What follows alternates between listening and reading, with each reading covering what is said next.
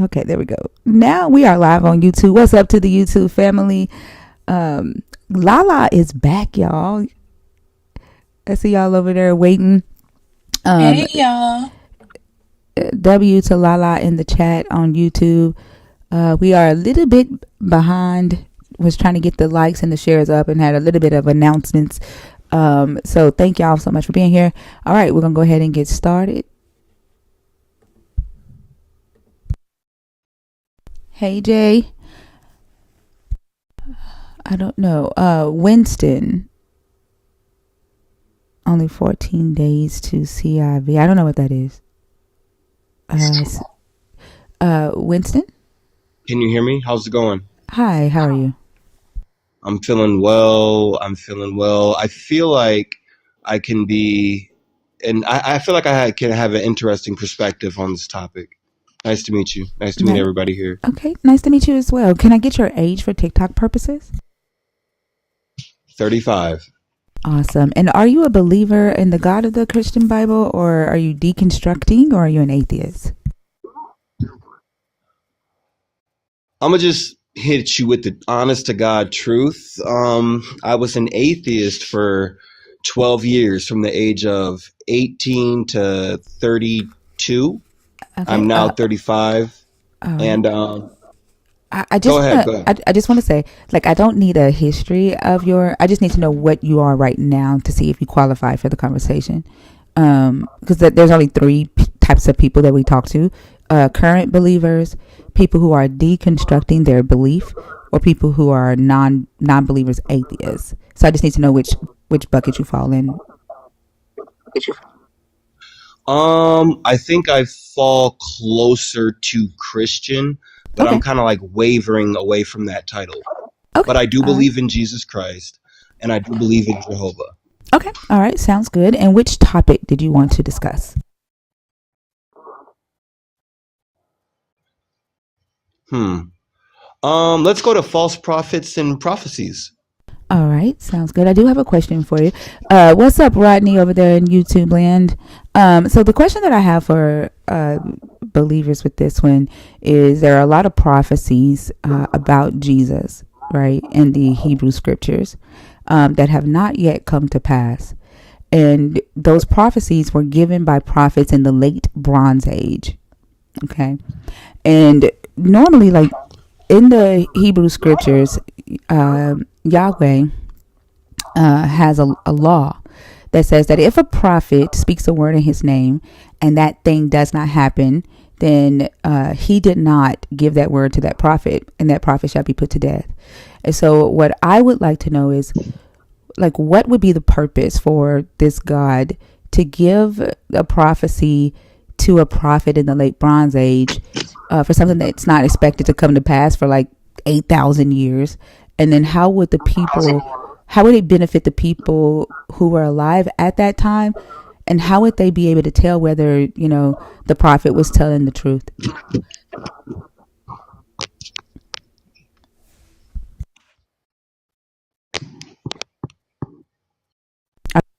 Hello?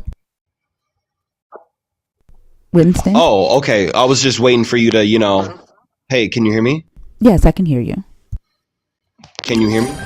Yes. Okay. I was just waiting for you to, hear you out, hear what you had to say. I was just trying to be respectful. I mean, I understand when like religion and topics about faith come about on TikTok, a lot of people would like to show how smart they are and like forget that we're human. Winston, at the end of the day. Can you answer my question? Like, what I would like to know, right, is how does this prophecy, right, affect the people who are alive during the late Bronze Age?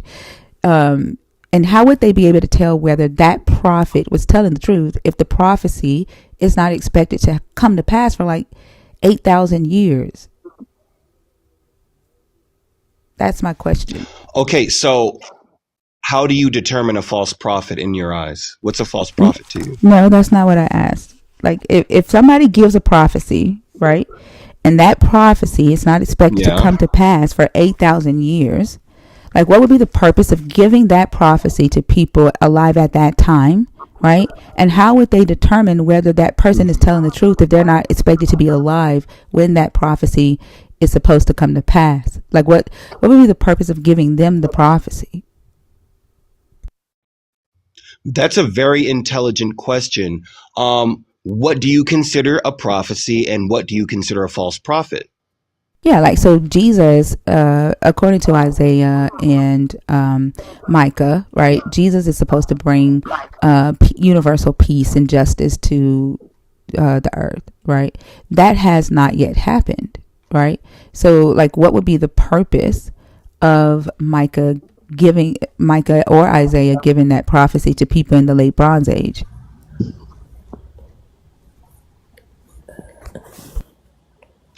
Um, Intelligent question. The timing actually doesn't matter, because if you understand the Bible, and mind you, I have limited knowledge, but here's the best way I can answer your question.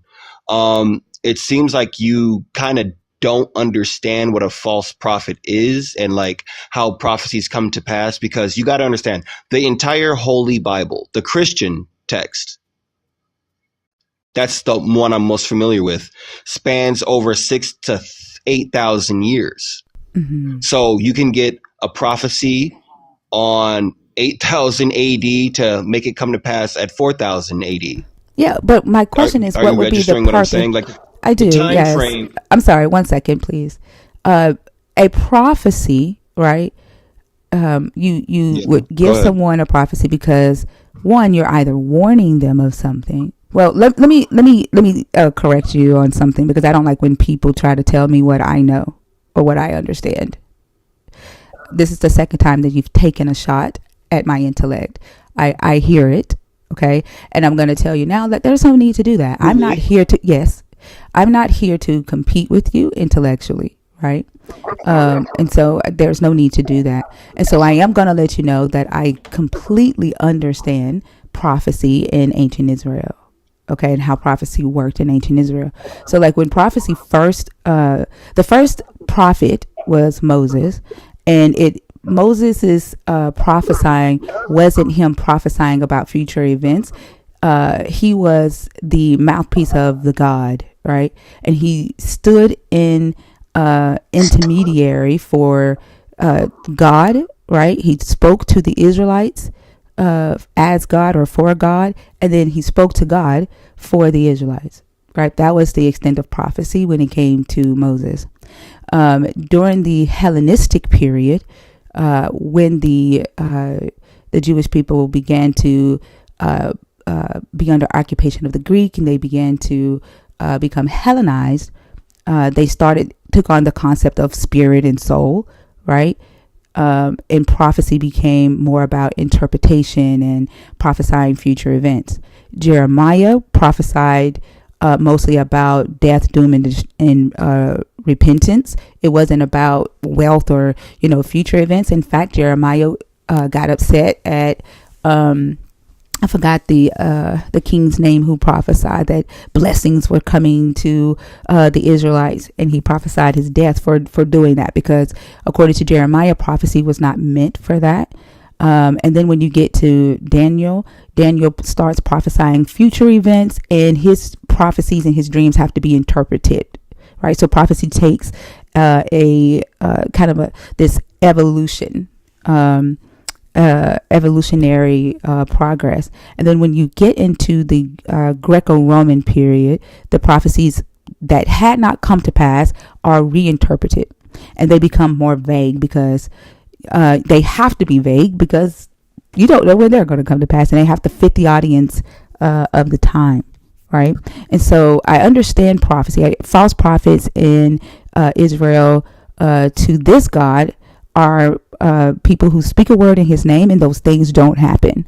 And he said, when that happens, the prophet shall be put to death. Okay, so he says that it has to come to pass. All right. As a matter of fact, Zechariah got so tired of people speaking things in the name of Yahweh that he, created a command that the parents have to kill their sons if their son spoke a false prophet, a false prophecy, because people were prophesying so much and the stuff wasn't coming to pass. So I understand what a false prophet is. I understand what prophets and prophecy was prior to Hellenization period and what it turned into. Now, what we are talking about are the prophecies about Jesus using the Hebrew scripture and how these prophecies have been repurposed for Jesus, like to prophesy that Jesus is the Messiah, right, in his second coming. My question is, how do we know that those who prophesied this, or that these prophecies are about Jesus, how do we know that those who prophesied these things were telling the truth if nobody knows when they're going to come to pass, right? And the people alive to hear these prophecies, right, couldn't even tell whether that prophet spoke a word that was true, because the prophecy was not expected to come to pass during that time. That is my question. That's a very brilliant question. Wow. So I can definitely tell you've thought very hard and long on this. Okay, first off, I want to say I hope you don't take me as condescending or trying to insult your intelligence. I'm a thinker and I'm a learner too, just like you. So basically, this is how I'm going to answer your question. So within that time frame of me being an atheist, right, I would have the same kind of arguments as well, like how none of this had come to pass. Everything is a lie. It's all make believe, until I come across an experience for my own personal being. I've had these experiences in my life. Like, I'm just going to be straightforward and honest.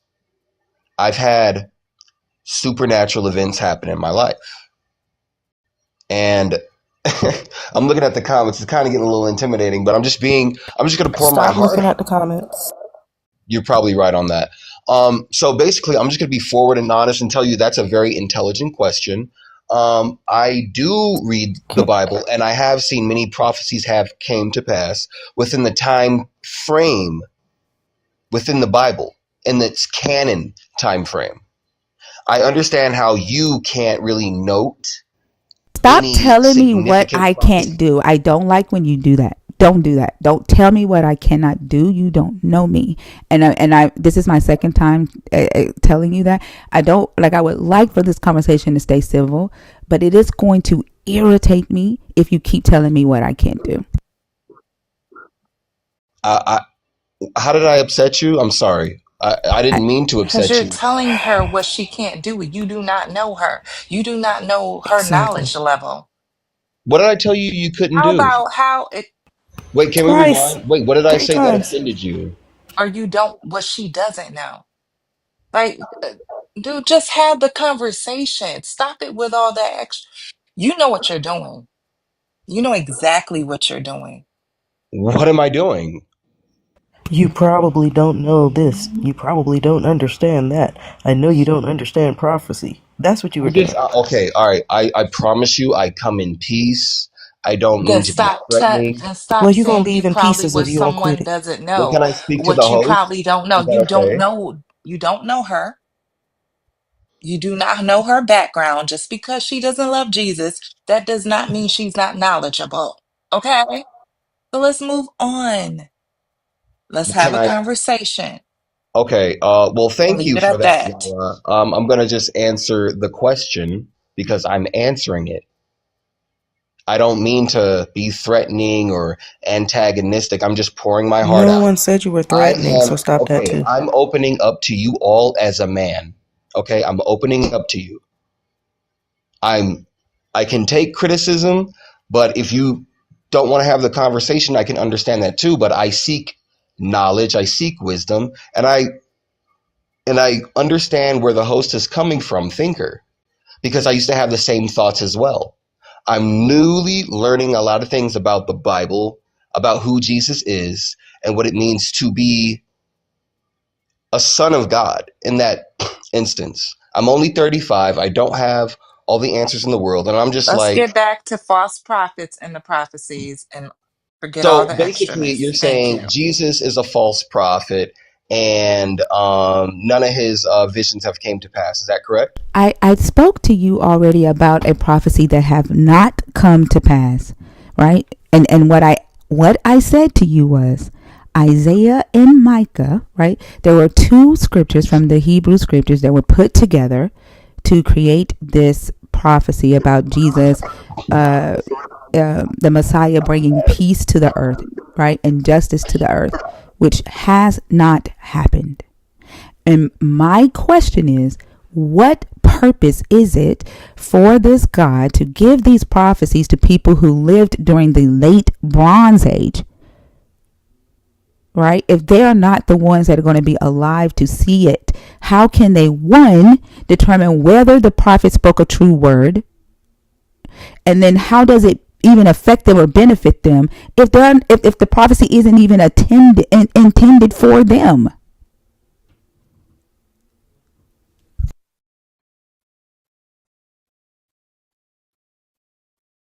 That's my question. Very brilliant question. Okay, so basically, I'll explain it like this. Your actions, right, will affect your children and your grandchildren and so on and so forth. You will never meet your great, great, great grandchildren, but however, the way you live can affect generations. Your diet, even, goes through your entire generation, your lineage, trauma as well. It's like the life you live affects your children, your great grandchildren, and so on and so forth. So if somebody gets a prophecy from, let's say, 1 AD, 2 AD, and it hasn't came to prophecy, 2,000 years later, it doesn't mean it won't happen. You just haven't seen it happen. Does that make sense to you? What is the purpose of giving it if it does not happen in the lifetime of the person that gave it so that it could be verified? That is the question. A very brilliant question that you seem to be skirting over. This is Jeremiah. This is I I'm answered it the sorry. Hello, best. hello. This is Jeremiah 28 verse 7 through 9. But listen now to this word that I speak in your hearing and in the hearing of all the people. The prophets who preceded you and me from ancient times prophesied war, famine, and pestilence against many countries and great kingdoms. As for the prophet who prophesies peace, when the word of that prophet comes true, then it will be known that the Lord has truly sent the prophet.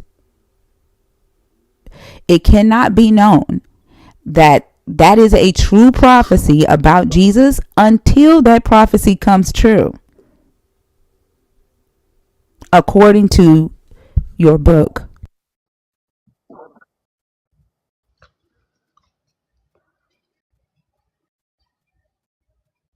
Okay, so I'm starting to understand the tonality of this conversation. Um, I don't want to assume anything about you, but where does your faith lie? How would you What describe your does that faith? have to do with anything? Can you address what I just read from your book? Yeah, I was getting ready to look that word up. I've never heard tonality, but we'll move past that. Can you address what I just read from your book? I mean, it's true. That's how I look at it. I see truth. I know truth, so I say truth. 1 + 1 = 2. There's nothing wrong here.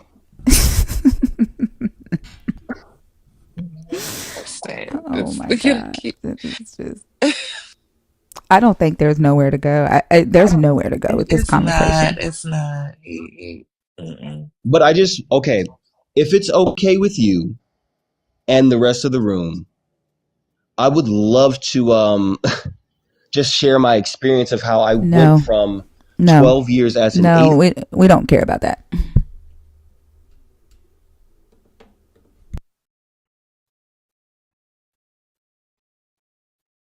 Just in case you want to know, I dropped you, not the host. I did. I Tonality is used in music. thank you, Selena, because I was like, what the fuck? Um, I these. religious men that come up here and feel intimidated. They irritate me the most. Mm-hmm. Same. I was Because the just saying the same thing. yeah, because those are the ones that be that's why women can't speak. That's why women are supposed to teach. Women are supposed to be quiet. Like those are the ones that would try to silence a woman's voice. I told y'all, like, men used to tell me that, you're beautiful, but I would never date you because you're too smart, you're too intelligent, you're too intimidating. I could never get anything over on you. Those men irritate the living fuck out of me because it's those type of men that need women to dim their light and, not be themselves, not be their greatness. And that's the type of man that, like, those are dangerous men. It's irritating. Very much so. And yeah, like argumentative. And it's like I can't stand men that are afraid of women that are intelligent. Or they get jealous of women that are intelligent. That's weak to me. Yeah. Mm-hmm. Yeah. Because, like, at the end of the day, people have strengths and people have weaknesses. No one can be everything. And I think that's one of the issues that, the structure, this religion and white supremacy has, created is the misconception that one gender or one person, one identity can be everything. And nobody can fucking be everything. We all have strengths. We all have weaknesses that we can pull from, lean on, and offer. And the sooner we learn that shit, the better off we will be. And stop trying to shut and censor everybody else up that you are fucking jealous of. Shit is fucking weak and tired. Agreed. Agreed. Y'all, thank you for the gifts. Gavin, hi, how are you? Thank you, Just Kim. Just Kim, that's so sweet. Thank you. Gavin? Gavin, are you there? Let me see. Let me send you an invite on mute. How did you restart, Mike? How did you restart? No, you still have the blue butterfly, but I can't figure out how to restart my subs. How are y'all doing it? Oh, Gavin's gone. I don't know. Was it the speech? It did. Mine won't show up. I need help. I can't figure it out. Hello. Hi, how are you? I just want to bring up the subject of cock and balls. Yeah, thank you so much. I love cock and balls. Have a good night. Me too. I know you Mine do. laying right next to me.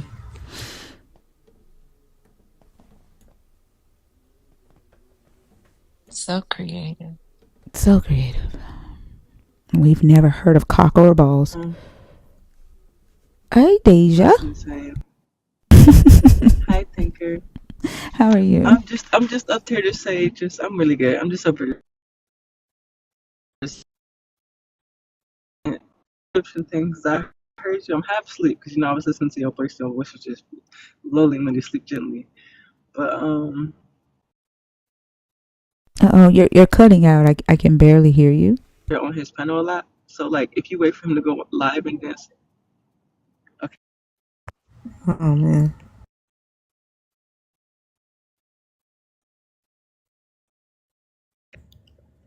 And Wait, let me see. really went out.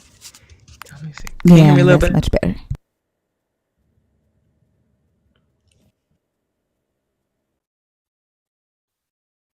Okay. I was gonna say for Oh him. man, it's cutting out again. That Who are you talking about?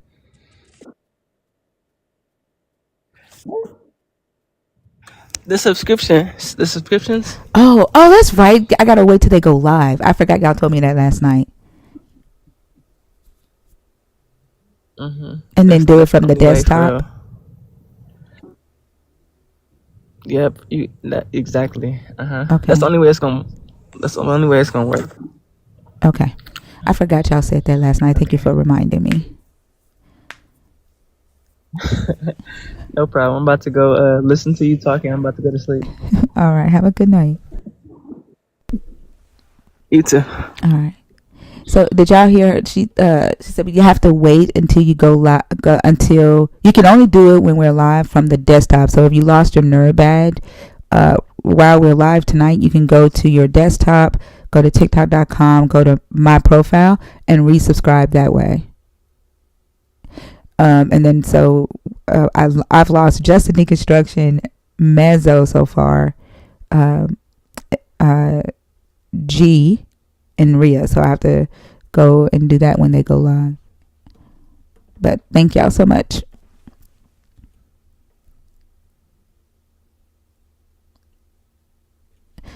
All right, let's see here.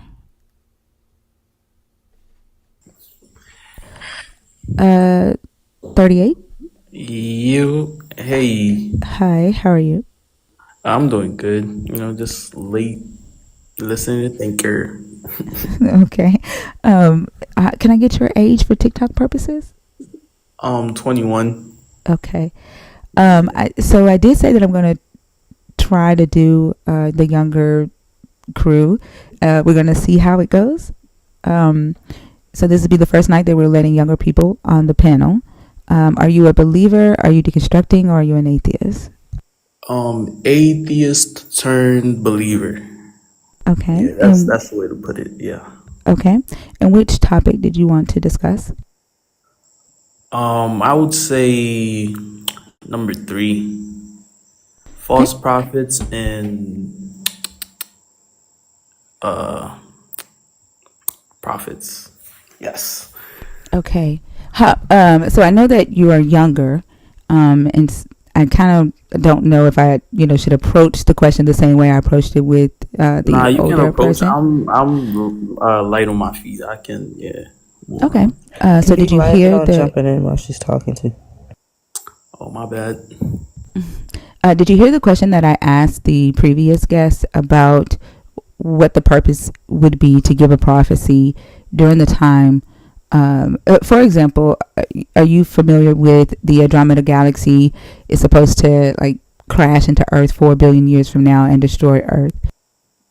Yes, I am familiar with that prophecy. Yeah. Okay. And so if Is it a somebody came to prophecy you or today, I'm sorry, if someone came to you today and prophesied that, 4 billion years from now, Earth was going to be destroyed and you need to give your life, right, to God today because 4 billion years from now, there won't be an Earth.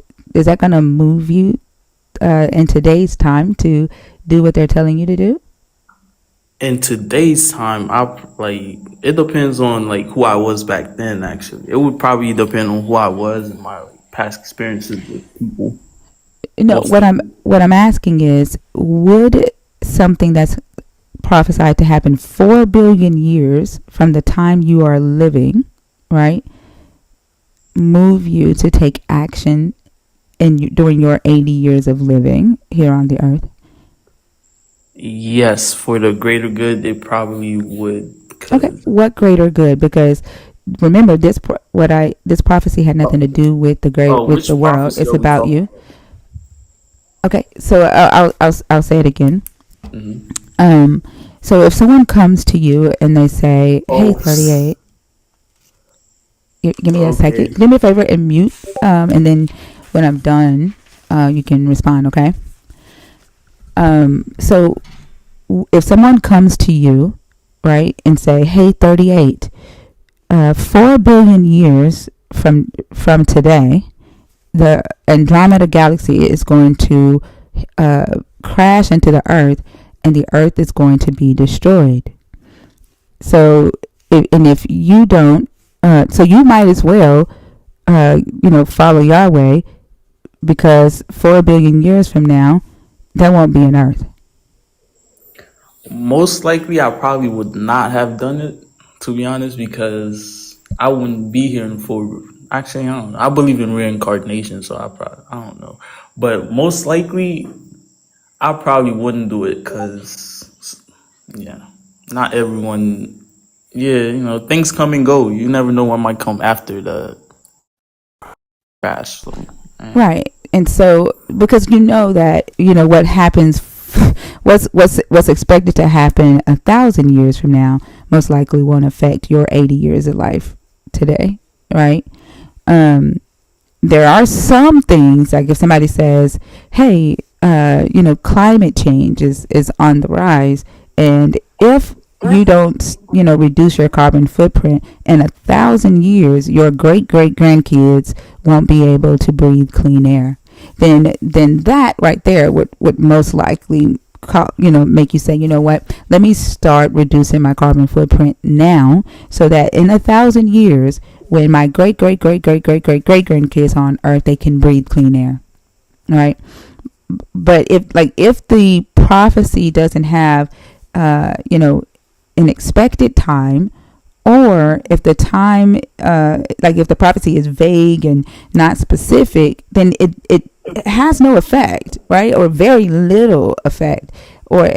And also it has a lot of room for people to manipulate and, so my question is, what would be the purpose of this God giving prophecies to Isaiah or Micah, about this Jesus that isn't expected to come to pass for I guess nobody knows, right? So far we're about 3,500 years from Micah and Isaiah, maybe 3,000 years, maybe 3,500, 3,000 years, and then nobody knows, right, when Jesus is supposed to come back. So we're looking at 3,500 to maybe 10,000, 11,000 years. What would be the purpose of this God giving this prophecy to Micah and Isaiah in their day, right? And for the people in their time to hear this prophecy. And then how would those people know that they were telling the truth if they're not expected to be the ones alive to verify this prophecy?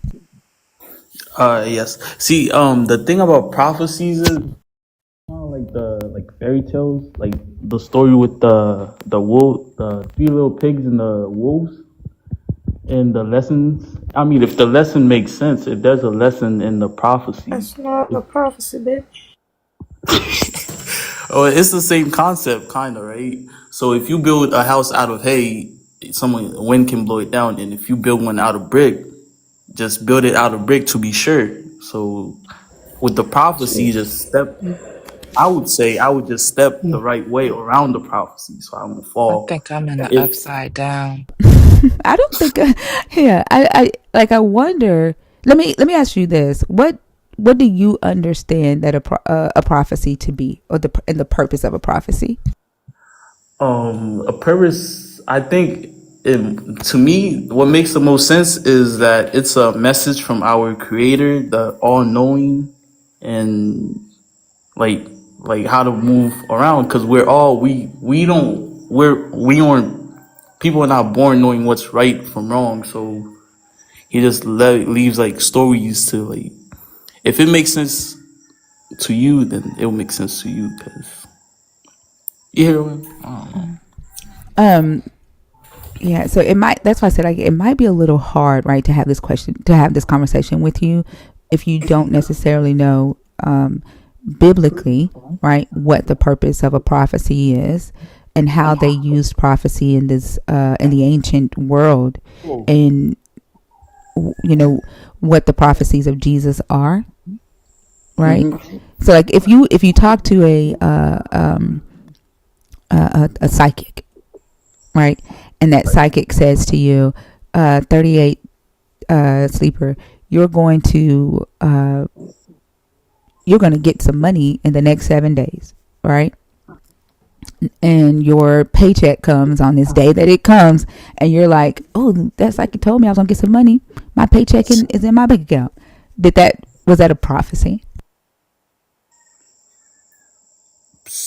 No, depending on who. From you, it would probably be a prediction, but from like a pastor, I would call it a prophecy. Because someone that like serves a cloth, I would say it's a. Like one time, I went to like I started reading the Bible. I read the Bible. A pastor told me to read Revelation about the Bible. It was towards the end. It talked about like how earthquakes would come, someone with the keys of Haiti or something like that. So that part stood out to me because it did happen, and the earthquake did happen.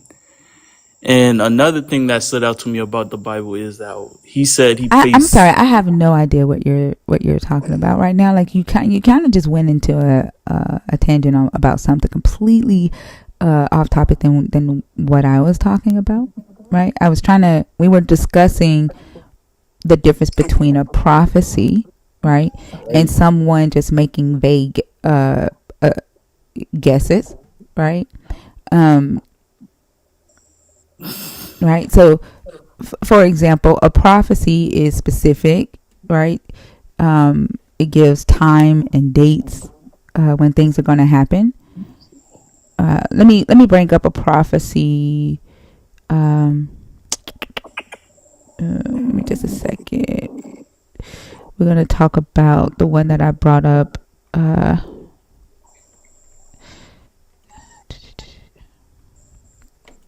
It's in Jeremiah. Give me just 1 second here.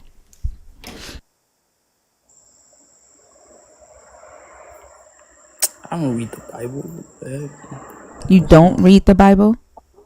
No, I try my best to live the Bible. I don't just read Yeah. it. So this conversation is not gonna it's not gonna work, right? No, It's it'll work. I have no, it's not. I don't have I don't have the patience, and that's why I say like younger no. minds. I was Yeah, reading a I'm comment. sorry, no, and I heard what you said, right? So then you're telling me that I'm wasting my time because this room No, is about research. I'm sorry. So we're gonna move on, and I hope you have a good night. Okay? Like I can't fucking do it. I can't fucking do it. They too young. Their minds are too young. I can't. I agree. 25 and over. It's for a reason. If Yeah.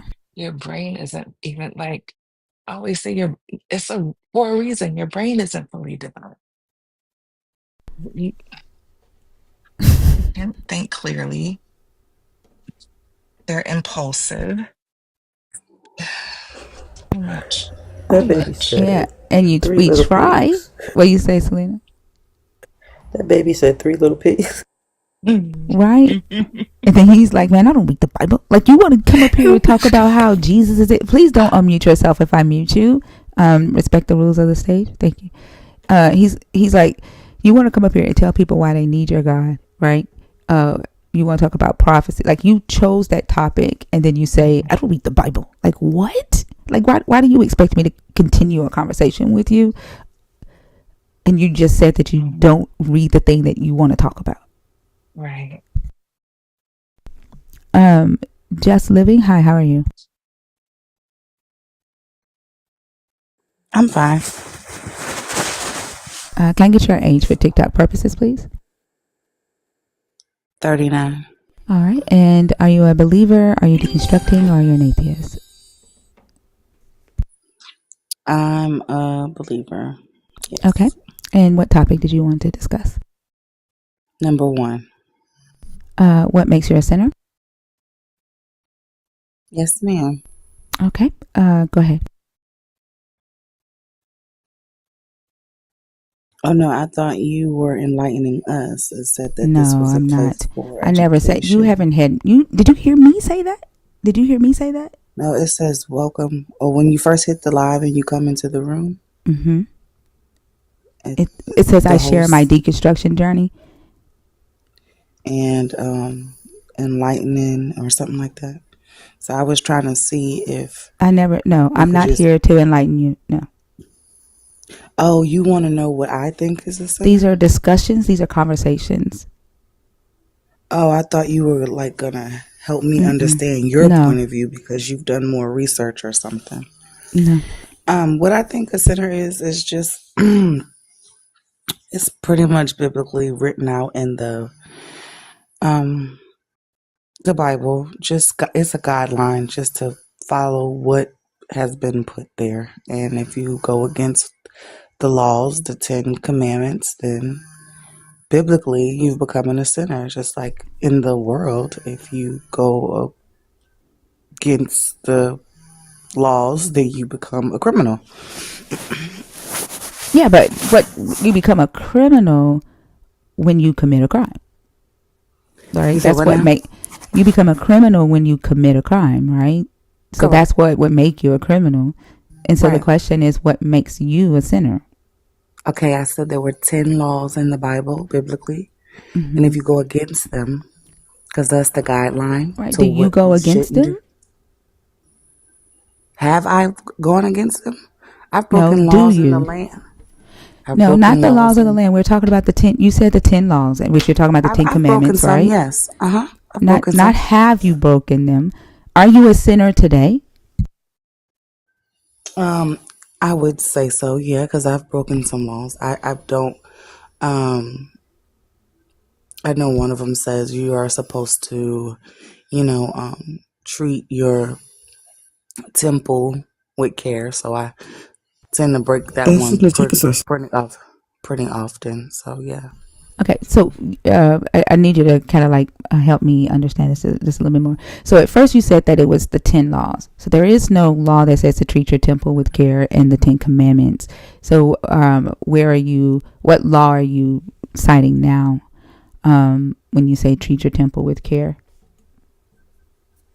Okay. Well, if that's not a law, then thou shalt not steal. I've stolen before. Okay, and do you steal today? Like, my question is like, are you a sinner today? Um. Yeah. Yesterday I stole something from the store. So yeah. So and Jesus doesn't help you not steal. Um. Jesus is. People get that wrong. It's a spiritual thing. It's not just a Jesus. It's a spirit, and you have mind, will, and emotion that you were born with. So I wish people wouldn't put Jesus and you. Regardless if it's a spirit, so that spirit doesn't help you not steal. Like, what's the purpose of the spirit That spirit makes you. if That you're spirit can can let me make you finish. Let me fornicate. finish. Let me finish. If like what's the purpose of having the spirit if it doesn't help you, not break these laws? I mean, if you didn't have a spirit, you wouldn't exist. No, I didn't say your spirit. I said the spirit of this God. And if you don't believe in this God, then we're in the wrong conversation. I'm not interested in talking about your spirit or a different higher power, right? We're talking about Jesus here. And if that is not, the spirit that you're discussing, then we can move on to another guest, okay? No, it's spiritual, and you're just trying to narrow it down to one I thing. listen. I You if you can't do that. don't fit the conversation, I can do whatever I want. If you don't fit the conversation, you don't fit the conversation. If you don't believe in the God that we are discussing, this conversation is not for you. Do believe in the God that we discussed, but I Okay, also then. So believe that when you walk out Jesus, the door, Jesus you have is to. the spirit that I'm talking about, right? And so, what does Jesus help you do if not to stop stealing? Jesus doesn't help me do anything. Jesus is a spirit that is within me, and I have Okay, a so that choice spirit is to in do you. What things does it help myself. you do? Why is it in you? What purpose? You would have to ask God that. Okay, have a good one. I think that's the one The that fuck said is wrong Jesus with these doesn't have people? superpowers. That's the one that said Jesus doesn't have I superpowers? think I think that's the one. What is wrong with these people? That's 3 in a row. 3 in a row. The fuck?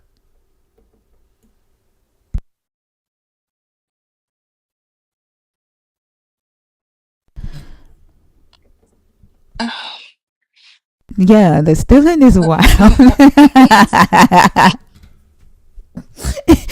I stole Did I yesterday hear from the her right? store. Yes. Right. Like, what? The Oh my God.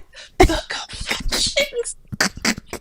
It's my first day back, y'all. Like y'all can't be coming at me like that. Oh my God. Yo, I would never confess. I'm sorry. I would never be on live confessing that. I'm taking that shit to my grave. Oh my God. Confessing shit. Oh, I'm done.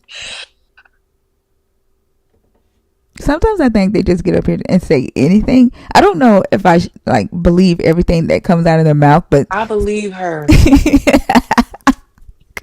Thinker, come on Me now. too, twin. Me too. but I'm saying like the guy yesterday that was like he would be okay with his child going into slavery if immigration came and got her. I don't Oh believe him. my I think, yeah, gosh. I think he was just saying that to defend the fact that this God condoned slavery and never condemned it, and he didn't want to back off of that. So I think they just say shit like to save face when they're on stage, but I don't know. I don't know. Not with that one. I believe she was honest. Yeah. I wonder what was the guy's name that was supposed to come back and make sure that I was mumbling. What was his name? Oh, He was an apostle. And he came in here yesterday. He gave a prophecy yesterday that I wouldn't be able to talk today, that I would wake up and I wouldn't be able to speak, and that I would be mumbling, and that he would have to come in here and pray. Yeah, like he's supposed to come back today, and I'm supposed to be mumbling. Do y'all remember his name? Pooh something. No, was it Pooh? No, I don't think it was Pooh. Kylo. Kylo. That was his name. Kylo. Did anybody here follow him? Because like I would love for Kylo to come back. Special Dwindle. Hi, how are you? Hi, I'm doing good. Quick question. Is the hmm prompt for people who oppose or It's for or anybody. It's for first we are testing young people tonight. Not well so far, but we are testing a younger age tonight, 21 and up instead of 25 and up, to see how that goes. And then you have to either be a current believer, someone deconstructing or thinking about it, or someone who has deconstructed and you're now either a non-believer of the God or atheist. okay. I'm 23 and I have deconstructed, Okay. I would say. Yeah, for me there was just a lot of plot holes and contradiction. So I had to do some digging because like I grew up in a very Christian household, like very, very Christian household.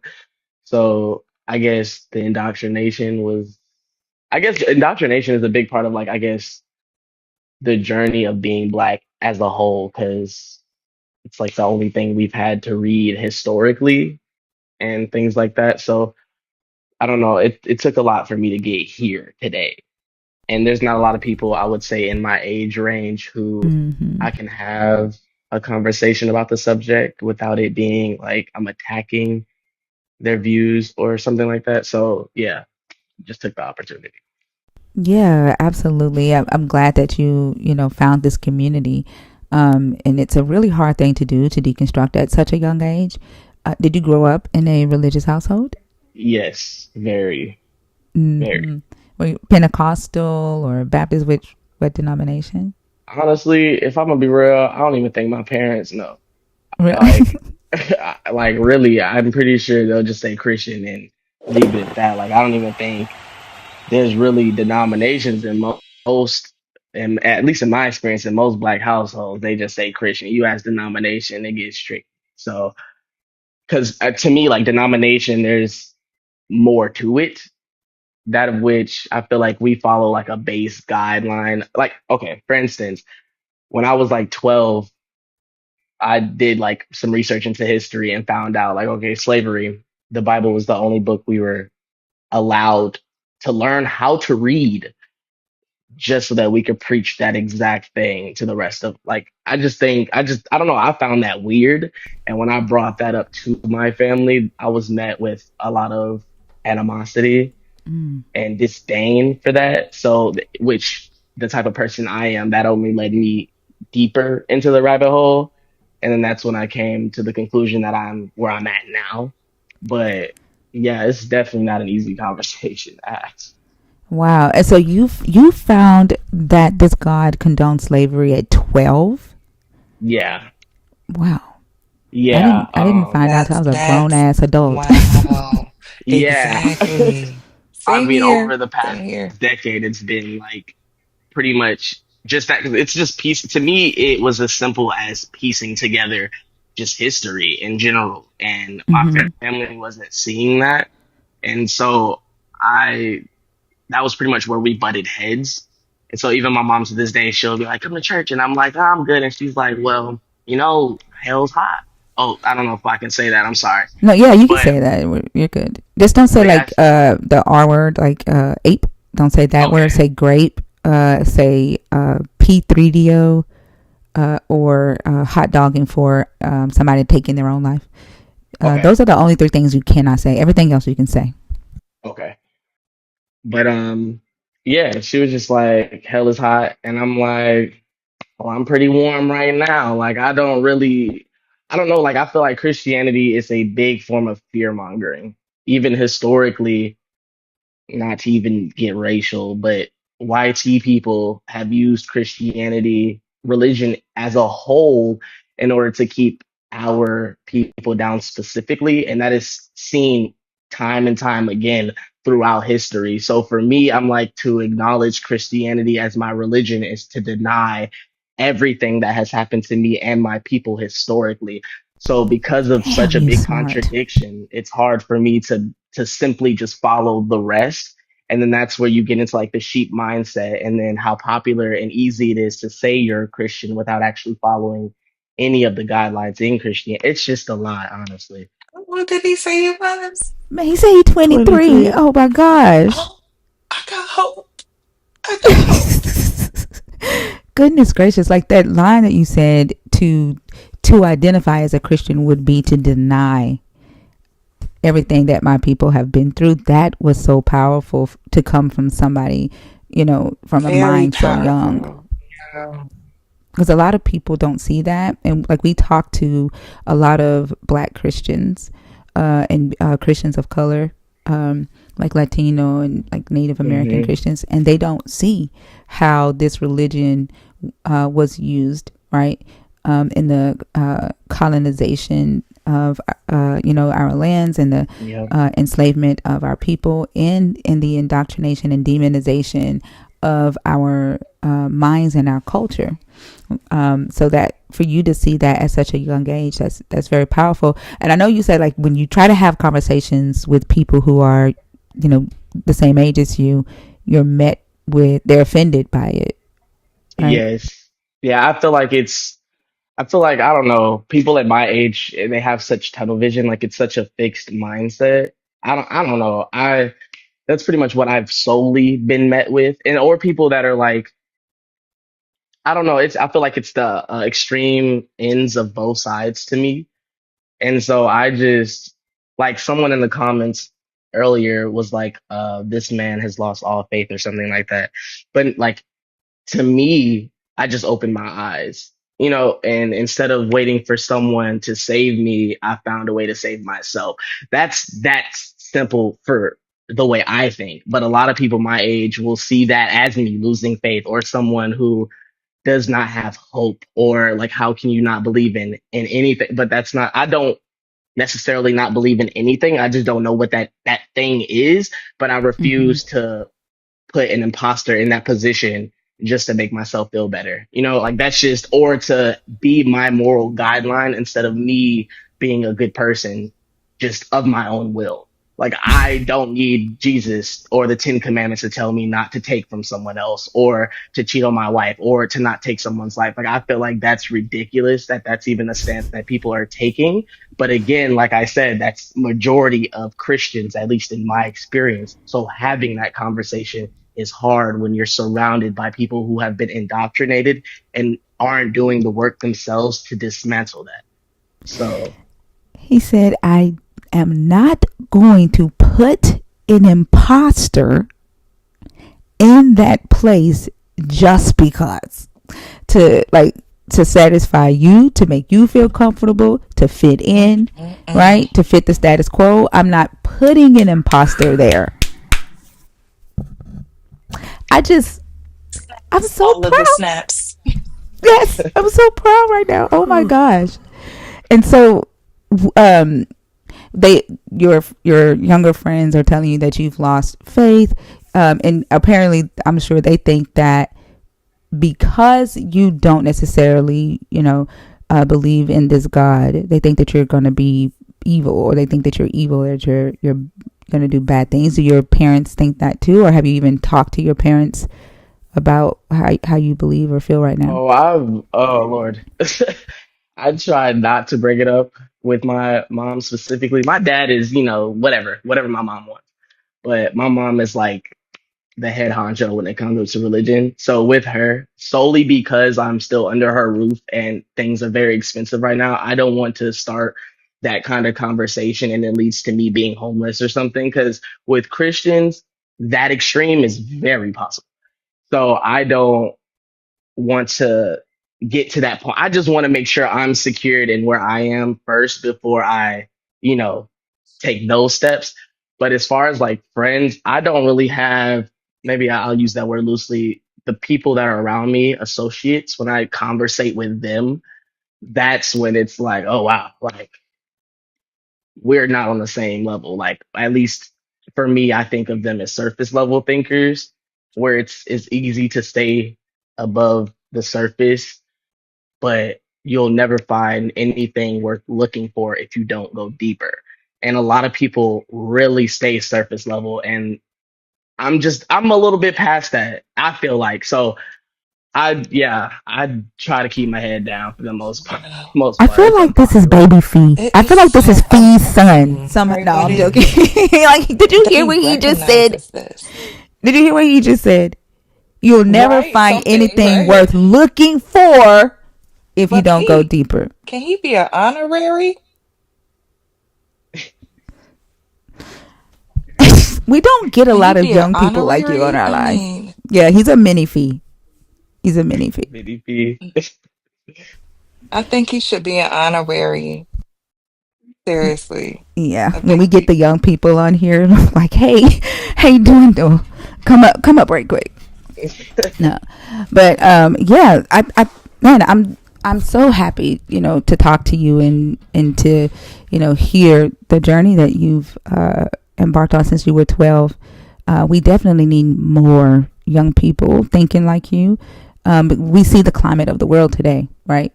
Right. I don't know if you've saw the law that Mississippi has, the bill that Mississippi has put forth to create the bounty hunter program for immigrants, and that each immigrant that gets captured will get life in prison, ultimately becoming lifetime uh, slave labor in prison to the prisons, and that mimics Leviticus 25:44 through 46, right?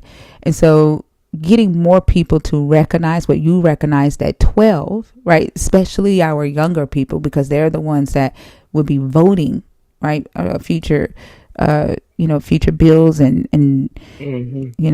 and they have really creative ways of um, getting their voices heard, helping them see what they cannot see today, and what a lot of our parents can't see happening today. More voices like yours need to be platformed and put in front of younger minds who are indoctrinated into this God and to the leaders of this God. Have you heard of that, Bill? I actually have not, but hearing about it sounds pretty much adjacent to the Native American hunting that they did when Europeans first got here. That's Mm-hmm. what I mean when Shut I your mouth and keep tell on talking. people that I do conversate with on a daily. Like it's very important for you as an individual to know your history where you live, where you come from, because people will say history doesn't repeat itself, but it sings the same tune, and that is very true.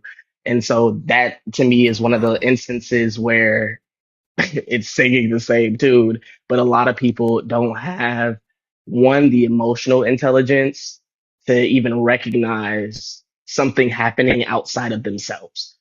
So, like, sympathy is not common. Common sense isn't common. And I didn't realize that till I hit like 16, 17. I'm like, oh, okay, that ain't it. But like, it took a while for me to be like, a lot of people only, like, they'll hear something and then they'll go with it. There's not let me question, let me critically think, let me take the time to dissect what you said and come up with my own idea or my own opinion. Or so honestly, laws like that getting passed with the orange man in office doesn't surprise me.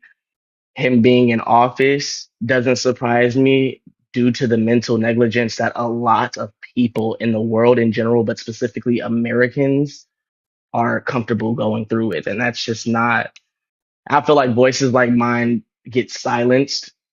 So I feel like I'm uncomfortably content being silent because it doesn't come with drawbacks. And I guess that's why I want to say thank you to you, the host, for opening up your platform for a discussion like this. Like I said, I'm never able to talk about anything of this level or voyeur with anyone, and pretty much in my age or so. I appreciate that. You're so welcome. We do have a Discord. If you want to join the Discord, reach out to Yes. Lala or Bookkeeper for Jesus, and they'll get you a link. There's a lot of our research in there, a lot of books that we've read, community forums where we share information, we talk, and then there's a whole deconstruction community with other hosts that host Deconstruction Lives. This is the bill that I was talking about, MSH Bill 1484. And I pulled this up because somebody in the comments claims that I'm lying about the bill. But here it is if anybody wants to go and read the bill. Under the proposed law, an illegal alien who enters and remains in Mississippi commits a felony punishable by life imprisonment. There it is right there. So I am not lying. So that is the bill that's been presented. So we want to keep our eyes on this stuff. This is the same thing that happened right before Black codes and the Jim Crow laws. They sneakily did these types of bills in the South. And as the South adopted these bills quietly, the North stayed quiet, the White House stayed quiet. And then within 10 years, it was just the norm around the world. So I've been saying since 2020, they are using the exact same strategy, right? And if you don't know history, then you can't fight, you can't refute what they're doing. And so this is the strategy that they're using. And we have to, pay attention and get involved now before it's too late. But Spectre, thank you so much for coming up. Is there anything else that you wanted to say before we bring up another guest?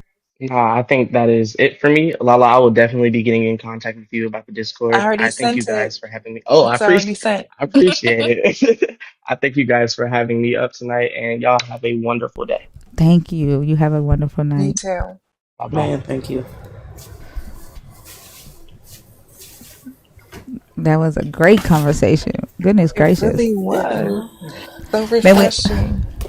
when he said, I'm not willing to put an imposter there, Mm-mm-mm. whew, Yeah, we had Right? he's 23. We had a 39-year-old on Ty's Live that said, oh, God, help me, Jesus. That said Adam and Eve didn't have flesh and that the skin God gave them is the skin we have now. what? What? Because he said, he said that God didn't, Rock told him that God killed animals to make clothes for Adam and Eve. And he said, no, he didn't. So Rock said, okay, let's go to the Bible. So he pulled the scripture and where it details how God made them clothes with skin? He was like, no, because Adam and Eve were made of spirit and light, and God had to put human skin on them. So never mind the fact that this guy put Adam to sleep and then closed him back up with flesh. Like was the flesh spiritual? Was the flesh light? Like what the fuck?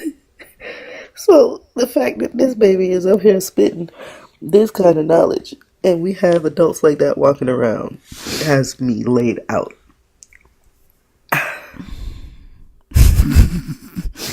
I cannot. But that's what it did to them. It told them they didn't need education. All they needed was Jesus. The only book that you need is the Bible. Forget history, forget math, and forget spelling. You don't need critical thinking because the Holy Spirit will think for you. That's a whole service. An entire sermon. Amen. All you need is God because you cannot think without the Holy Spirit. You know that God's going to tell you so. Like, Sleeper, why are you back in the box?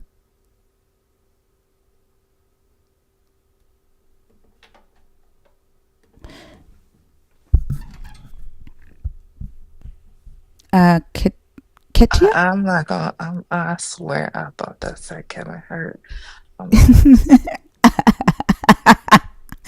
Lala. Is it Ketia? Oh, I am so sorry. That's okay. Cause Lala I am thought your so. name was Kevin Hart. You know what, Lala? What? Guess what? We're not related. I am 6'1". Oh, you didn't do that. I am so sorry, ladies. I'm sorry. I didn't. That's It's okay. okay. Okay, bye bye. All right. Have a good night. You too. Bye bye. Lala about as bad as me with that. She's like, I thought that's No, it. I just had kind of looked at. I saw the heart and then the KE, and I put it together. I guess with my mind. I don't know.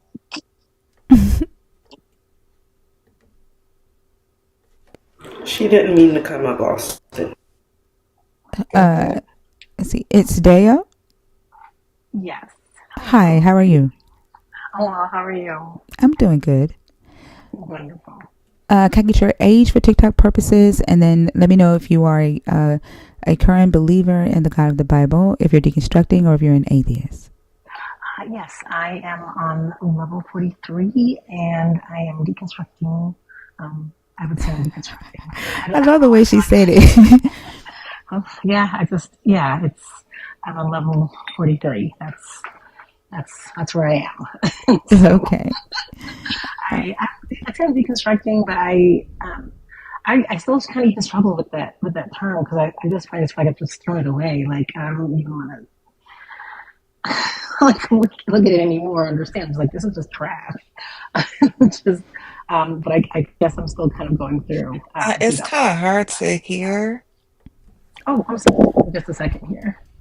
Let me just a second. Okay.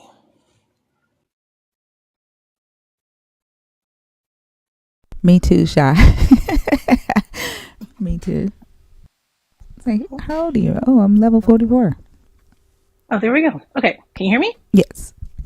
Much better. Perfect. Okay. All right. Great. Yes. So I'm deconstructing, and that's where it's I am right now. Okay, sounds good. Which topic did you come up to discuss? I just kind of wanted to speak to the third one, false prophets and prophecies. Okay. I just as I was listening to the conversation, I can't even say that I know or well spoken on false prophets and prophecies. By the way, I'm so impressed with. Just I've learned a lot on your lives here, just scripturally. I have not read the Bible as well as a quote unquote good Christian should. And so I've learned just by, listening and watching the lives. But I feel personally that the purpose of these false prophets and prophecies within the Bible. I feel they're currently used really just as another tool, honestly.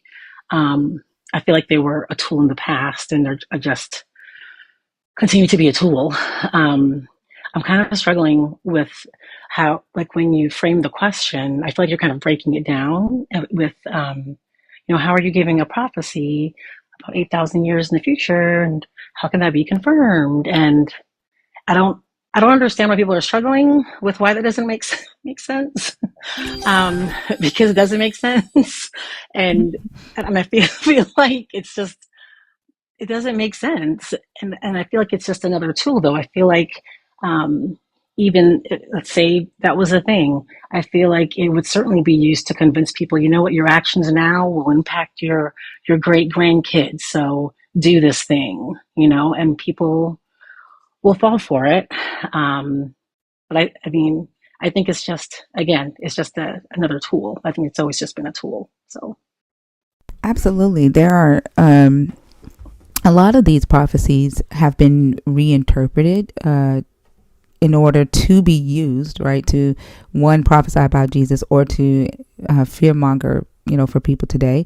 One of the easiest prophecies that we can use to show that it's been like repurposed, and what they typically do is they pick a specific, verse that they think applies to Jesus, or that can apply to Jesus, and say this is about Jesus, and then just leave out everything else. And Isaiah 7:14 is one of those prophecies, where it says, therefore the Lord himself will give you a sign. Look, the young woman is with child and shall bear a son, and shall name him Emmanuel. Yeah. And so they just took that, right? Because at the time, okay. the word that was used there was virgin. They translated it to mean virgin, and it doesn't mean that. And so they was like, oh, this is about Jesus. And so they used that in the scripture as a prophecy. Whoever the writers of, the Gospels where I think it was Luke and Matthew who did this. But like, if you look at the rest of it, there is a time here. So when this God would give prophecies, or the people at that time would speak prophecies in the name of their God, they would always give a time, right? So when he says there's a woman that is pregnant right now, and then he says by the time that child knows right from wrong, basically. And so he says it by, like, he shall eat curds and honey by the time he knows how to refuse the evil and choose the good. So he's giving a time for before the child knows how to refuse evil and choose the good, the land before whose two kings you are in dread will be deserted. The Lord will bring on you and on your people and on your ancestral house such days as have not come since the day that Ephraim departed from Judah. And then he says, this is the prophecy, the king of Assyria, right? The king of Assyria is the weapon that this God is going to use to save Ahaz and Judah from the king of Aram and Ephraim, right? And here's the time frame. Like, when they repurpose Isaiah 14 for Jesus, it's not specific. Does that make sense? Right. It's very Exactly. vague. Yeah. So vagueness became the motif in the Hellenistic period, like in the Greco-Roman period. Prophecies became more vague because if they didn't come to pass, then they could just move them forward and reinterpret and repurpose them. And then if a person could just, think something, like something could happen in their life, and they'd be like, oh, the sage said that, or the oracle said that, or the prophet said that would happen. Right. Exactly. Right. Yeah. Exactly. Yes.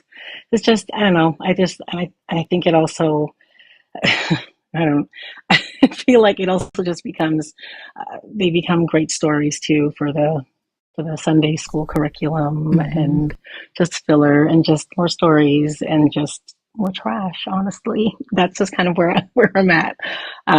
But that's all that I wanted to say, kind of regarding that. I just feel like it's just tools of manipulation. Yeah. But I appreciate what you do here. Thank you for the opportunity. You're so welcome. Thank you for coming up. I hope you Of have a good night. course. It was great meeting you. Thanks. Same to you. I'm gonna say this before I turn. Like, y'all know what? One thing that I also realized. Hold on, I gotta verify the live. So do y'all know? Like, we've been asking for the longest. What is the age of understanding, right, to this God? Mm-hmm. Mm-hmm. It's right here. It's right there.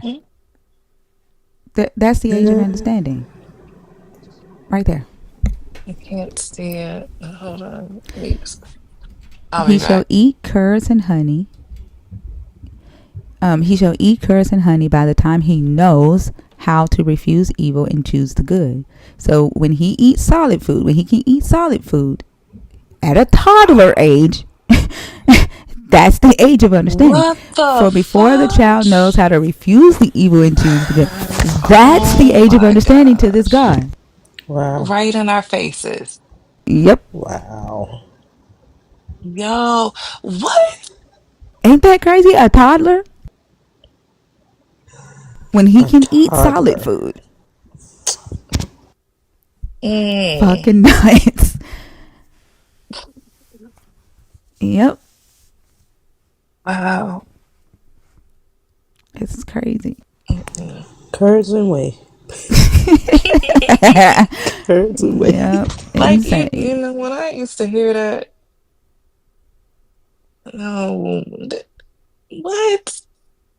And in Rome, they were not human. They were not considered human until they could eat solid foods, walk, and talk. So for Rome, I would say maybe 3 or 4 years old. Like talking, they had to be able to talk. Still, Yeah, you that's still quite young.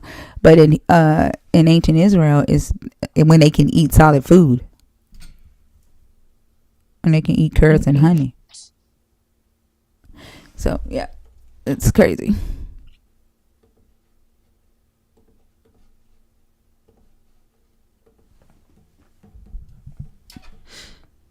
So all them firstborns that they There said was went to probably heaven. so much damage done to them babies, though. Think about it. Mm-hmm. I love you too, Final Boss Stacks. Thank you. Mama Dula, hey, how are you? Hope she not up.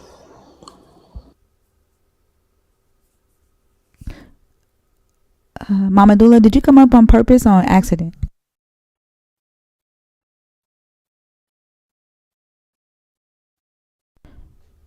Okay. Roy said it should say curds and honey for thinkers age requirement. Like curds and honey. I think she came up on accident. Let's see.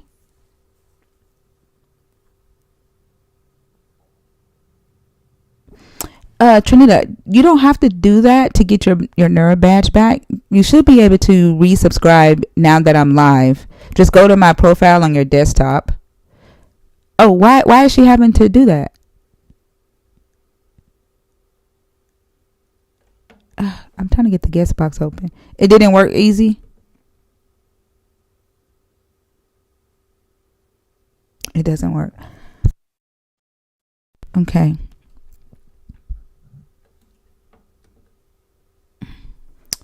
I don't know how we're gonna do this, y'all, but we'll figure it out.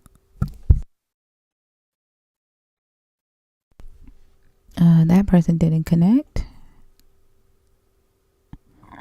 I said they did it too. Okay. Gotta figure this out, y'all. Let's see.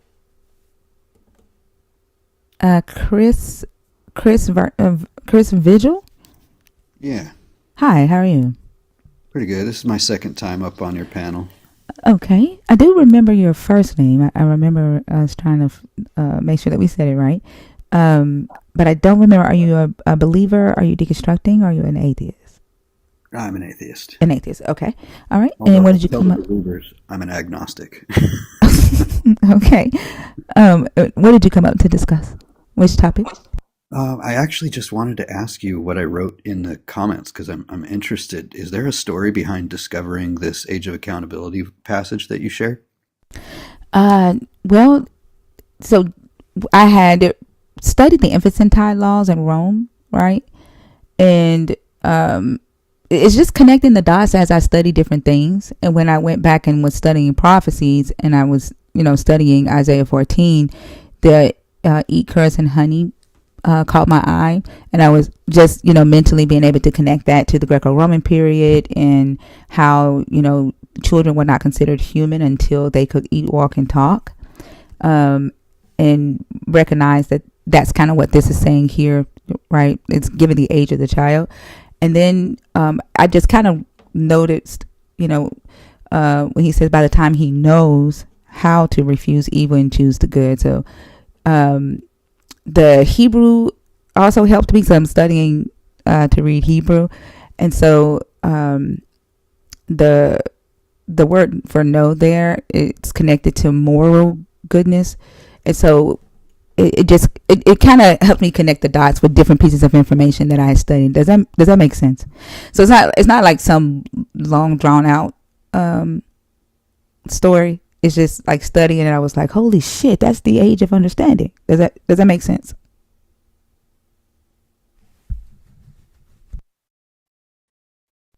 Chris, you there? Yeah, sorry. It's a really big one. I really appreciate you sharing that. I didn't know that was there, and yeah, that has a huge impact on things. And what else you were saying there about they're not considered human until what was it you said? In Rome, during the Greco-Roman period, children were not considered to be human until they could eat, walk, and talk. And so Rome had some horrible infantile laws where, the father could, the child was his property. And if he didn't want the child, he could kill it with, no excuses. Like, he didn't have to have a reason. He could, if the child disobeyed, they could punish them by starvation, by killing them, by executing them, selling them into slavery. Like that, Rome had some horrible infantile laws. Yeah, naturally. Yeah. Mm-hmm.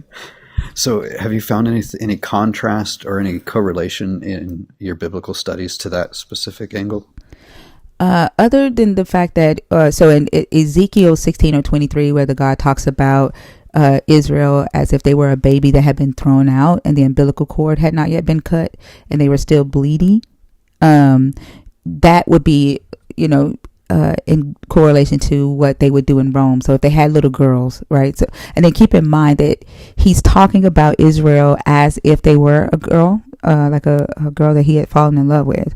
And so in Rome, if the father didn't want, if the woman had a girl, girls were low status, and if they didn't want them, they just threw them out. They would throw them in the trash, throw them in the sea, throw them out on the street. Like, they were not obligated to keep the little girls. And so in Ezekiel, I think it's Ezekiel 23, when he's like calling them all kind of whores and prostitutes, but he talks about how he fell in love with them first and how he found them first. And he says that, like, I found you, you were thrown out on the in the street, and you still had the umbilical cord tied to you. That imagery, I cannot say that freaking word. That imagery, I'm sorry, you know what I'm trying to say? It connects to the well, say it. Imagery. Yes. Y'all know this damn overbite of mine. Imagery. It's connected to, the infanticide laws for girls in Rome. Wow. Okay. Huh. So, yeah, because this obviously has some implications for the whole abortion argument, which they really don't have any ground to stand on the Christian side. Yeah, that's really true. Strange that and they, then, oh, they go ahead. think I'm what sorry. they do. I was just saying it's really strange that they think what they do about what the Bible says when it's just not there, and it's actually kind of nearly the opposite. Yeah, and then the law, in Ephesians, like, children, obey your parents in the Lord, for this is right. For it is the only commandment that comes with promise, that your days may be long on the earth. I know that by heart because we were made to say it as a kid. But when you couple that with the time that was written, it was written during the Greco-Roman period, where children were killed, they were executed, right, for disobeying their parents. So the way that it's taught to children is, oh, God's going to protect you, God's going to make sure that you don't die, that you don't get hurt, right? And it's I understand, like, not understand, the fear mongering works, right? That if you disobey your mother and you go out and you get hit, anyway, that's your fault type thing. But if you couple that with what was going on in the world in Rome at that time with children, they're literally saying, just obey your parents, because then you'll be able to live, because their father had the right to execute them for disobeying. Right. Does that make sense? Yeah. Yeah. Well, I really appreciate it. Again, really, really good information. Hey, would you mind if I share a quick story about an L I just had to take in a discussion with some Christians? Sure, go ahead. Just because I I'm need someone to interested. talk to. I'm interested. No, I'm interested. I want to see. I want to hear this. Go ahead. Yeah. Okay. So one of my favorite things to bring up is Genesis 2:18. You're familiar enough. You probably know what that is. Mm-hmm. So what I usually do is I explain, God in chapter 1, he makes all these things and he says it's good, it's good, it's good. And he makes animals and then man. And then in chapter 1, he makes man first and he realizes it's not good that he should be alone. And from an objective perspective, it looks like God kind of made an error, maybe. And they try to explain it away. Of course, we go through that. But then I point out, I usually ask, what is it that God does? He says, it's not good for man to be alone, and I will make him a helper suitable for him. And I usually ask, what does God do? What is the very next thing he does after he says he's going to make this helper? And they say, make Eve. And that's just not the case. Usually that's how it goes. Sometimes they actually know that it was the animals. But I like to do that because it kind of demonstrates that most people who think they know the Bible don't. Well, here's where I really took an L. I usually say the word mate because it's clear that's actually what it means in context. But I also thought that I had read that in the dictionary when you look up the Hebrew word, the Hebrew word for helper or mate. It's azir, and I thought that I had read that it actually does mean mate sometimes.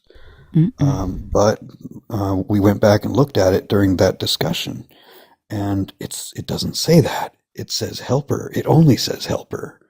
Mm-hmm. And like in the Strong's Concordance, it just says helper. And it's too bad because it's too bad that I was wrong about that. Not because I was wrong about the larger picture, but because it took our concentration away from the larger picture. And so anyway, it turns out, I guess what happened, I've talked to a lot of Bible scholars, I've talked to a lot of rabbis about this chapter to find out what the thoughts are, what people believe about it. Now, most scholars that I've talked to and most rabbis that I've spoken to, or just people who read the Hebrew, maybe they're not scholars or rabbis, but I've talked to a lot of people, and just about everyone who really knows their stuff agrees it's talking about a mate. So I think what I did is I retrospectively applied mate into the dictionary where I actually hadn't read it. I don't know. Either way, I take an L there. And we didn't get to talk about what the context is and the fact that really it shows that God didn't have a plan here, that he was playing by ear, and as many animals as he made were just another mistake after another mistake. None of them fit. None of them were the suitable helper he said he would make. And it even lets us know that this is the case. This is the part we didn't get to. So this is where the L is at. I didn't get to show them this. And that is that the next verse says, not a mate, a helper was found amongst the animals. It shows that there is no plan, that God's trying to figure it out. Anyhow, that's my L for the day. You could, when you have a conversation with them again, you could let them know that, first off, Azer is used when it talks about, this God being the helper for the Israelites, right? He is a help in the time of need. He is my refuge. It uses this same term, and it means a strong help, right? strong defense, and so it doesn't have any connotation to being a romantic or a what am I trying to say, like a companion. It doesn't have that type of context to that word azer. Yeah, and it's weird that, I mean, that's clearly what eventually comes out of it. That's like, that's what it's talking about, and yet it uses this word instead of a word for mate. That's kind of strange. I don't understand that. I'm kind of a weird place with that right now. Do you Because have like, are you saying, okay, I guess I'm a little bit confused when you say it's weird that it uses this word instead of the word for mate. Why are you saying that that's weird? well, because clearly okay, so the end result is a mate. Not, it wasn't originally, no. What do you mean? So she was to be like a supervisor. Like she was to, if you notice, like she was created from a different substance, right? He did not create her from the same substance. So she was somewhat of an upgrade, right? Side of Yeah, Adam. yeah, from a different substance as well, right? And if you think about the bone is able to rejuvenate, like it's able to grow back, like it has rejuvenating capabilities. And so she, and using the word for azer, which is the same word that is used to describe this God being a helper, she was somewhat closer to the God, right, in her original making. But then when she got cursed, it was reversed, and then then her desire became to the man, but it wasn't that way originally. Oh, I see. So it's kind of weird because, okay, so when you have these conversations, usually the Christian will try to say that, well, what's going on here is God is showing Adam how important it is that he have a helper. And but they're talking about mates. Like they're literally talking about mates because they're talking about how when God brought the animals to them, they all had a suitable helper. Well, that's a mate. It's not a helper. They're not helping. They're just mates. So that's where it gets a little muddy. So but I guess the Hebrew context doesn't give that though. Like there's nothing in the Hebrew language that gives the context that it's for mating. I guess that's the issue there. Yeah, and so like they're doing the same thing I am, and so it's such a muddy issue because that's what I was doing. I was saying, well, look, it's a mate, and still, it's like really that's what it comes down to in the end. That's what Eve was. She was his mate in the end. She was the one that fit. She was suitable, and the animals weren't. And so, like, I mean, my point is not that she was a mate, though. Unfortunately, that's just the snag I tripped on. My point is not that she was a mate. It's just, what my understanding was until having these conversations now. But then they're doing the same thing when they go and say, well, but God is just showing Adam how he needed a helper. And you're like, well, okay, but you're talking how he about needed a helper or how he needed to help her. a helper. A helper. Yeah. Well, that's what they're saying. And then how did this God show Adam that? Like, what were they saying he did to show Adam that? Yeah, that's the thing. I don't know. They just say, well, each of those animals had a mate, had a helper. So that what they're just assuming it all. They're adding it in. It's not there. Well, I guess the female animals, like we don't know if the female animals even existed at that time since there was not a female human. Like we have no idea if like it doesn't say anything about creating female animals. So all the animals could have been male at the time. We don't know. Yeah. They're assuming that there were male and female at that time in Genesis 2. Right. Genesis 1 and Genesis 2 are two different creation stories. So the male in Genesis 2 was created first. So it could have been that it was only male animals first. Yeah. So you see what I'm saying? They're doing the same thing because they're actually pointing to mates. Mm-hmm. It's like, wait a minute. So the whole thing's so muddy, and we do have a plan to get together and talk about it again. So hopefully we'll be able to clear it up. But it's just a dirty, muddy subject, and I need to figure out how to back them up and say, well, just take a look at the bigger picture. The point that I'm making is not about the mate thing. It's about the plan. It's about there not being a clear plan. Do you follow Dan McClellan? Because he actually talks about this on his TikTok and on his YouTube, how God made a mistake. Like he made the animals and then he kind of sit back and watches and realizes that he made a mistake and then he decides to create Eve. Do you know who Dan McClellan is? No, I haven't heard his name, but I'll look him up. Yeah, he's a biblical scholar, PhD level, does like biblical excavations and has written several books. And if you go to his YouTube and type in, I don't know what the title of his video would be, but if you type Dan McClellan, Genesis 2:18, I'm sure his video will come up, and he goes into depth about this. Cool. Yeah, I'm going to dig more into it, especially since I took that L. Can you spell his name for me? Dan, McClellan.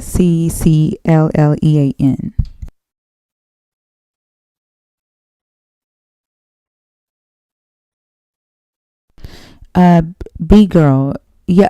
For you to say they were female and male, as by common sense, because we all see them now respectfully. Respectfully, I don't believe this story is true, right? And I don't believe that animals or humans were made this way. Respectfully. Oh, somebody thought you were saying we don't know because you don't know because this is all that God told us, huh? Yeah. That's great. Well, thanks a lot. It's always great talking to you, great listening to you. I really appreciate your input, and the reference is great. I'll look into it. Have fun. Thank you. Have a good one.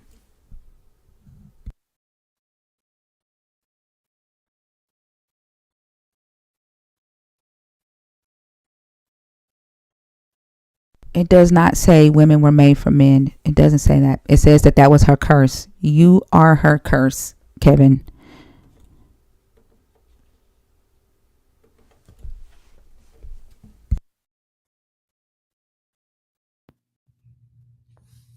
Fave girl, hi, how are you?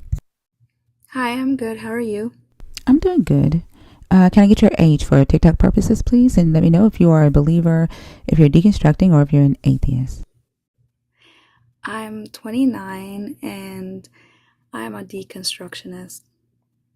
Okay, so you host Deconstruction Lives as well? No, I do not. Okay. No, I just like on a daily because I grew up in a Mennonite colony household. So I'm kind of deconstructing every day. Okay. I don't know. Does that make me a deconstructor? Sorry, I don't know if that makes me a deconstructor. No. I misunderstood when you said you're a deconstructionist. I thought you were saying that you help people deconstruct from religion. But you meant you're deconstructing, like you're in the process of deconstructing. Yeah, that's okay. That's correct. Okay. So what topic did you come up to discuss? It's kind of like deception and I guess false prophets. So we can only do one topic. Okay. Okay. Which one did you want to do? I guess I'll do deception. Okay, go ahead.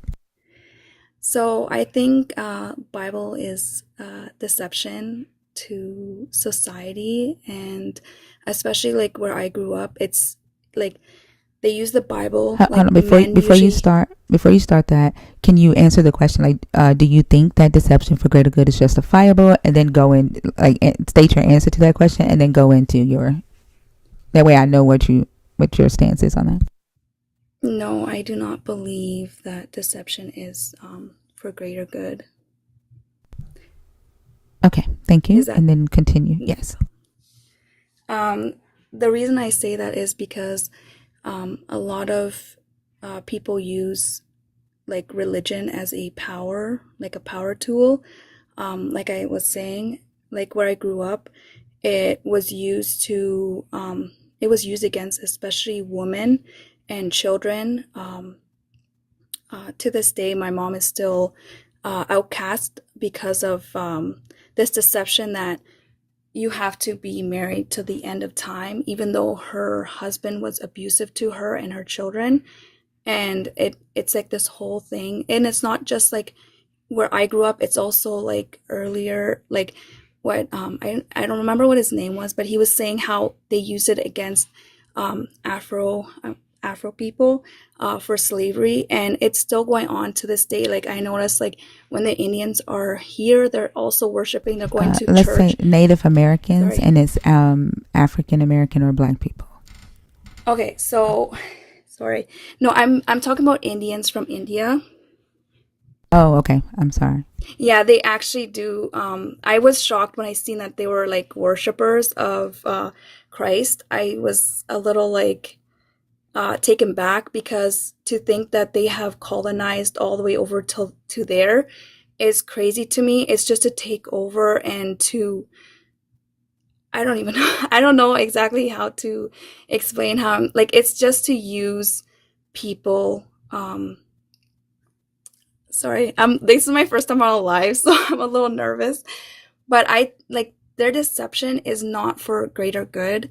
It's just to deceive people, to brainwash them, to take their money, like especially the prophets, they like to, or the false prophets, they like to use it to take people's money. Like people go to church, give offerings, and most of the time, those offerings are literally used for the higher ups in the church to go and do who knows what.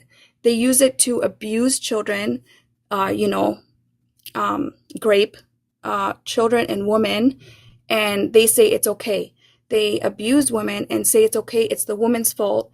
Like that's I find religion to be an abusive um, tool, not just like for physical abuse, but mental abuse and for clearly societal abuse. I don't know if that makes No, that that makes a makes lot any of sense, sense. and yeah, it does, and I agree with you. And what made me ask that question is like a lot of times we'll have believers um, who will excuse the deception or won't necessarily see it or and be willing to call it for what it is, because all they see is the plan of of this God and Jesus, right? That ultimately gets them to whatever um, intrinsic value or goal that they have attached to this belief system, whether that is they feel protected by the God, or he answers their prayers, or um, they get joy or peace or eternal life, right? Salvation or eternal life. They're willing to overlook the deception or not, or justify it for that greater good. Yeah. Yeah, so you're supposed to take the abuse and everything just for God. And it makes no sense because where's God when all this is happening? If he's such a great God and almighty God, where is he when every like people need him? Like, like to me, I don't I don't understand how people even think that there is somebody there if there's no prayers answered. Oh, like my mother-in-law recently said, because she's Christian and Muslim, she said, well, you have to pray so your son doesn't go astray. But it's like, well, how about all the times when there was there's wicked in the world, and no, God is not answering those prayers. Even though you can pray 100 times a day, your prayers are not going to be answered. Like it to me, it like religion is just a brainwash tool to make people do to others as you would have them do unto you, even though they will treat you like shit and you can't get anywhere. Like I don't know how to explain it, but religion is just a brainwashed concept to like you'll learn from the moment you can read or listen or talk, because that's how I was. Like you can only have religion, like you only knew the Bible and math, that's it. That's where I come from. That's like how you like that's how you grow up, like what. Wow. Like yeah. Yeah. Surprised they math was important. Like Yeah. literally, my dad was really big on education. My mom was really, really big on the Bible and God. But a lot of the people that I grew up around, it was just Bible, Bible, Bible, Bible, Bible, Bible, Bible. Yeah. Yeah, it's honestly really sad that they are like so brainwashed. It's so sad. Like to the point where they will literally outcast their own children because of it. Like, if you don't worship, well, sorry, I can't help you. If you don't worship, like, don't talk to me. Like, if you don't worship, like, like, worship and be abused. Like, I don't understand. I really don't understand.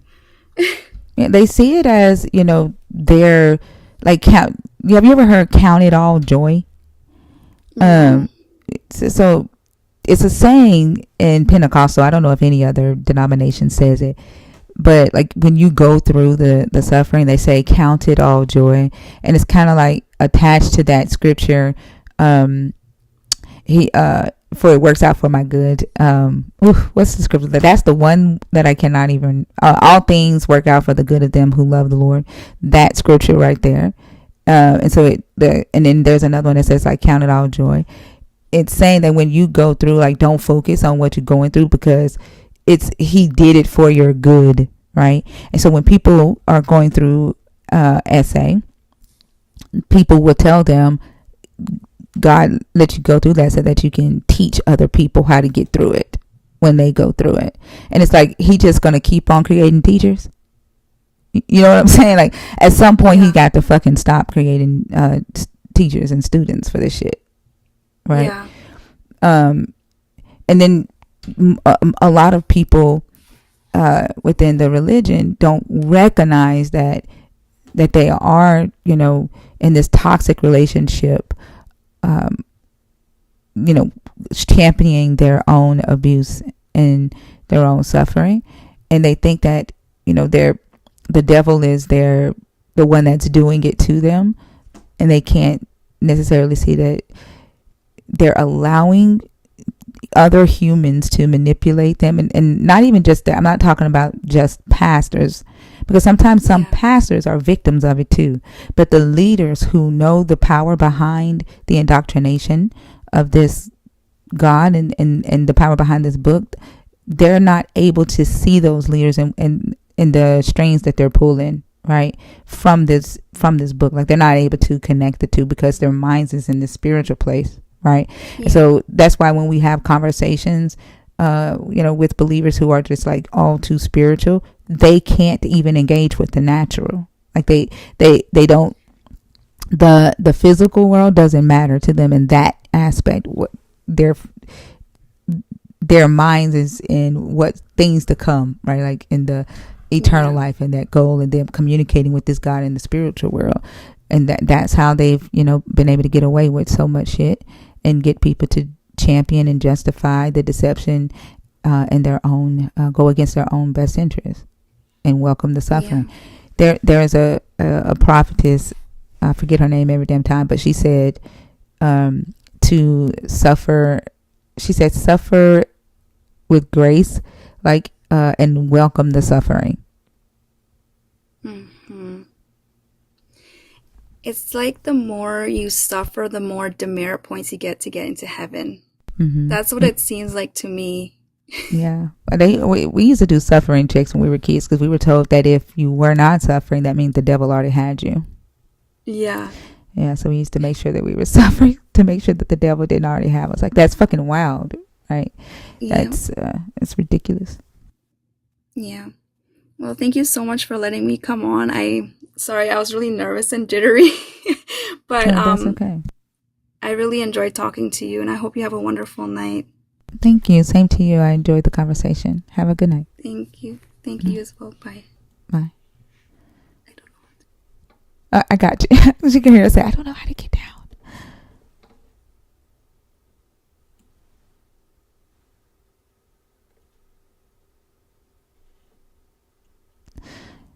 Alrighty, let's see. I don't know. 38 sleeper. I am not bringing you back up. Selena or Lala, can one of y'all do the announcements right quick while I take a bathroom break?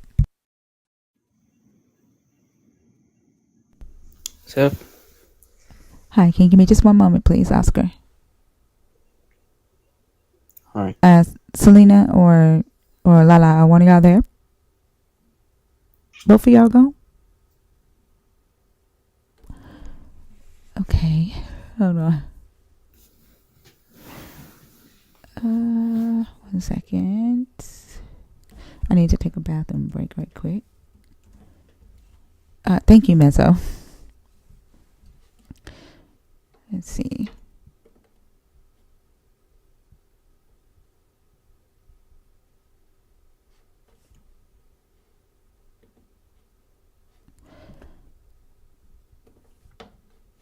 I do think All right, thank you so much.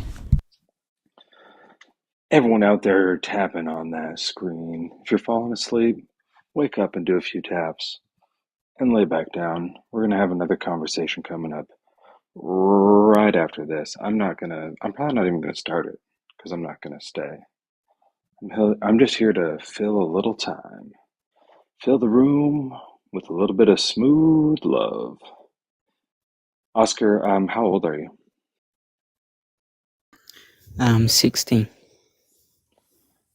Oh. Can you do me a favor and drop down real quick and then come back up in a second? All right.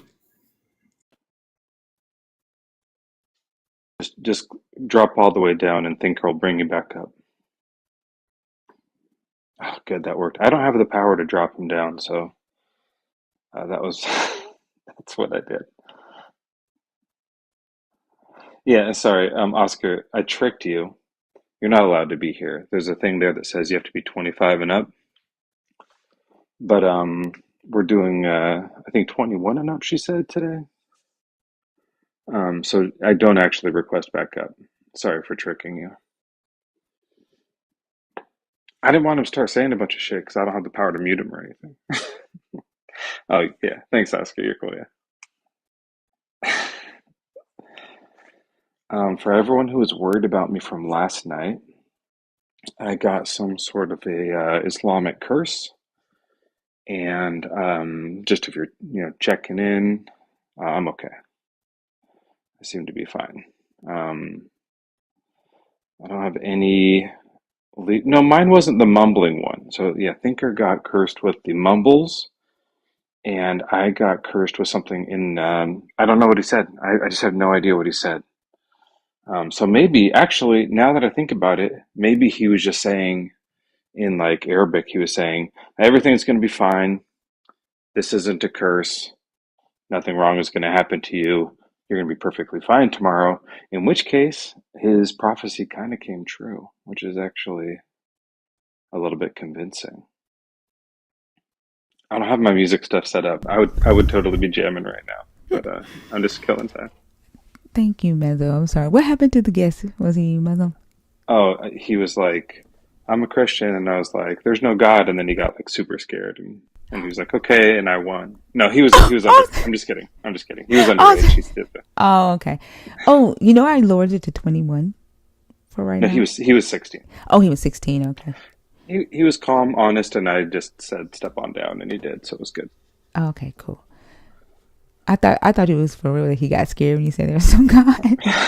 No, I didn't say anything to him. I've just been talking about the curses that we got last night. Oh yeah, I can see. Are you mumbling? Did No, you and wake up and mumble at all? I honestly, I woke up and was like, "Good morning," like right away. So it was fine. Like they never come back. Right. Somebody need to find Kylo. Like they never ever come back after they get up here and do that shit. I tried looking up like the username Kylo, but I don't know what his actual username was. So I was like searching for it, and I just couldn't find it anywhere. And never come back. I'm gonna have to go to like the YouTube and like go to the section where he did that and find his username, because TikTok will blur the username out, but YouTube it's on there because of the screen recording. Yeah, but it's just gonna say his like handle, and I don't know if it'll say what his actual like username is behind it. Oh, that's true. That's what I was trying to find, because there's like a million Kylos because of Kylo Ren. The Star Oh, Wars there it is, character. right there. Kylo.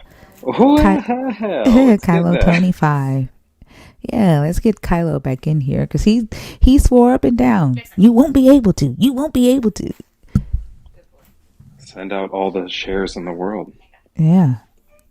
All right, I'm gonna get back down. I was just filling for you. Thank you so much, Benzo. Good night. Good night.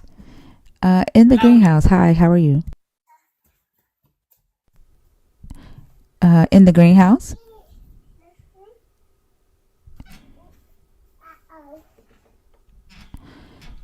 Uh, uh, Aravent Tony. Yeah, Hi, how are you? I'm fine, thinker. How are you? I'm doing good. Uh, can I get your age? I know we've talked before, but I cannot remember. Yeah, I'm old. I'm 44, almost 45. Okay, and you are a believer, but No, you're yes, agnostic. Is that right, or something like no, that? No. I'm atheist. Atheist. Okay. Just want to stop by and tell you that I'm proud of you. I might not stop for a long time, but when I do see you on, I try to put a couple likes in there, and I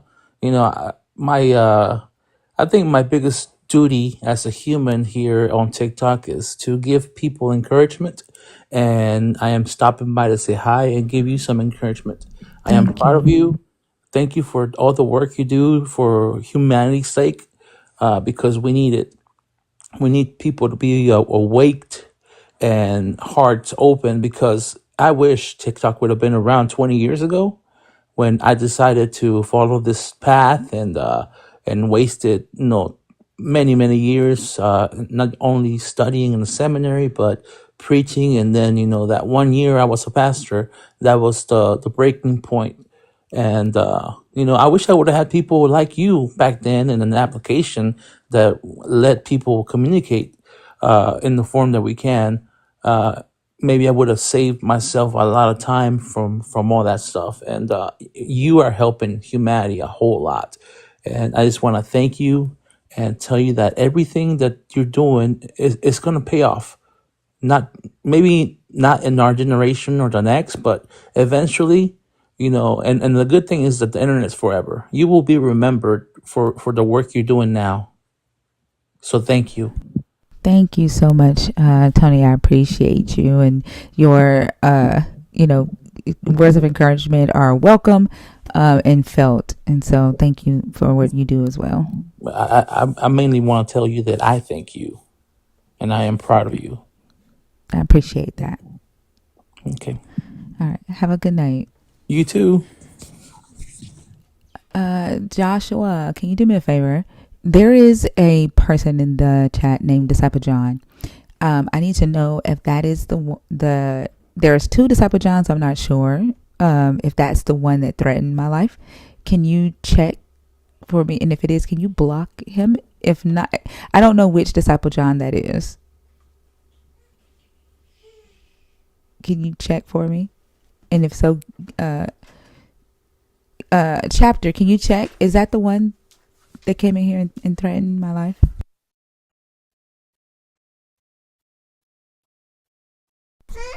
Give me just a second, y'all.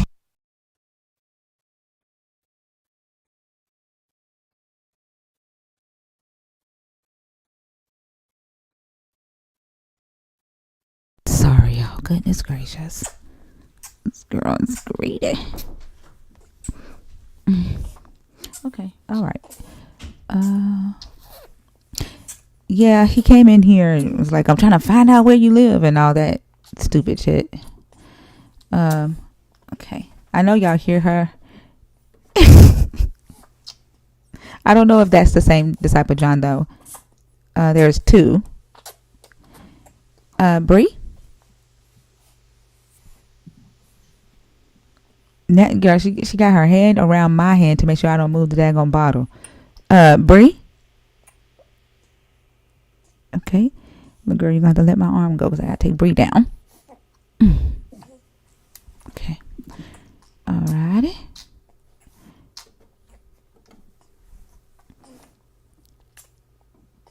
MM? MM? Okay, he's there asleep. 38 sleeper. I am not bringing you back up. You have been up here once So no. All right. If you are a believer, if you're deconstructing, if you're an atheist, the guest box is open with no wait. Also, if you're on YouTube, please feel free to call in via Discord, so that if you want to participate in the conversation. And if you are a nerd, you know that the stage is open for you. We have 500 people in the room on TikTok and 70 in the room on YouTube. So we're 570 deep, y'all. Let's get some good conversations going. We don't want to sit here in silence. I think Lala and Selena done left me. Selena? Lala? I'm here by myself. I feel so lost. This must be what it feels like when people are calling for Yahweh. Selena? Girl, you are just eating a lot. Okay, don't you start. I can only imagine that this is what it feels like.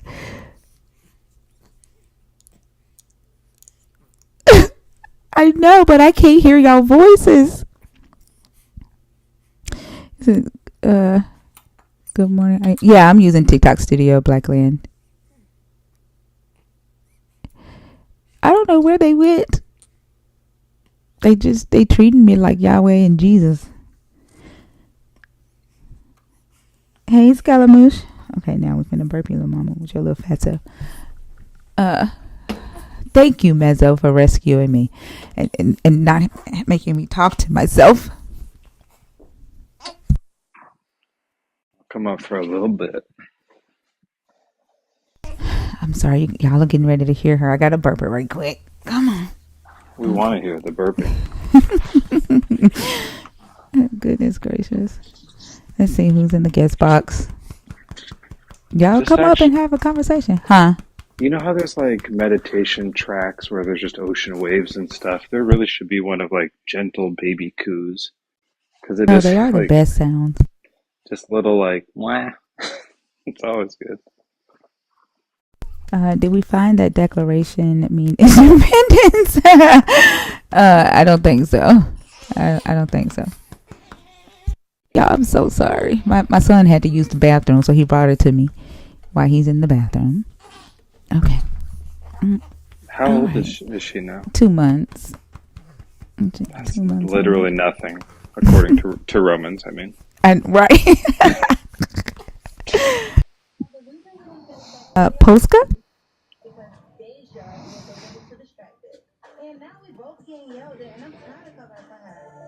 Polska sleep? How are you going to have the news on and this? Yeah, that's a lot. I shared the live out to Kylo. Did you? Oh, yeah, I found, thanks to Joshua for...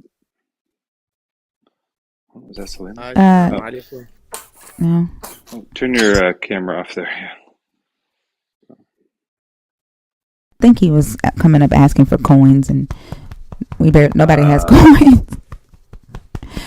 Y'all come up and have conversations. 500 of y'all in here. Somebody come up here. If you are a believer, if you're deconstructing, or if you're an atheist, or if you are a nerd, the guest box is open. So should I change from being like in the middle of the night? Because this is starting to get normal to have like a lot of people in the room. Like, do you think that this would happen even if I like switched to like daytime or something? You know, I think initially it would be a little different. There's probably a bunch of people who want to talk to you but are asleep. But I also think like, look, I know sometimes we play the antagonist a bit and talk about how they don't want to come up, this and that. But I do think that your reputation is that you kick fucking ass. And I think that a lot of them are sitting down there going, I don't want to get eaten up today. I'm a little nervous, and they're kind of like feeling it out, you know? I think, yeah, that's true. And I keep telling y'all, like, if you come up here with some sense, and act respectful, like, you don't have to know everything, because I don't know everything. It's a conversation for both sides to learn from, to hear from both sides. If you are respectful, right, then it's going to be a respectful conversation or a civil conversation. But most of the time, they are condescending. So like, if you keep all of that out, we can have a good conversation. We don't have to agree. Like that, we're going to agree to disagree. We can agree to disagree, right? It's just a conversation. But I also think that some of them might be scared to learn the information. Well, they can't be because they're sitting here listening to it. I don't know what it is. I'm tired of making excuses for the mezzo. I can't. Well, I would agree. Like, I've definitely learned a lot of things from Christians and theists, right? Like, there's a lot of stuff Yeah. through doing this that I've been like, oh, I never knew that. I didn't realize, especially just like different denomination things. I'm so like uneducated on that kind of stuff. I just like was raised, we just thought we were Christian. It said Baptist on the side of the church. I didn't even know what that meant, really. Like I didn't know that much the differences. We weren't allowed to go to the other churches and stuff. I think I told you before, they warned us about you, Yeah. right? Like the shakers and the rollers and the tongue talkers and stuff. Yeah. Usually they run like, in 2025, there's going to be a woman on TikTok named Thinker. Stay the hell away from her. She going to drag you to hell. I converted away way before you. Like, who's dragging who to hell here? We're in a foot race. Exactly. But no, they do say that in the comments that they are warned about, us, and that they think that this is a prophecy being fulfilled. That's the thing too, right? Because the Bible does say in the last days people will have like itching ears and want to hear what they want to. They'll only seek things that sound good to their ears. People will fall away. They'll be asking questions, and so they see this as, oh, bless your tinky butt. Oh, tinky butt. You done? Okay. They'll be asking questions and stuff. And so they see this as a prophecy. Yeah, the great falling away. Yeah. Yeah, always. Anytime, like, no matter what you say, they're allowed to say, I knew you'd say that. That falls in perfectly with my thing, because their thing is so contradictory, the whole worldview. And so they allow for every answer to be true, which means no matter what, like, if you like embrace them, they're going to say, I knew you do that. That's the sign. Or if you like persecute them, I knew you do that. That's the sign. Like, everything works for them. That's why I wanted to talk about prophecies, because they're so vague. Did you see? Wait, yeah, you were there when I did the like fake cold reading on that one lady. Yeah, I was highly impressed. How I've did you do never that? What did you do? never even done it before. I was just like fully winging it, but I just understand how mediums work, and it's the same vague notion, right? So you just kind of like say something, like when she said, she spent a lot of time in the East Coast. I was able to say, somebody in your family is connected to law enforcement because in some way, like law, fire, court systems, like it's really, really vague to say that. And then whatever thing she says, it's like, yeah, that's what I meant, right? If she just said my dad was a cop, yeah, that's what I meant. If she ended up saying, I was a lawyer, and I was like, yeah, that's what it was. That's what I meant. Like, saying you work in law in any way covers like all of government. It could have been like a politician, even, like there's so much room to wiggle there. And I did That guess her makes age. sense. That happens every now and then where I just guess someone's like one little thing about them. And then I just kept going from there, and as long as I could till I couldn't. I don't remember what it was. At some point, I was like, "All right, I've run out of stuff here. I'm just making this all up." But it works the same way. Like it's why it's also why Nostradamus is still read, and by weirdos, and it's also why like the TV mediums can do their thing. They speak in such vague language that you can like loosely connect it to anything. And they do it intentionally. I don't know about what was going on in their minds back, 2,000 years ago, if they were just having dreams and writing them down. But the way they're written down is so vague, it works. Back then they were trying to be really specific with stuff, but they used history, right? Like most of these prophecies are prophecy after the fact, like the book of Daniel. I think it's Daniel 11. that has like over 100 fulfilled prophecies, right? Because the writer of Daniel was using historical references when it was, writing the prophecies. Then when you get to the very end, I think from like Daniel 37 down to verse 40, he prophesies things that have not happened yet, and he misses every single prophecy, right? And so, according to scholars, like that is a telltale sign that the writer was using actual history and writing. He was prophesying as if it had not happened yet, right? And then he actually took a stab at prophesying and got it all wrong. It's a good move, though. Like if you want to make a future prophecy in order to get something to go your way, you post date a bunch of predictions and put them out so people are like, oh, I just am reading this now, but this thing is actually from 20 years ago, and they nailed this. What's next? We'll do whatever you say at that point. That's why so many believers stick to the book of Daniel. Like I don't know if you remember the other night where the guy just kept wanting to go to Daniel, and I was like, why do you keep talking about Daniel? Nobody is talking about Daniel, but they depend on that because of they believe that Daniel's prophecy leads to Jesus, like the dream that he had about the weeks, the 70 weeks, and the Oh, I've never read Daniel. Like I have no idea about what's going on. I never got that far. oh yeah, um yeah, the so it, like if when my son come back and get his daughter, I can hear him in the kitchen, but I can pull it up and show you what I'm talking about. But a lot of believers stick to the Daniel prophecy because they believe that it leads to Jesus, because it talks about the leader being cut off and dying at shortly, and they think that that's talking about Jesus. Yeah. Yeah, I it'd be fun to go through and see how many of the prophecies apply to like Groucho Marx or something, like, you know what I mean? Like there's probably like a wide range of people that you could do the same thing where you are overly generous to the words, and to see how many people you could apply it to throughout history, or like to mess with them, apply it to horrible characters from history. Justin does that with Doug.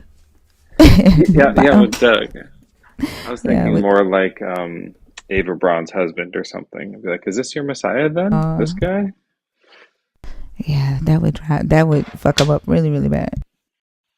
I could Photoshop a picture of Schindler riding a donkey if it would help, I think. They always hang on that one so much for some reason. He rode a donkey. Okay. Lots of people ride donkeys. But then now you got to prove to me that this isn't about Schindler. You got to prove to me, because it's so vague. Yeah. Okay, y'all. So it's been a good minute since we've had a guest. I guess I'll give it about 5 or 10 more minutes to see what it do. But if you are a believer, if you're deconstructing, or if you're an atheist, the guest box is open. If not, then like I got to figure something out, because I don't like sitting here with trying to get people to come on stage, especially when there's almost 600 people in the room. And if everybody is asleep while I'm live, that's no good. That's no good. I also do think that when the like whole TikTok ban came and went, a lot of um I saw a lot of less Christians and believers connecting across the whole like the whole platform. Just like, I don't know if a lot of them were like, well, I'm going to move on. It's illegal here now, but I don't know. I'm not sure. I It noticed could that in be. mine too. Yeah, they're trying to follow the law, like despite the fact that they're the president that they voted for said that it's okay. Maybe they are trying to follow the law. I don't know. I don't know. I know. I appreciate that, James, but it doesn't help if there's nobody to talk to. And y'all know me. I don't do small talk. I'm not good at it. Big talk.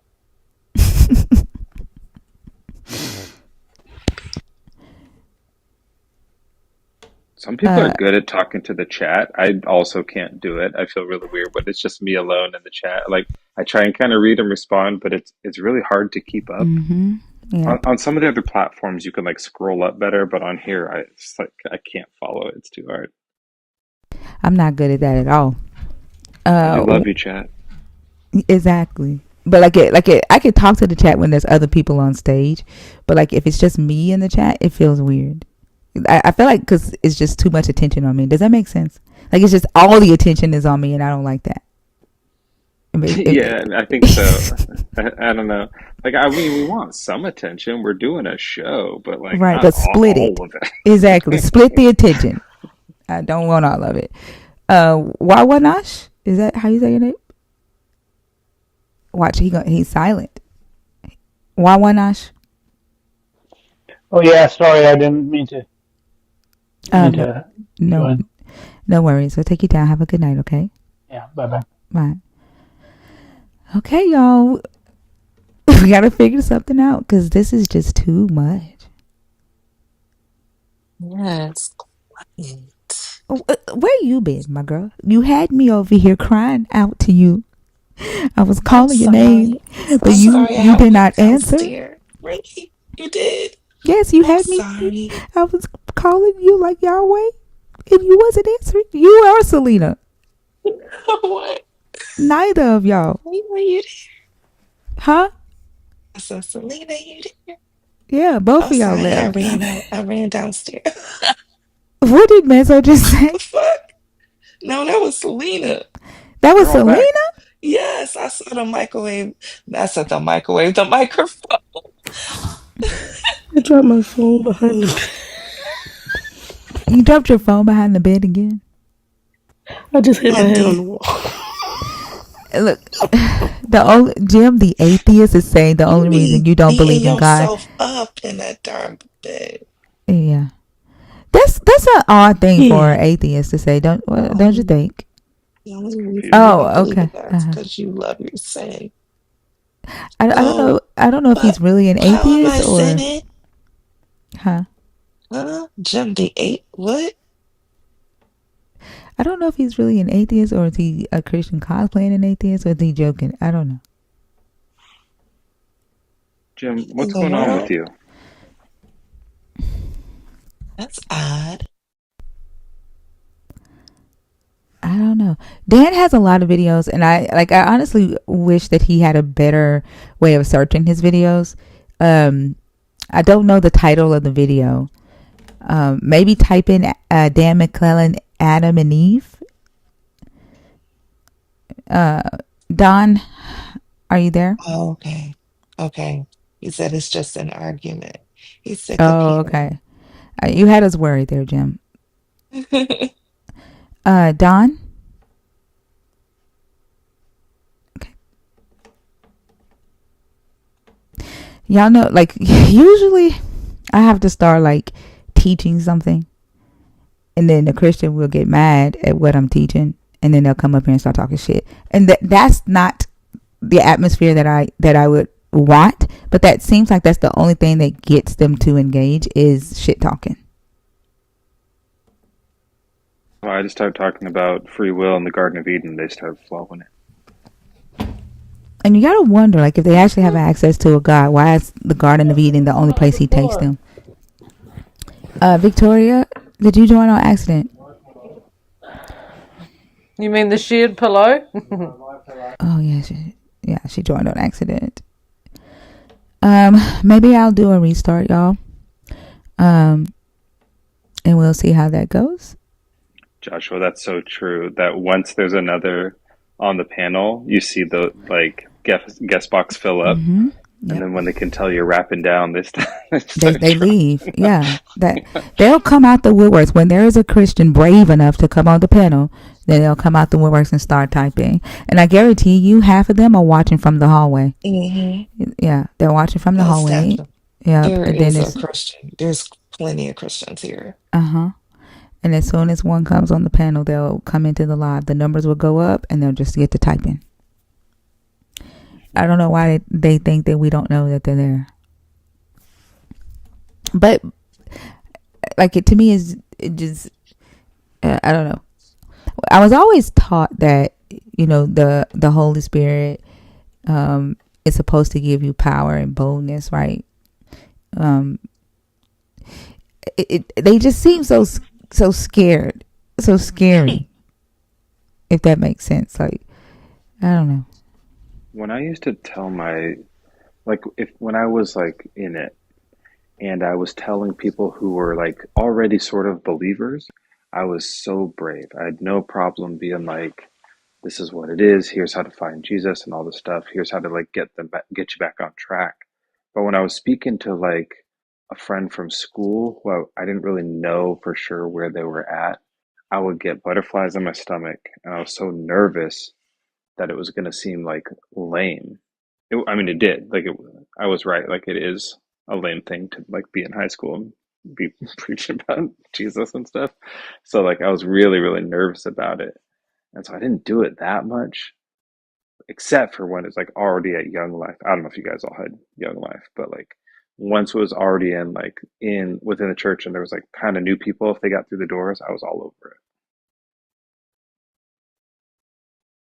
What is it that Yeah. what, Young Life. yeah, what Never is that? heard of that. Um, I don't know like how if it's I don't it must not be nationwide or something, but up in Washington we had it for sure, and it's like I mean it's bigger than one town. Like it is a large kind of idea, and it's basically like baby church for high schoolers. And so it's like we would, not do it on Sundays. It'd be like Tuesday night, and we wouldn't do it in a church. It'd be like somewhere else. And it was just like a cool thing that 16-year-old 17-year-old 18-year-olds could like just come by and hang out, like a thing to do at night. And there'd be like some Oh, game. this is the one where you said that y'all would literally tell the kids, "Hey, let's go have fun. Yep. Let's go." We'd play. There was like games and stuff we'd do. There'd be like little skits, and we'd play songs and stuff. And like so, we'd alternate. Like one of the songs would be like a Green Day song, and then the next song would be like a low key Bible song. And so we kind of like go back and forth to kind of like ease it. We did a little Weezer. I just saw someone I said Weezer. Like we absolutely did Weezer. And I remember like changing words to Weezer songs in order to make them more like biblically friendly. And then there was a camp, and at camp is like it, and it was fun, like swimming pool, go karts, zip lines, like all this shit, like a cool camp. They even had a little area where they let kids smoke, like cigarettes and stuff. It was like so weird that they're like, I know you're 16, it's not allowed, but it's cool here. We don't care. Like it's all cool. And then they'd have church at night and start converting people. I was like, just like kind of you're trapped in a camp, like at the time it seemed so cool, and I was on their side, so I was like, this is the right way to get them. And then now looking back, it was like it's so scary. It's so creepy to like lure people in and then trap them and Yeah, change their worldview. Like it's so culty. that's what. Would you say that it was deceptive for the greater good? Yeah, and I don't know, like, I mean, we also wanted to have fun. Like, it wasn't, I don't think that they were sitting there planning, like, wringing their hands, going, this is how we'll get the kids. It's just like, we really want to do zip lines. That sounds fun. And they'll want to. And then while they're here, we'll get them. So it wasn't like, I don't think there was backroom dealings type of deception, but we were lying to ourselves that this wasn't a trick. You know what I Yeah. mean? That makes sense. Closet sexual. Hey, how are you? I don't think he knows he's up here or My they know. bad. Sorry, I didn't realize I was on mute. Oh, okay. Yeah, I'm good. Thank you. That's good. Did you mean to come up on purpose? Yeah. You were Oh, okay. looking for people to talk to, so I was like, I didn't really plan on You've coming never up. came on stage before, so I thought maybe you joined on accident. No, well, because I consider myself a agnostic atheist, Okay. and the only reason I say that's because of math and probability. I think that there's only just a very minimal possibility of a God. So that's why. Otherwise, I just say atheist. Um, but yeah, you were looking for guests, so I guess I'm one of the deconstructing, if you want to put it. Awesome. Well, I appreciate you for answering the call and not keeping me in suffering like Yahweh would the Christians. Thank you so much. No, That's how no. you show love Yeah, to yeah, the no, Christians. Like, I love watching your lives. I just gotta say, I love how you handle your lives. Like, there's a lot of people that run these lives, and I love, love, love how you handle them. Like, you treat people with respect until they don't show respect. And then you treat them how they should be treated. I love that about you. I love it, love it, love it. Just gotta say thank that before you. we go into anything else. Thank you. I appreciate that. Oh, and Mezzo, I'm a fan of yours too, by the way. Yeah, I was But going to ask and make sure because I think that Thinker has a new requirement. I'm pretty sure that only Mezzo fans are allowed up. Is that one of the? well, I meet that requirement. I follow you and Joel. You guys are awesome too. I Okay, love you go ahead. guys. Also, Deconstruction, Justin. I know all of you guys probably know each other, but yeah, I love all you guys. Thinker, I'm Um, gonna go ahead and step back down since you have someone else to chat to here, and since your friends woke up and found their phones from behind their bed. Lives I miss both. downstairs. This But side don't Mezzo, doesn't sleep. I was Selena was fulfilling the behind the prophecy bed. from earlier. She was behind the right, right. bed. No, we all got rebuked yesterday. This is why we can't talk. I get it. I get it. Anyways, I'm gonna step back down and go to bed, but I'll probably jump in the morning if you're still running. All right, sounds good. Have a good night. Later. Go ahead, Closet. yeah. So, the thing about religion that I guess bugs me the most, and it's kind of why I've got the profile that I do, is Christians attack the LGBT community unprovoked. And if it weren't for that, I don't think I would even bother with religion. But like, I keep my profile like private because you know how Christians are. I'm sure you get some nasty messages towards you. But yeah, we get it pretty hard from them, and it's not like we go out of our way to attack them to kind of deserve the type of hate that is thrown our way. We're just, living our lives. And so, I've made the account private because of that fact that they can be so violent, towards people that they disagree with, So this is like the only way I can kind of speak to them the way that they need to be spoken to learn what they're doing is so messed up. Yeah, I agree, and I think that's a big part of why I do what I do. Not I think I know that's a big part of why I do what I do as well, because they can be very hateful and harmful, to the LGBTQIA community, the trans community, and the non-binary community. Yeah. And like they don't think about the things that they say, and I can't for the life of me even figure out why the fuck they even give a fuck. Like, even if they Right? thought right Like, that it was a sin, like literally people are doing far worse, right? Like, even if you thought that it was bad, people are doing far worse. Why the fuck are you fixated on this? I can't, and I can't fathom it. It doesn't make sense to me. and I know they do it because they think that, spreading the word is what they're meant to do, because you hear that from them all the time. But once you've told the person, you've said, "Hey, this is what God thinks. What you're doing is wrong." Right? And if you say, to them, and you respond like, "Thank you, but no thank you, I don't believe in your God," then it just becomes some sort of chess match where they think that they have to keep telling you about their God and make you believe their God. And they can't accept a no thank you, like, I don't need your God. Like, back off a bit, So When it's Christina was like, asking, like, why do I need your God? They literally couldn't answer that damn question today. They yeah, couldn't answer the question. Welcome into the Cyber Raiders. But here's the thing too. I don't ever see them in the comments saying, uh, pointing out adulterers, right? Like, you shouldn't be committing adultery, or thou shalt not lie. Like, I don't ever see them talking about any of that other shit. To be You know what I'm honest, like saying? I would like you know what really bugs me, and like I've got family members that claim they're not, homophobic, but my father, me and him, we don't talk.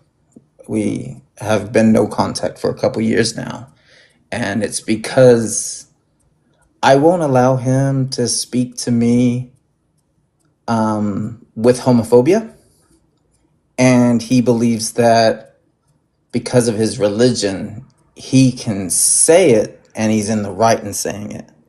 And I'm like, okay, you can believe that, but you can't force that onto me or like be homophobic towards me. Otherwise, we're not going to communicate. And he's like, well, it's my religion. If you can't handle it, then I guess we can't talk. And I was like, all right, that's cool, Like, because in my mind, oh, well, I kind of go back a few years when I was like 15. He had told me, and this is while I was in the closet, he told me, well, it started off as a conversation. We were in his truck on the corner of 22nd and K Avenue. And he asked me, he goes, your uncle, he goes, do you think he's gay? And me in the closet, I'm like, I have no idea, And he goes, well, what does your mom think? And I'm like, I don't know. And he's like, well, what do your grandparents think? I'm like, Dad, I don't know. I was trying to get away from the whole topic altogether because it's like an uncomfortable topic to have because you got this homophobic father who's Christian and is out about it. And so I'm avoiding that conversation. And then he turns to me and he says, well, you're not gay, are you? And it's the first time I can ever remember lying to my father. And I said, no. And he goes, well, good. Because if you were, I'd disown you. And I carried that, through my life for a long time with a lot of guilt. It was difficult, like knowing that if my father, who I love, finds out, he's going to disown me, And so I held on to that for quite some time. And then, yeah, ever since then, finally came out,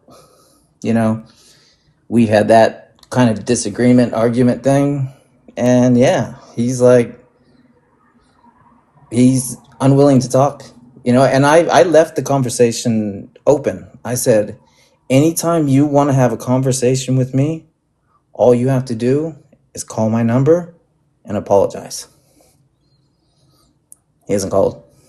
So I'm so sorry, Closet. Like, that's fucked up. yeah. And like, literally, there's nothing biblical that tells their asses to do that shit. There is absolutely nothing that says to disown someone who is homosexual. It's not biblical. No. And that's why it's like that. And that's how it's a more personal thing. Like, they're choosing to be that bigoted. Like, they're choosing that shit. That's kind of what led to my deconstruction in a way.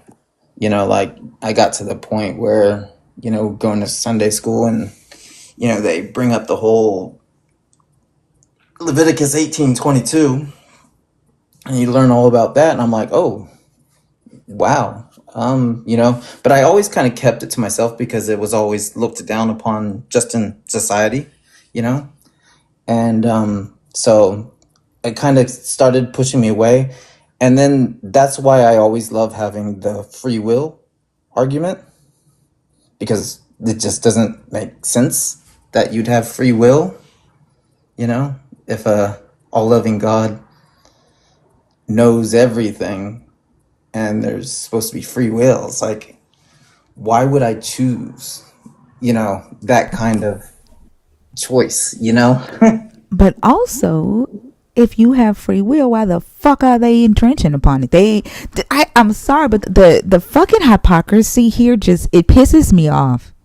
Because they get up here every day and they excuse the free will of essayers.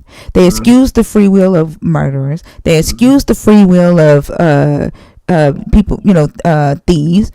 Like, why the fuck? Like, who the fuck told you that you get to decide who gets to have free will and who don't? Yeah. Right? Like, that's the shit that pisses me the entire fuck off. And the fact that they can't see that it is these bigoted ass, first off, the whole hatred for the LGBTQIA community, which wasn't called that then, but the whole hatred came from fucking Rome. Yeah. Oh, it was Rome. Nobody felt this way about this group of people until Rome. Yeah. And they did change some words in the Bible from the original translations, and that kind of messed things up for a lot of people, I guess. Yeah, and like it's like the fact that, hold on, I'm gonna show y'all something because somebody was like, yesterday we had a conversation on Lowen's Live a couple of days ago, and there was a young lady on there who didn't believe that there were 7 genders in ancient Israel. And hold on.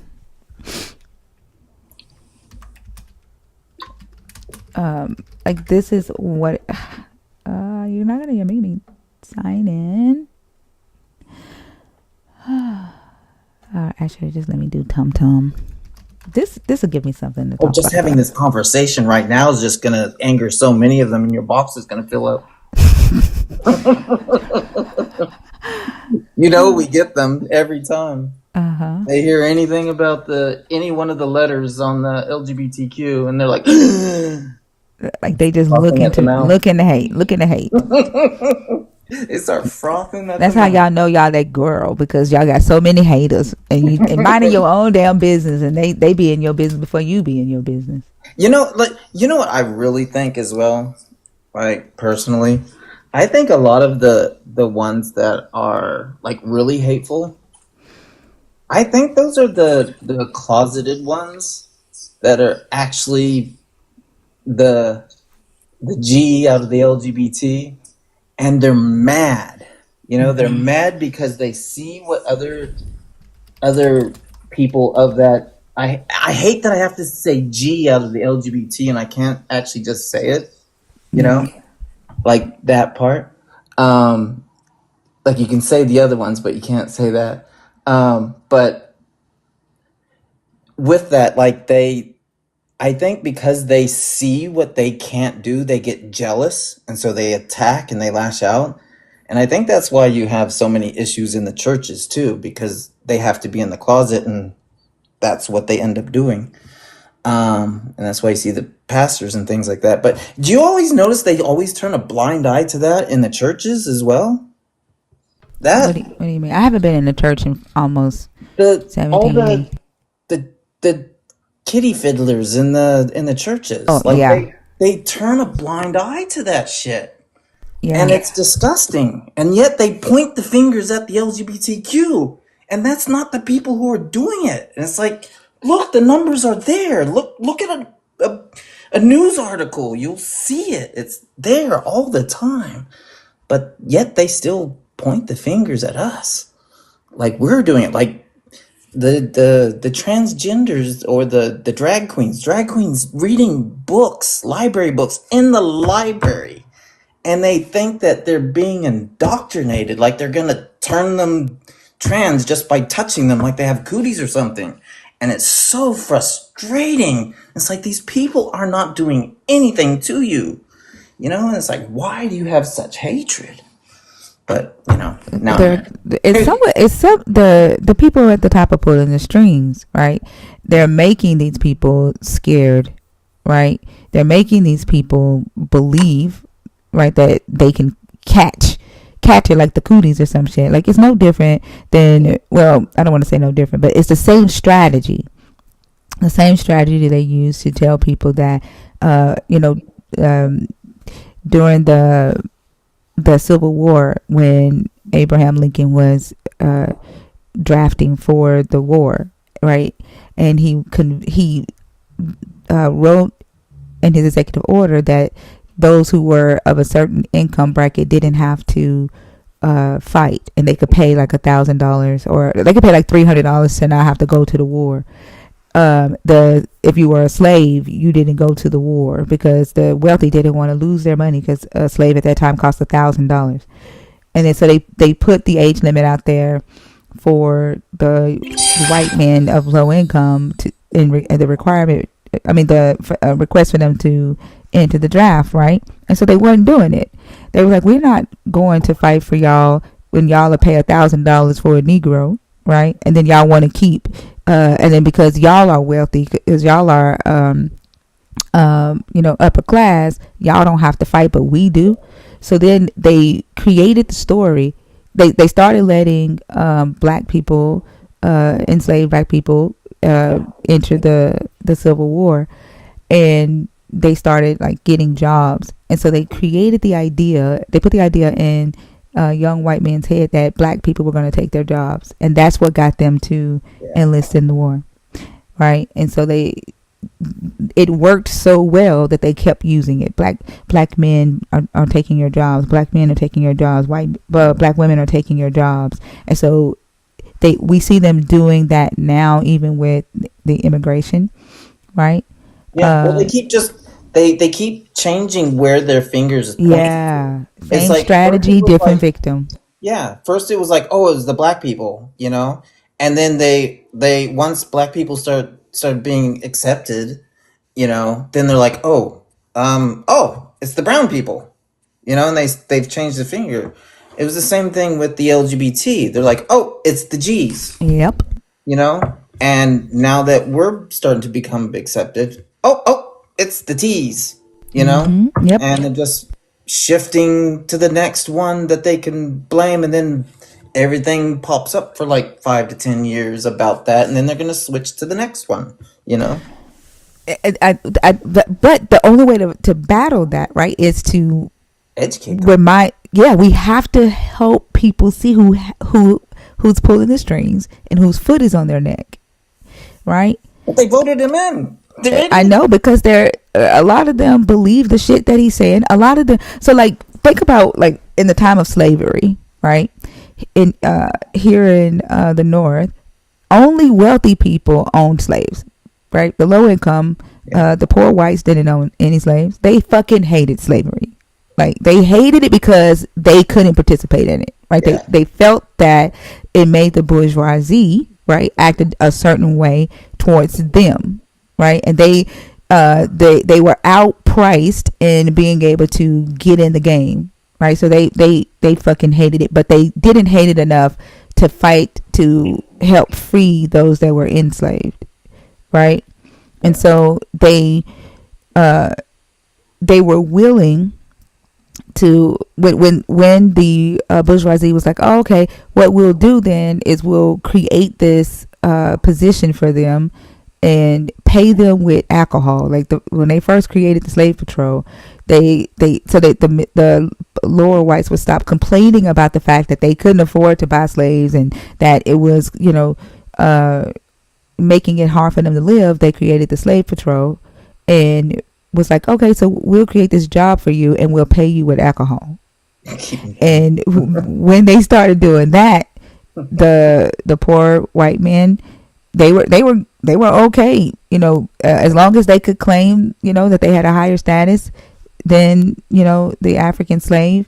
It didn't matter that they were getting paid with alcohol. They were good with that. But they finally were able to participate in some way. That's what's happening today. It's because the finger's not pointed at them. Yeah. That's the thing. As long as you don't have the finger pointed at you, you're okay. That's like women in this vote too. Like, I don't know how they can stay in religion, let alone how they're voting against their rights as well. But sorry, I don't want to And like. now they're crying. Like, have you seen the videos? Now they're crying. We need to come together. It's like, I was motherfucker, about you to got say us that in this finger. shit. I was about to say that finger is slowly turning around. Yeah, Like, you helped put us here, and now you want to cry? yeah, and it's You like, see the freeze that they're doing? He just signed. Well, he's about to sign. The freeze on what? Transgender are not allowed Oh, in the the military. passports. Yeah. In the military.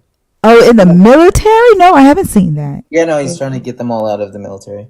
But yeah, Yep. there's transgenders can't change their passports or can't Hmm. renew their passports right now Yeah, I saw because they're that. not the That's scary. The fact that they're trying to make sure that they can't leave. That is scary, and that pisses me off. Um, there's I saw a video of a guy. He's in on TikTok. He holds up his passport and says it's expired. I can't renew it. It's expired. And like he's just holding up his passport. He's like, I want to go, but it's expired. You know, it's like, oh damn. You know, because that's tough. Because that's a big decision to make. You know, to leave a country because you're feeling we're leaving. bad. You we know. we have been talking about it. We're getting the hell out of here. It's gonna take a couple of years, but we're getting the hell out of here. I don't see, like, for a while, like, we're gonna have to. Yeah. Yeah, Reassess. yeah. It's Reassess after like 5-10 years. hmm Yeah. because, like, not enough people see what's coming, Mm. and like, I just feel like they're going to allow Reconstruction 2.0, Yeah. and that's not going to be pretty. Yeah. No, I hear what you're saying. It's The just fact that yeah. they are, like, detaining Native Americans, Yeah. right? If he can get his clutches on military, it's done.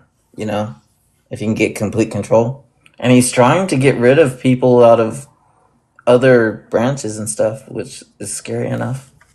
Y'all, there is a video on my page. Oh my God, this is gonna sound weird coming from me. I swear, it's gonna sound weird coming from me. But I had a dream, man. Man, when the dream was, like, in 2017 or something. I posted the dream. No. I had this dream when I was younger, like in my 20s, and then I had another dream, like in 2017. I can't fucking remember, but the video is on my page, right?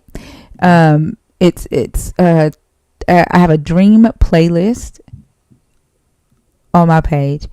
In that dream, it was a drawing that I had done when I was younger. My daughter had found a book that had the drawing that I dreamt about on the book. And so I read the book, and the book was called Seeing the Signs of the Apocalypse, right?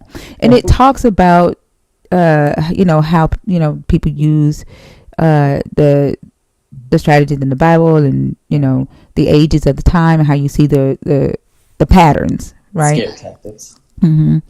And in the dream, it was saying something about go to Brazil in my dream.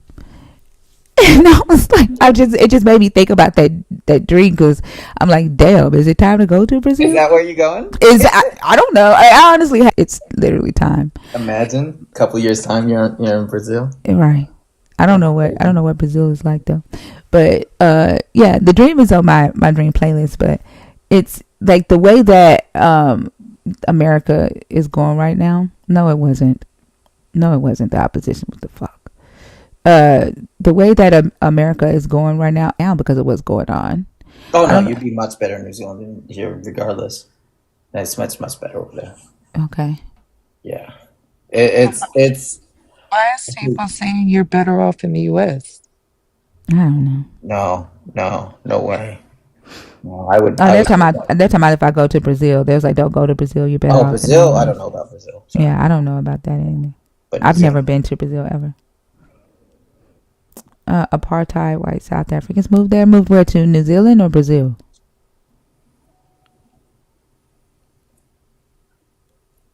Come to Ghana. Thought about going to Nigeria. reconnect with my roots. That's where my ancestors are from. So like we're talking. It's gonna take a minute for us to get it together, but we've already made the decision. That'd be kind of cool. Yeah. See if you can get like a I little know there are relationship going. several expat people on TikTok right now. Yeah, I see how much happier they are. Hmm. Yeah. So Hey, The hey, Baker, glow. can I go over like a little like 2 minute thing that I do like to mess with Christians about? yeah. I like to mess with. It's usually like I try and go after. Oh, can I just say, um, you'll probably see me in the comments a lot, and I always tend to go after the people who are trolling you or friendlies. So if they're like being rude, I kind of go after them. And I don't know how you feel about that. Like, do you have a problem with me? Because I like going after the ones that use the Bible as a weapon. Like I Oh, personally I don't know. I feel like usually I usually like reply back to you in the comments and like laugh at the shit you do. yeah. That's why I know who you are. So Okay. I haven't seen you do anything that Yeah. Yeah. Oh no, I just like to troll them. Like Yeah. if they're being hateful, I like to troll them. Like if there's the ones that are like spammy that are like God loves you, how they like to tell you. Um and then they do it like 20, 30 times. I'm like, Satan loves you. So like Yeah. I'll mess with them. I hope that doesn't bother you at all, I'm assuming. Bother me. Like, you know how many times we have said that out over the stage to I was them? about to say that. And a Oh couple yeah, of us I doing the like same that. thing. Yeah, no, Okay. that doesn't bother me. Yeah, I try not to go too far. No, because that we tell them don't be in here doing that, right? And to respect boundaries and consent, right? They don't know how to do that. They think that they think that because they believe in this God, they have a right to comfort, right? Oh yeah. And they don't know how to respond or react when people set a boundary and enforce that Yeah. boundary, and they see it as this is sad because they've never been taught boundaries and consent. And so if you come and you try to push your God on me, I'm gonna throw Satan back on you because I know it scares the fuck out of you. You know what really bothers me though is like they always the victim mentality that they give themselves. They put themselves into victimhood. So they come Yes. up to you and they say, "What you're doing is bad because my God says so. Here, look, it's in the Bible. Therefore, it is true." Right? And then you say some retort and you go against them and you start, debating back and forth. And, not all Christians read their Bibles. So sometimes it's easy. Sometimes you get someone that knows a lot, but the ones that you come back to and you're going back and forth, they'll walk away from that conversation feeling attacked, like you've come after them because you've responded to what they've said. And they're like, "Oh, he's attacking my religion." And it's like, your religion's not under attack. I am I mean, just you don't piss defending some of them off because they myself show typing from right your now. attacks. And that bugs me. God, that bugs me. I mean, you done said something to get them out of the woodworks closet. You see Oh, are that? they in there? They're in that Yes. box? Yeah, Yep. yeah. Yep. They Oh, in the box. good. You guys need to get on that more. Yeah. You Oh, done yeah, you're said something funny. like they Yeah. don't like Yes. that closet. You Oh done God, pissed them off. when they tell you that, because a lot of them like to threaten with the words of the Bible too. You know how like they say that we should be stoned to death, and then they kind of mention that to you, like, "Oh, this isn't going to be hurtful when I say it." You know what I mean? Um, Hmm. to those types of people, I'm like, I pray you go to God. Like, and they're like, "Oh, what'd you say? What did you say?" I'm like, "Well, isn't that a good thing? Shouldn't you be wanting to go to heaven? Wouldn't that be a good thing? Go, leave me alone. Go be with your God. You know? They don't really want that. They love this earth too much. Yeah, Yeah. The way they're willing to fight for, like they love this earth way too much. They love their possessions way too much, their success way too much. yeah, You know? They don't want that. yeah. They're a No. damn lie. But I do like messing with them. So there's this one thing, like, I love the free will argument because obviously, like, biblical free will just absolutely makes no sense to me whatsoever. Like, you can't have an all-knowing God and have free will unless you're Calvinist, but then God also knows everything you're going to do anyhow, so it's all pre-planned. Who taught the Christians echo chamber? And whoever you are, we got words. We need to have words. Who taught them echo chamber? You guys weren't coming up. You were too scared. Yeah, echo your Too chambers way bad, up into that because box. hell is real, and I know who's going there. Like somebody taught them that. Yeah, but I do like the free will. I'll just go over what I usually like kind of lead them into this little thing. So I go, I love the, but I don't like to jump straight into. So I start the argument and I go, is everything that happens part of God's will? And then you'll usually get like a yes answer. But then but you say that we have free will. And again, they usually say yes. And then you repeat back to them, you go, so everything and everyone is part of God's plan, right? And usually, again, you get the yes. And so you go, so let me ask you a question. Does everything that God do have a reason? And they think you're leading into the free will thing. And usually they're like, yes. And then then you ask, you go, so why did God put the G spot up the anus on men? I go, I know. Oh boy, do I know. I just want to know what you thought about that. So why does God put the G spot up the man's anus? I bet they lose their shit. They don't know how to answer that. Were you at Mezzo's live the other night when I asked that the guy that at Mezzo drew the ass Yeah. on the What Okay, did you'll I see me in the miss? comments, and I always say whiteboard, whiteboard, whiteboard. Like when the guest that's up is like getting stupid, or they're just like, you know, Ooh, I'm Oh, so what excited. happened? Was it me? Oh my God. I was trying to push the plus sign so I can follow him. And I trying end to up take trying to take away my First Amendment rights. Man, was Lala, do trying to you follow remember? you. You remember Lala the first time that we talked about the G spot pin in the anus, and it was a black Yes. Christian. Boy, she was stuttering so fucking bad. She They couldn't don't know what to say say. I tell you what, like you're like, so it's for pleasure, that spot, and they're like, yeah. So why did he put it up there? Because normally I have to debate people who have attacked me for being the G in the LGBT. So when I ask that question, they're like, like they just don't know what to say. it was like, didn't your God create humans perfectly? Isn't Yep. he the highest of Yep. intelligence? Doesn't he have a divine plan? Yep. Doesn't he? There's only one species that can fit back there. And then I always wrap around to like, if everything that happens is God's will, right? And they always kind of say yes to that.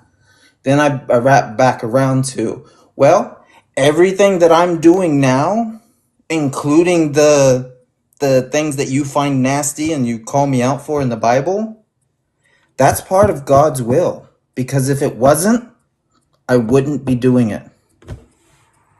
Exactly. It has to be God's will, otherwise I wouldn't do it. Exactly. You That's know? that's how the will of God works. Like if he has a divine plan, it wouldn't like nothing else. It would be no other way. It couldn't happen any other way. Because Exactly. if it happened any I other don't way give a than it was damn if you God's go will, live about me. Am I supposed to fucking cry or run? I don't give a damn. You wouldn't be the first. What the fuck? She's actually enjoying herself for once. Calm down. Like, I'm just trying to figure out. Like, why don't you come on stage? What? I Come think on this stage. is the one that came after us some months ago. Yeah, this Remember? the one that said that we were demons. This is not the Oh God. dominatrix demon chick, but That's no, that's it's the not. one that had the hatchets in her name, Did right? you yapture her like She very quickly had after? Okay, yeah, she had videos of us up. Oh God. yeah. I don't know why she thinks I give a fuck about her talking about me. The hater lovers, the ones that they hate you so much they just put you all over I'm their trying TikTok to. posts. Yeah, I'm trying to understand why she think I should give a fuck. Like, you've been talking about me for months. She loves you too much. My God. He just wants attention. And then here's the thing too. Y'all will ask me, why the fuck do I create a live and talk about your God? But here, if I don't believe in him, but you come in here to tell me that you about to create a live to fucking talk about me because Yes, I I am. don't like your God. Fucking talk about your God. What is talking about me going to do? How the fuck is that going to help you? What is that going to do? Why don't you go live and talk about your God? Well, Thinker, you're so scared of me. Why are you so scared of me?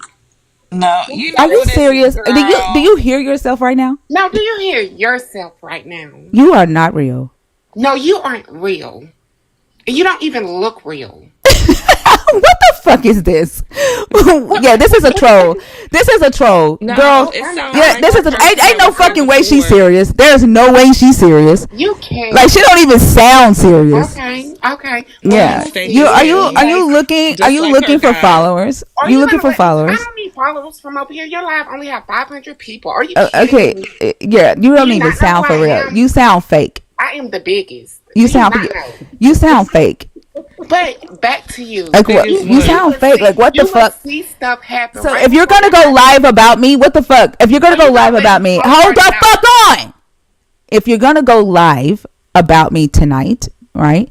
At least Yes. let me give you some shit to fucking talk about, Okay. right? So when you go live tonight, make sure that you make your post, right, to say thinker fucking hates Yahweh, right? Ah, Say thinker fucking hates Yahweh, and thinker makes me shit my pants every time she no, opens her mouth. Let that be your background. I make you shit your Okay? pants, Yes. because you're Yeah, I make you scared. Yes. You're shit your scared pants. of Well, real Like, you've been people. talking about me for months. Like, if yeah. like, for fucking what? If you think that your God, right, it is so important to society, Maybe and that it's your because I God love you, Thinker. actually has Maybe I power, love you. talk about your God more. Like, if you don't want what I'm putting down to go out to more people, stop fucking raising it. Stop spreading the shit. Talk about what the fuck you should be talking about. You Are don't you hear? done? Are you done? She I done. what? I'm letting you Yeah, finish her.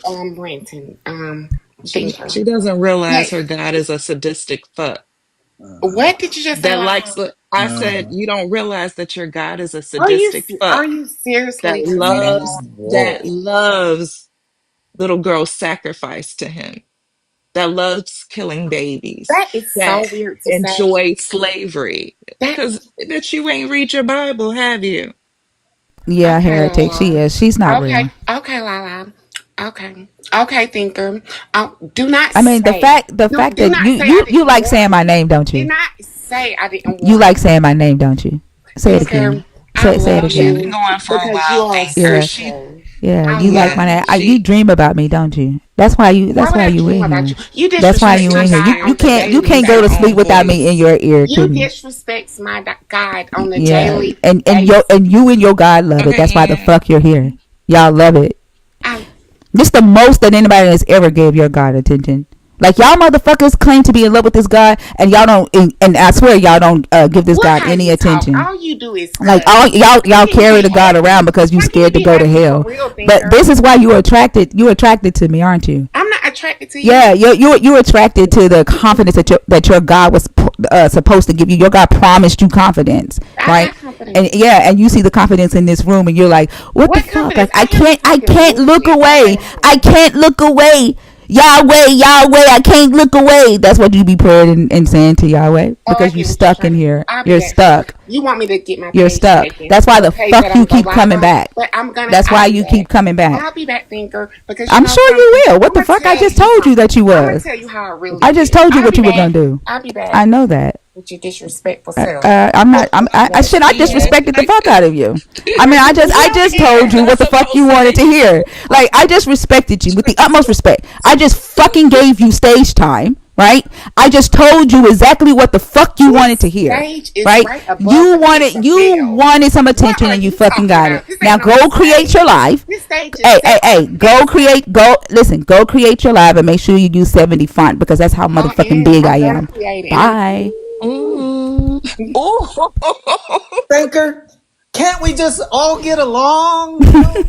The atheists and the It's just fucking Christians, we just have to stupid. come together. But one thing I always have to say about that, when they say that stuff, is how do I come together with a Christian that has a Bible in one hand and Mhm. stones in the other? You That's how know? they always act. You know? If it Fucking Mm-mm. weren't for those ridiculous. stones, maybe we could come together. Stop forcing your Bible onto us and throwing that stuff in our face. If they didn't always attack us, then we wouldn't have to have lives like these. She You don't know? even sound real. I'm sorry. Like her animosity sounds Yeah. fake as fuck. I Like don't know she's if she's making using herself mad or something. a voice thing or something. Because there's no way you. Mm-mm. Well, I think I probably riled up enough people into your box Before you fight. leave though, Yeah. hold on. We're not gonna let the before you leave. I want to show you this. Okay, hold on. This is what I pulled up.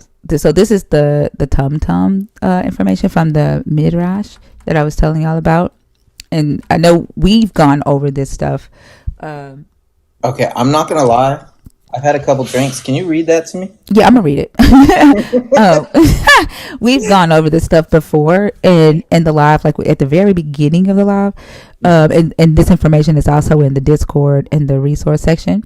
But in the Talmud, it gives you the list of the genders that were in ancient Israel before Rome got involved and started spewing all kind of hatred towards the androgynous community, the homoerotic community, right? And so it says, in addition to male and female, the Talmud describes two other gender categories, tum-tum and androgynous. The tum-tum is a person whose genitalia are somehow hidden or covered so that it is not known if they are male or female. In contrast, the genitalia of the androgyne, as ancient Greek word formed from andros, man, and yun, woman, are in plain sight. It just isn't clear whether they are male or female organs. The two are mentioned on at least 23 pages of the Babylonian Talmud and in no fewer than 9 halakhot in the Jerusalem Talmud. So let's figure out what, from a medical perspective, they are. There is no ambiguity about the gender of a tum-tum. We just need to get a glimpse of the genitals. The 11th century dictionary, known as the Orut, connects the word tum-tum with the word atum, meaning sealed. The problem is that the genitals are covered by what is usually described as skin. Once the cover is surgically opened, the gender will be revealed. In fact, according to Rav Ami, both Abraham and Sarah were each a tum-tum. Yes, you read that correctly. Each had genitalia that were hidden. Rav Ami suggests this as an explanation as to why the couple were infertile for so many years. Once the covering had been removed, the couple could then procreate as normal, and along came Isaac. Rabbi Ami said Abraham and Sarah were originally tum-tumming, as it is stated, "Look to the rock from where you were hewn, into the hole of the pit from where you were dug," Isaiah 51:1. And it is written in the next verse, "Look to Abraham your father and to Sarah who bore you," Isaiah 51:2. Hewn, which is this word right here in Hebrew, this word right here, hewn, he was made into a male. And then from where you were dug, which made her a female.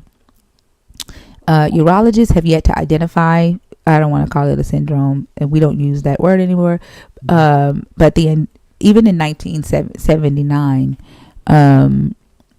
they were still, using the word for androgyny. But give me just a second. Okay, let's go to the Roman law. Give me a second. Some of those would have been considered like intersex, Yeah. which Mm-hmm. are Yep. people who kind of get ignored. And, Yeah. So like in the Talmud, it talks about them like there were 7 genders in ancient Israel. And see, in 1797, the physician James Parsons published a book which he dedicated to the Royal Society of London, of which he was a fellow, a mechanical and critical inquiry into the nature of, I hate this word, but hermaphrodites. I know that I've been told not to say that word. Parsons noted that the Romans had laws made against their androgyny, which were remarkably severe. For whensoever a child was reputed one of these, his sentence was to be shut up in a chest alive and thrown into the sea. And so the reason the misunderstanding about there only being 2 genders, people not understanding when someone is born, and they don't know their gender at birth. People who are non-binary, who know that their body might be one gender, but their personality is another. They don't understand it because Rome. See, it says, in what ways is the androgyny like men? He dresses like men. He can take a wife, but not be taken as wife like men. When he is born, his mother counts the blood of purification like men. He may not be secluded with women like men. He is not maintained with the daughters like men, and he must perform all the commandments of the Torah like men. And in what ways is he like women? He must not be secluded with men like women, and he doesn't make his brother's wife liable for levirate marriage, which is yibum, and he does not share in the inheritance with the sons like women, and he cannot eat most holy sacrifices like women. He is disqualified from being a witness like women. So like if he, shit, I'm probably gonna get flagged for that. I didn't know that was there. I forgot that was there. I Huh? didn't catch what you said wrong, but No, the image that was on the. oh, yeah. I didn't know that was there. Yeah. Yeah, that. Let me close this off because I forgot that image was in that article. But just to change subject real quick, did you realize that Trump just declared half of Americans transgender? Half of America? Yeah, half of Americans are now transgender. Oh yeah, because who told us that? Bash told us that on Sunday. There's only 2 genders, male and female, and it all goes back. No, hold the on. gender that you were at conception. Yeah, so in actuality, we're all non-binary. Because we're not at conception where we don't have. Are we female at conception? I thought we don't have a gender. Female at conception. Yeah, at conception we're all females. Oh, I thought it was. It's not until like 6 weeks till the male. Oh, Coochie okay. drops out. Huh? Yeah. What'd you say, Lala? I said the coochie drops out. Yeah. It's just Oh damn! I thought we were non-binary at conception. That's what Bash was saying on Sunday. So we're all female at conception. Yeah, we're all female at conception. It's not until later on that the male parts start to form. Yeah, that's hilarious. All of us men are no longer men. Now oh gosh! Now I got the finger pointed back at me. Has anybody said anything to him about that yet? I don't know. No one that's in his ear is gonna say something like that to him. You know what I mean? I mean, but it's it's legal language, though. I know, but the people that surround him are just gonna be telling him, "Oh, they're bad, they're bad, they're bad, they're bad, they're bad," and he's gonna start believing that. You know, he's older. But couldn't we use that though?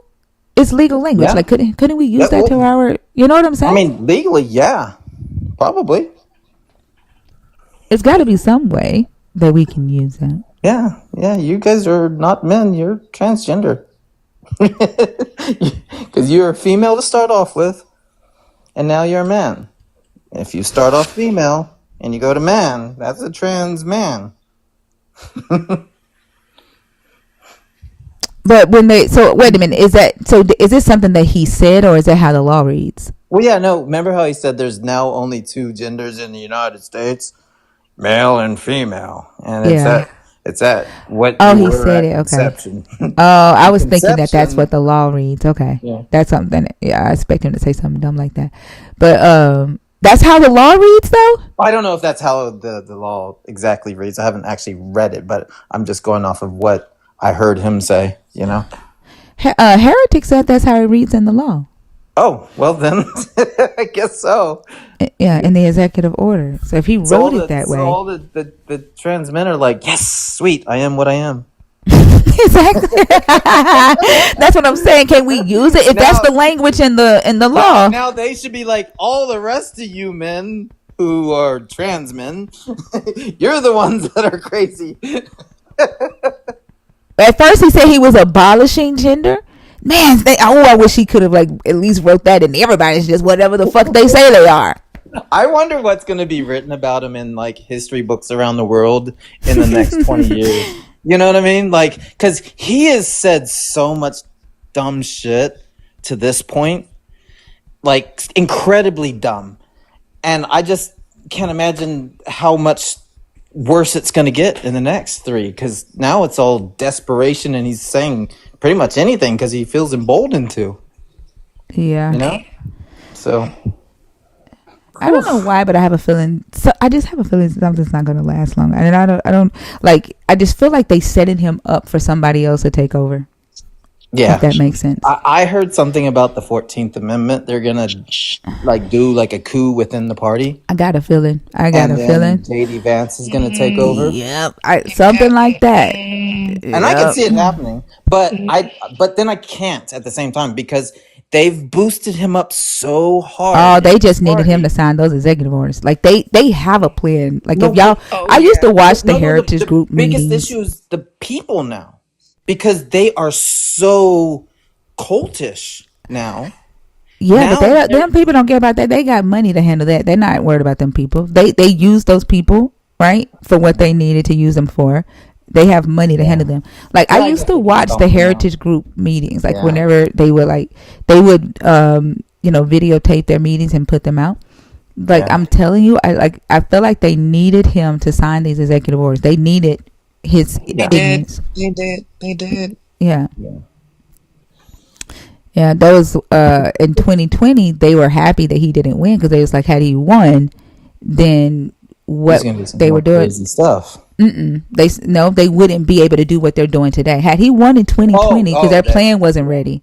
Had he won in 2020, like in their meeting, they were still setting up Roe v. Wade. Yeah, like they were still putting people in place, right? And so they wasn't ready.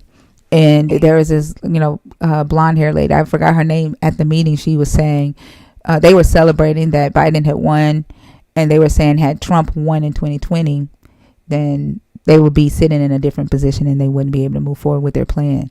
And yeah, they needed Biden to win in 2020. That's the fucked up thing. Like they've been playing this game for a while, and so I have a feeling that they're going to use them for what they need, and then you're going to start seeing the separation. Yeah. And it's going to get worse. It's gonna be painful for a lot of them though, like because right now there's a lot of them that like are like looking at him as if he's some type of god to them. It's almost that bad. You know what I mean? Like, remember that lady on the internet, like, Trump, save us, and she's like praying to him. Like, oh, that's crazy. Like, how do you get that bad? It's crazy. But I wonder because, like, for the Christians, like, it literally says that, their God chooses the leaders of the world. Yeah. But if you say that, their God chose Donald Trump, they'll swear up and down that it wasn't their God that did that. Well, it really is religion is why we have Trump. Yeah. But even if that, the reason I say that Even The at reason that, I this say that Bible though, says, hold on, even at that, this Bible says that this God chooses, he puts them in place. And yeah, therefore, because he puts them in place, you're supposed to like pray for them and you're obey supposed to listen them. to the government. Yeah. Yeah, Yeah. And so, like, but when we talk to Christians who were not for Trump, they'll say that God didn't do it. yeah, So right. like, how can he not have done it? If like it's like, this is why I say, the God is an idea, because they give the God credit where they want to give the God credit, and then they blame humans for everything else that they don't. Yeah, it's funny that like everything that's good in life, thank God. Everything that's bad, it's Satan, and he is, influencing things and choices and making you do bad things.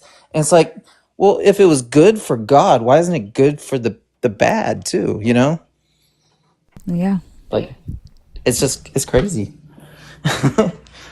Yeah. But anyhow, I've probably taken up a few guests for you.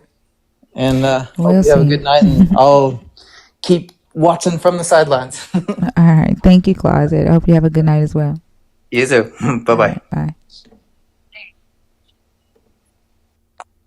Were you finna So say something? I sent you something of our fan.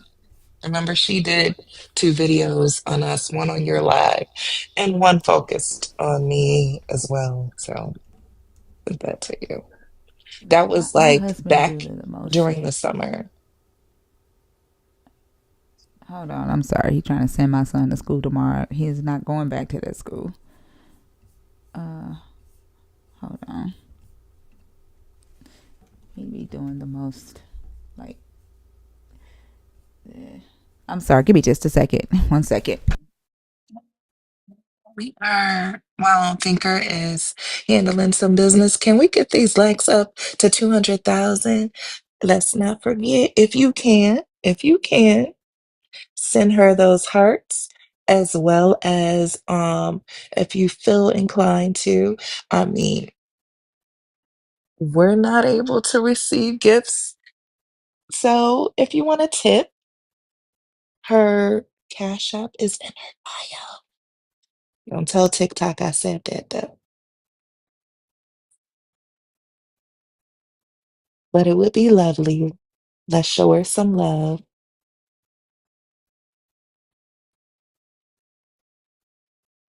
Yeah, she's full of it. I mean, if she does go, yeah, it's she's one of those. She goes around starting stuff with people, and then so I just looked at her page. It's Okay. nothing but What she do? messy TikTok. She's part of messy TikTok. Like, I think that, like, starting beef with people or whatever is going to make them go viral. I don't give a fuck about your beef. I'm not interested at all. You can make videos about me. You can talk about me. I give less than two fucks.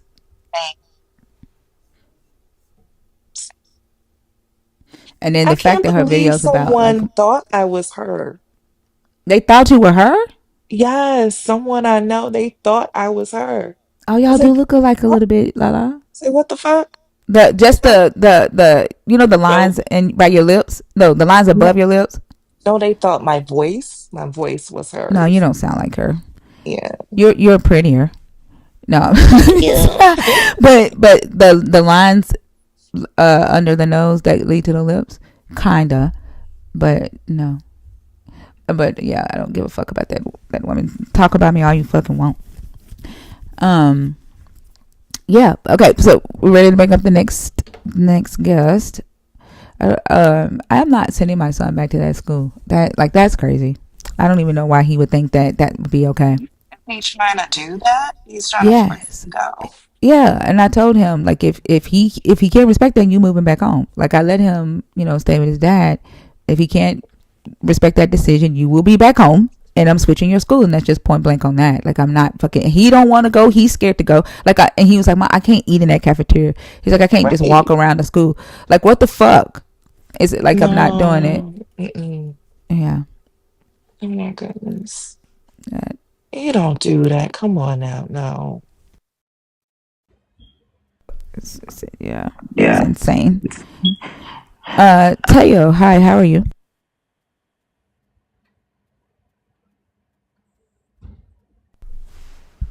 Teo?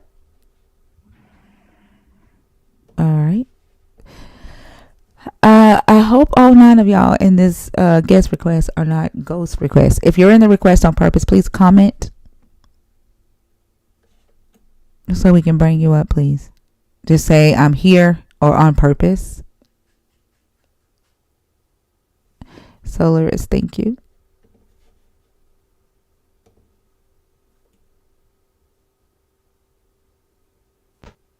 Hello. Hi, how are you? I'm good. How are you? I'm doing good. Can I get your age for TikTok purposes? And let me know, please, if you are a believer, if you're deconstructing, or if you're an atheist. I'm 40 and I am, I guess, agnostic then. Okay, and which topic did you come up to discuss? I'm agnostic. Oh, I was just, I mean, I listen to you live a lot. Like, I've been up here before, but I really enjoy it. But it's just sometimes I think there's some what I would call like a little bit of what's called essentialism when it comes to religion, and it's hard because I don't want to make a case sounding like I'm defending religion because it's so much conservative, destructive problems with religion and fundamentalism. But I can't help to see, like, if you look at, change, societal change, and religion as such, is religion as such conservative? I don't know. It seems like you always have these counter forces. It depends on the interpretation. Like, you're obviously non-religious and non-Christian. You wouldn't say that I guess I don't know. Like, what these are you expecting me to have fundamentalists. arguments Yeah. for Christianity? No, I'm just saying, like, sometimes when people criticize Christianity, they kind of construct a representation of Christianity as it is. This should be the right if you're a true I don't Christian. care. You're not I a don't true care believer, about doing kind that. of. That's not my job to do that. I'm not. I'm not constructing I see, Christianity, though. but don't you see that? Okay, but Emma, do you see that you indirectly do that when you say, well, this is what says literally in the Old Testament, while most Christians aren't literalist? Are you saying Christians should be literalist? That's, you know what I mean? No, I don't know what you mean. Okay. I know I shouldn't look at the comment, but I'm saying this for clarification. Someone said it's already a construct. Yes, from my perspective, religion is purely a human construct. It's a cognitive, psychological, social, and cultural construct. so if it is a construct, then where's the driving force? Like, are you saying Christianity is, the stuff in the Old Testament? Bring that up. Yeah, I think that's good. Like, you have a lot of fundamentalists coming here trying to, be literalist. I mean, I don't like. Again, Why do y'all want to separate the two books? It's one big ass anthology. Like, why do y'all want people to just focus on one part of the book? Like, we talk about the entire book in here. We talk about the entire book in here. I don't just talk about the Old Testament. You can't. I talk about every part of the book in here. I talk about the entire history. Like, yeah, I don't have anything to do with how people read. That's why it's called deconstructing it and teaching the accurate, right, context of the text, the historical context, right? I don't have anything to do with what they have been taught and their lack of, researching and studying. I'm not here to please Christians. I'm not here to teach Christians either. They're not my target audience. Yeah. I know, understand what you're saying, but I'm just saying there's no Christianity beyond what people interpret. That's what I'm saying. I'm not here to placate to Christianity, and I'm not conforming to them. And their right to comfort does not matter to me. That's what I'm trying to tell you. I'm not going to sugarcoat. I'm not here to sugarcoat to Christians. No, I'm not saying you are. Like, quite the opposite. I know you aren't. But you do kind of represent, like, true Christianity when you criticize. No, I don't. Like, the actual. Okay, but I heard you a lot of times go to, like, the Old Testament. This is what it says. This is what I don't God represent says. true Christianity. You mean I talk about? You mean I teach when I'm talking, right? I talk about what the text says, and I don't allow myself or the people listening to be gaslit or manipulated. Right? I don't do dogma. I don't do theology. Hold on. Please stop talking. I don't do dogma. I tell y'all that every damn day. As a matter of fact, the name of my YouTube channel now is Beyond Dogma. Thinking Beyond Dogma. Nerds means nerds examining religious dogma. Right? I don't do dogma. That's been from the very beginning of my channel. Don't respect it. That's not my point. My point is that the fallacy, I would say, is that you assume that what's in the Bible is Christianity. What do you mean I assume what's in the Bible is Christianity? Prove that I assume that what's in the Bible is Christianity. Because it's what believers believe, and that's why I ask if you are a believer, not if you are a Christian. Because everybody that believes is not a Christian. There are Jehovah's Witnesses in here. There are Mormons in here. There are what we call now Sadakmaks. Not everybody is a Christian, but they do believe. So that's interesting. This is what I want to get at. So what's that? Like, I don't understand this distinction. You believe what you believe, and that makes up for what you are. Like, if you believe in Christianity Jehovah's Witness way, then you are a believer and you are a Jehovah's Witness. There's no like true Christianity beyond the I don't give a fuck about what. That's not my job to determine what's a true Christian. I'm not a Christian. Okay, cool. So then we agree. So how do you distinguish? So there is. So the Bible, what says in the Bible, isn't necessarily what's Christianity then. Like, how long have you been watching this show? Because you obviously don't know what I care about. How long have you been watching this show? I listen to this a lot. I like how long? Often how long? You do that. How long is the question? Not how much. How long? How long? You mean like 6 months? I'm asking. How long have you been? And you've been watching the show longer than 6 months, and you have yet to figure out that the only thing I care about is how people react and how they interact with their beliefs. I don't give a fuck what they call themselves. I don't care if they believe in a God. I care about what they do with what they believe. And so when I have a conversation, stop talking over me, please. When I have a conversation with a person, that's why I engage that person based off of what they tell me, what topic they choose, and what they tell me they believe about that specific topic, and I address that. I don't give a damn about telling them how to be a true Christian. Yeah, I shouldn't use true Christian then, but it's like because I've heard you several times like, well, it's actually there in the Old Testament. That's what your God says. And I hear people say, well, you shouldn't read it like that. And that's, you know what I mean? That's why I don't do dogma. That's why I don't do theology, because people will make the text whatever they want it. I look at the text for what it is. Like, I have no desire whatsoever to bend. I have no desire whatsoever to bend. No, like no Christian does that. Why did you keep talking over me while I'm talking? Why do you keep doing that? So you kind of misrepresent. No, don't talk over me while I'm talking. When I have no desire whatsoever to focus on the right to comfort of a Christian at all. If the text says what it says, that's what the fuck I'm going to stick to. And I tell you, like when you go to my about, no dogma, no theology.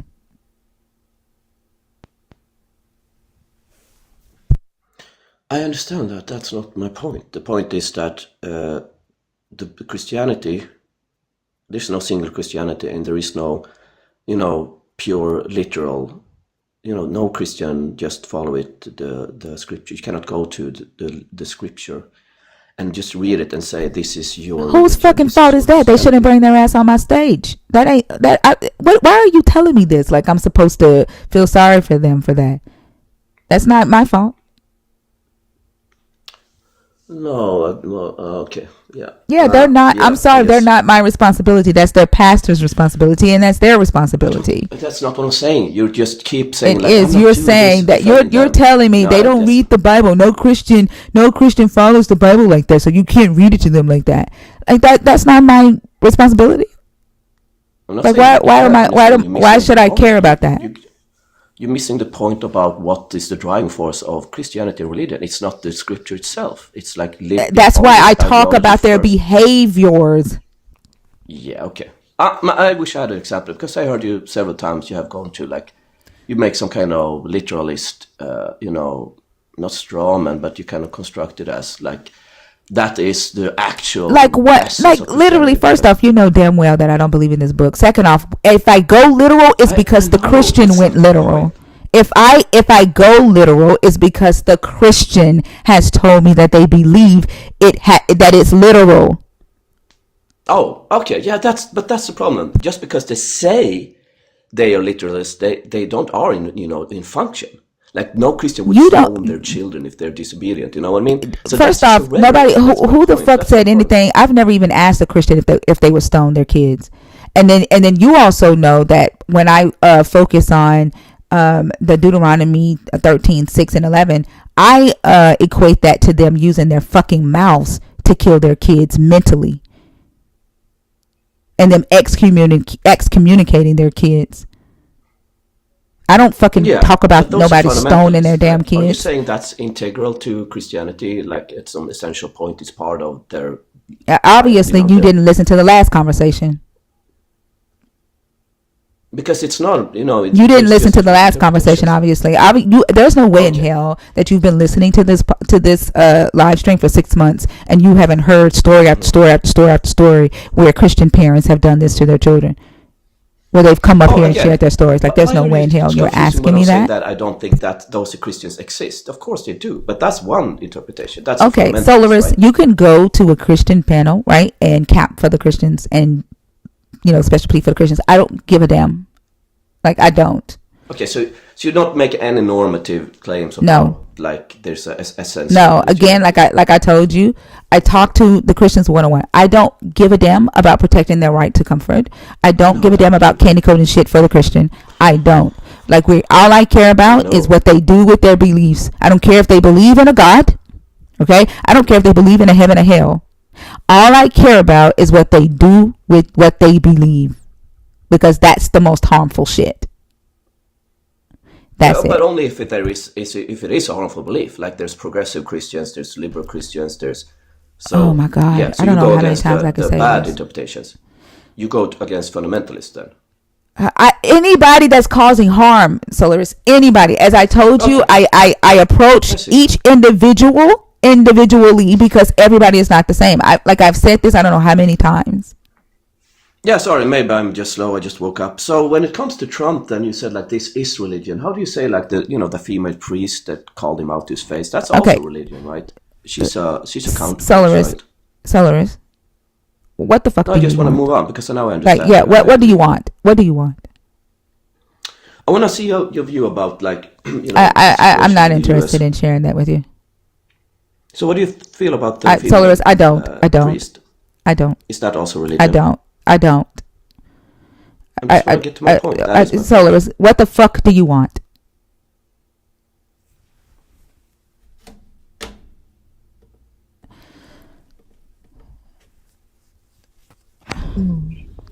That, like, literally when people come up here talking about they're agnostic, I literally roll my eyes, and I'm sorry, because 9 times out of 10 they're just Phil bros. Hmm.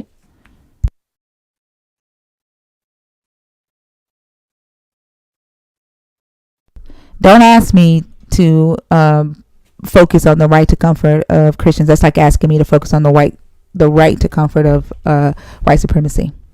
Don't bring your ass up on my live expecting this shit. The opposition, get the fuck out of my box with your obsessed ass.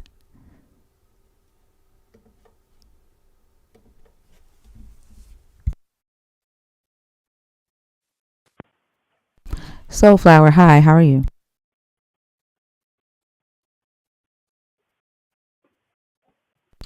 Soulflower.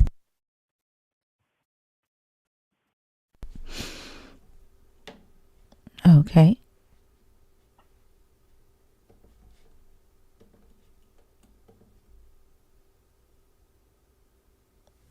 Good. Thank you, Solaris. I'm glad. That means that you won't come back.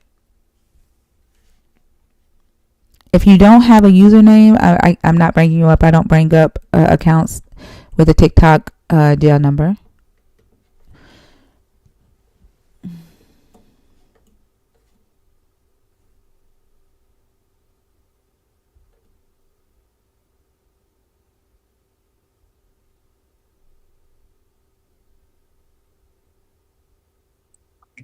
Literally obsessed.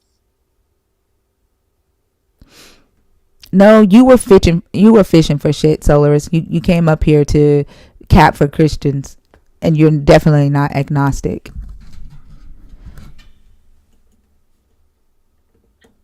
I kicked you because you were full of shit, not the host.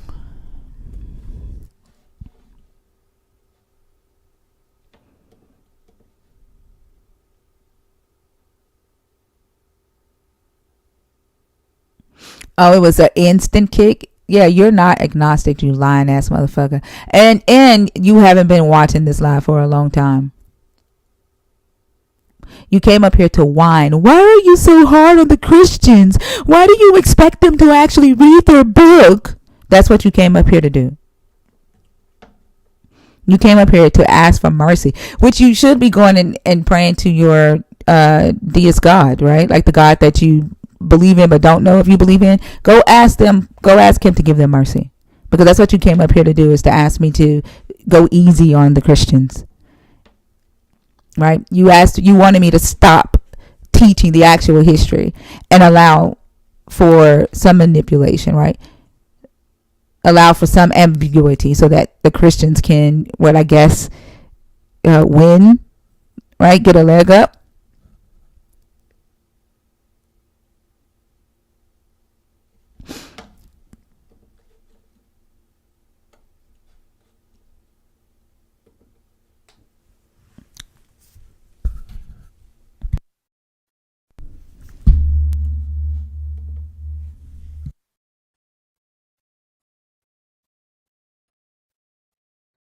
You know, tap that screen. Let's get these likes up to 200. There are over 640 people here. I'm sure we can get even past 200 within the next 30 minutes, or the comments go off. Thank you. They can do their own shit. They don't have to come in here. Who the fuck is signing you up, right, and pulling you in this live? That's what I want to know. Who's doing that? The chronics. Who's making them come in here?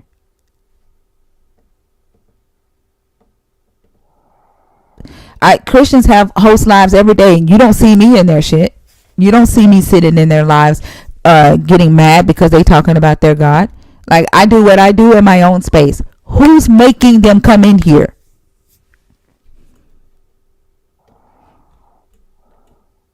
Right? Y'all mad at me because I can practice self-control and they can't. Well, that's on you. That's what you do. I don't do that.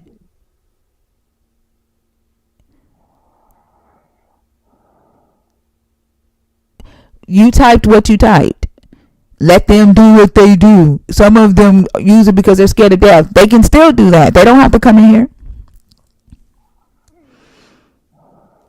That doesn't mean they have to come. Just like you don't have to come, B-girl. Like, that doesn't mean that they have to come, because I say, if I say I don't want them in here, they cry persecution, like they have multiple times. When the live was just for people deconstructing, right? They cry persecution and discrimination. Now y'all want to cry because you are welcome. If it's too much for you, if you're scared to question your faith, don't bring your ass in here. Practice some self-control and just hit block. If you can't keep yourself from coming in here, block me. Block me and any other deconstruction live to keep yourself from going into places that makes you feel uncomfortable. You're doing that to yourself.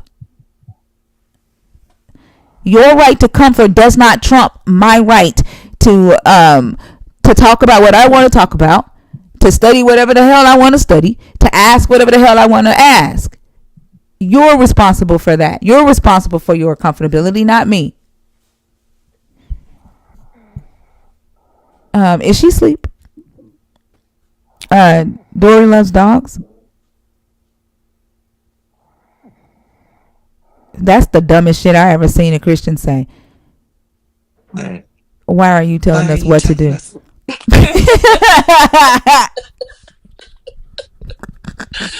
I don't think they They think don't. before They they say don't. They shit. don't. That's why I wish the fuck I would prioritize that motherfucking mindset.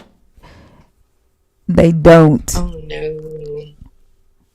I Mm-mm. did not say don't. I said if it makes you uncomfortable. The fuck?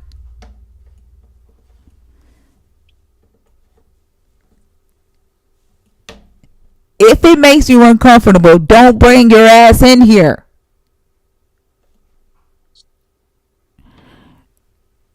Don't type in all caps in my comments, Mallory. You can type that in lowercase. Y'all scary asses. Like, y'all know that the very fact that y'all be typing shit like that, like, your God won't answer your prayers when it comes to you needing, you know, food, right? When it comes to you needing, to you wanting success, right? But y'all believe that your God, you even know that your God won't answer your prayer when it comes to you wanting him to take me out. And I know that so many of y'all want me out and that y'all are willing to do it. But I'm not fucking scared of you, right? Your threats don't scare me. You're the one that's scared. And that's the crazy thing. That's why y'all come in here asking for mercy, because you know damn well that your God or your pastors have not prepared you.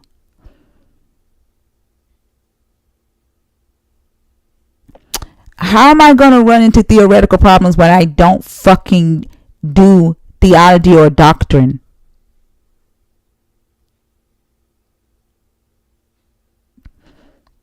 I'm not trying to teach anybody any type of meaning in this text.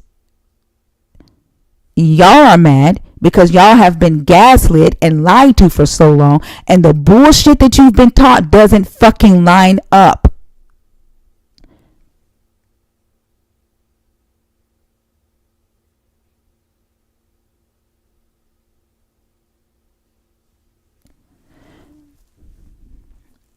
Y'all crybaby asses. Scary motherfuckers.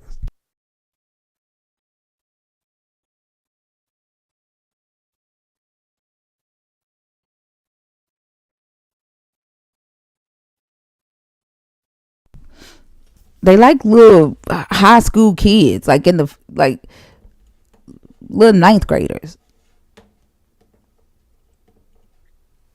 They just can't stay away. Mm-mm. Talking all this shit in the damn comments. You could literally just scroll out.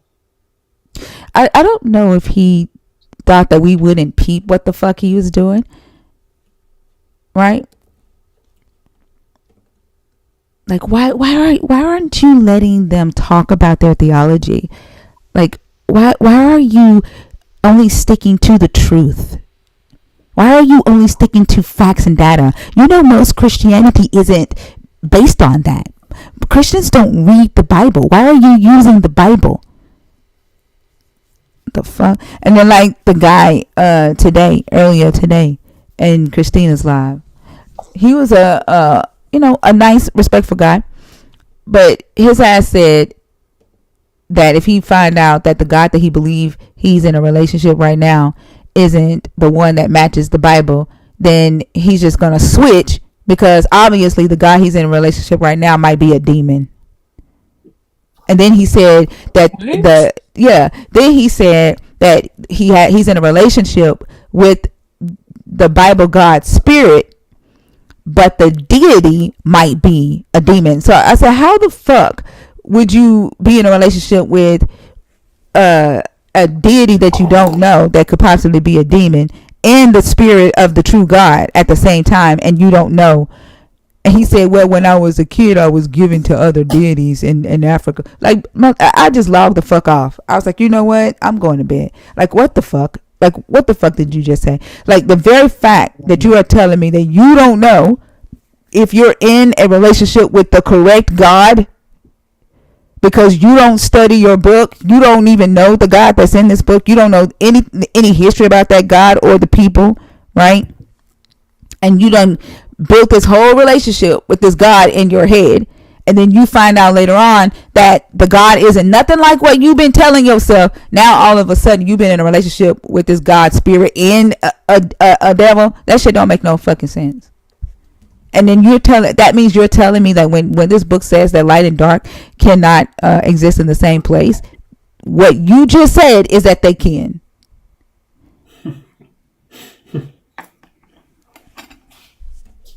Laval, how are you? Morning.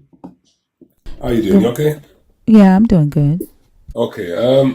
It's interesting. I just logged onto TikTok. I've been having a conversation with a friend of mine who's he's a Christian guy, and he's been telling me I'm from the black race. Okay, he's been telling me, and so is he. He's been telling me that Christianity started in Africa. So I'm asking him because we're here in the UK, we're in Europe, okay? And I'm saying to him, well, please show me the Africanness within your movement. And up to this day, he can't tell me anything what's African about the movement that he's into. I don't know if you have any views on that. Give me just one second. Sorry. So when you said have any views on, I'm sorry, I think I called you Laval. But Lava. lava. That's an Yeah. exclamation mark. Yeah. Oh, I thought it was an L. I apologize. Um, can you say again, like what's the movement again? I'm sorry. No, I was saying a friend of mine who's well, we grew up together, and but we've taken different paths. But he's trying to get me to be interested in his religion, which is Christianity. Okay, now he's been telling me that the source of Christianity is African, and this is a regular thing. What these people say in order to get people of color interested. So I'm trying to get him to show me what is African about your religion. Show it to me. Show me the Africanness within your practice, because if it started in Africa, then there's no names of what sounds African within the scriptures. Matthew, Right. Mark, Luke, and John, they're all like kind of European, like sort of names, you know. So I'm trying to get him to substantiate that the origin came from Africa. I mean, like the Muslims got Mecca, right? Everybody goes to Mecca and pray and X, Y, Z. I mean, I don't know much about Muslim, but I mean, I know that much. But if Africa is the birthplace of Christianity, then why can't we see that within the practice of Christianity? That's the question what I've got for you guys. So just to hear what you guys think of it. Yeah. So of course Africa is a large place, right? A large continent. It's not the source of Christianity was not birthed in Africa, but what they are doing is some of them are claiming to be the original Israelite, the original people in this book, because Moses was born in Africa. Yeah. Right. And he was, Egypt and Ethiopia are in Africa. They're trying to say that the Middle East, right, was Africa. They're trying to say Iraq was Africa, and that the lines were redrawn and the cities renamed. They're looking at similarities in the cultures, right? Where the levirate marriage was something that Egypt participated in, Babylon participated in it, Assyria participated in it, but when they see that Egypt had levirate marriage, they're like, oh, they took this from Egypt. The idea of the Ark of the Covenant, Egypt didn't call theirs the Ark of the Covenant. I forgot what it's called, but Egypt had something similar where they would, carry around the deceased bodies of the Pharaoh whenever they went into war. Yeah. Circumcision, right? So they see these similarities. The Bible does have stories from, the instructions of Amenemope and Proverbs attributed to Solomon. And so they see these similarities, and they think that, oh, this is African history, and then they see slavery, right? And they have mistakenly been told, not mistakenly, they believe that only Africans have experienced slavery the way that our ancestors have experienced slavery. So when they see slavery, they think automatically like no other ethnicity or race in the world has gone through slavery the way we have. So this book has to be talking about Africans. Right. Okay. Okay. But again, there's nothing African regarding the book. There's nothing African in it whatsoever. You know.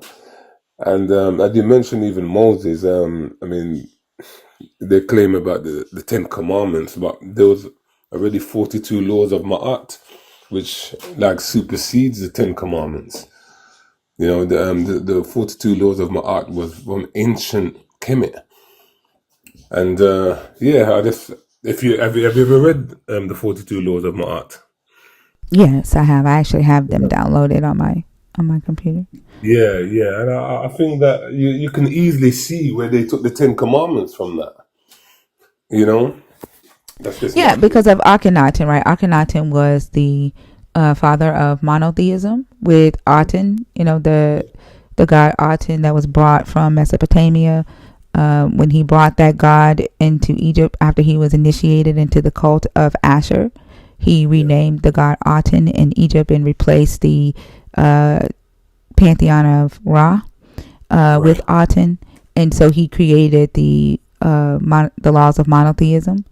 And the first four were about not taking the name of Aten in vain. It had the laws about the god Aten, and then the last six came from the laws of Ma'at. Right. Okay. Well, with in regards to your caption here, God is an idea created by man. I subscribe to that thought process, and I just don't understand why a lot of these so-called religious people can't see that. And I'm starting to think that they can't be worshipping nothing pure because there's I can't like okay. There's 37 million churches across the planet, but yet still I can't see the fruits of their righteousness. And I don't think too many of them care, right? I think like a lot of them it threatens, like it for them it there's a status that they hold. Like for a lot of religious men, it solidifies for them that they have dominion over women and children and animals for some odd reason, while they ignore that they will run the fuck away from a lion, but they still believe that they have dominion there. So it protects their status in society, right? So they hang on to that. There are people who use this for their income, and they make a lot of money by being able to brainwash people and fearmonger people into this belief. And so it's they don't too much care about not being able to see the effects in society, right? It's more individualistic. What does the religion do for me individually? Right. So it's really like a crutch to survive the system, really. It can be a crutch or it can be a tool, Yeah. right? Yeah. Okay. I agree with that. But I mean to get a lot of them to admit that is another thing, because I mean if something is truth, something is truth. That's just that. But not all of them are like that, They're not like if you're having a reasoning with a Christian, a lot of the time when they can't explain certain things, they just end up falling back on, oh, Jesus was the light of this world and blah blah blah. Then they try to, make out if the point that you was making before it was irrelevant because they can't answer that. Then they just change it into, oh, Jesus is the light of this world, and they just fall back on that as I said, a crutch, 'Cause when they Like kind of if you notice, they're more upset at me than they are at like Deconstruction Justin or some of the other very forward lives that actually mock their God. And because I focus on actual research and data, like they do too, they focus on research and data, but the theirs is more so like just kind of not trying to teach. You know what I'm saying? If that makes sense. Or having critical discussions, and so that like they can deal with people making fun, but when you actually are focused on deconstructing the constructs, that pisses them off. It does, Yeah. and also they.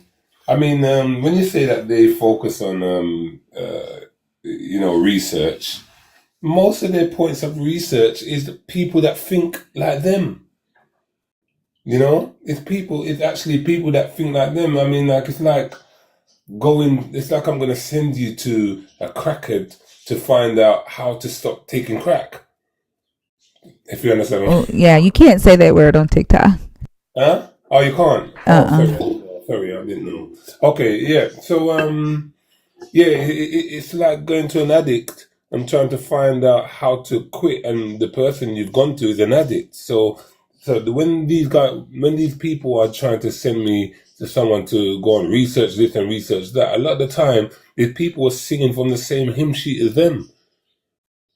And as I said, I'm a black individual, and I really think that for people of color, they should search their history first before they join a religion, so that they can find out exactly what really took place. They like this religion for our community.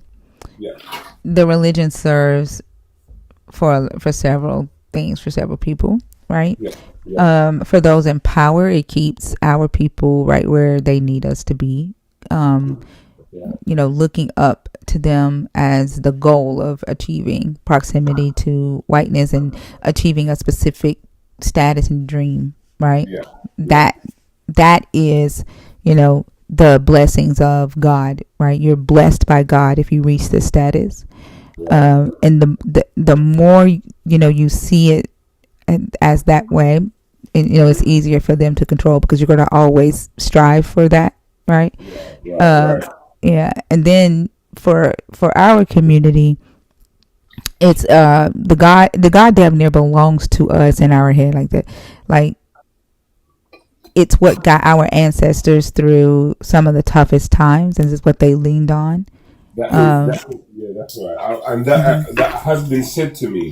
That has been said to me. You Yeah, know, I mean, but again, it's been forced. It was forced on us to hmm accept that. but we also turned it into something else when it was given to us, right? We didn't take it the way that it was given. Right. It morphed right into who our ancestors were, and they used it, for what they needed it for, which was freedom fighting, right? Right. And today it's something different, you know. Definitely.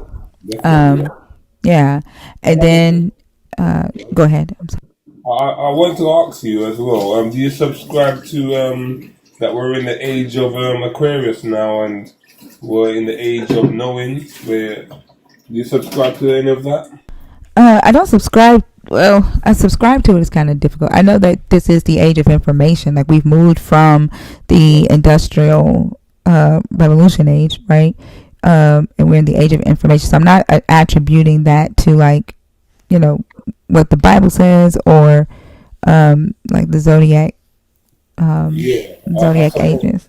Right. Okay. Okay. It's just that I don't know if I'm wrong or right. I've read some information regarding we've left the age of Pisces.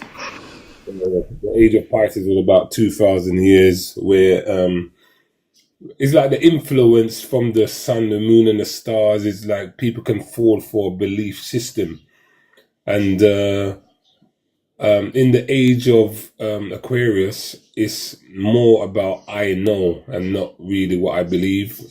So people are, as you said, we're in the information age, and based on what I've read in astrology, it states that we are in that age of knowing now. So people are more interested in information now that makes sense instead of guesswork or hoping for.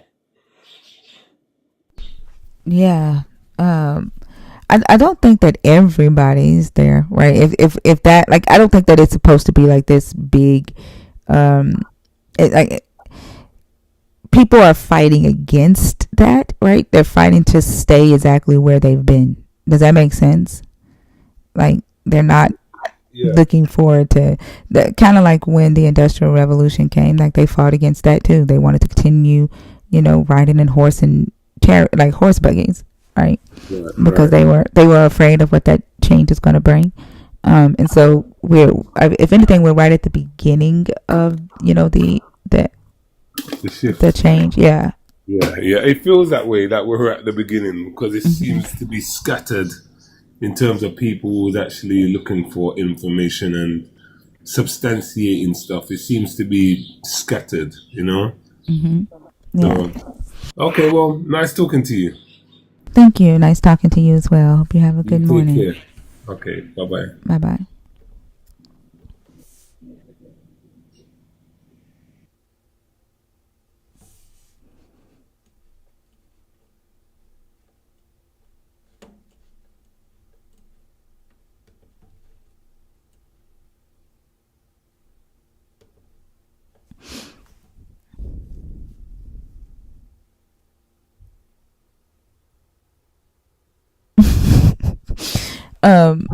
Is it Javaz? Javaz? Okay. Thinking the prophecy came true. Which prophecy? I couldn't talk for a little over an hour Because you were stuck I had to behind the go page. wait.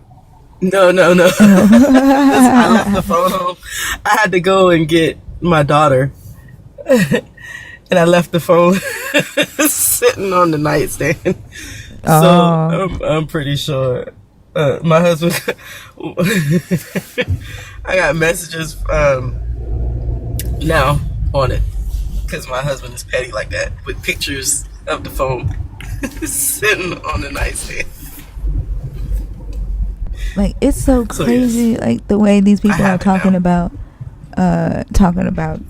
like I told you, like the way that they are willing to become the thing, like they'll deny, right, that their God needs humans to execute things, but the way that they're talking on YouTube, like they are willing to become the thing when it's violent for their God. But then if you say, why isn't the God like healing people or feeding the homeless or unhousing people? That's not my responsibility, right? That's not my responsibility. I don't have anything to do with that. But then they'll take on the responsibility of violence, right? They'll take on the responsibility of bigotry and hatred. They're more than willing to be that for the God. When they feel like the God isn't calling down wrath the way that they feel like this God should. That's the only thing they're willing to step in and be for their God. Everything else they'll turn a blind fucking eye to.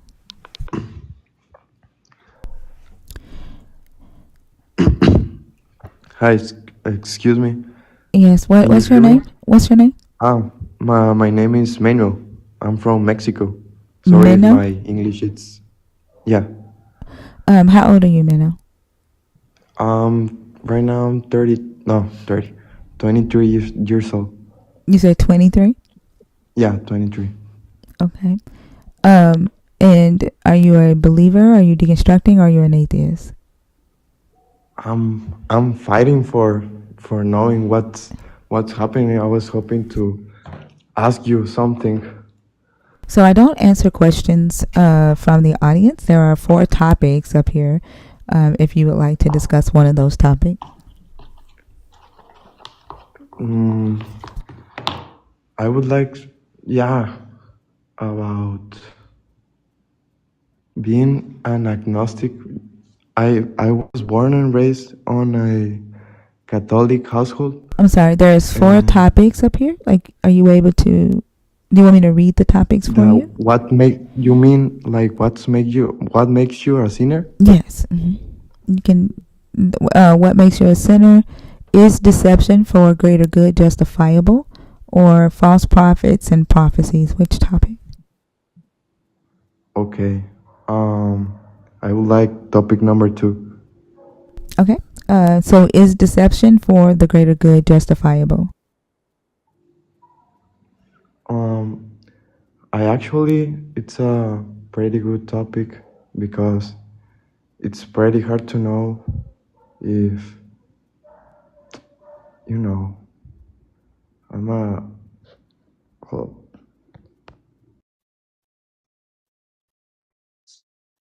I don't think he could. I don't. Did he leave I or think there did? was a language barrier.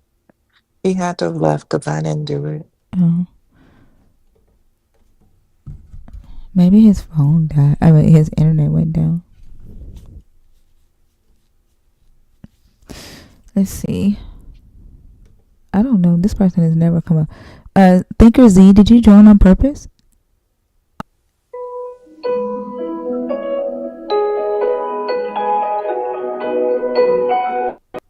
You trying to put us to sleep?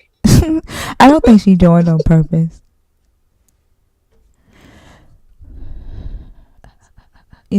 Oh, yeah, when you see it said that it does. Yeah.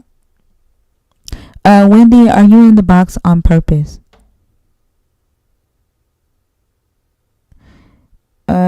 Stephen or Stefan?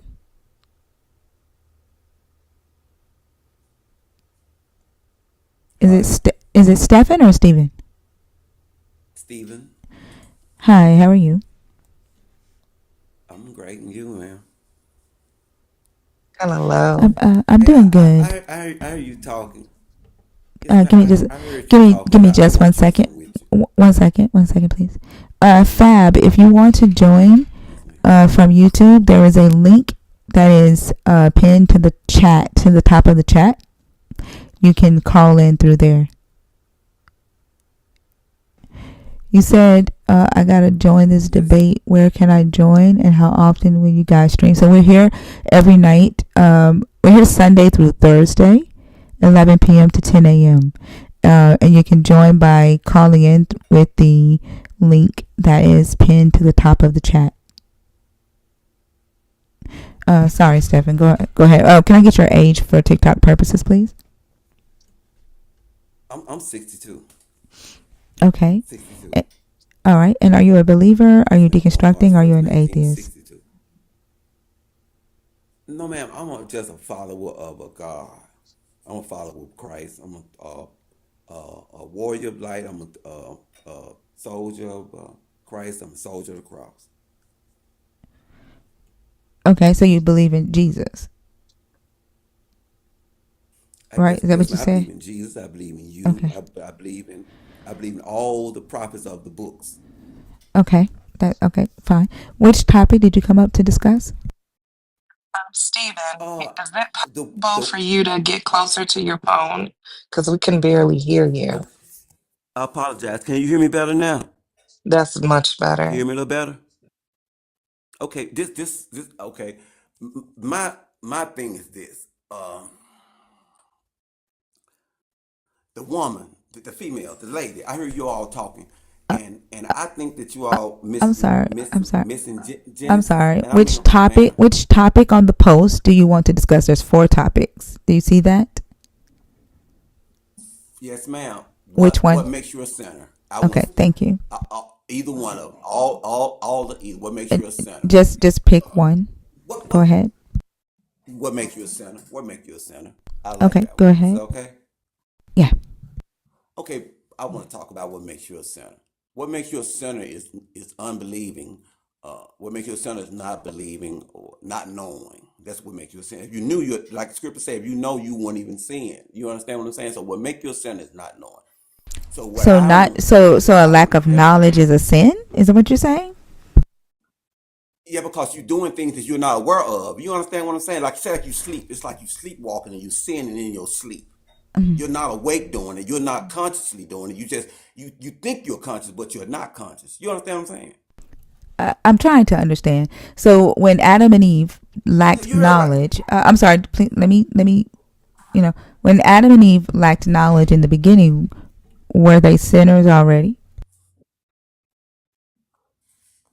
No, it's not. It's not. That wasn't the type of knowledge that they liked. They didn't necessarily like knowledge. It was a particular knowledge that they had liked. Right. They lacked the It was a knowledge particular of knowledge. morality, of good and evil. Like they lacked moral knowledge.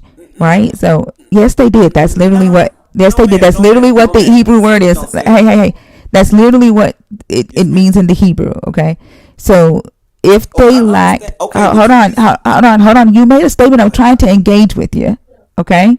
Yes, ma'am. If they Yes, lacked ma'am. I the apologize. knowledge of good and evil, right? If they lacked that knowledge, did that make them sinners already? No, man. If you don't have any knowledge, because you got to, in order for you to know good or evil, I mean, in order for you to know something, you got to know something. So if you don't know good nor evil, then you don't know anything. So it's impossible for you to exist without knowing good and evil, or good or evil. It's impossible for you to exist without it. So are you saying that that When we're story? born, we're born. So you said, did you No, man. believe I'm in saying the all story is the? true. But so Yes, I how believe did in all they the books. The how did story they is true. live with? Who? How did they live without the Yes, ma'am. knowledge then? Okay, see, you miss. See, your mind already made up as an answer to I'm what the asking question is, to what the questions. Like, scripture is what the doing. fuck? Okay, No, stop, stop, stop, okay, stop, okay, stop, stop. okay. Because Let me like answer. y'all need to learn Okay, how to don't have say, a don't be upset conversation. with me. Shit, y'all need to learn how to have a conversation. You made a statement that you can't live without the knowledge of either good or bad.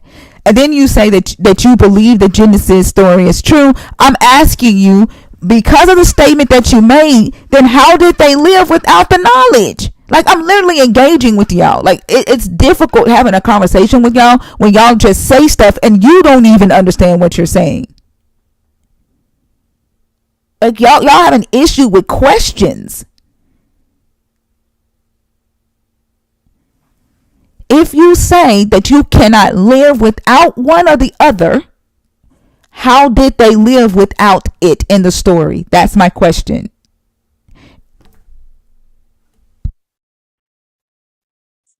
I sent you an invite to unmute.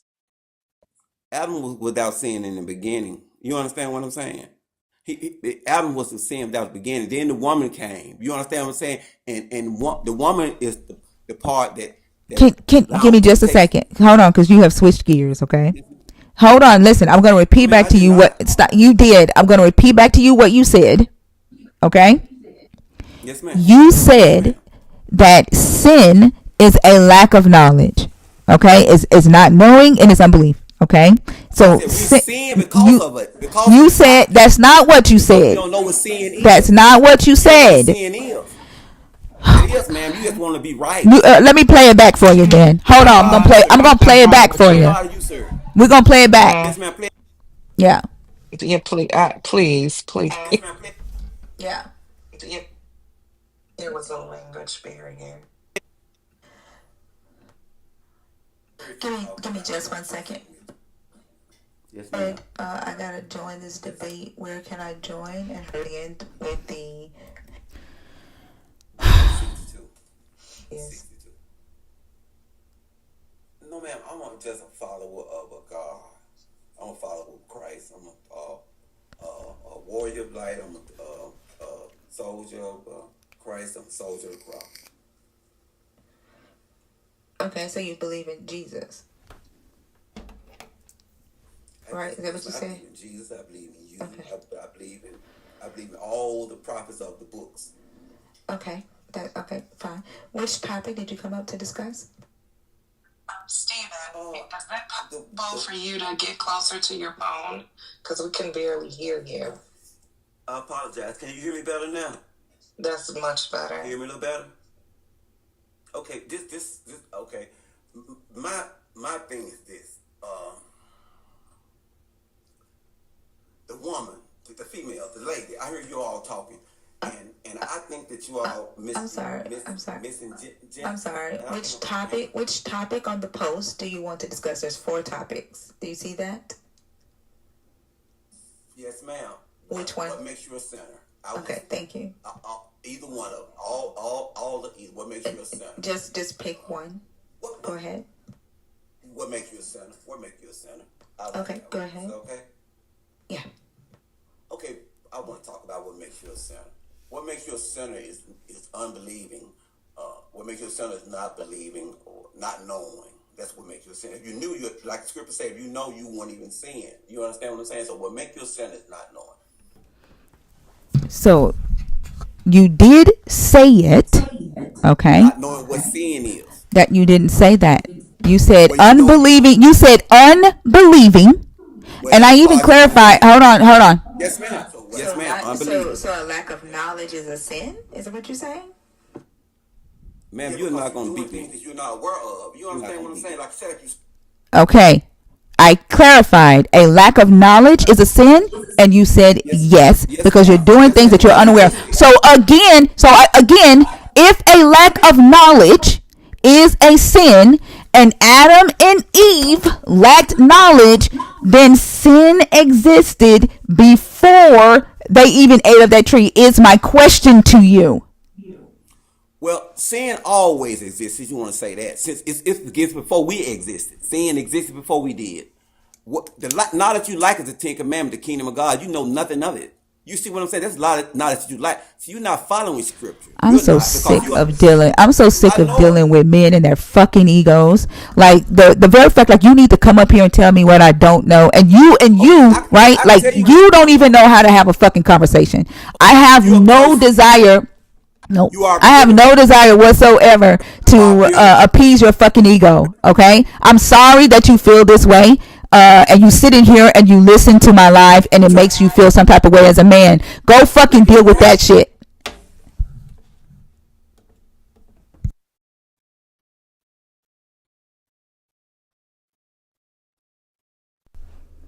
He straight up had a bitch fit. Man, oh my gosh. The fuck?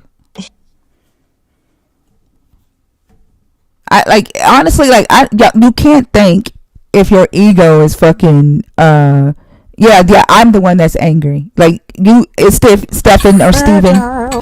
Like you if your ego is bruised, right? And you bruised your own fucking ego. If your ego is bruised, you can't think. Right. And I'm not interested in having a conversation with you because you don't even know what the fuck is coming out of your own mouth. I shouldn't have to play back a YouTube. Like you're a grown ass adult. I shouldn't have to do that. And we're not in court. I shouldn't have to do that shit for a fucking TikTok conversation. He didn't make a motherfucking mistake. No, he didn't. He didn't make a mistake. He knew what he was saying. And even after I played the thing back, he doubled down. And then like y'all stop enabling this stuff. Like stop enabling it. Yeah, at least not in here because I'm not going to support that.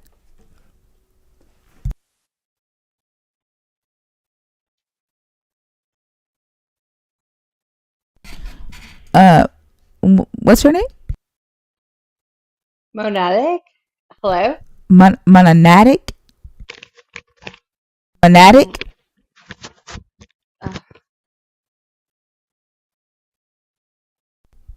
Are you there?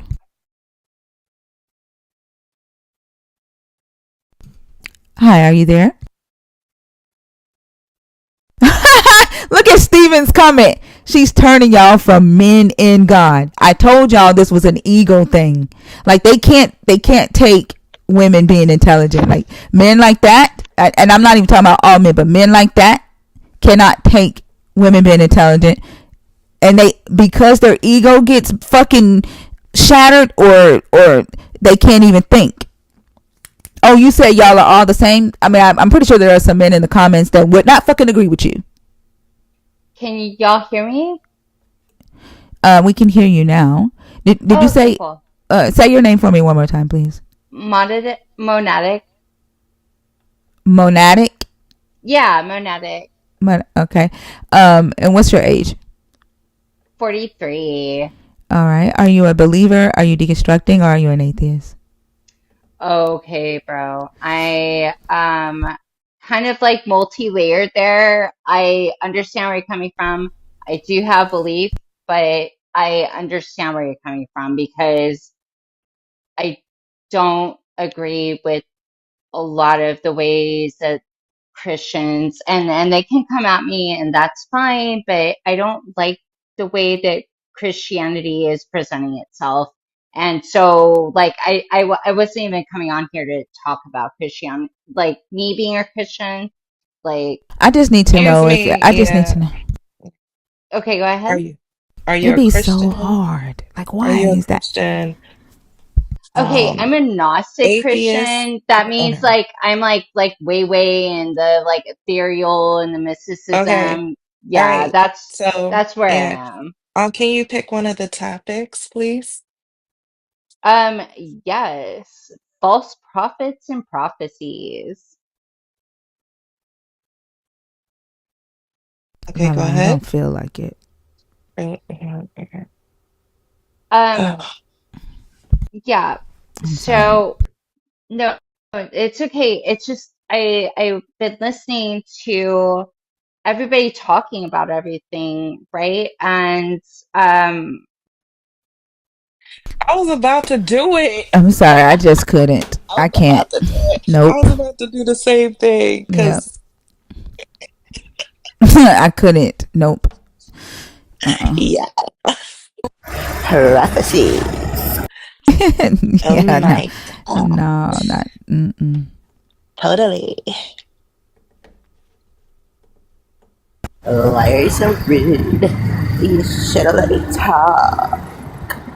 So I wanted to Exactly, talk Tinker. about What are you false doing? prophecy.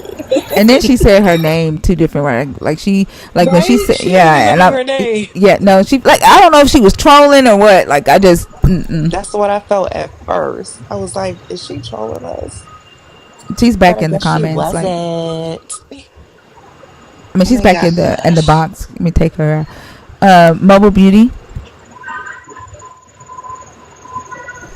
Mobile Beauty, are you there? Oh, okay. Really? Yep. I don't know. I felt like that was her personality. I don't know.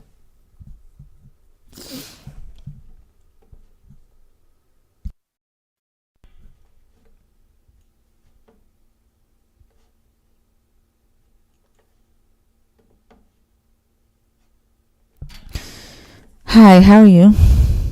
I'm well. How are you? I'm doing good.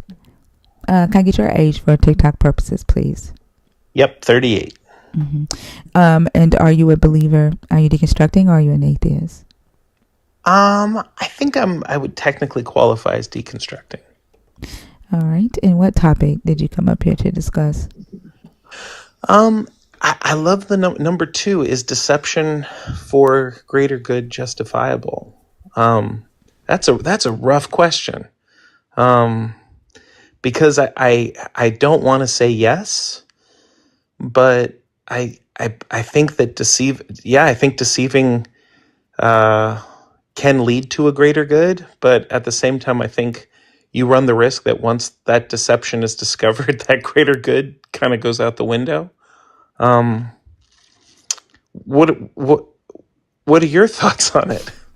Um, so I guess like if you can help me see a greater good Right. that deception would lead to. Like what would be Right. that greater good? So I spent 2 years in seminary because I thought I was going to end up in the priesthood, Catholic, and did not happen. But one of I think that probably the greatest deception maybe in civilization is probably the Bible. You know, it is an entirely fabricated story told by people that weren't alive when Jesus walked the earth, and it's derivative of older religions and older, especially Judaism, and yet at the Do you same. get? Let me ask a quick question. Do you get death threats for saying that to people? Yes, I do. That's fucking ridiculous, don't you think? I think it is ridiculous, especially since Christians usually are delivering the threats. Yeah, I agree. Sorry. Go ahead. Well, no, and very quickly, I don't mean to pontificate, but at the same time, the life and death of a man, that we call Jesus Christ, taught the Western world the concept of forgiveness, the concept of turning the other cheek. And so I guess before that, historically, the Mediterranean nations didn't really have a concept like that, and yet that deception taught Western civilization the idea that you could say sorry. Basically, the East already had it, and so I guess so that would be an example of a deception that was for a greater good. So let me ask a quick question. Are Yeah. you saying that before this Jesus text came on the scene with the letters of Paul, that the Greeks and the Romans had no concept of forgiving one another?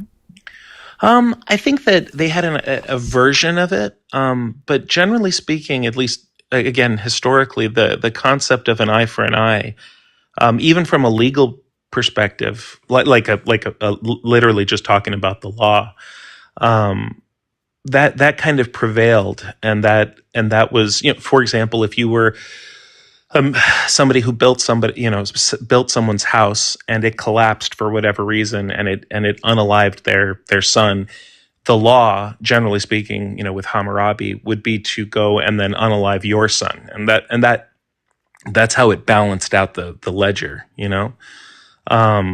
And then it was over, right? Because they didn't want feuding to happen. So I'm sure there were the ideas of forgiveness, but really, like in the way that we view forgiveness now, that this idea that you can wholeheartedly forgive somebody who transgresses against you or transgresses against your loved ones, and that you can find it within you to, that I don't think you have to do it through God, but that was the idea, that forgiveness being laid upon is something. We ended up dividing time by that guy's philosophy. So yeah, I think I would say that. Like, as far as, I'm sorry, say, like, um I'm sorry, say that again. I was Yeah, no, reading I something. apologize. I apologize. I was reading something. I was trying to Yeah, find Socrates thing, but go ahead. yeah. Greek gets complicated because a lot of Greek, we have a tendency of, it's a complicated thing to translate. But I would say forgiveness in the modern way of thinking, and the modern way of applying it from a social perspective, like especially through laws, I think is heavily influenced by this deception, which ultimately I guess is a good thing. But don't you think that because of it being added like a law, right? It's Mm. done as a like a check mark, right? It takes away the true intent of reconciliation, right?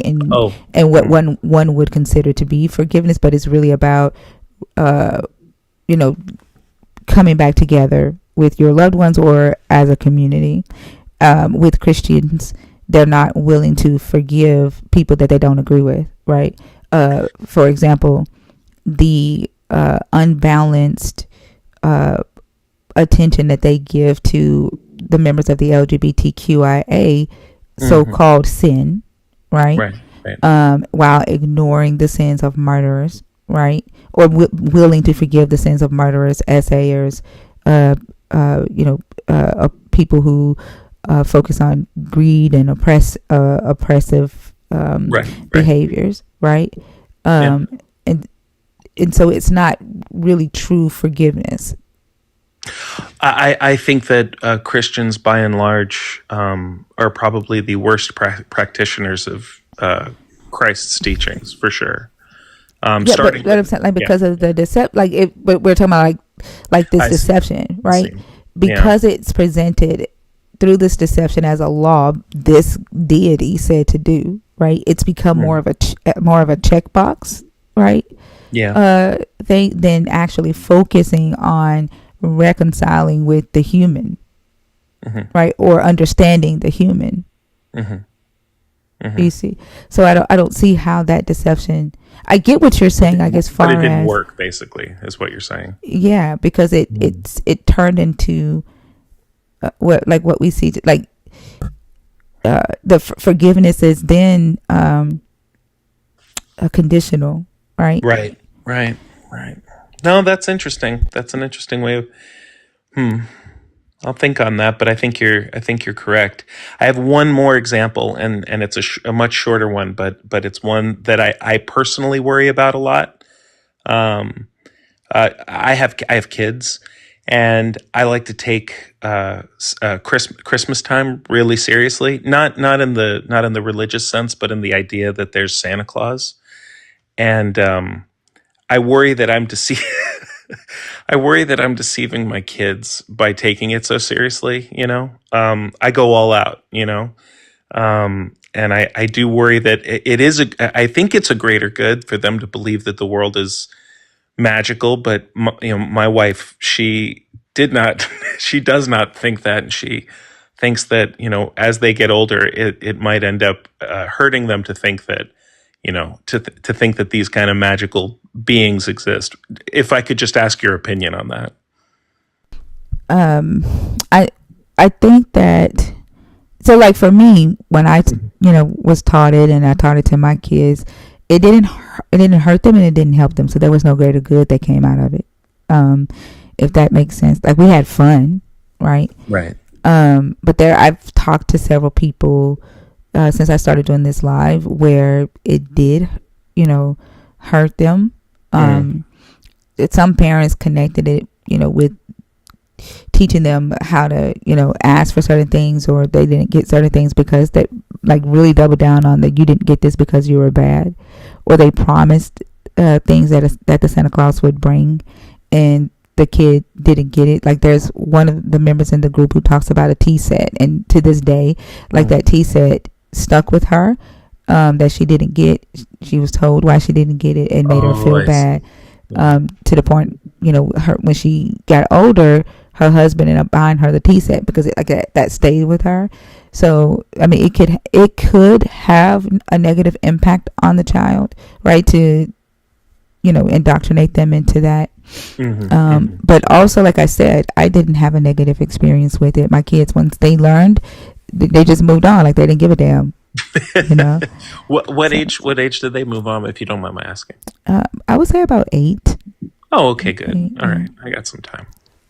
Yeah. I just never really promised that a Santa Claus was going to bring exactly what they asked. I never gave them those type of promises.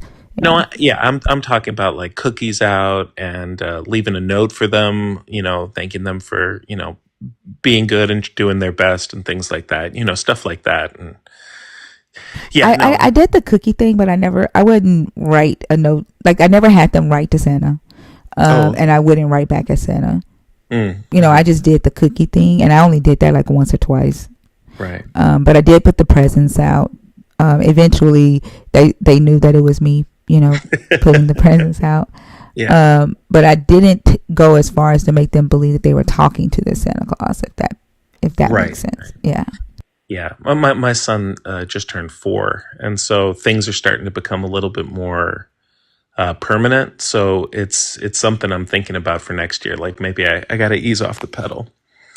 Yeah, because then they build this relationship. Like, if they're writing letters and then the Santa Claus is writing back, it's building a relationship, and so they have to grieve that relationship when they realize that it's not real. And I think that's the thing that could be dangerous for them. Right. And then they may, begin to question, whether you're going to tell them the truth about other things going forward. It's weird. All their friends, because they're friends with some older kids, they're all about the tooth fairy right now. And the tooth fairy, from the perspective of a child, the tooth fairy is a little bit frightening, And I don't know. I'm just getting offered all of these other perspectives now, but there's not a lot of. It feels like, at least my generation. I don't know what generation you're in, but it feels like my generation. It's a lot. There's a lot more options of how to raise kids. And when I was growing up, everybody just kind of was on board with the same general outline, But now we know so much more. So I'm trying to make the right choice. And it seems like there's this interesting balancing act between, maybe not a greater good, but a general good and deception, just outright Hmm. deception. And it's, thank you for offering me this perspective. I really do appreciate it. I love your live. Thank you. I appreciate it. If you ever want to come up and, share a little bit about, your time in the seminary and why you made the decisions that you made, I'm always interested in hearing those stories, because like, when I talk to people, like I didn't go to seminary school, I was a missionary. And everything that I learned just from studying and reading books and doing research. But when I do talk to former seminary students, a lot of the time, most of the time, that's where they, lose their faith, because they end up learning the truth. And so, I'm always interested in hearing those stories. If you ever want to come up and, and share that with us, I'd welcome it. Yeah, no, I'd be more. I don't really get to talk about it too much these days, and the further you're away from it, the less opportunities there is. But I went to the Vatican and everything, and I got to study with some pretty incredible people. And the amount of it's crazy the amount of science and the amount of philosophy that you end up learning, because you do learn a lot about other faiths. I guess I would say the more serious they see that you're taking it. But the tests of faith are the parts that they don't prepare you for. And it really, it sticks with you for a long time. And it really makes you question. It really makes you, honestly, it makes you question, the flock. And it makes you question believers so much, because generally speaking, the believer doesn't educate themselves and ends up really just attaching themselves to the best parts of what they think the faith is about. And that can end up being, you and I both, we live in the world that we live in, and it can just become so destructive that it really ends up biting you, and you end up, I spent a long time, it puts hate in your heart. I spent a long time hating after I left the church. And then I balanced out, around the time where my grandmother passed away, and you see the community come together, and you see some of the values of, how religion builds a community. But I don't think I could ever, I don't think I could rejoin the flock if you get my meaning. Yeah. And yeah, people do But terrible things with religion. exactly. And I think like a lot of times that's like, it breaks my heart to see humans, treat other humans that way, and are willing to cause harm to other humans for the sake of a belief. When the last guy was on stage and he said that unbelief is a sin, and not even just, being able to recognize how ridiculous that sounds, because it's like, if you've not been convinced that there is a God, then you are a sinner, and that's on you that you've not been convinced. It's not on the God, right? It's not the God's responsibility to convince you that he is what he says he is, and because you haven't convinced yourself, then you are the bad guy. And then believers, right, like they treat you as if you are just, straight demonic, because you've not been convinced. And the amount of, harm they're willing to enact on people who don't think like them, like it literally, it breaks my heart, like seriously. Yeah. Especially when you start getting into the history of it, right? Like the reason why things are the way they are. Like the big one for me was finding out about why priests aren't allowed to marry. And you find out it's because the church didn't want them passing church lands to their sons and so you end up finding out it's basically kind of like a clerical error. Oh wow. Yeah, and you find out, the mistranslations of Jesus, that'll get you. That'll get you, because the Catholic Church knows about it. And I don't mean to turn this into a No, thing. I would. This is what I would rather learn about. Okay. So yes, thank you. So one of the big, and obviously they're always learning more things. So my education kind of stops once I stopped being in seminary. But the big one is Jesus Christ's last words, which is, forgive them, Father. They know not what they do, right? Like, and everybody knows it, and that's the way it's been taught forever, right? And then you find out that no, it was a mistranslation, And then they learned about the mistranslation, but they liked the mistranslation more than the original. And the original is Aliova Sabachthane. And what it means is I forgive you, Father, for what you're doing. You know? What? Are And you I think, kidding me? isn't that Holy Christmas. isn't that so much more beautiful? Like the idea that, a flawed God They is, turned it around on the humans needing the forgiveness and not the God. yeah. And think about how I feel like that's revelation right Yes. there, right? Yeah, definitely. Yeah. It's Because I have this theory that Jesus died to save Yahweh's sins, to save yeah, Yahweh and to yeah, cleanse Yahweh. yeah. And I said that I was just believer. about to I say. actually, you remember the live I did that said that? Like I really believe Yes. that believers look at Yahweh through blood-stained eyes of Jesus. They look Yep. at Yep. Yahweh through Jesus's blood.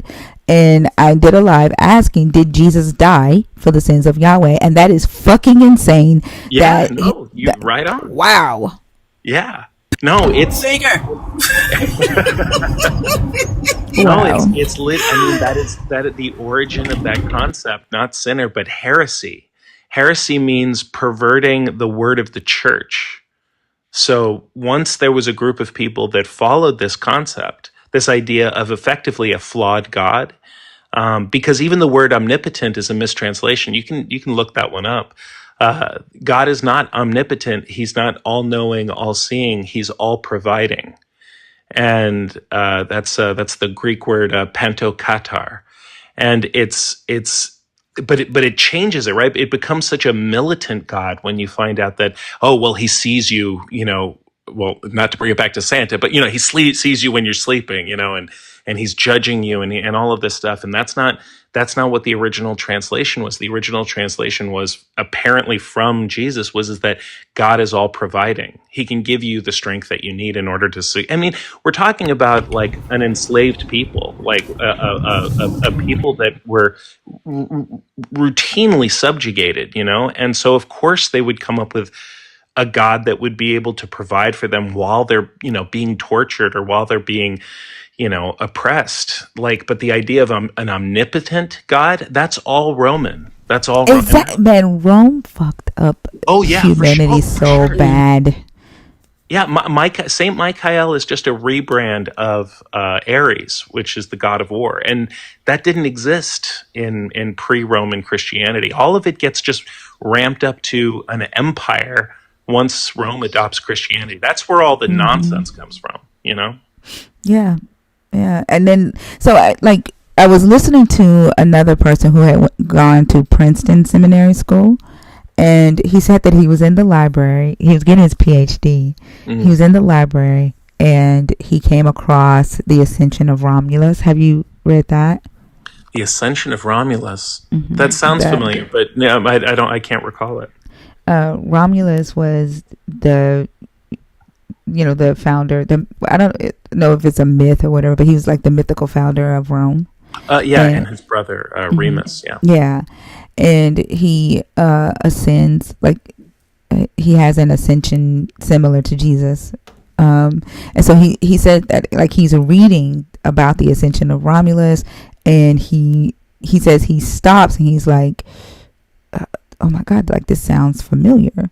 And as he's reading, he said, like he's like, this is Jesus's story. And he said he just started crying. And he said he went and got in his car. He sat in his car and he just boohooed. And he said that was the end of his, belief in Jesus. And that started his entire deconstruction journey. Yeah, no, it's. I mean, knowledge is a crazy thing. This is one of the reasons why they bar you from certain knowledge. It's not necessarily to keep you ignorant, although obviously that's part of it. But it's that once you start learning, people would my grandmother being one of them based her entire life off of going to church twice a week. And if you started talking to her about this stuff, when she was with us. I think her life would collapse, or she wouldn't understand it, it'd be one or the other. But if you're interested in that kind of stuff, you should take a look. You probably have, but Mithras, have you ever heard of Mithras? Mithras, no. Yeah, RAS. Mithras. Well, I'm sorry, I have heard of it. Yeah, yeah. The Secrets of Mithras. They one of the older monotheistic religions, but basically Mithra, the cult of Mithras is almost word for word what Jesus goes through with some exceptions. But that's the one that did it for me. That and Revelations. Reading Revelations really made me just reject all of it, because it basically, I mean, everybody reads Revelations. It's the exciting part of the Bible. It's got, the seven-headed dragon. You've got the it gets exciting, right? But there's a part in it where it says that all those who have been working with the enemy will be revealed to you, right, by the mark of the beast. It's very exciting. They make movies about it. But the rest of that, it also talks about the mark of the Savior, which they hypothesize is the number 7. So 666 and 7, right? That part basically says that the people, the people won't know who they belong to, right? You won't know if you were actually, because one of the things that the great betrayer, the enemy, he's so good at convincing you that you're working for the good guys that you'll join him, right? So at the end of days, when it's revealed and everybody gets, everybody finds out which side they've been working on, crazy. Which basically negates free will altogether. Yeah. And I brought this to my bishop and asked him, just what is this about? And when you read it in Latin, it's way, it's way different. Latin is a much more kind of like it's a much more brutal way. It's a much more truthful language than English. English is a lot more interpretive, but Latin has these. There's just not enough words, so it's just saying exactly what it's meaning, but when you get to that, you just so free will's out the window, and I could be working, and I asked, like, wait, how do we know that if we're not working for the enemy right now by trying to become priests? And he said, you don't. You have to have faith. And I was like, nah.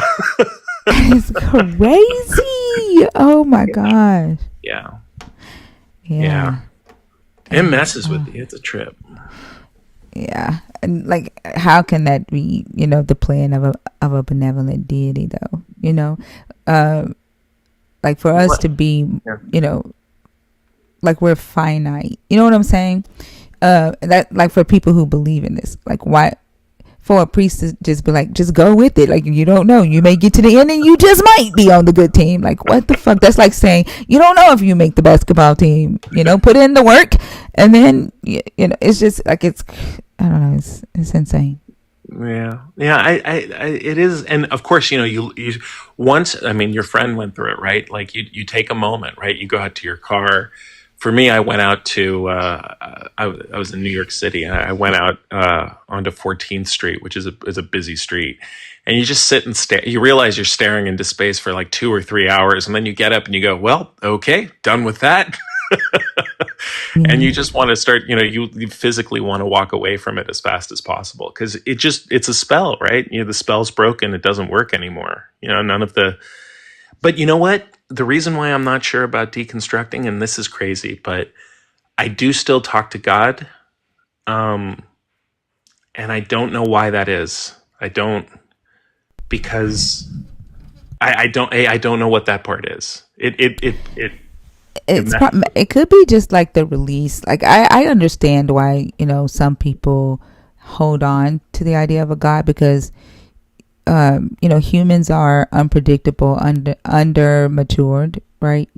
And it just sometimes it can make you feel safe, right? Mm. And then when you're talking to this deity, whether you're talking out loud or talking in your head, you're processing thoughts at the same time, and you're literally hearing the true desires of your heart, sometimes it's hard to communicate those to other humans because we just have not done enough work to really relate and understand each other or trust each other, right? And so you can talk to this deity. One, you don't see him, you believe that he's listening to you, you believe that he cares enough, and you believe that it's secret.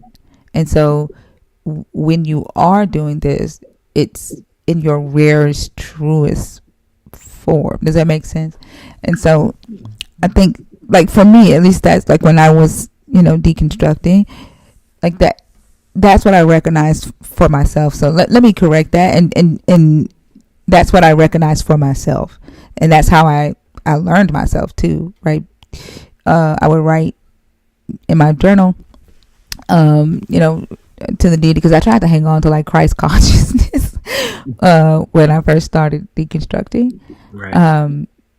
And I just realized that I'm willing to just have like really deep, sincere conversations with Jesus. And so it could be that. And I recognized me believing that I had like this deity that was protecting me as I moved about. If I traveled, or the deity was gonna make sure that I had traveling mercy and traveling grace and get me back home safe, like stuff like that. Every time I get on a plane. Yep. Mm-hmm. I also don't think, good morning, y'all. Good morning, P. Good morning. I also don't think deconstruction necessarily means you land at no God.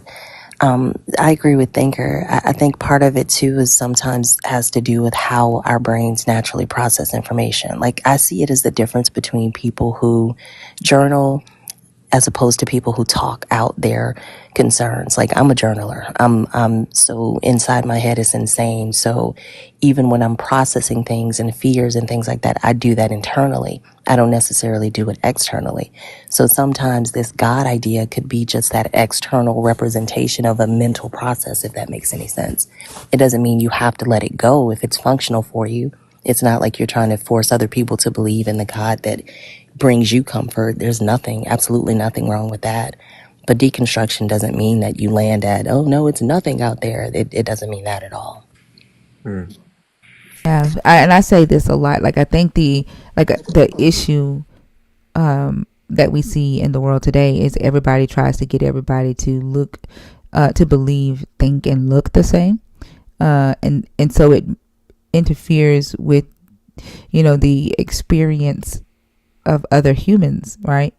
And causes harm for other humans. But if people had their own, kept their beliefs to themselves, I don't think that anybody would give a damn if somebody believed that there was, a flying spaghetti monster. You know what I'm saying?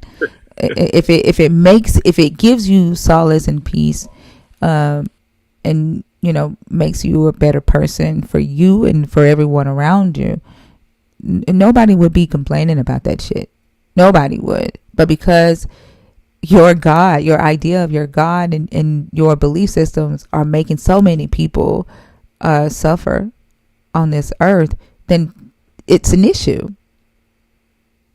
And I don't even know if the fight is about, in terms of the religious battles that we see, I don't know if it's about trying to make things better or trying to tell people how to make things better.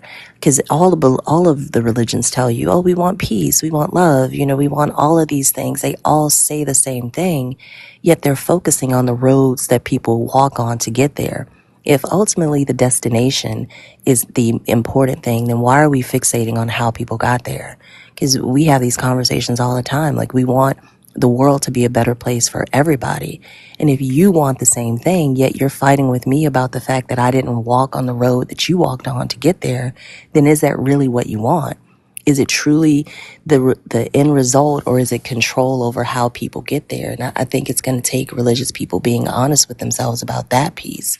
And I agree. It's not about giving that up, or, saying that no one can believe anything. You can believe what you want to believe, but keep your path to yourself. It worked for you.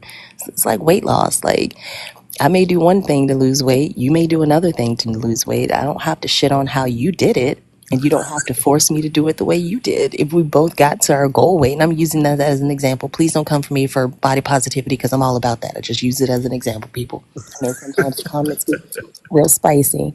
Um, but I think that's an important distinction to make, because at a certain point we have to look at, are we talking about making the world a better place for everybody, or are we talking about trying to control everybody in the world? Because those are two completely different things. Fee, were you here when he dropped those mistranslation? I literally had just come into the live and my jaw dropped. You know, I'm gonna have to do a deep dive now. Exactly. Yeah. That is, oh my goodness, those last words. Yeah, that's the ones that made me think if we had just gone that way, what a better place the world would be. You know? Yeah. Absolutely. Because now, so we have, billions of people believing that they did it and that they're responsible for it and that they're no good. They're automatically evil, automatically wicked. And if you keep telling yourself, I was born wicked, I'm no good, I'm not worthy, then how the fuck can you be worthy, right? How can you ever get to that? Because you believe that you're not supposed to be worthy, right? Yeah, I mean, the whole idea about being like born in sin or born of original sin and all that stuff. I mean, it's again, it's not. It's really. I mean, it does sound great, but if you read those sections, you learn that it's a little bit more nuanced, right? Like Adam and Eve, for example. We all know for sure that Eve was born from Adam's rib, right? Like we know 100%. But once you start studying, especially once you start getting past the King James Bible and you start getting into, this is why there's so many Bibles, right? But you start realizing that, well, the direct translation says that Adam and Eve were created at the same time, right? So what does that mean, right? Like that, think about how many people have been, just oppressed. I think about how many women in the Western world have been oppressed by just the fact that it's like, well, you came from my rib, and that's it's all for a reason. I mean, a great example is King James said, what is it? The Our Father prayer. Our Father who art in heaven, hallowed be thy name. He added at the end of that, he added, and this is, it's kind of the mythology of Protestantism, because there's people who say that he didn't say this, but at least if you're Catholic, they learn it this way, which is he added, for yours is the power and the wisdom and the glory forever and ever. And the reason why he did that, historically, is that he wanted to recenter power to a Godhead, and then he, being the representative of God on the planet as the King of England, is then, that power is that much clearer. And once you start treating power with faith and what faith can do to people, in my opinion, all of the point of living that kind of a life just falls away, right? You're admitting that you're manipulating the chess pieces to be a certain way, and if you believe in it, you believe you're a chess piece, and I think that's where it all just gets sour, You know what else? I realized this yesterday. People don't necessarily understand how much is lost in translation. Like, I'm gonna try to make this brief.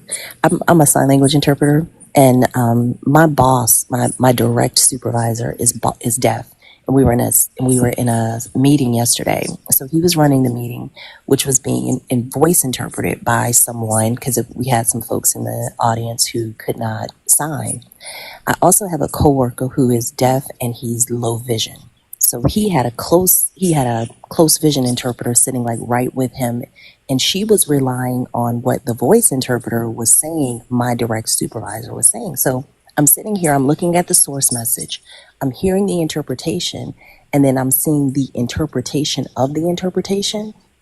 And while there were not errors made per se, a lot of meaning was absolutely lost, and it was unintentional. And it was unintentional because of the sign choices that were made. It was unintentional because of the English choices that were made in the first interpretation. So it's fascinating to me. I was sitting there thinking about it through the lens of these conversations that we have with believers about the Bible, and through the lens of these texts were written in a language. sometimes most of the people who read the Bible in English don't know the original language. So there's no way to know what was actually written in originally. And so much is lost in translation, and you cannot interpret something without the residue of who you are as a person being imprinted upon that interpretation, no matter how unbiased you try to be. So I think about all the centuries that this book has been translated, and not only translated just from a language perspective or a linguistic perspective, but oftentimes translated with a rhetorical goal in mind. They're wanting to push a certain narrative. So people latch on to a specific version of the Bible that maybe they grew up in, or that was passed on in their family, not knowing that what they're reading has been completely colored by the people who interpreted it. Yet they're holding on to it as though it's the infallible word of God. And it's fascinating to me because that makes so much sense as to why there are so many very different denominations with completely different belief systems, but they're all supposed to be rooted in the same book. Yeah, or they go completely tangential and they create the Church of Latter Day Saints, Right. Or Jehovah's which, Witnesses. yeah, where it just it has almost no connection to the original text. I mean, the Church of Latter Day Saints thinks that claims that Jesus came again in America and brought the word to a tribe of natives that were blonde haired and blue eyed. Right. And then they got massacred by the brown tribe that were cursed with Cain's dark skin, and think about how much pain and suffering that inflicted on the world. I think it wasn't until 1978, 1979 that the Church of Latter-day Saints had to acknowledge that brown people were not cursed by Cain. And it's such a manipulation of a good thing for just a terrible reason. Yeah, and we see more denominations springing up today. Sometimes I wonder if some of them are popping off on TikTok based on the conversations that we have with people. Like, we have the Sadak Max, we have the Hebrew Israelites, we have the folks like I was on a live with a guy the other day, and he's like, well, yeah, God told me this, and it's the truth, so he put it on my heart to share it with everyone, and it was completely way off from what traditional Christianity teaches. So it's the same thing. People having these ideas about what this Bible means or what it's saying to them and kind of taking off with it. And if they happen to be people who can amass political power and enough followers, then it'll become a recognized religion. I'm sorry, what was the name of the TikTok religion? Oh, it's a didn't Mezzo make up Sadak Mac? Yeah. Yeah. Sadak Mac. Yeah, it's an acronym. Yeah, it means so I don't actually call myself a Christian, but I follow the teachings of Jesus. Oh, I've run into a few. They didn't call themselves that, but I've got a couple.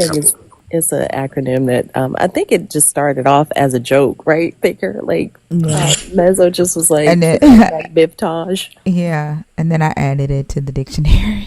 It's a great word. It sounds very, very hip, very TikTok friendly. Yeah, and then the frustrating part is then it delves into or devolves into these conversations where we do have to talk about the beneficial aspects of what Christianity has done as a whole, but what they don't realize is that's the same is true of chemotherapy, right? Like it absolutely kills the cancer cells, but it does ridiculous damage in the body. So they want to ignore oftentimes those negative aspects of it and only focus on, oh well, it does this philanthropy and all of these things, but it's a lot left in. No, that was the hardest thing when I went to because you go to the Vatican and you see where the navel of the world is, the closest that you can get to heaven on earth, and you walk through these and they've hauled treasures and things from all over the world for over 1,000 years, and they have built the most opulent palace I don't even know what I'm sure somebody can find out the cost of all of it. But once you start realizing, like, oh, those are cultural artifacts from a civilization that was conquered or colonized or defeated, and then you really get into it and you realize, this is probably the talk about original sin. The Europe was in a dark age, and the Muslim empire was going through its version of the Renaissance, and I mean, not only that, but like you have examples of African civilizations that were practicing brain surgery, but you don't hear about that until you learn about the Crusades, right? And the Crusades are effectively a barbarian invasion into Africa and into the Middle East and even into parts of what you might consider Asia, and just plundering it for generations. And then all of this wealth comes back into Rome. And then you have the Renaissance. And they act like our history books act like the Renaissance just was this explosion of philosophy and opportunity and wealth and everything. And it's all at the sacrifice of every other nation around Rome, And it's just, again, once you start peeling back the onion, I don't know how anybody could continue moving forward unless they wanted to build an empire, like you were saying. If you want a quick way to the top, convince a lot of people that you're the Word of God. Do we see what's going on in America today? That part. I didn't want to say it, but that part. Yeah. And they don't, like, I don't even know if they see it happening right under their noses. Like if they see the switch, the crossover, like right under their noses. Yeah. But Thinker, do you think the parallels will even be visible when the vast majority of people don't even read history? That's true. Well, now they proactively tell you to not read history, right? We should just forgive the past and move on. Why are you dwelling on feeling ashamed of what your grandparents did, right? Like that. It sounds nice, doesn't it? That's deception for their greater good. You see what I'm saying? Right. Like usually they're no. okay. Yeah. Yeah, because they know that their plans, they know that they go back and revisit history and they see, what worked, and they do it again because they know that most of us are oblivious to these strategies. Like most people don't know that "Make America Great Again" was the slogan that Augustus ran on. You know what I'm saying? In Rome, like "Make Rome Great Again." Like most people don't know that that strategy came from all the way back then. Yeah, what was it? Bread and games. Keep everybody occupied with bread and games. But I am hopeful, I guess, at the end of the day. I think the bread and games are still the case now. The games are just online and not in a coliseum. Yeah. I saw a video yesterday that was talking about how entertainment is used to keep people, like it's a part of the strategy, right? To keep people not focused on, everything that's happening in the world and, what the big wigs are doing, entertainment, and how they've used black entertainment as their tool for that. I wouldn't be surprised by that at all. You know who actually that was? That was Dr. Barlow's class. Dr. Barlow talked about that yesterday in her Black History class.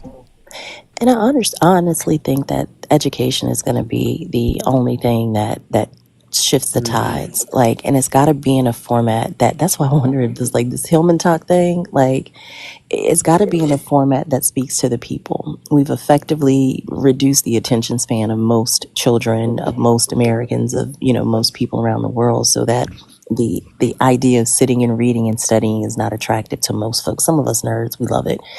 Like folks in this live like tend to gravitate for that kind of thing. But the creativeness of being able to to package this information in a way that's digestible and impactful. Like that's going to be what will get to people, because I don't know if we've gone too far as a society to kind of rein it back in, to get back into the studies, to get back into the intellectualism. It's happening, of course, in pockets, but en masse, I don't know. Like it maybe just can be leveraged for that, because it's introducing information to people in a way that makes it digestible.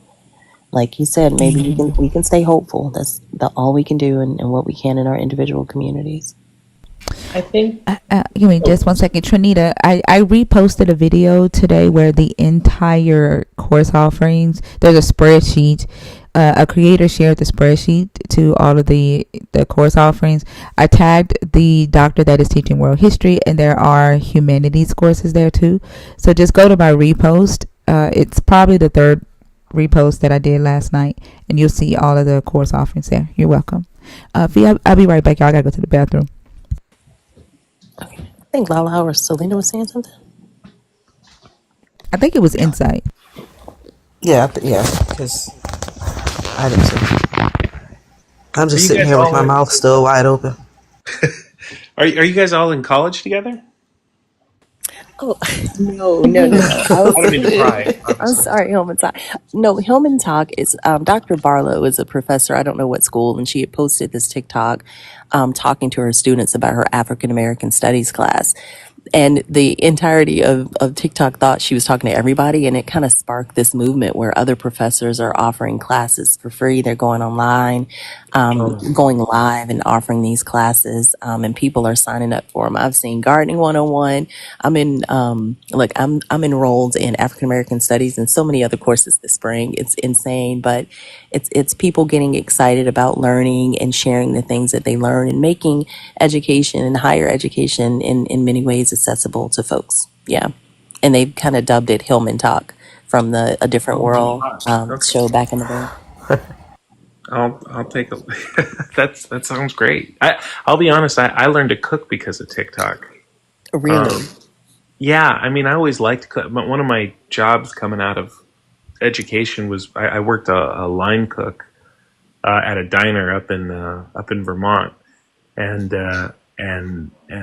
I wouldn't say that was good cooking, but when I got back to New York, yeah, you live alone. You revert to what's the easiest thing to eat, right? It doesn't become anything interesting. But then I got married, and you gotta up your game.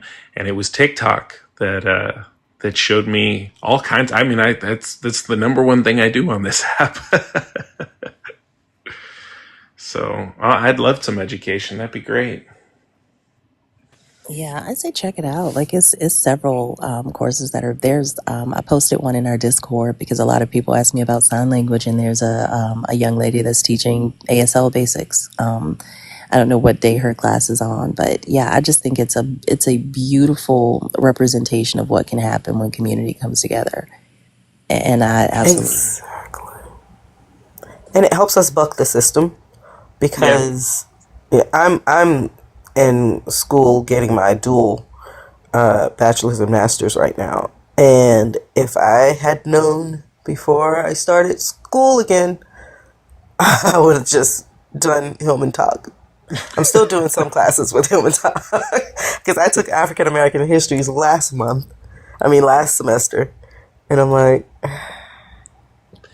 I mean, it basically has to all go to TikTok, right? Because isn't I don't know. I try to keep up. I try to keep up with. It's been a busy week, but didn't schools if schools continue to teach things like I believe like African American studies, they'll lose the financial support from the government. Somebody was really upset about it a couple days ago. Yeah, that's some initiatives that's being put out by this administration. I don't know if it's that particular one. I think it's anything that falls under the umbrella of DEI, yeah. honestly. Right. Right. Yeah.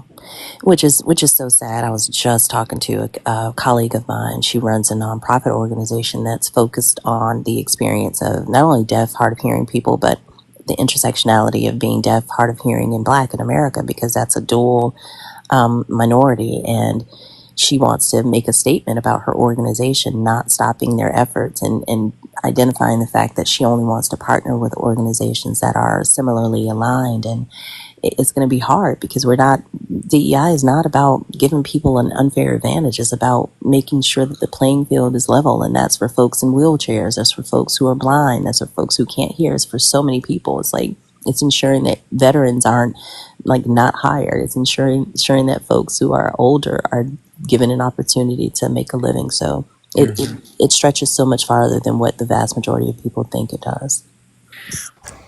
But dare I to often think. ask. Oh, go ahead. I'm sorry. Well, I'm just say dare to think that bigots are educated, right? Yeah, that So. part. Yeah, I often ask the question. I often dare people to name one law that was passed solely for African American people that hurt someone else. And But in, they in won't be. that same vein, go and name one that helped other people. Yeah, they won't be concerned about things like that. And then, I mean, I think I saw this. I don't know if it was a TikTok or not, but it was. I think it was, and it was a visual representation of imagining the world if it were created for and designed for people who were in wheelchairs as opposed to able-bodied people. And I thought it was very powerful because everything was accessible it was geared and designed for people in wheelchairs, transportation, eating in a restaurant, ordering at the counter, everything. And then it had folks walking around in that world. And it's like, imagine living in a world that was not even remotely designed for you. And it kind of shifts the paradigm, or it shifts the vantage point. Sometimes those of us who don't have these disabilities or these differences, that we don't realize how much of the world is designed for us. So when you extrapolate that out to the social aspects of it, folks who don't walk in the world of a minority, of a person of color, they don't realize, they don't see the things that we see.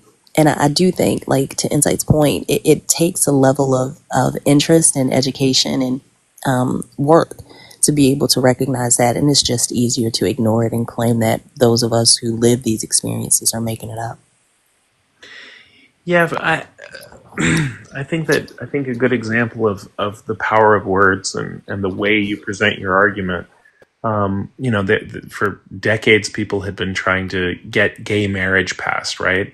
And it was only until they changed the words to marriage equality, and suddenly you realize what that minority of the population is asking for. It's just asking for equality, and it changed a lot of people's minds fundamentally. Versus gay marriage, which they said was combative, and all of that is, combative to my belief system. My belief doesn't say that you have a right to live, so you should be happy with what you have. That it was decades of this debate, and I do wonder if that. I mean, I wonder if there can be more words like that, more ways of like what arguments are out there that can just you just rearrange the words a little bit to say that says the same thing, that undoes the knee jerk reaction, because while the majority of people don't understand what the concept of even diversity is, they immediately, because of maybe just the indoctrination that happens because of the way that the news is run, they think that you're going to take my job, right? Like that's all that means. Yeah. And so I wonder if it's a terrible thing to say, but like, what if there was a word other than diversity? And I don't know what that word is, but maybe that would be a worthwhile challenge to try to figure out how to find the correct word combination to get people to realize that it's literally just about equality. I mean, there's I don't know what they're called, but there's like they're anti-feminists. I've seen it on TikTok here and there of like, feminism is destroying innocent men. Have you seen that in places? Mm-hmm. And it's like, yeah, I mean, the word feminism itself, I mean, people don't, yeah, it's a great Google search. Like, what is feminism asking for? What is any of these things asking for? And it's always just basic equality. I don't mean to laugh. I'm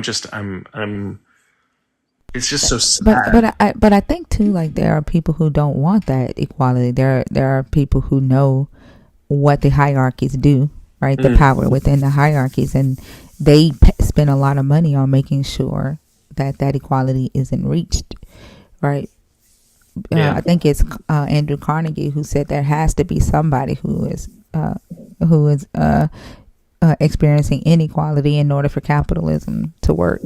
It's the basic form of capitalism. Yeah. The quote that really gets me is your first million will be made with your blood, sweat, and tears, the sacrifices of your family, your time, and your second million will be made by somebody else's. It's so And crazy. right? Yeah. And then you think about how much like Musk and Bezos have, and you think about how many millions of people are just giving it all for them, you know? And then like just the thought, I saw another guy was talking about how he was asking people like, what do you think about the fact that you are both the laborer and the consumer? And like, Oh wow. yeah, and like people couldn't like really, Oh wow. yeah, because it's like you are the laborer, but they also need you to buy the things that you labor for, like the things that you put together, the things that you build, the things that you create. You are also the one that buys them, and without you building them or buying them, then they have no, they don't make any money. They have no power. And I'm it's right. like and it's like we go to work for these companies, we get paid, but then the same companies that are paying us are the same companies that own the grocery stores. They own the hospitals, they own the houses, right, that we rent, the apartment buildings, the car lots. Like we just give it right back to them. It's like a company town back when we were building the railroads, you know. Yeah. You're getting paid to build a railroad, but then you got to sleep somewhere, and the company owns where you sleep, and you got to eat you got to eat food, and the company makes you your food, and by the time you're done with a day of work, you owe the company, you're in debt. Yep. That's why I was saying, like, I did think that we were going towards a neo feudalistic society, right? And I think it was like in 2020 when the large corporations were buying up all of the rental houses. Do you remember that? They were buying the houses from Zillow and Redfin and all that. And they still own these houses. They're just sitting on them, right? Yeah. Nobody's living in them. They're just sitting on these houses. And it just makes me wonder. I remember that there used to be like arbitration clauses in the lease in I think it was California, where California would offer, I think, like 2-year to 3-year lease agreements. And in the agreement, you were responsible for keeping the grounds and, all of that. And you couldn't break the lease. So like it's if you were like bound to the property and you worked the property while you lived there, right? You did the repairs and all of that. And in the arbitration clause, like you could, if the landlord breached the agreement, you couldn't take them to court. You had to go through arbitration. I think they ended up doing away with that, but that's the same setup as, a feudalistic society. And it made me wonder, like, like what was the purpose of them buying up all those houses? Like, were they going to test out, like lease agreements that were, more than a year long, and then like kind of like binding people to the property in these lease agreements if they own all the rental houses, or if they own all the property, then like what would stop them from putting people in these lease agreements? Well, I know that the banks are moving away from mortgages, and they're just going to rental properties. What? Yeah. So do you think we're headed towards a neo-feudalistic society? I think we would be lucky if we're heading toward a neo-feudalistic society. Really? Why so? Well, like, so you think it's better to be a serf? No, I think where we're going, I think it would be better to be a serf, because with the concept of serfdom, at the end of the day, your lord is responsible for your safety and is responsible for making sure that you have food, and then and then you give up everything. I mean, it's a what modern day people would call a form of slavery, right? Like you don't have any self determination. It's a top down society. I think what we're going toward. I don't even know if there's a word for it. I mean, I guess kleptocracy would be the closest one, but I don't think that these corporations care about me, and everybody enough to call us serfs, right? Like that'll be the job of a government that's been gutted and manipulated and can't function. And the mega corporations will be able to wash their hands clean of it because they don't owe anything to the citizenry. You're a consumer, right? The only thing that's guaranteed is that you need to continue buying. So I don't think that the concept of feudalism at least has this idea that the envelope of society has to take care of itself. Otherwise, there's no point to it. But when I think of a billionaire, or I guess if we're going to get a trillionaire in a couple of years, I don't think of them as a citizen of a country. I think of them as almost like I don't know, some kind of free floating entity that gets to go to whatever country it wants to. I mean, every billionaire on the planet owns property in New Zealand, and that's probably because if anything goes down, they have a place that's got clean air and clean water, So feudalism gives me this, when I think of a landlord, right? If you really look at that word, right? They own the land. They're the lord of the land. But whatever is coming feels like someone would just be able to leave if things got bad, and then so they're not even on the same boat as you, me, and everybody, so I don't see any love in any of the billionaires that are now ingrained in our government, and that's probably the most frightening thing of all. Yeah, I agree. I wouldn't want either of them as a landlord. Yeah, God. I mean, think about it. Right? It's crazy. It's a bunch of companies that don't make anything, right? Mm-hmm. Like Jeff Bezos owns what was the West's biggest company. I think it's been overtaken by somebody, but it's a company that doesn't make anything. It's just it's a logistics company. They connect a buyer to a seller, and that's it. There's no. I mean, I guess you can make arguments that there's like the Amazon brand, but it's all just them connecting their middle people. Facebook is a content provider that doesn't make any content. The people that use the app make the content for them. They're just the place that all the content lives on. Same thing for all social media. It's a really crazy world we're tiptoeing into. I agree, and they make it hard, like the point of entry. Like they make it really, really hard for those of us at the bottom to even figure out how to use this new structure, because they know how powerful it is too, and the control that they have. Yep, same thing for Google. Yeah. Yeah, it's a I don't know, a scary time. There's this Chinese saying, I don't know it in Mandarin, but it translates to, if you really want to tell somebody off, right? If you really want to tell them, if you don't like them, right? You say, may you live in interesting times. Like that during this type of time. Yeah, right? Yeah. I never realized up until like a couple years ago how amazing boring is, Yeah. But this is what it amazes me that this is what the people wanted, right? Like this is what the people voted for. And then I don't know like if they wanted it, because like so many of them are crying now. I think they just were are they ignorant, maybe? Yeah.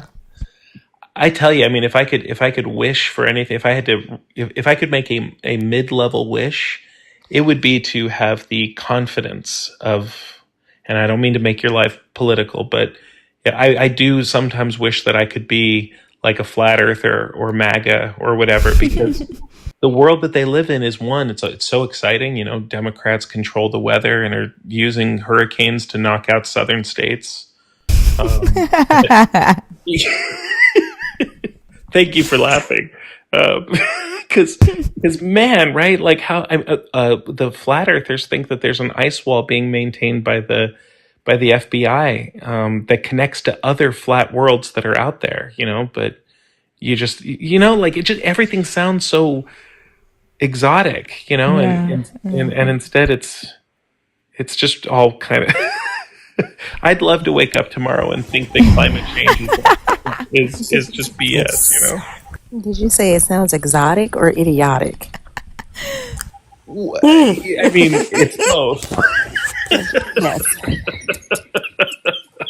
all of the above.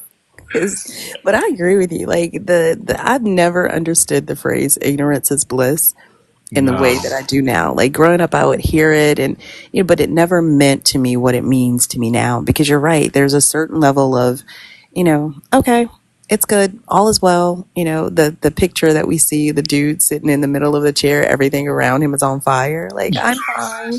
That's Yeah. literally what it feels like. But there's I think a certain amount of comfort that comes from ignoring reality.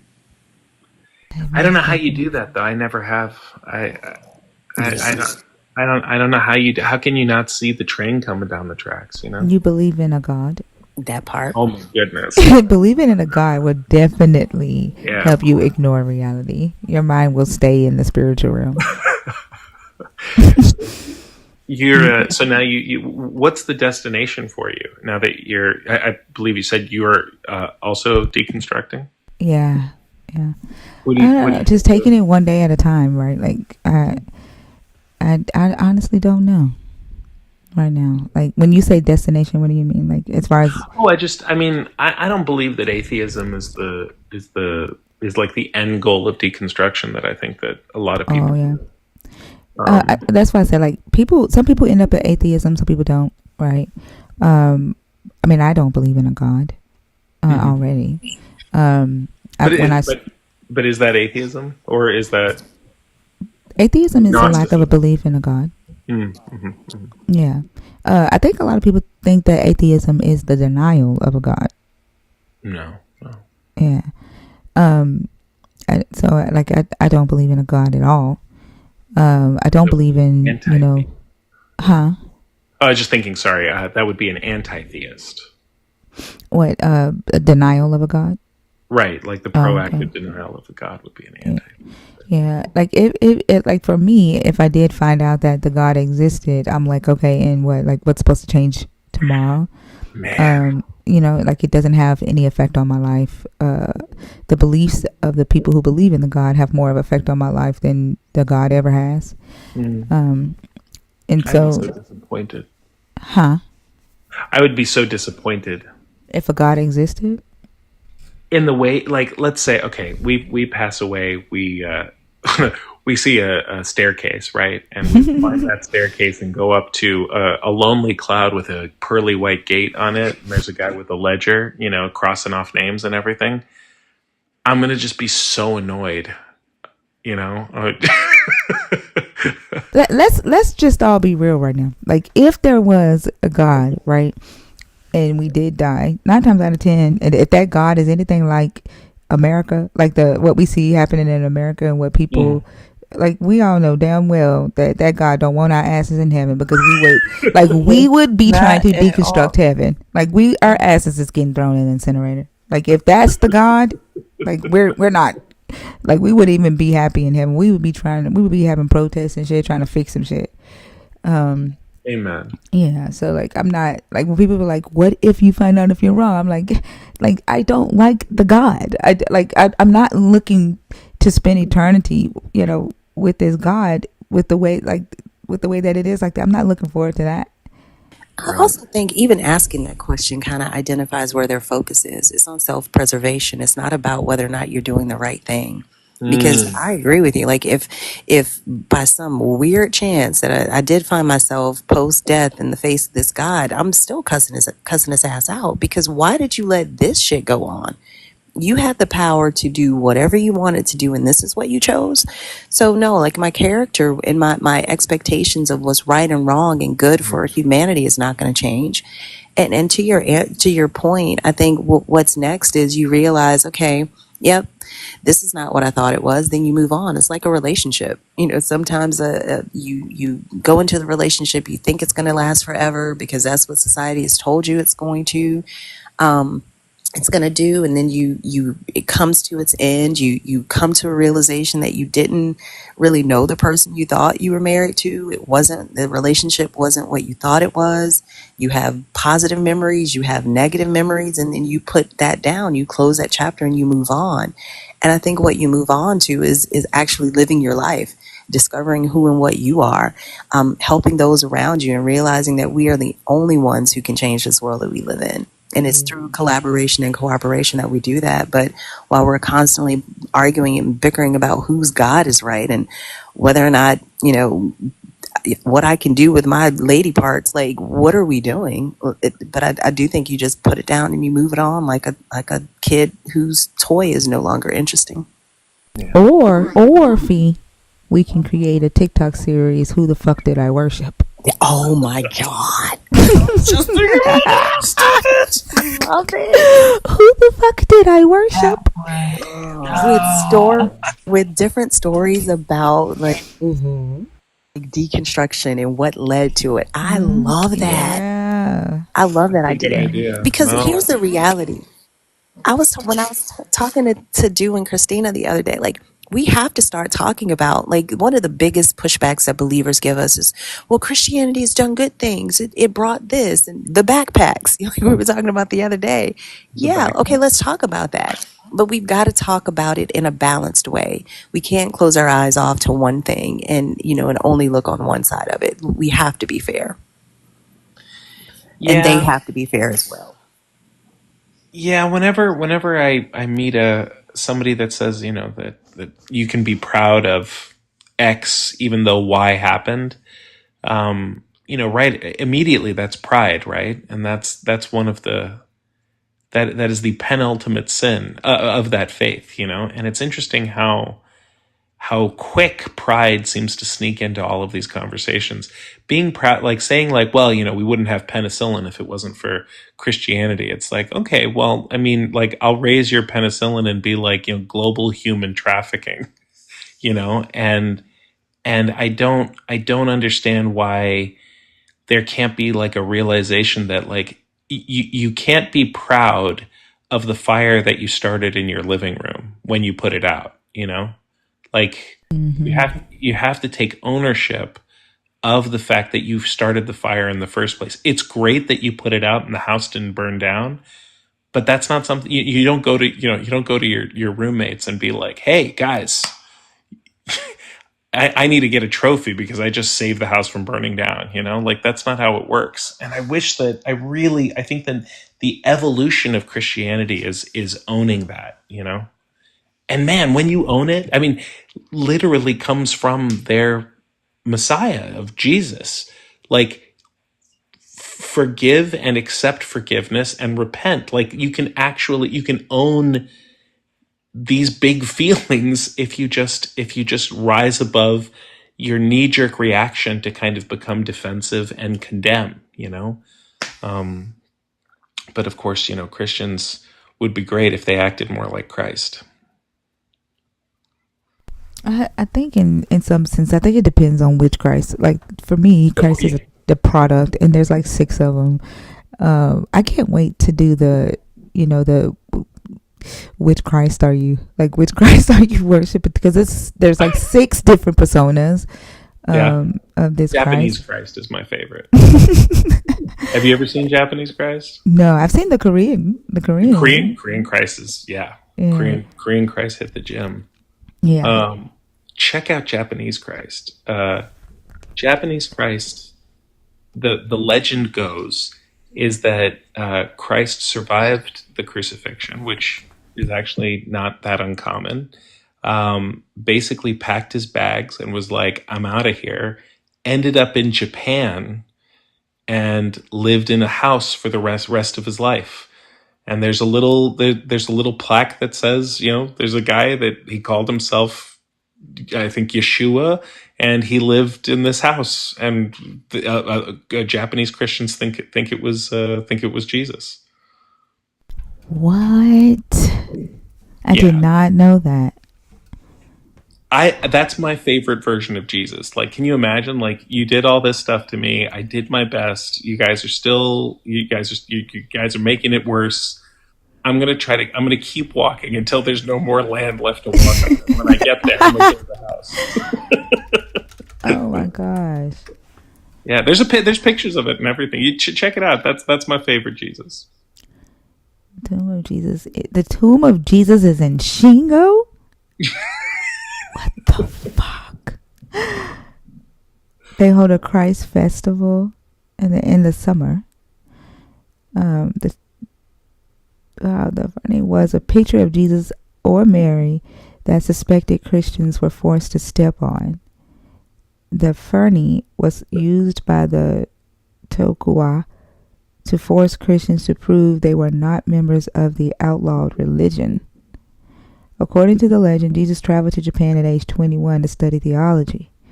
Legend says that Jesus lived in Japan for 12 years, learned Japanese, and married a local woman. Legend says that Jesus died in Japan and is buried on a hilltop in Shingo. What the fuck?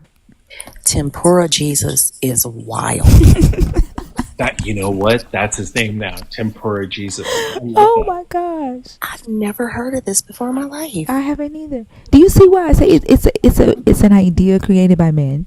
And I guarantee you that they're using it to control the people there. Like, that's like, what the fuck? Yeah. And then, the American Christians are going to tell you that that's not real Jesus. They're not real Christians. And well, they have proof because they have the Shroud of Turin and Jesus' foreskin, we learned last night. No. Wait, I'm sorry, what? Oh, you wasn't on here last night when we were told about Jesus' foreskin? No, ma'am. What? Hold on, let me pull it up.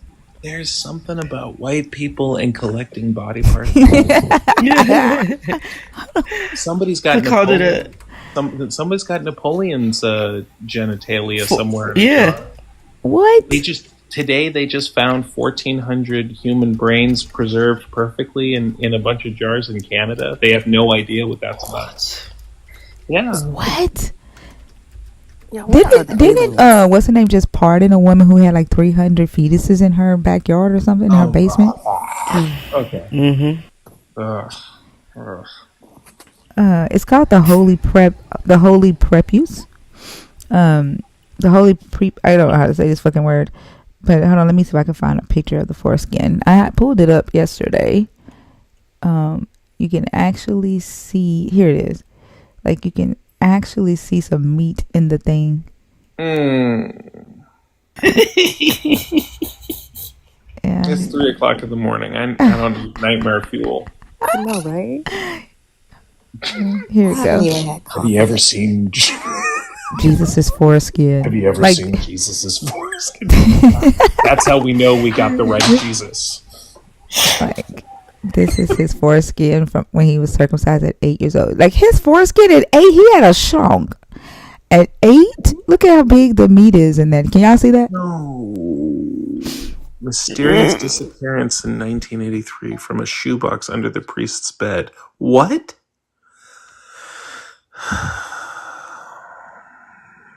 This is what is called the Holy Foreskin. Yeah. No, the Apocrypha and the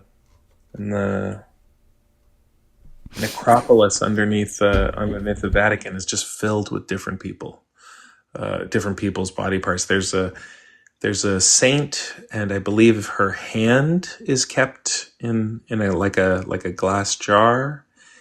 I used to know all this stuff by heart. There's a nun, they can't explain it, but her body is not decomposing, and they unbury her every like 50 years. Oh, or something. I saw that. She's a black lady, ain't she? I think so. Yeah, I saw that. I think she's from Nigeria. Yeah. But yeah, she does. Her body's not decomposing. Yeah. It's kind of wild. Body parts, though, I don't know what that's about. I don't know. It's a trip. It was something else I was going to say about this circumcision thing. I can't even remember. Damn. You asked something you asked yesterday? Yeah. You asked how did they know it was his? Did Mary leave a Write a letter? letter. Yeah. Like, did she write a letter saying, "Hey, this is Jesus's, you know, foreskin." You know, like how Whoever did they? You know what I'm saying? Like they whoever just, finds this, but BT Dubs. you know, like, but like the fact that they're just like willing to believe it. Like I don't Yeah. get it. I've been to where Mary's buried, supposedly. Really? It's out in Turkey. Yeah. She was buried in Turkey? Yeah. Huh.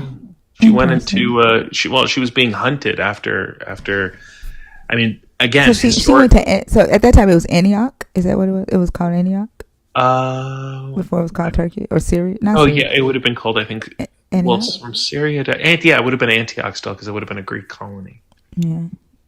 Yeah, she there's I even have a little, I guess I collect stuff too. You can buy vials of the well that the spring that pours from where That's she in was. Israel, ain't it? Oh no, it's still in. It would still be in. Actually, no, Antioch would be in Syria. No, this would have been. I gotta look it up. Here, wait. I know I've like, so I know that well is a tourist attraction that the Israeli tourist group owns. Hold on. They talked Ephesus. about where is it? It's in Turkey. It's called Ephesus, and it was a Greek colony. Oh, okay. Yeah. But the Pope went out there and confirmed it. He wore his hat. But because they claim that they found some coins that dated back to the time that Jesus was there, right? Let me see. Hold on. I'm gonna give me just a second because. Yeah, here it is. The Nazareth coin badongo. Shit. Why can't I? What the fuck happened to the?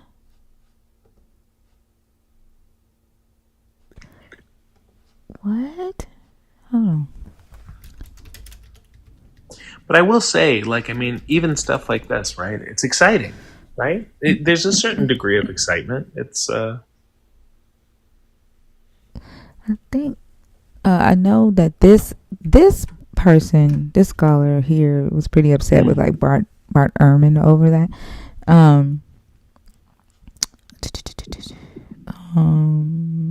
But let me see. The small unobtrusive Mary's Well excavation received no further scholarly attention until December 2017 appearance of the NVF report.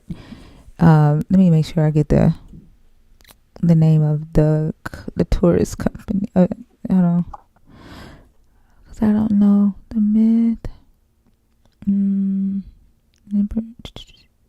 The Israel Antiquities Authority excavated near Mary's Well at the northern end of the Nazareth Basin. The first notice of this excavation appeared much later in the form of a pre-publication notice for the IAA dated May 1st, 2006, which curiously has, to my knowledge, never been published. Miss Alexandra shared that signed notice with me via email during my research for the book. It is a standard half-page report, similar in form to those routinely produced for the IAA and generally published in the Israeli journal. And what is that? Etikot? In our report, Miss Alexandra notes that remains from the excavation dated generally from the Roman, the Crusader, the Mamluk, and the Ottoman periods. She signals the presence of Middle Roman pottery. Nothing in the report dates material earlier than this. Alexandra also notes the dredging of many 14th to 15th century small denomination coins. She makes no further mention of coins. I did not even mention Alexandra notice in my book because it was pre-publication and because it reported no verifiable material evidence dating to early Roman times, that is, to the time of Jesus or BCE times. The small, unobtrusive Mary's Well excavation received no further scholarly attention until December 2007 appearance of the NVF report in BAIAS. I don't know what that is. Authored, we recall, by Stefan Fan, Ross Voss, and Yehuda Rapuno. The 61-page article begins with the section The Nazareth Farm Site Discovery and Survey and continues with sections entitled The Nazareth Village Farm Initial Survey, GPS Mapping Survey, followed by a lengthy summary of excavated areas. Then on page 38, we read a section on the stone quarries, and on one page later, Area A, finds made during the construction of the Nazareth Village. Various finds were made during the construction of the Nazareth Village project in 2002 and were recorded by Mark Goodman. These comprise of a number of unstratified finds, including a coin and pottery vessel fragments from Area A. It says, Figure 19 follows. It is a coin from the time of Tiberius II, from 578 to 582 CE. The authors add a few lines of description of the coin, which incidentally includes the Chiro starogram. Figure 20 is of a Gaza ware bowl of the early Bronze Age. This represents the latest Byzantine coin that has been found in the Nazareth area. Let's see. From Bagatti's excavations in Nazareth, 4 coins were found, all Byzantine, mid-4th to early 5th century. 2 coins from the vicinity, 1 late Roman, the earliest coin, mid-3rd century, and 1 Byzantine, late 5th to early 6th century. These were recorded as follows. Grotto number 25, 3 undeniable Byzantine, 1 with the head of the emperor, 2 small, typical of late 4th to early 5th century AD. Bagatti, 1969, Grotto, embedded in the plaster, 1 with the head of the emperor, apparently Constantine. Bagatti, AD 337 to 350. In addition, there were finds from the village, 1 coin of Anastasius from AD 491 to 518.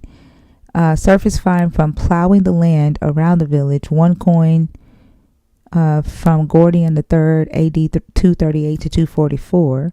And more than 60 other coins from the Islamic to the Mamluk periods were unearthed in the 1955 excavation. In addition, there were 165 coins were uncovered by Yardena Alexandra in 1997 to 1998 excavations at Mary's Well in Nazareth. The coins were overwhelmingly Mamluk, but also included a few Hellenistic, Hasmonean, early Roman, Byzantine, Umayyad, and Crusader coins.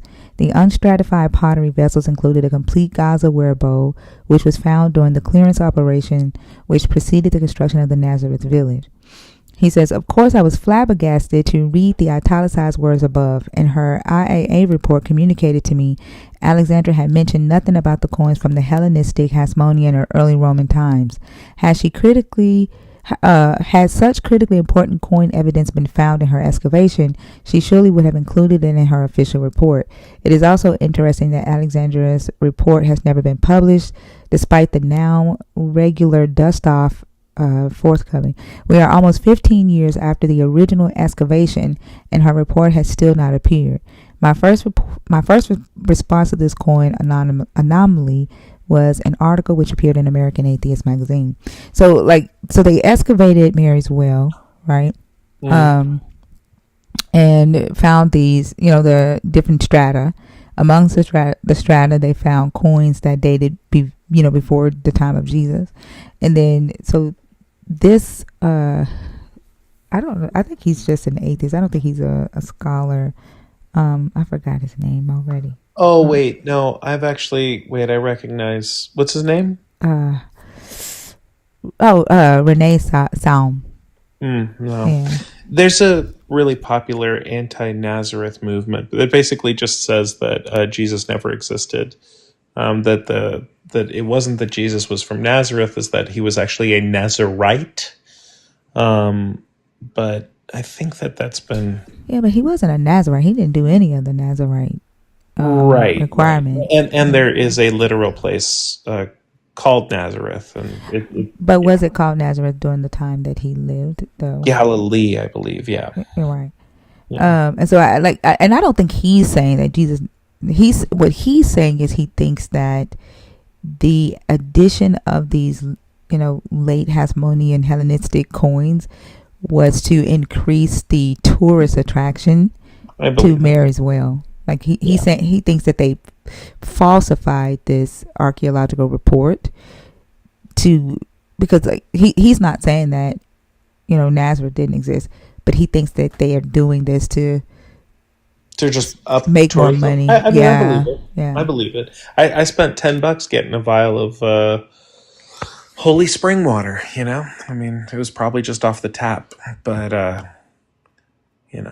for a long time, the mind is an incredible thing. Yeah.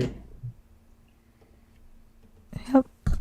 But that just also goes to show like deception for the greater good. Oh yeah, I love that you can come back to it time and time again. Yeah, no, that's because it's just I true. feel bad about Santa now.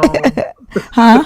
I feel bad about Santa now, and now No, don't feel bad. You're gonna have so much fun with them, and just as long as they don't get too attached. Like I've seen videos of kids like literally losing their shit, crying, feeling like they've lost a friend. Just keep that in mind. But you can make some beautiful memories, right? I think there's a healthy way to do it, and then to kind of back off before they get way too old to be having that. I think it was my dad my dad wasn't around that much, and so when he was around, he really wanted to be as impactful and as present and as positive as possible. And I think he must have gotten our neighbor to dress up and break into our house. We didn't have a chimney. And I remember waking up with my sister and trying to figure out who the heck had just broken into our house, and we went upstairs, and there was a guy dressed. I have a very distinct memory of a guy dressed as Santa Claus trying to figure out what to do in our living room, and we ran back to bed and everything, and I brought it up with my mom like a decade later because I didn't know if it was a dream I had or something like that. And she just got really, she's a tiny Puerto Rican lady. She got so angry and like walked over and like flicked my dad's ear. And she's like, see, this is why, and I got to learn all about how much they used to fight about how all out he was going for, make believe people. But I appreciate it. But probably too old when I finally started thinking it was, realizing it was all make believe. But I think too the parents have fun. Like they love to see I think they do it for themselves as much as they do it for the kids. Like, for sure. Yeah, my son is a father now, and he can't wait to play Santa, to where his kids are excited. You know what I'm saying? Because he know what he got. You know what I'm saying? So he wants to share that same experience with them. But I did talk to him about making sure, right, that they don't get too attached to the idea, and to kind of teach them, like allow them to ask questions and teach them along the way. But it can definitely be used as a good tool for training them to critically think, about a faith system, right? Because at some point in time, they're going to be introduced to a faith here.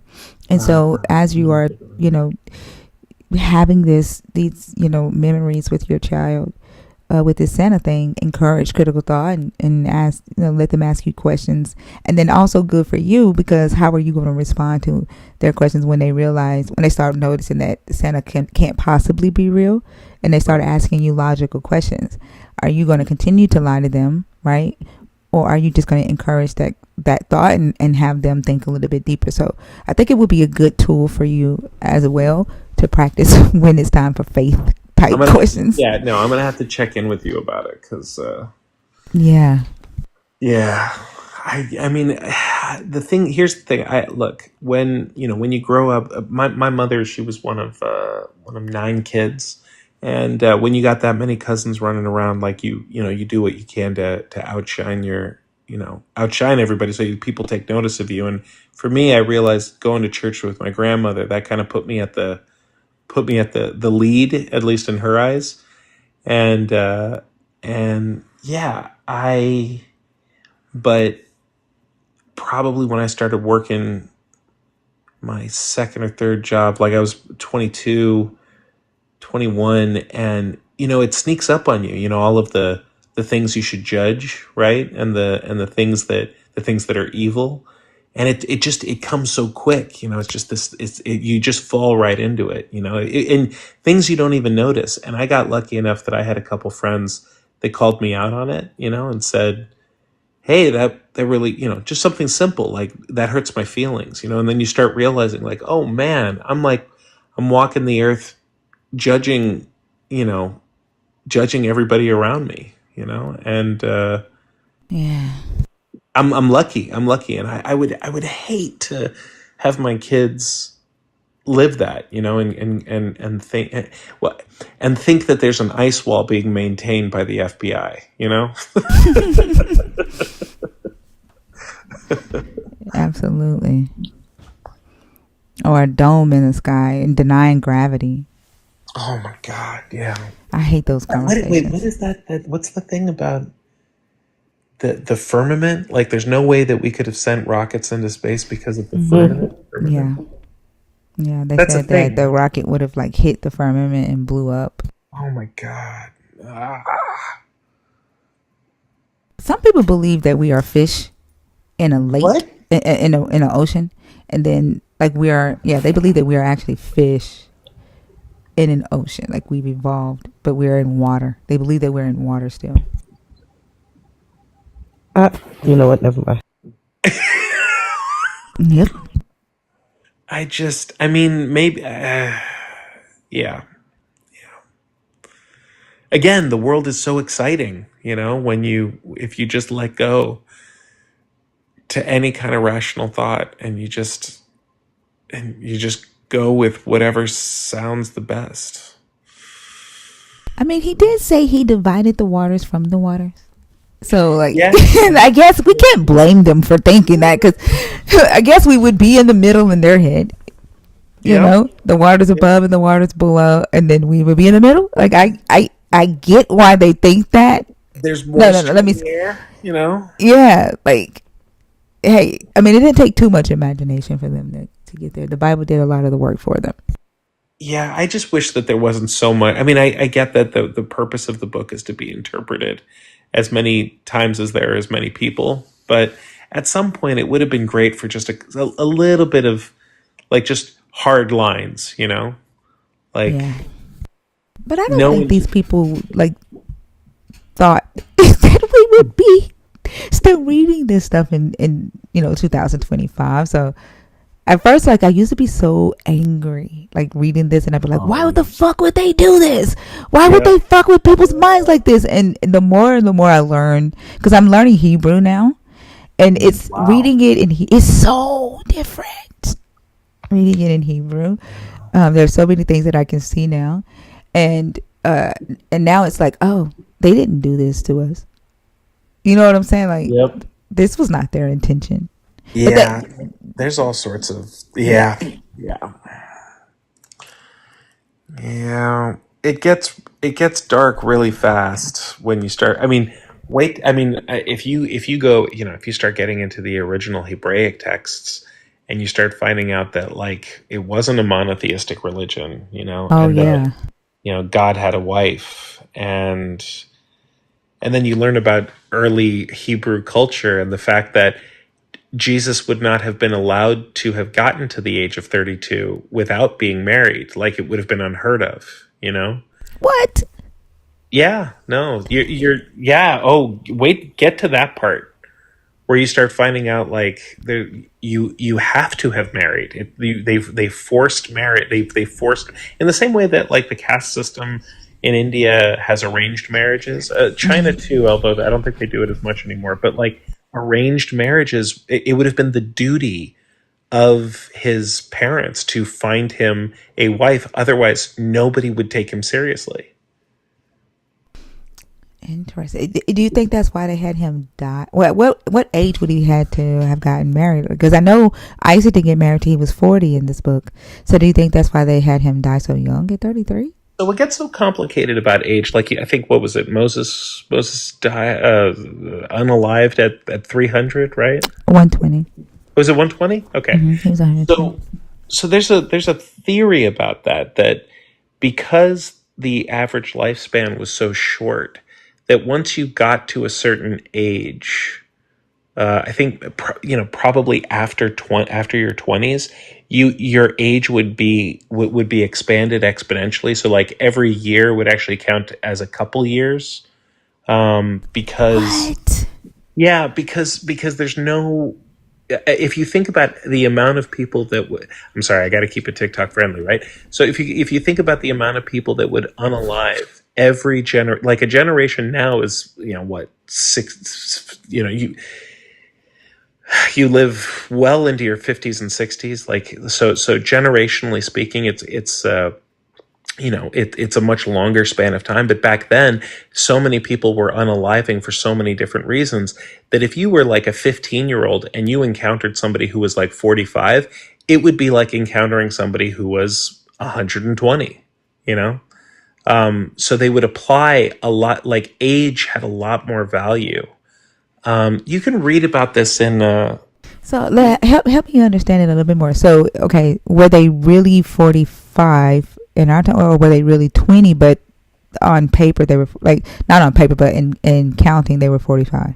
Right. So you got to remember, like, once you have your period, right, you are a woman, right? Mm-hmm. And now that's in a literal sense. That is when you start having babies, because the mortality rates were so high back then that the idea of the idea of surviving childbearing was a real factor, right? And that's one of the reasons why you married maybe a couple times, because of complications, right?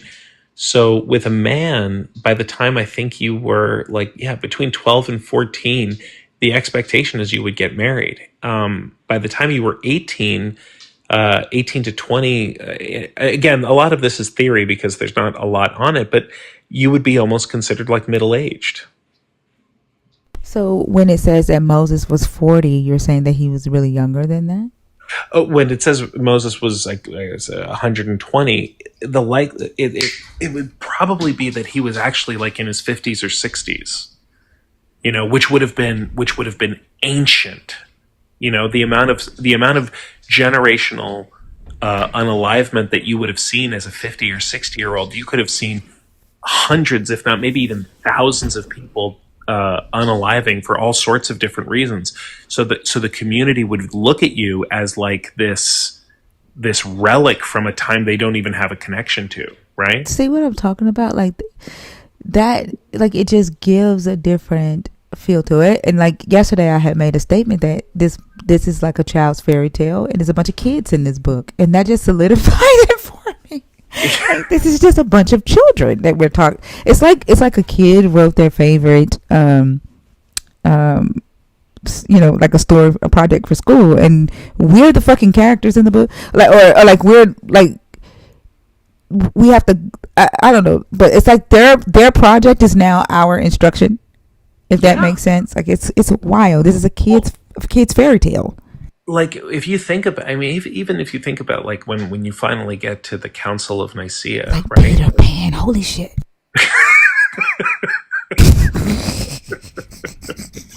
But when you finally get to like, and they're talking about like, well, we've got these oral traditions that were passed down between the people that actually saw Jesus be crucified. Well, that was, let's say, just to keep it easy, 100 years ago, right? From when they started actually writing it down. That would have been 4, 6, 8, 10. That would have been 4 or 5 generations away. Now we're just 2 generations away from World War II, and you can see World War II starting to kind of pass into myth. There are mythologies about World War II, right? Even though we have photographic evidence and we have video of it and stuff like that, but you go to like World War I, which is 1 generation past that, and it just starts turning into yeah, just it's less history and more mythology. But that's 100 years right there, and there are living members that of our society that lived in that time, and they can still tell you firsthand accounts so that it's more real. But you rewind 2,000 years, and 5 generations away from when some guy got crucified and said a bunch of stuff, and we've been kind of passing down the ideas he had through oral histories while we're being hunted by Romans. There's no way that things weren't misconstrued or mixed up. There's no way. 5 generations, it's impossible. Wow, that is freaking blowing my mind.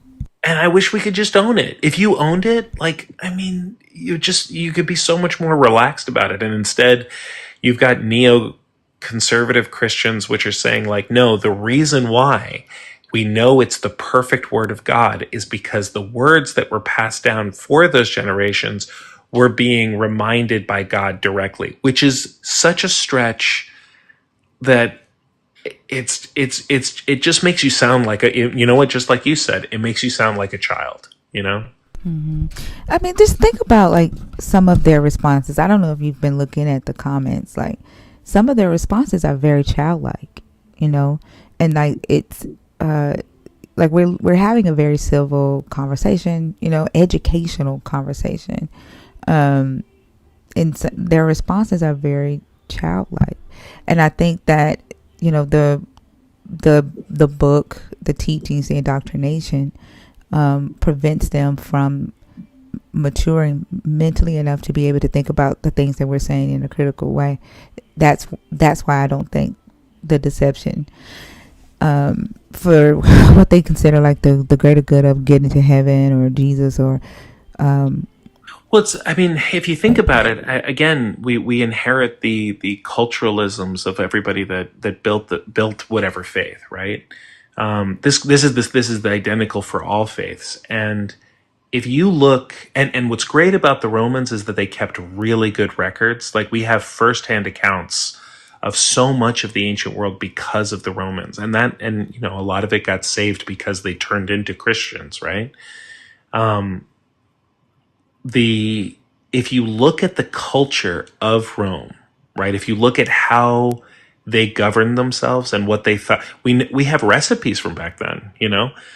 We know so much about them versus the rest of the ancient peoples, which didn't do as good of a job as bookkeeping, and and the metamorphosis from, let's say, a Hebrew sect of religion, which we could call Christianity, its transformation into a Roman religion, it's so stark and it's so abrupt, that you can see in almost in real time, page to page, how suddenly Christianity turns into this transactional faith, which is what the Romans believed. Like if your house was burning down, the original fire departments that existed, you would have to pay them to come and stop the fire. And if you didn't, they would move the fire down to your neighbor's house, and what?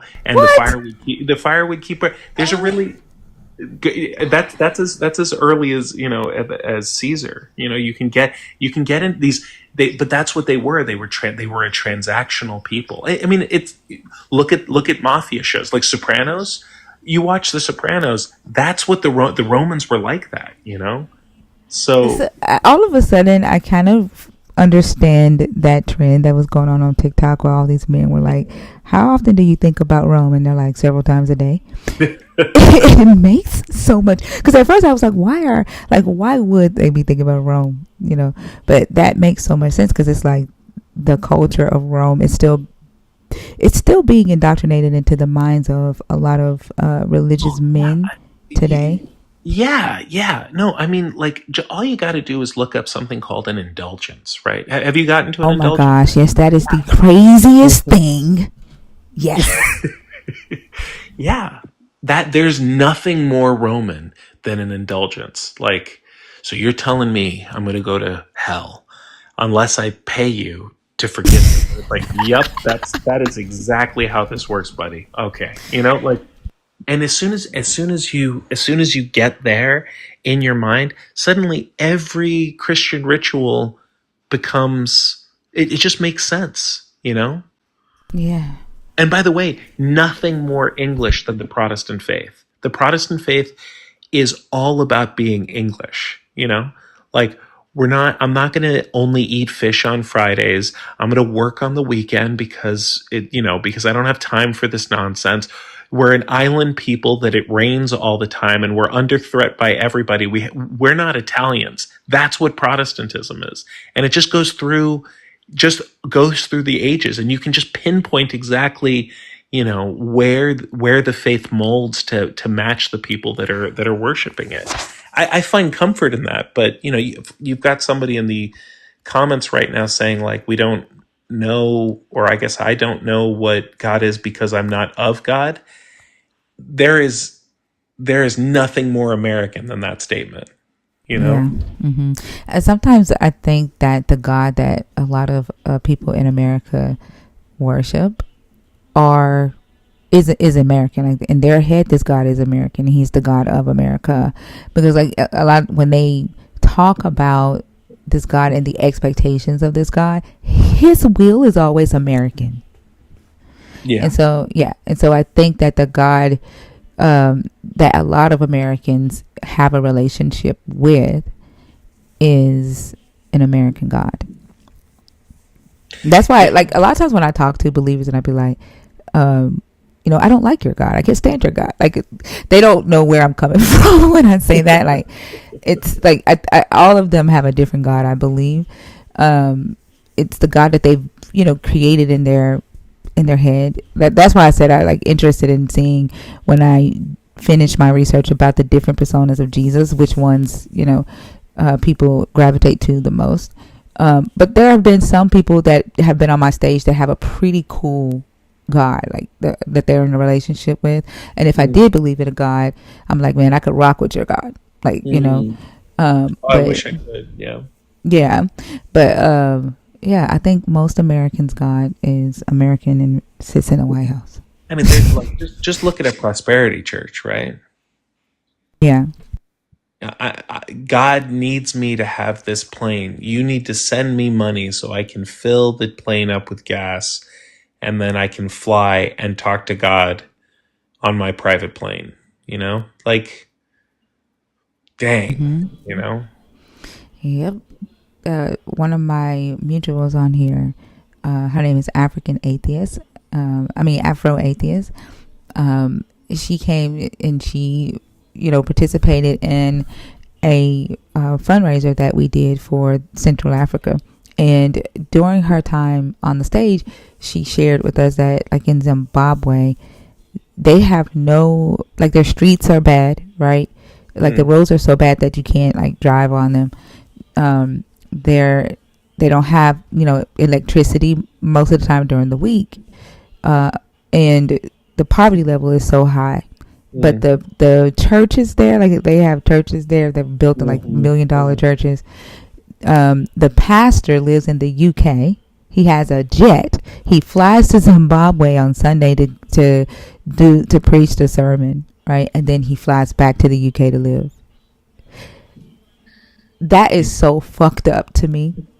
And it's not even done in secret, right? It's all out in the open. How could you follow a prophet like that? But what kind of God would let that that would be the preferred state of being, right? Yep.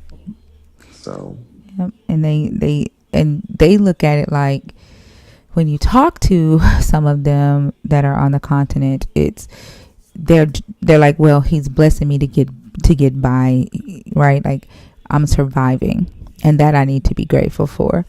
It's hard for them to turn and look at the whole when they're so indoctrinated in it, and they believe that they have to, this is their only means, their only way of survival. And if they don't, believe in this Jesus or worship this Jesus, then that it could be worse. Yeah, I try not to fault the believers Hmm. that are desperate. You know, it's Yeah. so like if you think about it, what capitalism and what money has done is that it's quantified time, right? So if you get paid $20 an hour, that's how much your life is worth every hour, right? So you're $20 away, let's say, or you know, after a day of work, you're $100 away from being at zero. And at zero, you won't have any food. You can't travel anywhere. You're stuck, right? You can't Hold pay on, for. hold on before you go any further. Yeah. Has anybody ever in the chat have y'all ever heard it put that way? That if you get paid $20 an hour, that's how much your life is worth an hour? Because like that is so surreal when you said that. Like that has anybody ever heard it put that way No, before? no. Really, so many people said yes. Like I've heard your skill set, but not your life. I think it's important to think of it that way. I think you're right. Like that's why I said that was such, like that was so surreal for me because I've never heard anybody put it that way before. Yeah, yeah. I mean, it's definitely there's a certain level of it's a little callous, you know, maybe, but I think it's honest, you know. Yeah, that especially like, or should we like say to them, right? To those that are paying the amount, but that is very surreal. I've never heard anybody say it that way before.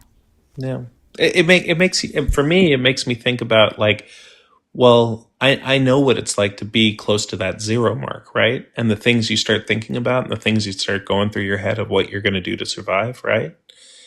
I will never know what it's like to be in an entire country that feels that way, you know? And so whatever the lifeline is that gets that you know that makes you think it's yeah, I could I played sports, so like you got a lucky pair of socks, right? Well, you know, if it's survival, then then whatever gets you through, right?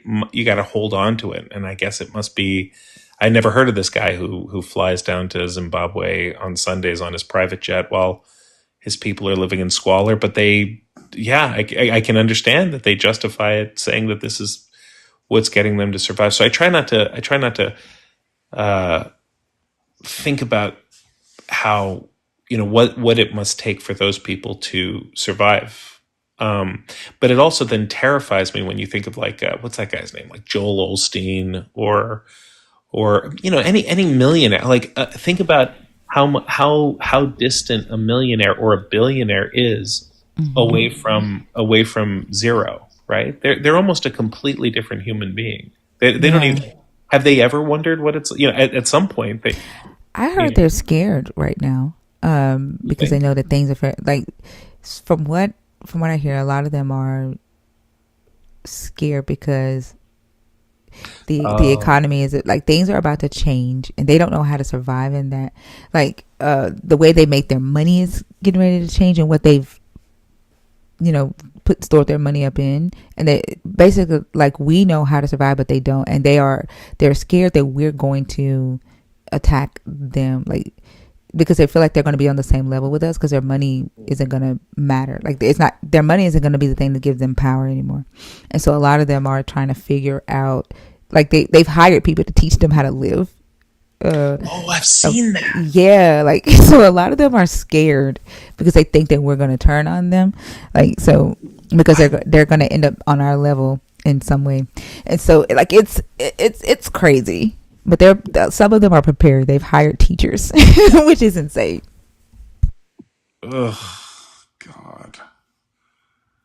That's why I said this is like it's really interesting time because it could go it could go Yeah, either it's on way. the cusp, right? It's on the Yeah, cusp. yeah. I mean, here's the only thing that makes this because you can if you look at history you can see patterns emerge and how, you know, oh, a recession happened 100 years ago, the Great Depression, you know, like all you can match all, oh, okay, global conflict, isolationism, you know, all of these buzzwords, right? The thing that makes me, you know, that kind of keeps me up at night, like now, is just this, the added curveball is now climate change, right? Like you want to Hmm. know, you know, if you want to know why there's an uptick in the human migrations that are coming out of the Middle East, it's because the equatorial region of the earth is getting so hot and the droughts are getting so long that there's no time for recovery for the human populations there. So they're doing what humans have always done, which is that they pick up and they move to the next place and hope it's better, you know? Yeah. Mm-hmm. Yeah. And yeah, we've never lived in, we've never in modern times, we've never lived in a time like this. And that's the part that scares me. One of our friends, I can't, oh my God, as a matter of fact, it makes me wonder where the hell he's at. Fee. Yes, ma'am. Hey, what was the username of the physicist that was in the deconstruction community? He was real close with Bash, and he said that we have Occam's. Occam's. Yeah, Where the Occam's hell is razor. Occam's? I don't know why I'm thinking about the algorithm has summons me. That's a different one. Yeah, I haven't seen Where the hell is Occam's. Occam's? I haven't seen Occam's in like maybe a month or so. It's a great name. Yeah, he was really big on simplifying things. But he said that he was hired out to do the numbers, right, for the climate change. And he was like, we have 3 years at best, and if we don't do something, it's going to be too late in 3 years. And there's no, he said we're going to reach the point of no return, and then there's no turning back. And he said that last year. You know what makes me so frustrated when we have these conversations about climate change and what we're doing to the saying the universe, or what is the word I'm looking for? Anyway, what makes me frustrated is we have people that are constantly drill, baby, drill, completely ignoring what we're doing. Yeah, completely ignoring what we're doing while also saying that the earth is 6,000 years old. How long do you think what you're drilling for took to form? Like, and this is not information that they can't find. So it's this juxtaposition between having a belief system that completely flies in the face of reality and what we know and what's testable and what the data shows. And they completely ignore that. And it's so frustrating because it's all of us who have to deal with the fallout of that. Like what we're doing to our climate on a global level is ridiculous. It's absolutely ridiculous. And everybody wants to continue to just turn a blind eye to that. But to your point, like it's only a matter of time that can happen because that commonality is going to hit everybody no matter how much money you have.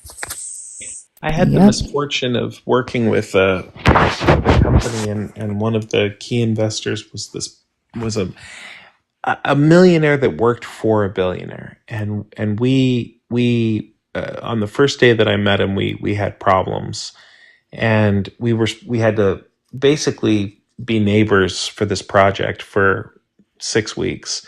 And so after the first week, I came to him and I said, listen, we have to work together. I want to complete this project. Why don't we go have a cup of coffee and we'll try to find some common ground, because otherwise this is not going to work, and the project's going to suffer. And so we sat down and we started talking, and I was like, listen, like, why don't we start on easy? We both breathe air, right? And his face got so contorted, and he was this guy from Georgia, so just a not a anyway. And so he just like, yeah, fine, what okay, fine, we breathe air, what is it? Okay, all right, calm down. Like, so we both breathe air. There, we can start there. What makes air? Trees, right? So if we cut all the trees down, we're not going to have any air. And without missing a beat, he said, there's always more trees. And I was like, what? well, yeah. And that's the moment that I realized the mind of a millionaire, or at least a mind of one of these drill baby drill type guys. You and I both, everyone I've ever spoken to except for him knows that there's a finite amount of anything, But to him, there's always another mountain to blow up. There's always another oil well. There's always another tree to cut down. It never ends. And that's the difference right there, is that they don't think that there's ever an end to the train. There's always something around the corner. That's that greed. Yeah. And their need to have, like, how much money do you need, right? And it's not about survival, it's about power. Like, the more money they have, the more power they have, and they can pay people to do what they want. They can get things done, and that constant need for power and to be in control and to be able to, you know, be the one to say, I said do this. Like we see what just happened with Musk, right? There's no reason why Musk should even have been in the White House. But if they have that power, they can do whatever the fuck they want, regardless of what the laws say, right? And so they're willing to, you know, risk our ability to live safely here on Earth so they can have that power. Yep. And I do think that there will be a rise of a new religion. I do think that that'll happen in the next 5 to 10 years. And I think that it will center most likely around AI. That's the... Really? Yeah, because so AI provides something that we have all inherently wanted God, or whatever you want to call it, right? We've always wanted it to answer questions so that we can feel better about this very difficult thing called life.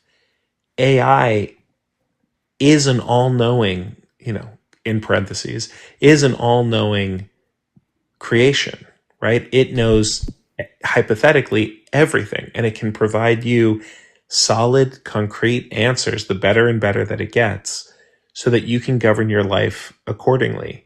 And you can already see people starting to use a lot of language to describe AI in terms that I would say are almost biblical, Yeah. I wish we could see that we are the creators of the AI, not the other way around, right? And that the knowledge that the AI has, it's getting from us. It didn't come with that knowledge, right? The AI is getting fed by human minds, right? It does have the ability to, take in loads of information and, produce, hypothesis or, concise answers from those different data points. But that information is coming from us. And so if we could look to see that we are the ones that created it, right? Instead of trying to, like, I don't know, like we're focused on giving our power away to a machine because of that promise of what this deity was supposed to be to us. We're not finding that, and so we're gonna go and give it to a machine that man created again. And there you go. You have another man-made God. And we're back at it. We're back at the topic again. I just want you to let you know that. we're right back there. Oh, you did. It's just true. Like it goes back there because it's just true. You know what I'm saying? Die Biblical said, "Chat God." I'm done. Put your Oh my God! Somebody needs to take down Biblical's phone. Chat God. Somebody gonna come out with that damn app. Hey, that Biblical. If you don't fucking do it, buy the website right now. Do it now. Go put the fucking phone down. Go do it. Go do it. And then message me because we gonna I'm gonna hook you up with my developers. Go do it because that right there, that's it. My goodness. All right, I got to be up in a couple hours for work, but it has been an absolute pleasure. Thinker, I hope you do it. If you start doing stuff more with this education, what was it called again? I'll write it down. Hillman TikTok. Yeah. I'm not teaching at Hillman. No, not this semester. I'll probably do it next semester. Like right now, I have the live. I'm learning Hebrew right now with Dr. Joshua Bowen. And that class is I'm gonna show y'all my progress tonight. But yeah, like with learning Hebrew, doing the live, doing the podcast. I have my own company. Got my grandkids. My youngest son, and then I just got accepted to work with the Atheist Experience. So I have so much stuff that I'm doing right now, not to mention writing my book. And so I can't create a syllabus this semester. So probably next semester when I'm done with Hebrew. Well, it all sounds very exciting. Thank you for letting me think and thank you for teaching me. Oh, He's I learned a lot from you. Like, and you're more than welcome to come back. Like, this was yeah, no, interesting. and a bookkeeper and a Neferfiti. That's Yeah, cool. it's just uh, Fee. Everybody calls me okay. Fee. That's we change our TikTok names around here quite frequently. So I guarantee you, bookkeeper's going to be different next time you pop up. Got it. Okay. Is that for any reason, or is that just for just switched around, or? It usually comes as a result of a conversation with the believer. I still don't know why Selena's name is Bookkeeper for Jesus right now. Oh, because you called that boy a foul. You told that dude that he fouled, that the Holy Spirit helped him foul. When he said, when he said that the Holy Spirit helped him be an administrator at the church. I didn't know that. Mine came from a guy who was teaching us about. Was this the one that said the Earth was a upside down cone shape? And Yeah, he kept yeah, calling you and Nefertiti. and the shape of it was prophesied with the shape of Queen Nefertiti. That's what he called her. He called her Nefertiti. And so I was like, yeah, that's my cousin, and that's how I got my name. Got it. Yeah. Got it. Yeah, so Bookkeeper for Jesus just changed her name from Thunder Reese because there was a guy on here who said God speaks in the thunder. And I played Thunder on YouTube and asked him to translate. And he actually did. God says such and such. I'm like, you have got to be kidding me that you finna sit up there and like literally try to pretend like you understood that thunder. That's a whole other thing. Yeah. Well, it was a pleasure. La La Land. And I don't think I heard from TikTok. I can't see the rest of Oh, the that's name. me. You're talking to. That's you. That's my backup account. She doesn't say anything. She just sits there and she watches and protects the live. You guys that's my backup. So much better than I do. I only just found out like a couple months ago about TikTok Live. I didn't realize if you kept swiping right, it turns into this whole world. So, yeah, you guys do it better than I do. That's for sure. I've been on here for like 5 years now. 5 years? Oh, okay. Yeah, it took a minute. Yeah, well, it's impressive. 755 people listening. You know? Yeah. Well, have a wonderful morning. I don't know where you are. Evening, morning. It's morning here now. Yeah, I look forward to meeting you guys again. Thank you. Same here. I appreciate all the information. The palate cleanser conversation. It was really interesting. I know the chat enjoyed it. I hope that the chat enjoyed it. I know they did as much as I did. So thank you. Thank you. See you sometime. That was amazing. All right, have a good one. I'm up here singing Denying Gravity. As soon as you said Denying Gravity, Defying Gravity popped in my head. That was a really good conversation. Yeah. Yeah. Who's gonna do who's gonna start the who the fuck did I worship thing? Listen. I think that's such a good topic though. Because we can go so many different ways with that. I think it's a good one. If I had time to go live, y'all, I really would. I just like thinker. I got too much on my plate right now.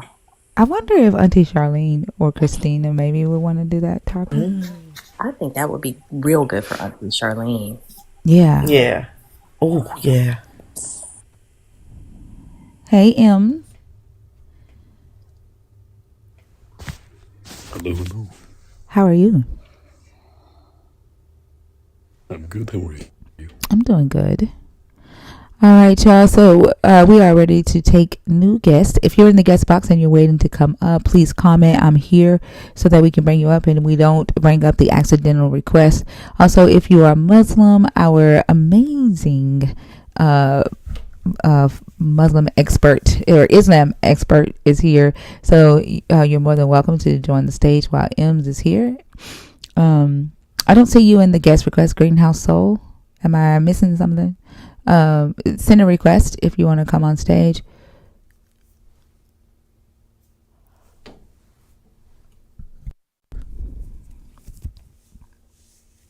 I forgot to reach out to the sign interpreter. Did y'all connect yesterday, P? No, I didn't even see what her name was because I was on the way to work. But my thought was when we kept going, I thought she was deaf and I thought she was signing for someone.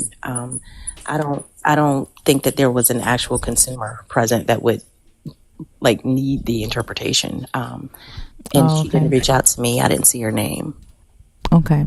I think she was saying like for some like to have it available for um some people who would want to like and get the information as well. So I don't know. I told her to follow me, but I don't remember her name either. Yeah, I I just know she said she was going to reach out to you, so I wasn't sure. yeah, I'll definitely keep an eye out on it if she does. I'll let you know. Okay, thank you. Hello. Hi, how are you? Good morning. How are you? I'm doing good. Good. Listen, I always want to start off by saying how much I appreciate your lives. Thank I you. talked to you a couple times before, and I was telling you how, my daughter had put me onto your lives, and we've been, trying to get on together so she can explain how you've helped her, but we're never ever able to do that because she goes to work really early. But I'm 51, just so that you know. Thank I'm you. like double the age that you have to be, and definitely deconstructing. I don't believe anything anymore. And I wanted to touch on, and I know you don't give advice, but I wanted to It's 7 o'clock. touch on, I know, I wanted to touch on is deception for a greater good justifiable? Because I think that that is how I have rationalized me being in these cults that I've been in. And talking about Catholicism specifically and Christianity specifically. And I know you don't give advice, but anybody, you or anybody, have any recommendations on what to start with? Because I feel like the kid in the supermarket that just got some money, the money being, oh, questioning, this ain't right. And I'm talking about 51. I'm talking about for 50 years. I just started deconstructing last year. So I feel like the kid who has a lot of money in a candy store and I just got a bunch of shit in my arms, but I don't know which one to, you know what I mean? I don't know which way to go. And I'm at the point where I'm very, very, very vexed about everything that I've been fed and learned. And of course, I have to take accountability for what I knew and didn't know, right? Because I can't just keep saying, "Oh, it's because I learned this, I learned that." But what the hell do you do when you don't know what to do and you're angry at everything, at everybody, the people who put me in church, anger towards my parents for putting me in Catholic school? Like they were going for the education piece of it, but that Catholicism scared the shit out of me and did a lot of damage to me and my belief system and how I grew up and the decisions that I made. And again, me taking accountability for everything that I've done, like where do you even start? Like where do you go to get rid of the anger? Because I can't see past that. So I am going to pass. First off, let me say that I am proud of you for, you know, doing the work. I want to tell you that I can help with like the educating yourself piece because that's what helped me. Because I didn't necessarily deal with anger. I dealt more so with hurt, if that makes sense, with the whole idea that I thought I was in relationship with this God. And so just learn for me because logic and data, logic and information makes sense to me. It helped with that disappointment. And so Dr. Joshua Bowen's book, The Atheist Handbook to the Old Testament, Volume 1 and Volume 2, that helped me a lot and explained a lot for me. And so that helped with that. But I am, if Fee is available, because Fee said she dealt with the anger for quite some time. Is that right, Fee? Oh, yes, ma'am. Yeah. So I'm a pass you to Fee because I think experience shares are the most helpful. Yeah, Okay. absolutely. And I will say, Fee, thank you for jumping in. But Thinker, I wanted to say I have I'm pat like I'm at the I think the anger is part of my vulnerability, like to cover up the hurt, because it's some deep, deep, deep hurt. Like I feel like I wasted my entire life. I'm on the softer side. I feel like should have been the softer side of my life, and I'm still doing heavy fucking lifting. Like, I feel you. but go ahead. I'm sorry. Thanks, Fee. Yeah, I mean, I agree with you. I didn't necessarily feel hurt. And I think part of the reason that I didn't feel the hurt is kind of ties into what Thinker was talking about. When we understand why people do the things that we do, it makes it do the things that they do. It makes it a little easier to accept the fact that this is their first time through this experience too. And they were only doing what they thought was best. I think most of our parents who brought us up in religious households, they were giving us the what they had. They didn't have anything else. Unlike you, I'm team 70s baby. I'll be 51 next month. So right there with you. And you do feel like, okay, I've got more years behind me than I have ahead of me. And like now I'm finding this shit out. But I do think that starting with, I'm kind of like thinker too, in that I think at the very base of anything needs to be how we think about stuff. I always recommend critical thinking skills for dummies. It has nothing to do with religion. It has nothing to do with processing emotions or anger, but it does lay a really, really good framework and groundwork for how we start to think about things and ensure that we don't fall into the traps that led us to where we're trying to crawl out of, if that makes any sense. There are also other books about, and different things are going to resonate with different people. Like for me, I'm very much a pacifist in life for the most part. So a lot of, I guess, Buddhist philosophies make sense to me in terms of accepting shit because we can't control a goddamn thing. So being able to train your mind to process the information that it takes in, acknowledge how you actually feel about it, but then challenge the thoughts that you have that leads to those feelings. Like none of us feel a thing without a preceding thought, whether conscious or subconscious. So for me, it was kind of digging in to that area of it. But I also think that there's power in expressing what you're feeling and expressing it to the person that you're feeling it about. Your relief, however, I think can't be tied in their response. Like, I'm going to feel better when they say X, Y, and Z. Like, for me, I had to take that approach with my dad. He never understood why I stepped away from religion. He never understood why I questioned things because he's like, it made me such a better person. I'm like, okay, that's what it did for you, but it didn't do that for me. So I couldn't let my ability to move forward in progress be contingent upon his recognition that he did something that hurt me. And when I pulled back that contingency, I realized it's up to me to determine what I do with this. And holding on to hurt of the past is not going to make me feel any better. It's not going to give me any knowledge to build a life that I want, and one that I want to look like how I want to look, how I want it to look for the remainder of my life. I had no control over how my parents raised me. I had no control over what belief system I was brought up around, but I have complete control over what I do with the information that I have right now. So two things can be true simultaneously. You could absolutely be frustrated and irritated that they didn't know any better and recognize that they didn't know any better. Just like us at 50, 51, we didn't know these things at 25. My sister still has letters that I wrote to her when we were both still Jehovah's Witnesses, telling her, she needed to get her life back and she needed to do all these things. And that's because that's what I thought. That's what I knew. It's what I believed based on the information that I have access to. So, in the same way that we have to give ourselves grace for the things that we didn't know, we also have to give our parents grace for the things that they didn't know. But I think those two things are two completely different tracks, and one can influence the other, but you have to give yourself grace to have both of those journeys going on at the same time.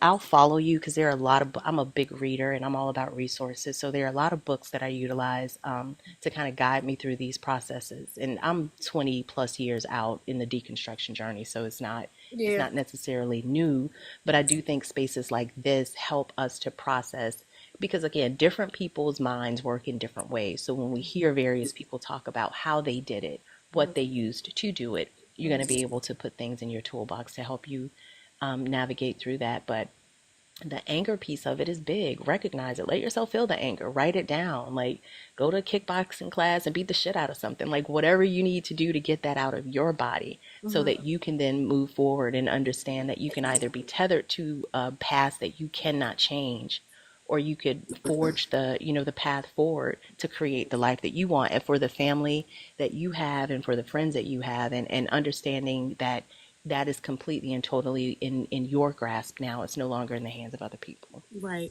And in my parents' defense, again, they were kind of following not religion, because neither one of my parents were religious at all, right? I was sent to Catholic school because I grew up in the city of Philadelphia, and that was the best option as far as education. They were more education advocates than religious advocates.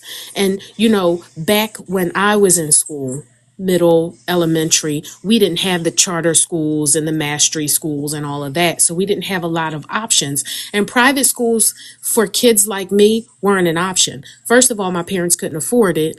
And second of all, they weren't an option because a lot of kids weren't admission, didn't get admission to those types of schools, black children specifically. So I think it was more of an education decision, but the anger isn't so much for them, and they've both since passed. We've never had these conversations, unfortunately, because they passed when I was 37.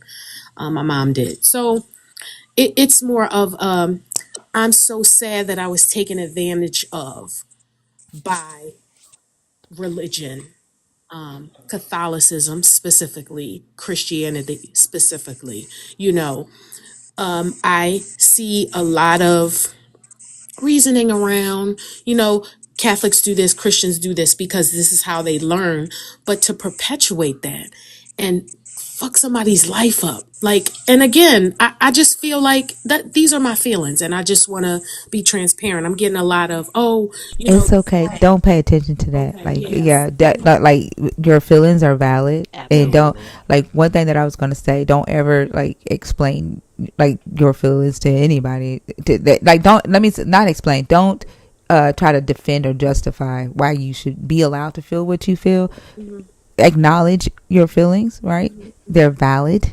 They're very real for you, and nobody can tell you that you're wrong, right, for having an emotion. And I think, like in society, we're shamed uh, um, about our emotions, and so we don't know necessarily have emotional intelligence or emotional regulation. We don't know how to deal with emotion, right? Right, right. Yeah. So don't apologize for your emotions, and or don't even explain it. Yeah. Yeah, Yeah. and just as a caveat to that, I hope I heard this correctly, but I heard you say that you were in a relationship with a person who had NPD or had those tendencies, and I am Yeah. in one now, and so I'm learning how to gray rock a little bit better and yellow rock, but it's I'm always explaining myself. And my kids are even like, why are you explaining it? Because I just feel like everybody has good intentions, and I'm learning that everybody doesn't. And that is crazy. Like, my world has been rocked by what I thought people had good intentions of. And just, people do stuff to manipulate you on purpose. And I'm there. So that's where I think the anger and the hurt comes from. But there's definitely hurt. Fee, I want to thank you for the book recommendation. I did a screenshot also of what you put up before. But I think deception for the greater good, justifiable, is just the most horrific thing that could ever be conceived, because it damages so much. It damages so many people. And going from not knowing to knowing the wrong things that damage your life and help you perpetuate that damage. Like, I taught that shit to my kids, and now I'm backtracking and healing relationships with my children because of what was put into me. And that's so crazy because there are so many people, and I'm not even going to use Christianity as an example. There are so many people who are taught something. Like, maybe your grandma put sugar in her turkey, and if you don't know the scientific logic behind that, you just do it just because, right? It got it golden brown, but butter can also get it golden brown too. And there are other things that you can do. And to be so mind fucked for so long, it's just it's crazy. So I always like to get on here and be real quick and just thank you, because this is really helpful. I know you get a lot of people that are on here trying to change the way you think and attacking you. And, thanks for looking beyond that, cussing them out where appropriate, and moving on, because we really do need that. And again, like when I first listened to you, I'm like, oh my gosh, she's so harsh. But I never judged. I was just like, let me listen to why she's harsh. Like it's always a reason why people are like they're like. And you take no crap in your lives. And I so appreciate that. You've given me some real tips and tools to tell people just shut the fuck up. Just shut up. How about that? So I I love this. Yeah, me too. Unique. I love when women go hard. It's very empowering, And you know what? especially because I think you're younger than me, and I love to see like if I have any knowledge or wisdom, I pass it on to the shorties because I feel like okay, maybe somebody can learn from your experience, and this is what you're doing at such a young age, and I just appreciate that, man. That this is good stuff, and this is where I feel like I don't know. I feel like it's hope out there for the world, but I hear people saying crazy stuff like opinion is not judgment. My opinion was judgment though, but yours isn't. That kind of shit. So your lives do so much good. And I know it's tough. I hear you. I hear it in your voice. I hear the frustration in your voice. I see how y'all identify people that are coming in with the BS from the beginning. You can hear it in their voice, how they come on quiet, trying to act super, super calm and that unbothered thing. But that doesn't help anything. Show your emotion and rock on with it because that gives you the fire you need to help people not come over into your realm with that BS. And so thank you. Man, thank you. You are very welcome. Thank you so much also for sharing your journey with us. Keep us updated. And I just want to say like the fact that you get to have that relationship with your daughter, and I think I may have said this to you the last time that you came up. You did. Yeah, like that is such a beautiful thing, right? And just like lean into that, pay attention to that, and focus on, let your mind stay on that. And then I And I've think too, learned. like it's forging those authentic relationships that really show you that that's where the value is, right? Because there's something about connecting with someone absent the layer of belief that's imposed upon the two people in the relationship that's deep. Hmm. Like it's you see me. I don't have to pretend this thing. I don't have to act like I don't have questions. I don't have to pretend like I have emotions. Religion vilifies humanity in every step of the way. Hmm. Like to be angry is to be bad or is a bad thing. To be emotional on any level is vilified. So I think by putting that down and picking up the reality of this is a human experience that only I have. You have we're the same age, but you and I have very unique experiences. Hmm. And that does not mean that your experience is right or mine is wrong or vice versa. So I think sometimes when we put down the responsibility to be a thing for the purpose of satisfying a God, we realize who we are, and all emotions are welcomed. All behaviors aren't, but all emotions are welcomed, and they're not a bad thing. And learning how to manage those emotions and what to do with them, even understanding where they come from, I think it empowers us. So when we talk about deception for the purpose of the greater good, whose greater good are we talking about?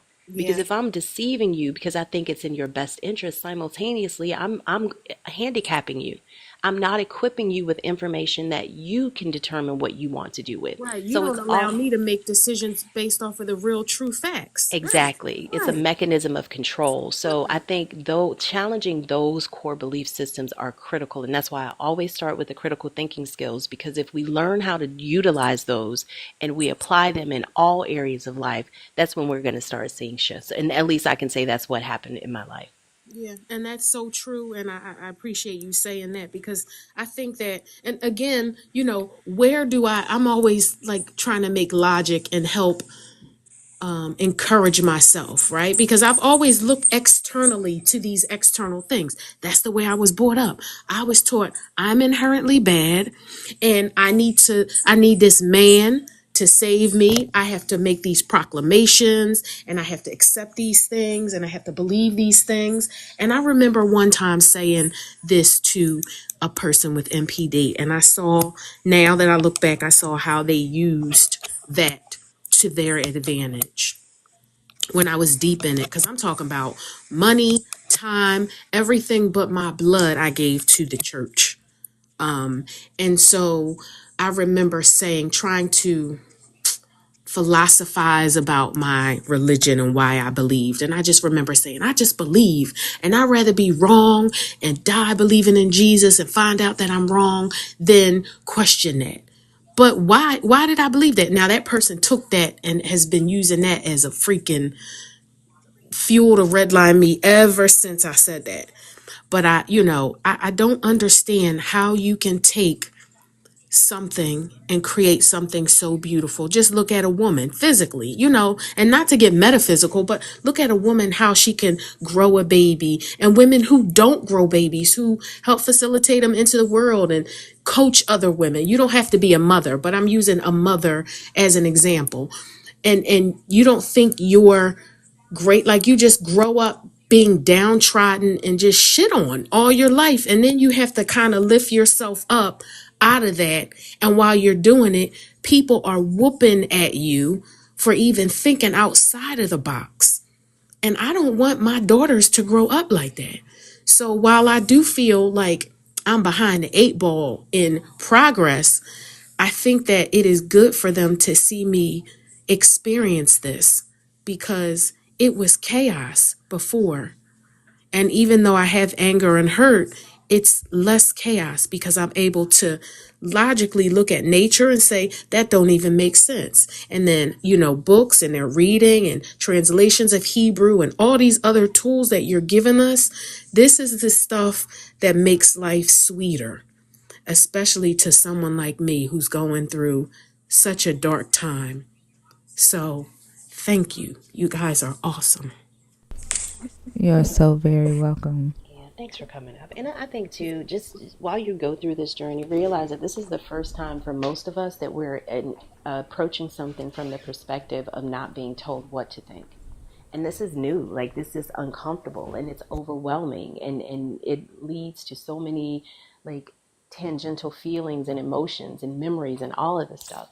And it's when you are told how to think as opposed to what to think, then you have to then do all of the processing. So we're utilizing parts of our brain in ways that we haven't before. So give yourself grace too throughout this process, because it's new for you. So none of us start a thing and automatically become masters of it. And most of the things we start learning how to do is uncomfortable for us. So let yourself be uncomfortable while you go through this journey, because you're new to this too. And whatever resources that you that work for you, like there's a book that I have. It's called Unlearn. It's about grappling with realizing that you were taught things, and you were taught core beliefs that you now realize are not necessarily true, and they don't align with who and what you are as a person. So how do you unlearn that while learning new things at the same time? It's such an overwhelming mental process. But utilizing those tools, like just figuring out how to do the thing first, as opposed to doing it while you're learning how to do it, if that makes any sense. Get the skill first Yeah. and then start applying it, and giving yourself the space to do both of those things when you need to. See, and it makes sense. And on top of what you said, can you add in, like, not just, unlearning and then relearning and giving yourself grace, but putting out fires in your life that other people fucking started? Yeah, because you still got to live. You still got to pay mortgage. You still got to keep going. Like, you can't go. Yeah, Still you gotta can't pay go into mortgage. this. Yeah. And you still gotta have a sense of self. I'm raising two black women. I can't just be torn down and downtrodden all the time. But it's like that religious thing, if it had intent, I would think its intent is to control people and manipulate people, and to get out of that control. I'm like at the point where during the middle passage, it's time for me to jump off the ship, because I'm not even. Yeah. Right, and I'm not gonna hold you guys up. I just wanted to get on here and give my little two. I'll do that occasionally, but I'm listening. I'll be up 4 o'clock in the morning waiting for y'all, because it's no way I miss this. Y'all be giving me ammunition, and if I don't have no ammunition, I'll just tell people shut the fuck up and get out my face with that, because I'm putting out Exactly. fires. And sometimes that is the answer. Like, that's the only answer that they need. And that's perfectly fine too. That's what I'm telling my ex-husband right now. Shut the fuck up. He ain't going to that school. Yeah, I Next. love it. I love it. And Next. listen, every time you talk or refer to that, I take whatever, I suck whatever tidbit I can out of that because I'm on the verge of being done with that. Mm-hmm. You can only say so much, and I'm not going to talk a whole bunch of shit. You gotta, if it's covert, you gotta be quiet because them motherfuckers will try to destroy you. Yeah. Destroy. They try to destroy you. So I'm there with you. Just know y'all doing good work. I feel like encouraging y'all to keep going. These monitors in here, the nerds, all of y'all are the truth. You hear me? So keep, cause I'm here. I'm here. Well, we got your back as well, and happy that you are here. Thank you so much for coming up. I enjoyed the conversation with you. Thank you. Thank you. You have a great day, all of you. Thanks, Fee. Just making up for all these bad conversations. Can one of y'all take the next guest? I need to handle this right quick, and I'll be right back. Yeah. It's okay. Thank you. I don't know if Lala or if Selena, if y'all could bring up somebody.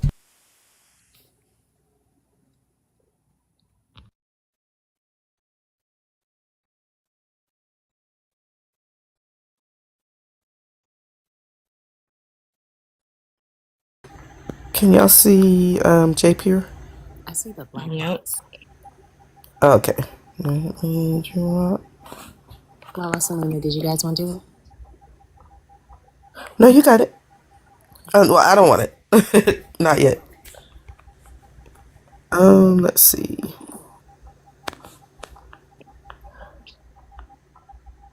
Uh,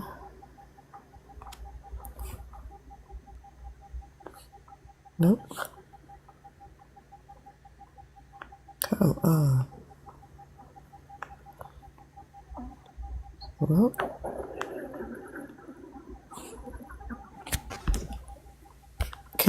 can y'all see anybody in there?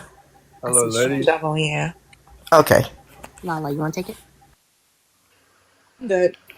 Oh, okay. Hey, Shovel, good morning. How are you? G'day. Yep, good, thank you. What's your age for TikTok purposes? 26. Okay. And are you a Christian or believer, Yeah. deconstructing? Yeah, I'm Christian. Okay. What topic do you want to choose? Uh, so the topic I want to talk about is pretty much just this documentary in my bio. No, Yes. no, no. Yes. There are Whoa. three Dude. topics. There are three topics, right? Pinned on the host's slide. What Yeah. makes you a sinner is deception for a greater Okay. good, Okay, I understand justifiable, that. or false prophets and Yeah. prophecies. Which Okay. one? Okay. I thought it was just like an open. Okay, sorry. No, it's not open. What makes you a sinner? I believe what makes you a sinner is, well, if you look in all religions, the top of the rules, it says shall not kill. So like that's a big one. That's a thing that makes you a sinner. So let's go with that one.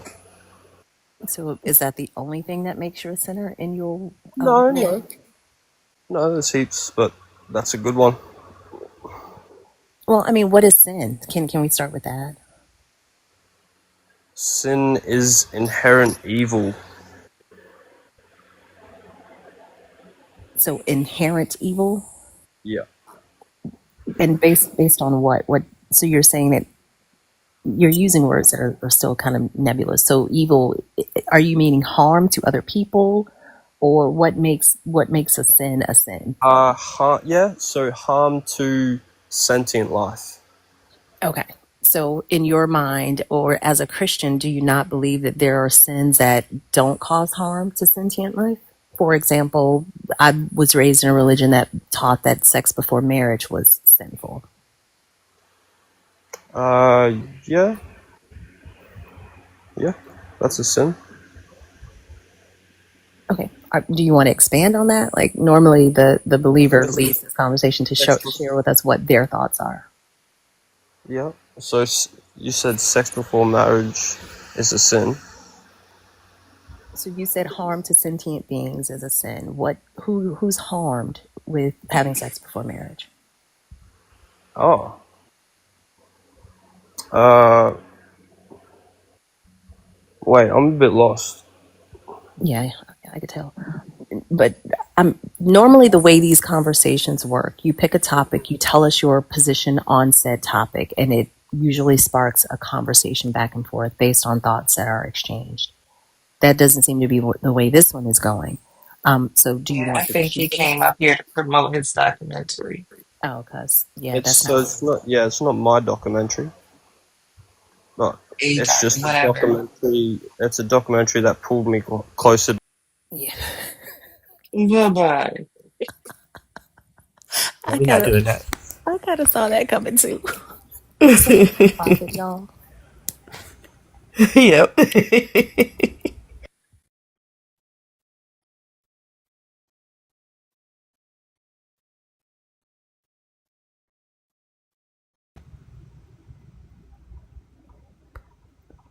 I can't see. Is there anybody in there?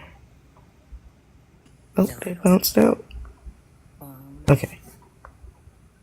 Jimari. Yo, Good morning. How are you? what's up? How you doing? Doing well. What's your age for TikTok purposes? 19. Okay, you gotta be 21 for this live. Host notes at the top. Not born in the 1900s, I mean. I'm sorry. What did he say? Well, he said I'm I'm talking about Mm-mm. Don't play with me. born in the 1900s. Boy,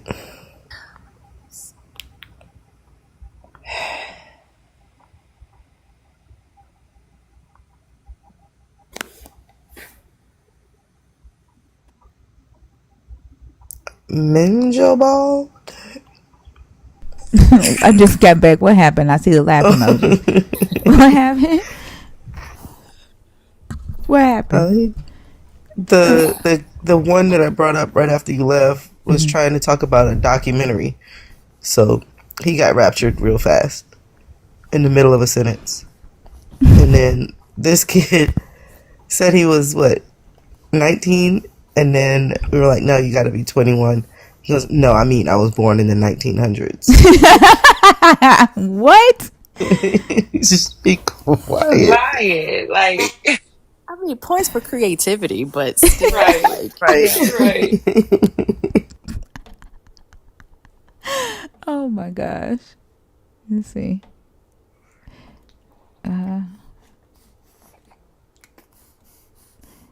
What is his name? God is what? Thank you. Here you go, little mama. What's his name? Laverta?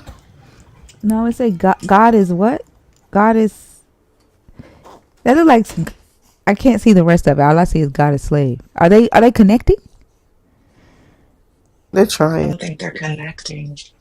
Okay. So Lex Lane remind me. Okay. So can one of y'all take him down? Why? Who is Wasn't the shovel guy the one that was just on the live? Mm-hmm. Okay. Was that the one that said 1900s? No, he was the one that was No, documentary, right? who was it? G. Mary? Okay. Do y'all? What happened with shovel? Do y'all want to bring him back up or No. no? Okay. Let me get them out of the thing. Okay. Oh, I don't know who this person. I didn't mean to click on that. Allie? Yeah, that's what I meant to click Aaliyah. on. Aaliyah. That's okay. Hi, how are you? Hi. Good morning. Good morning. Are you first off your age, and then are you a believer? Are you deconstructing? You're an atheist, and then if one of y'all want to take this, I'm 21 and I'm a believer. okay. Fee, you want to do it? Yeah, you okay with 21? Yeah. Okay. All right. What topic do you want to pick, Aaliyah? Can we pick the? I don't know because I was reading all of them. I didn't know that it was just like a pick one, but I was looking at 1 and 2. What makes you a sinner, and then is deception for greater good justifiable? Yeah. So go ahead and pick whichever one you want to focus on. Normally, we just do one topic per guest. Okay. Well, I'll say that is deception for greater good justifiable. Okay. What are your thoughts? I don't agree with that. I don't agree with anything that is like of immoral, like immorality. I don't think that's justifiable. For one, I feel like in this world, a lot of immoral things are just kind of made normalized. And then people try to like justify it with their intention. But a lot of it is also based on the action of it. And if the action is immoral, then I don't really think it can be justifiable. So when you say, so would lying, for example, be in a would be something that's not justifiable, even if it's for the greater good? Yeah, no, I do not agree with lying.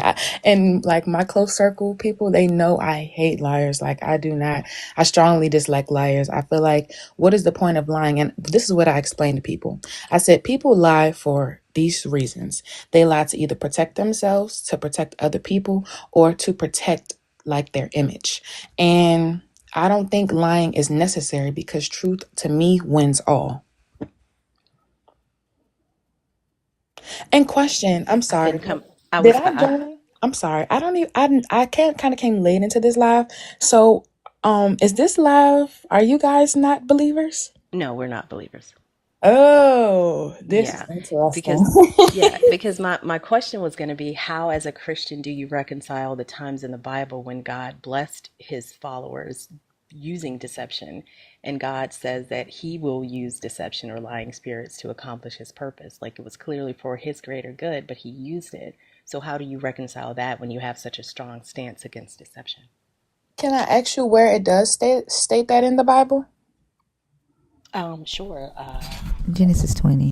Yeah, that's one Genesis great one. 20. Okay, and I'm sorry if I can leave out of here because I can open up my Bible app to read that. I can bring it up on the screen for you if you want to read it.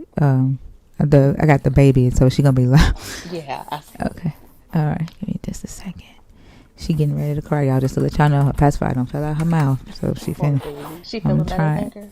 Yeah, she has acid reflux, I and hear the little baby breaths. hmm and the way she be like sucking on this pacifier after she eat a bottle. Yesterday she would like let her eyes roll back in her head when the pacifier, I like she had the pacifier in her mouth and she realized milk ain't coming out. And the way she looked at me like, if you don't put a bottle in my mouth, and there better be some milk. And also, before like we dive into this, I also wanted to really go into depth about my religion. Okay, that's fine. Fee would do that. Oh, what happened? You Okay, said I'm it. sorry, I'm right here. Oh, But I no, wanted to dissect my beliefs. I do believe like in Jesus Christ, but my religion is different. I'm non-denominational. So I believe in all beliefs, like in a sense, and I know that's not orthodox. So I don't really like have these conversations with people who are completely Christian and they know like of this because I believe that God came in many forms. I believe God can come as a shroom trip or God can come in, just a different way to people to get everyone to kind of believe in him. I'm not very narrow minded when it comes to that. I believe that God is a God of many things. And that's why I want to just dissect before you guys kind of just try to label me before that. I don't think No. we labeled you. Yeah, No, we no, Yeah, no, we no, don't. no. We don't have any desire to label you. Like our focus is not on you per se, but the God, right? Okay. Yeah, and uh, the belief in how it shows up in the world. Does that make sense? The belief that you may carry and how it shows up in the world and affect people. And so the topic that you chose, was it the sin topic or the deception? Which one did you choose? It was the deception. Okay. Yeah. So we're not looking to label you at all. We have very civil conversations with non-believers. With believers that allow for the civil conversation. Like both sides can learn and grow from each other, right? Or sometimes people get a little bit upset because they don't like the information that they've never read in the Bible before, and they might, get disrespectful. But like we don't have any intention of that. Does that make sense? So Yeah, that makes yeah, sense. okay, all right. Fee, go ahead. I'm just gonna move it, and you just say move down when you're ready. Okay. Oh, I've got it up on my screen because the way my eyes are set up at Oh, okay. this big age. You know, it's Okay. fun. So, are you, Aaliyah, are you familiar with the story of Abraham and Sarah with the King of Abimelech? And you're on teacup. If you're off, if you can't see us, we can't hear you. I'm sorry. So you guys didn't hear me just now? No, if you're out of the app, we can't hear you. Okay. Yes, I'm familiar with the book of Genesis. Right. So I know the book of Genesis, but this story particularly. So we're talking about the deception that's in the Bible. You asked for an example of that. So I was wondering if you're familiar with the story of Sarah and Abimelech and Abraham. Abraham, Yeah. yes. Mhm. So God ultimately, because of a lie that Abraham told, God, I won't go through the whole story if you've already read it. Do you want me to read it since it's up on the screen? You can tell me whatever you prefer. No, you don't have to read the whole story. I want you to tell me, what did God lie about us? What did he So lie about in the Bible? honestly, I think it may be better to read it just so it's not a summary. I don't want you to think this is me giving you my opinion. So from there, Abraham journeyed towards the region of the Negev and settled between Kadesh and Shur. While residing in Gerar as an alien, Abraham said to his wife Sarah, "She is my sister." Abraham said of his wife Sarah, "She is my sister." And King Abimelech of Gerar sent and took Sarah. But God came to Abimelech in a dream by night and said to him, "You are about to die because of the woman whom you have taken, for she is a married woman." Now Abimelech had not approached her, so he said, "Lord, will you destroy an innocent people? Did he not himself say to me, 'She is my sister'?" And she herself said, "He is my brother." I did this in integrity of my heart and the innocence of my hands. Then God said to him in a dream, "Yes, I know that you did this in the integrity of your heart. Furthermore, it was I who kept you from sinning against me. Therefore, I did not let you touch her. Now then, return the man's wife, for he is a prophet, and he will pray for you, and you shall live. But if you do not restore her, know that you shall surely die, you and all that are yours." So Abimelech rose early in the morning and called his servants and told them all these things, and the men were very much afraid. Ha- I'm sorry? okay. Did you want to, you don't have to finish reading the whole thing if you didn't want to. Are you basically saying about how God, well, not God, it wasn't really God, it was a decision that Abraham made on his own behalf to lie to Abimelech and say that Sarah was his sister to protect himself? And that's where, are you like, is that where the lie is coming in? Is that what we're talking about? So what did God do as a result of that lie? Who was punished as a result of that lie? And a result of that lie, no one was punished yet. No one actually got punished, because in the middle of that, after he was about to, Abimelech was about to commit immoral acts with Sarah, but it was brought to his attention that Sarah was Abraham's wife through God. And when you say, is deception good, justifiable? No, the act of the lying was immoral. That's why God allowed Abimelech to see the truth before the deception happened. And like, the deception was the lie, but that's why Abraham came to Abimelech and he apologized and he told the truth in the end about who Sarah was to him and why he did that. And that's why I'm saying the lying was not moral. Abraham should never have lied to Abimelech. He did it to protect himself, but the truth is what won in the end. Because if he didn't tell the truth in the end, then the act would have continued to be unjustifiable. But because in the end he told the truth, it's more like, that's when you are, what is it, acknowledging, I don't know how, because in the Bible it will be asking God for forgiveness, but with other terms it's him acknowledging himself. So he acknowledged what he did wrong to Abimelech. So why did God then punish Abimelech for being lied to by his prophet and make his wife barren and make all of the women in his house barren? He also made Abimelech sick. And he made Abimelech sick. So Abimelech was lied to by God's prophet, and God struck Abimelech with these calamities. Why would that happen if ultimately the problem was the lie? I guess you can say because it's the act in general of, I guess, sexual immorality, because that's also a topic in the Bible. So But God there is was no definitely, sexual there was no sexual immorality, and it was no sexual. he was acting in integrity. There was no sexual immorality yet, which is why that happened. But what I'm saying is the reason why God, in a sense, he had to let them know that Abraham has, because Abraham was already blessed. So I'm trying to put it into words so it's understood. Abraham was already blessed by God. And So, I don't really know how to pronounce their names in the Bible. So if I'm mispronouncing them, I apologize. it's okay, But Aaliyah. I think you're going somewhere we're not going at, because I want to stay right on the point. The point that we're talking about is the fact that Abraham lied to Abimelech, correct? Abraham did lie to Abimelech, yes. Okay. And God punished Abimelech for being lied to. Abimelech did not sleep with Sarah. Abimelech acted in integrity. He believed what Abraham said. Then he was struck with a sickness, and his wife and the slaves in his house were made barren as a punishment of this God. Does that seem fair to you? Um, where I'm trying to like dissect is okay. What I'm trying to dissect is that you're asking me, does that seem fair? And it's deeper. Like that's a, of course, what you're asking me is a yes or no question. And simply to say, no, that is not fair. But when you actually want to dissect the Bible and actually get into the reasonings behind things, it becomes a longer story. But to answer your question, is it like a yes or no? No, that was not fair. There is, um, I don't really know how to explain this because it's just crazy. I've never been in a situation like this to be talking to non-believers, but I'm down for it. But it's deeper than what the I what don't believe God it's did to deeper. I mean, Abraham. there's no justification for lying. Like, let's just say I lied to you, but you and your family, you did nothing wrong, but you and your family, or if you have kids, you get sick and your kids die because I lied to you. There's nothing deeper than that.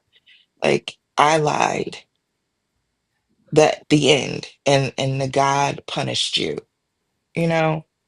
The And I God think, punished them, but he also blessed Abimelech and Oh my No, he didn't. gosh. No, he yes didn't. he No, he didn't. Abimelech was wealthy.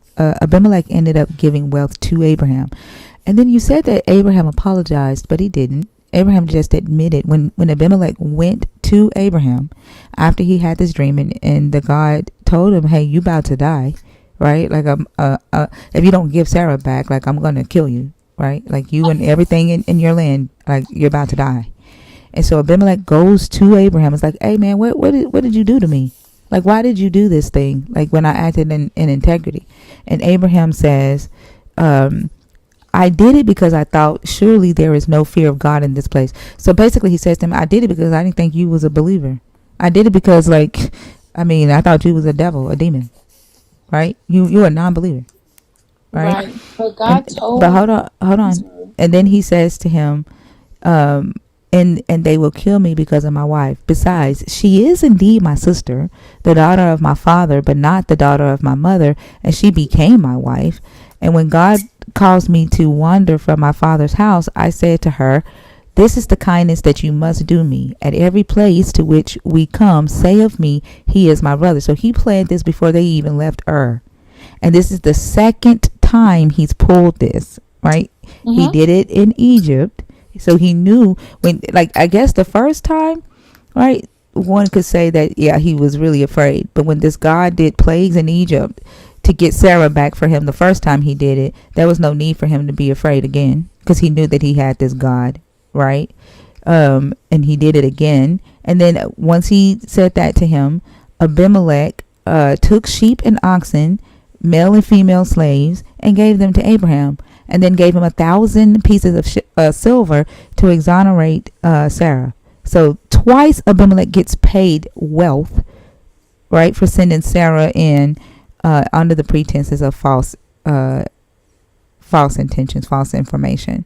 Twice your God took Abraham's side, did not ever once say to Abraham, don't do that again. This deception, I despise deception. Not once. That's the point that Fia is trying to make. And I think when you say, there's a deeper story, right? It's almost as if the answer to the question is that deception for the greater good is justifiable? Because when you say there's a deeper, you know, there's more to the story and there's a deeper reasoning behind it all, you've got to be saying it's okay, right? Because Abraham, like the later part, like what comes later. That's what it sounds like you're saying. I can see where you would perceive that as what I'm trying to say. No, all I'm saying, I'm not trying to say that the reasoning behind it means that it's justifiable. What I'm saying is that God intentionally did not cause wrath because of the lie he told Abimelech. Can't pronounce his name right. It's okay. Told him It's not to a bim Abimelech. elect. Yeah, Yeah, there he you go. told him not to touch Sarah. So that was all in all what the problem was, because he told That's him not, not. but that's not what we're talking about, though, right? We're not denying that. God did come to Abimelech in a dream and say, "Hey, she's married. Don't sleep with her. I even stopped you from doing it so you wouldn't sin." That's granted, but that doesn't negate the fact that Abraham lied, and it doesn't negate the fact that because Abraham lied, Abimelech was about to get in trouble with that because of that lie. And then when God meted out punishment, it was to the person who was lied to. These are just the facts of the story. And I think you mentioned that this is your first time having conversations about the Bible with non-believers.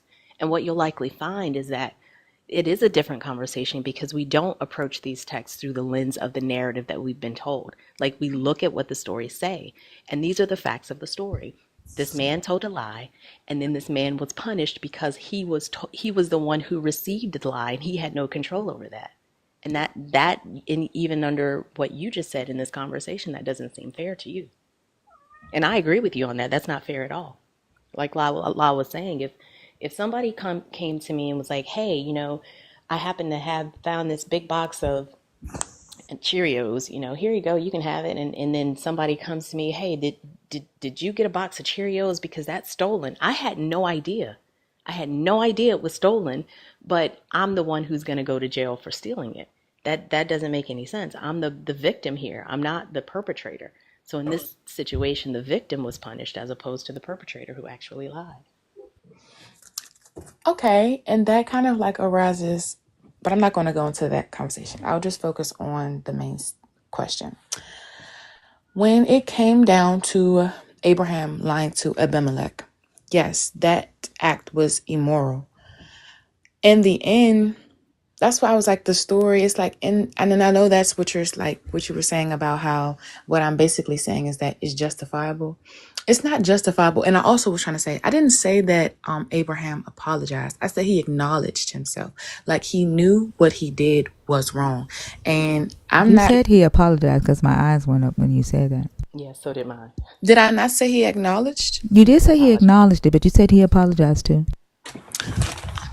My apologies if I said that. I do not remember saying that, and I did not intend to say that. What I meant to say was he acknowledged himself, because nowhere in the Bible does really, I mean, I'm not going to say that, but apologies is not really something, I guess you can say, profound. But I meant to say that. Isn't that weird to you that forgiveness is talked about, but you don't necessarily see people saying "I'm sorry" or asking for forgiveness? You don't see human. You just made me think about that. Are there any humans apologizing to each other in this text? I don't. I can't think of one example. I don't Neither. think there is. Not one. Yeah. You just told to. Holy shit! Wow. So can I ask you all a question while I'm here? Sure. Okay. So what is it? So, because I know you guys are saying you're not non-believers, but that doesn't mean you're atheists. No, I So am an what? atheist, No, So personally. yeah. I don't believe in a God. I'm an atheist as well. So when you say, most people, when they say use the term atheist, that means they believe, relatively speaking, to some form of the devil. Now, me, No, I no, do no, not. What? no, no, no, no, no, Girl. Maria. Oh Okay, no, no. you guys can inform me on this topic, because anytime that Yeah. I've spoken to an atheist, I've always relatively heard them, saying something about the When have you devil talked and to when have you afterlife talked to a atheist, Aaliyah? in Because college. the devil belongs to y'all too, but we don't Yeah, believe in that's him y'all's either. character. Yeah, he's in y'all's book. We don't believe him either. Okay, so what does per se, what do you believe in? I don't believe in anything, but when it comes to atheism, look at it this way. How many gods do you believe in? One God? You believe in one God. So you are an atheist with respect to every God you don't believe in. You're an atheist with respects to Allah, to Buddha, to Krishna, to every God that you don't accept. You are an atheist with regards to that particular God. We just go one God farther and lump all of them in the same bucket. There's no evidence of these gods being true. I've not been convinced of them being real. So therefore, I don't believe it in the same way I don't believe Santa Claus is real or the Tooth Fairy is real. There's no evidence of these characters being real. Correct. But no, I do not believe in just, I don't think I'm atheist to other gods because I believe in one God.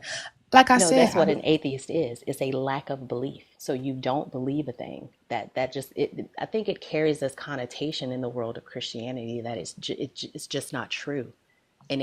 Atheism is a lack of a belief in a claim of a god or gods. That's all it is. so are you trying to say that I'm an atheist? No, I'm saying you're an atheist with respects to. I am an atheist with respect to the God that you believe in. Right. I Okay. don't believe in the God that you believe in. If you would talk to a Muslim, you would be an atheist with respect to that God, that particular being or deity. So the atheism is simply a lack of belief. That's all it is. It you can just fill in the blank with the name of the God or the belief system. Right. But I do believe in something. Because that's But why I was trying to get to the point. you don't believe in the Muslim God though, right? Like No, that. that's what I said when I came on this live. That's why I told you guys. I have no Not judgments to saying people. that you have, not saying that you're judging them, but the Muslim God isn't your God, correct? Like your God Correct. is the right. So you don't believe that the Muslim God is the one and only true God, like Muslims do. So Hmm. you would be an atheist to the Muslim. Does that make sense? Yes, I understand how this world labels everything. That's why I said I'm not an orthodox person because I know that there is multiple forms of God, but I do believe in Jesus Christ as well. Right. That's where I'm like the difference between when it comes to me labeling religion. I understand. That's why I'm really mellow because I understand you guys. Like I can understand, your want to dissect the Bible and, like in a sense label it as something that is false. Not saying that you guys think No, it's you don't false. understand that. Like if that's if yeah, if that's your take, like I think like when it comes to atheists, first let me speak like for myself. I try to approach every believer individually because all of you have individual beliefs, right? You're not a collective, although you're supposed to operate and move like one, but y'all don't. Y'all all have your own way of approaching your belief system and your relationship with your God. Another Christian would get up here and straight say that you were wrong for saying that you respect Muslims or respect Buddhism, and they wouldn't agree with you. So I try to approach all of y'all differently because you never know what you're gonna get. you know. Mm-hmm. And so like even with atheists, like we don't all think alike. Like we're not a collective. We don't have one single belief system, right? That we all have to abide by or teaching that we all have different reasons for not believing in a God. We all have different. Some people are agnostic atheists. Some people are pragmatic atheists, which is what I thought I was, for a while until I, deconstructed a little bit further. Mm-hmm. But like just with atheists, we're just people. We're just people with a lack of belief in a God. Like we're not a group. If that Okay, makes sense. it does make sense. Mm, the reason why like I guess you can say I am where I am when it comes to religion is because I know all religions and beliefs, just when you really dissect each and every one of them, even you all, when you dissect everything, it all boils down to love. That's all it is. And that's honestly what keeps everyone locked in one conscience, because people don't understand that religion and belief is just about love, it's just about principle, and it's about discipline within yourself. I So, think that would be good if that were the case, right? It sounds really good, and I think that's, a lot of us on this panel wish that it were that way. But if we go back to the concept, the story here with Abraham and Abimelech, um, a lot of times when I talk to believers about this story, they tend to focus on Abimelech's actions more so than they do Abraham's and their God's actions. And so when there's people who are willing to overlook, right, deception or harm for the sake of a relationship with a God, that you can't get to love in society that way, right? Because that God is going to always take precedent over those that are being harmed, by a specific belief or by a specific action. Truth, nobody gives a damn about what color Jesus is, and don't use caps in my comments. And so that's why, conversations like this are important, because there may come a time where, somebody who is representing your God does something to someone, and harms them. And you may have to decide, am I going to speak up? Right? Even though this person is representing my God, am I going to speak up against this immoral thing that's causing this innocent person harm, even though this innocent person doesn't believe like me, doesn't look like me, right? And I also think I agree, Thinker. It sounds great on the surface, but in actuality, what we see is very different, because I don't know if this is your first time in the live, but you might want to stick around in these conversations from fellow believers of Christ. It's, even if you don't call yourself a Christian, we have conversations where they're justifying the fact that this God condones slavery in this book. And they say, well, it's for the greater good. His ways are higher than ours. So if it's about love, what we should see in action is love. And we don't see that. We see marginalization of people because they're different, because they look different, because they believe different, because their whole world experience is different. We see people who will read the scripture where God clearly tells a man, your punishment for raping a woman is to marry her and never be able to divorce her. And they say, oh, well, that's just how it was in that time. As a human, I would never justify that. There's no greater good that would make that okay. Because what about that young lady? So when you talk about it's all about love, that may be what you've been told that it is about. But what it looks like is that it's all about control of people, control of how they think, control of who is in the in group, control of who is in the out group. And that's just not something that that personally aligns with my core values as a human being.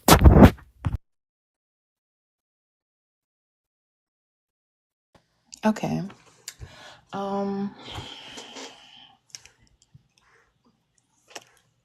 I don't, I don't really know how to really, because it's like, we all have our own beliefs. So it's like, you guys already know what you believe in. I'm not here to, convince you or anything. I'm here to learn. So that's why I'm not really like, Can I ask you a question real quick? yeah, Have you read the entire Bible?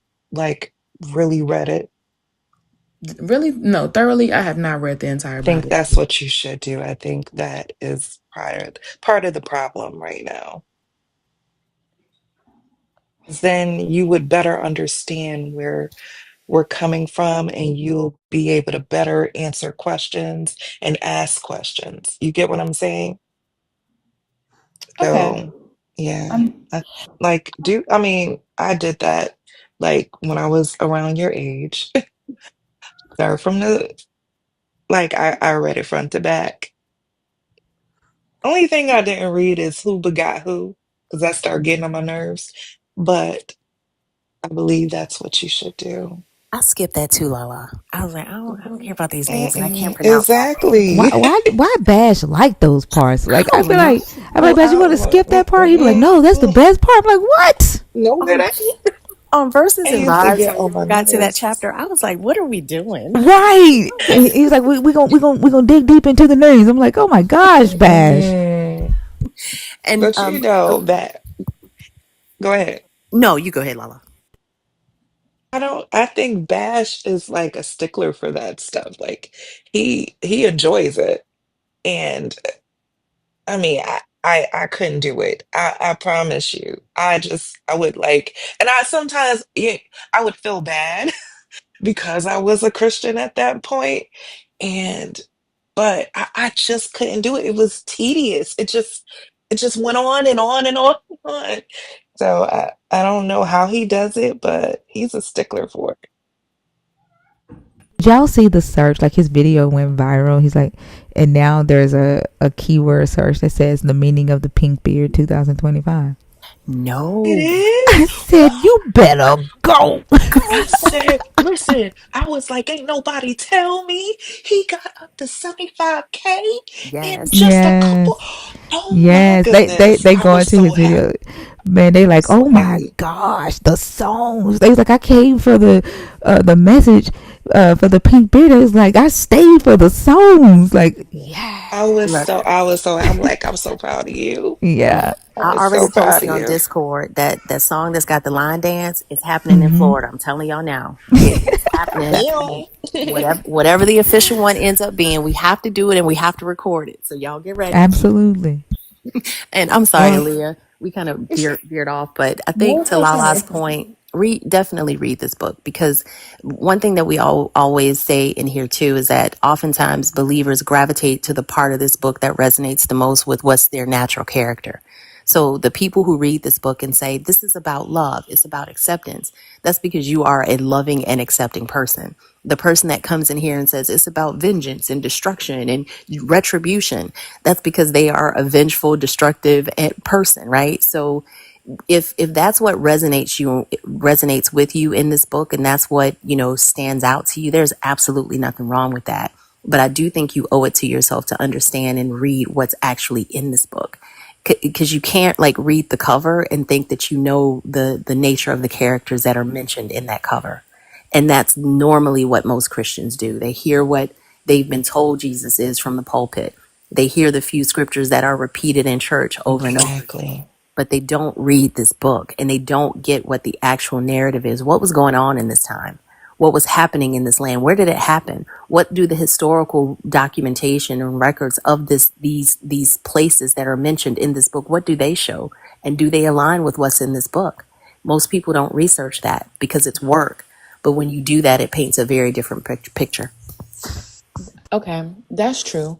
What I will also say is that the Bible is people's accounts of Jesus' word. It's not completely like they were living in times of Jesus, but they they don't, this is not completely God's word.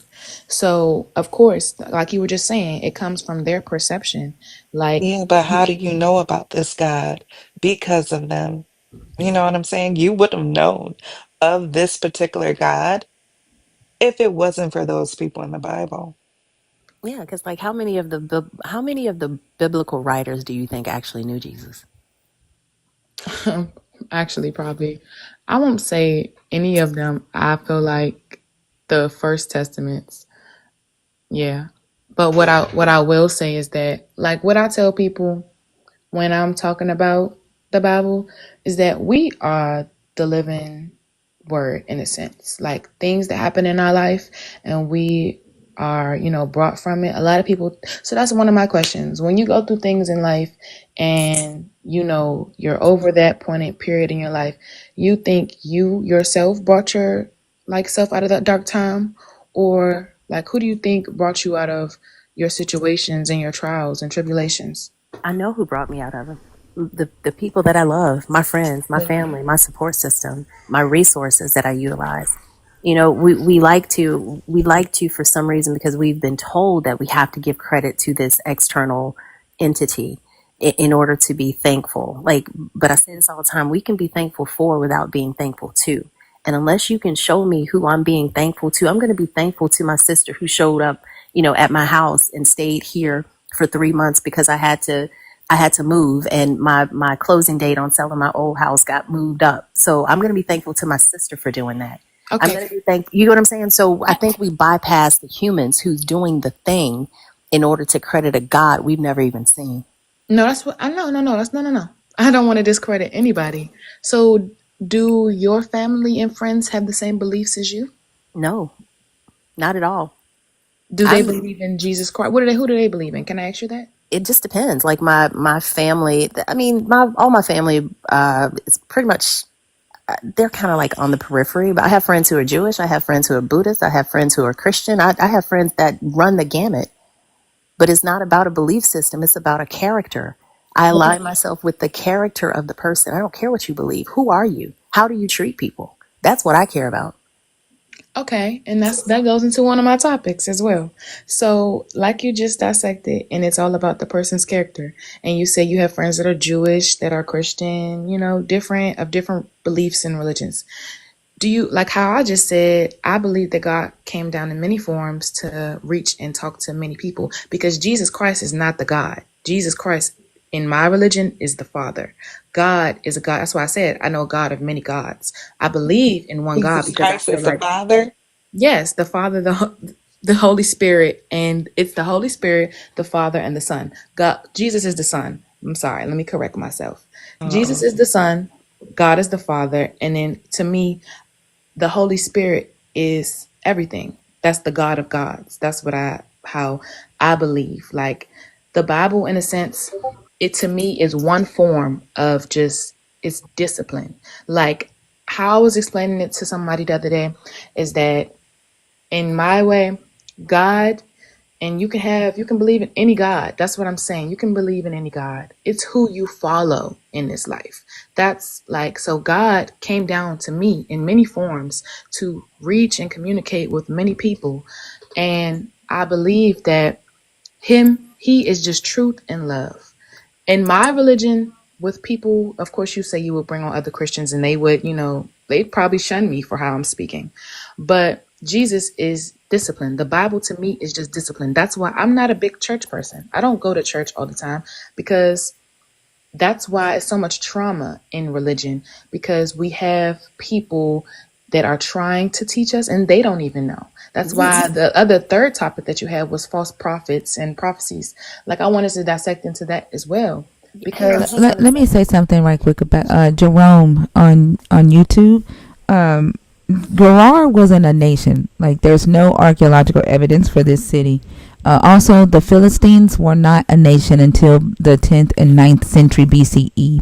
So, you saying that the Abimelech king would have definitely killed Abraham because that's what they were doing in Philistine at the time isn't true. Because the story is an anachronism. The Philistines weren't a nation at this time. So it's the story isn't even true. So you're not telling the truth. they were a nation. No, they were not. They were not a nation Abimelech was until. the first. He Hold on. His name Abimelech is a king. That's a title. That's not his name. And then second, Gerar, the city that they're in, that city did not exist. And then the Philistines were not a nation until the 10th and 9th century BCE. So this story is an anachronism. Like the king is out of place, the nation is out of place. It's not. It's symbolic.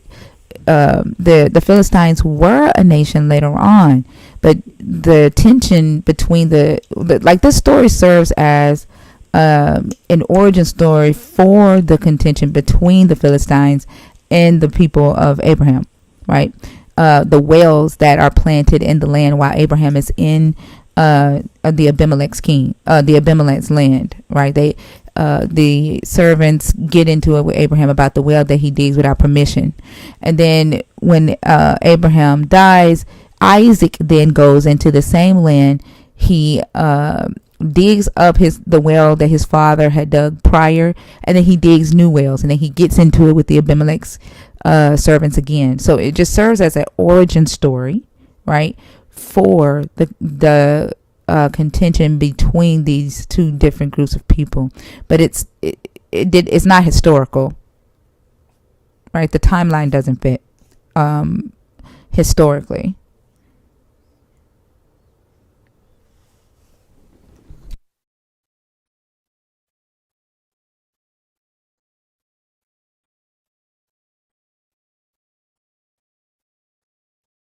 But y'all can go ahead. I was responding to to Jerome on YouTube. Yeah, and I think this is another example, Aaliyah, of where doing the research into the historicity of this book is important. Because in the same way you were quick to say this was a nation, have you done that research? Like, He was a crowned king, but that's what I'm trying to say is that he plotted with his family. He wanted to overthrow his whole family, kind of That ruling. you're talking about a different Abimelech, right? That's a different person. This is the Abimelech. This person is the use of Abimelech here is a title. It's the king. This is not the same Abimelech. If you would have to like literally think Abraham, right? Hold on. This Abimelech, Abraham connects with, and this is 2100 BCE, right? And then Isaac, his son, connects with an Abimelech in the same land, right? Probably almost 40, 50 years later. And then maybe 200-300 years later, you're talking about the Abimelech with Gideon in them. So like, it's not the same Abimelech. So we're not talking about the Abimelech. I'm just asking. We're not talking about the Abimelech, the son of Gideon. No, this is a different. This Abimelech, this term here is just used for king, right? There's an Abimelech in the story of Jeremiah, right? Like, it's not the same Abimelech. And what I'm talking about is Gerar, the city name, right? There was no city named Gerar or in existence at that time. There's no archaeological data for this city in antiquity. And then the Philistines did not become a nation until between the 10th and the 9th century BCE. Right, so this is way out of. We're looking at Abraham left chronologically looking at the Bible, he would have left around 2100 BCE. So we're still somewhere around 19th century BCE, about 900 years before the Philistines were even a nation. So historically, there's not a way that Abraham would have encountered an Abimelech and Philistine. The story is more symbolic for an origin story for the tension between the two nations. And it just places Abraham in the land of the Philistines, right? Digging these wells that caused the tension. And then Isaac went in and did the same thing, right? And it shows the way the story is written is to show that, this God had Abraham's back regardless of what Abraham did. Okay. So, And it also provides sources for how Abraham got his wealth. okay. In the Bible, all I know is that there is one. I'm not going to pronounce his name because it's just like when I read those names in the Bible, I really don't even pronounce them completely. But all I know is that there is one. He is the son of Gideon, and that's the same person who had this encounter with Abraham. So can you show us with data how you know they are the same? The same person? Yep. Give me the time frames, please. Well, I'm not sure of the time frames. So how do you know that is just one? Because when you look up these sources, like that's what is stated. It's stated. Yeah, so I'm asking you for the source. When I say, can you show me with data? That means the sources that you've looked up and used to verify that. I can screen share on here. Yeah, you can turn your camera on. But I don't want to do that. But okay, I'm trying to figure out if there's another way I can do it. And if I leave out of here, Just green screen it. I'm sorry, can you show me how to do that? I've never done that on live before.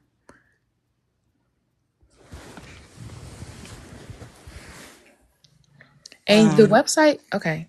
If I leave out of here, I'm going to you're not going to be able to hear me. But is that okay for like 30 seconds? Here, go ahead. Okay.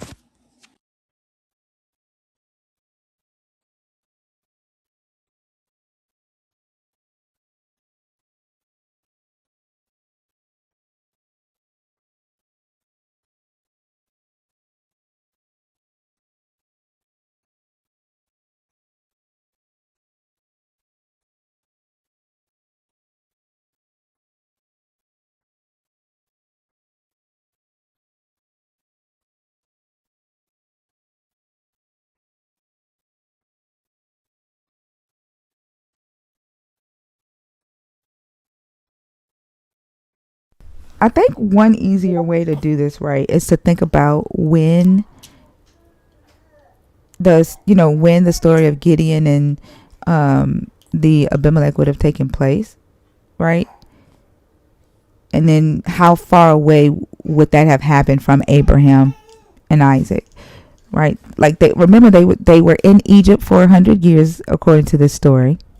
Are you there? Can you hear me? I think this might be easier to think about, right? Okay, I'm here. I'm back. Okay, so the story of Abimelech and Gideon is in Judges, right? It's during the time where they had judges. Y'all, please forgive me. I got both my grandchildren. And so this would have taken place, right, after they left Egypt, right? According to the story, they were in Egypt for 100 years. And so you're looking at 700 years for this to be the same Abimelech. And by this time in the story, they were not living that long anymore. The God had already said man could live only 120 years. So at most, I think the longest person lived like 147, and that was Jacob. So it's there's no way that it's the same Abimelech. Does that make sense? Yes. So Okay. what I just researched, you're talking about the Abimelech of Gerar. Yeah, that's what I said. That's in Genesis 20, Gerar, right? And so Gerar is a city that did not exist in actual history, right? There's no archaeological evidence for that city in antiquity, in the ancient Near East. And then the Philistines became a nation historically between the 10th and 9th century BCE.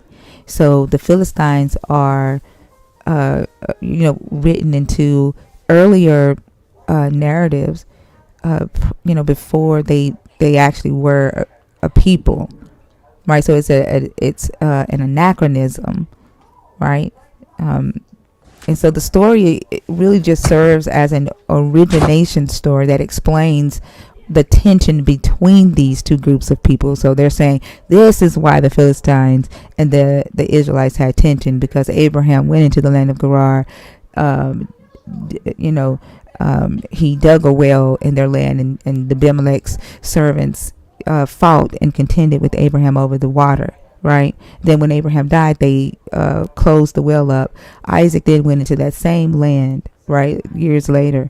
He dug up his father's well and dug two more wells, and he contended with the Abimelech servants again.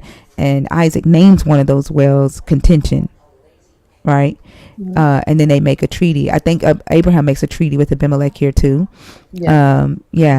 With the tamarisk tree. And then Isaac does the same thing. And so they kept making these treaties and breaking these treaties. If you remember David, it was a Philistine that protected David with the ark. David didn't want to keep the ark after Uzziah reached his hand out, and your God killed him for trying to save the ark from falling. David was like, I ain't taking that thing to my house, and he sent it to the Philistines. Like, they kept it for him.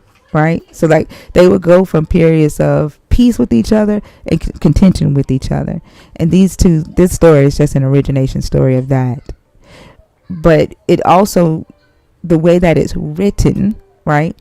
It shows, it's to also show that the God had, that Abraham was his prophet, and that this God had Abraham's back no matter what. Does that make sense?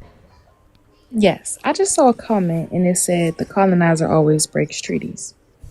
And I understand that like the Bible was used in a sense to colonize us and suppress us.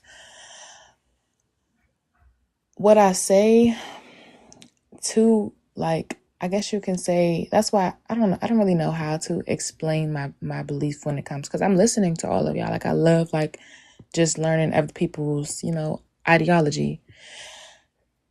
When it comes down to the story of Abraham and Abimelech, what I feel like the whole principle of that story was that we know that God told him not to touch Sarah, and then Abimelech returned Sarah to Abraham. God did give Abimelech his wife the ability to be fertile again. He gave them that back. So, But he shouldn't have taken it in the first place because Abimelech did nothing wrong. Your God punished integrity and innocence, right, while protecting and rewarding deception for the sake of just who he was. it was okay.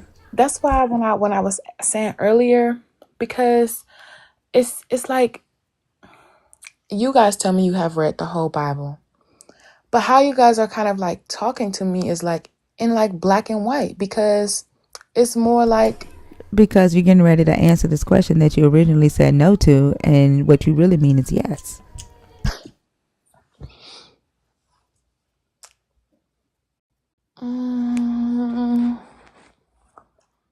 okay. All I can think about is situations. Like when it comes to that question, all I can think about are situations where, and me personally, I don't think I like the act of it, correct? Which I was saying, I don't like the act of immorality. I don't think it's justifiable. At the same time, that's like people trying to include their intentions with things. Like people try to excuse their actions with their intentions. And of course, as humans, only we know our intention. But what the other person sees is the act. So what I'll say is I think the act of it is immoral. A person's intentions, in a sense, can be justifiable. That's what I'm Uh, saying. no. Is the question is deception for the greater good justifiable? That's the question. And for some reason you're dancing around what you really are saying, which is yes, because when you say that there's more to the story, right? Um then you're saying yeah, like it's justifiable. Not that you are saying that it's a good thing, right? Or that you agree with the immorality. You're saying it's justifiable. That this God punishing Abimelech for something that Abimelech had nothing to, Abimelech didn't do anything wrong. It was perfectly within his right as a king, right? To take in a single woman in his harem. He didn't know that Sarah was his wife. So he should not have been punished, and neither should the women in his kingdom. They were not even privy to that conversation. Abraham was the one who did the immoral act, and your God protected Abraham. Your God had Abimelech go to Abraham and ask Abraham to pray for him to be healed. So he had to go back to the one who caused the harm, to the one who deceived him, and ask for mercy. And Abraham never apologized. Abraham gave an excuse for his immoral behavior.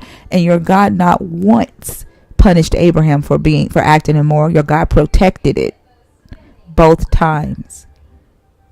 And it's all for the sake of Abraham being his prophet, being the one that he had chosen to build the kingdom of Israel. Mm-hmm. So deception for the greater good, is it justifiable? That's the question. I guess you could say I am just pivoting around it, because me personally, I guess you can say as who I am now, I do not like deception. I don't think it is justifiable. What I see a lot of humans do is excuse themselves with their intentions. So that's why I guess you can say I am pivoting around it, because immoral acts aren't justifiable, but a lot of people just try to excuse it with what they wanted to do or how they wanted it to be perceived. And that's what you see in this world a lot. So, and that's why we ask God for, in a sense, well, my religion, why we ask God for forgiveness, because we know the act of what we have done is immoral. But Aaliyah, you're still missing the point, right? Like, and where you are right now is really at the intersection, or at the where of cognitive dissonance, because you hold a core value that does not align with the God in this Bible. And I agree with you. People often look at impact, it's my intentions, and they ignore the impact of what they do. And they think that because they had a good reason for doing it, that justifies it. You don't agree with that. I don't agree with that. But your God does it repeatedly in this book. And you won't know that if you don't read this book. I think you need to go to Joel's, dump the book. Joel reads Bible, is one of the members of this community, and he does a live. I don't know when Joel's lives are, but he also has these conversations where believers come to this intersection of, okay, this God does things that I didn't realize it did, and these things don't align with who and what I am as a person. And that's ultimately how the vast majority of us arrived at our unbelief. Because again, most believers think, you've read the whole Bible. How don't you believe? Why don't you believe? And it's usually because we've read this Bible. And you are waffling because I think you're realizing that your values are different than this God's. Because the bottom line is, like Thinker said, Abraham lied. Abimelech was punished, and Abimelech did absolutely nothing wrong. There are other scriptures in this Bible where this God tells you he will use deception for the purpose of accomplishing his good or his goals. Like if a prophet is deceived, it's because I, the Lord, I sent the deception. He tells you that. So either you're going to have to come to grips with the God that you have created in your mind is not associated with the God in this Bible, because the actions just don't match. That's why I was saying I understand you all's perception. I didn't come on here to debate or anything. I came on here to learn. Like, as I do when I talk to anybody who has different beliefs from me, I want to see why you guys think how you think. And with me, like, I guess you can say I was raised in church, right? But I left church. I did not stay in church, and I still decided to choose Jesus. But in a sense, what I learned about me is that I've always said, before I chose Jesus, I always said God. Like I've always prayed to God, which to me can be multiple gods, but Jesus is just, he is the word that I guess you can say that I was raised from.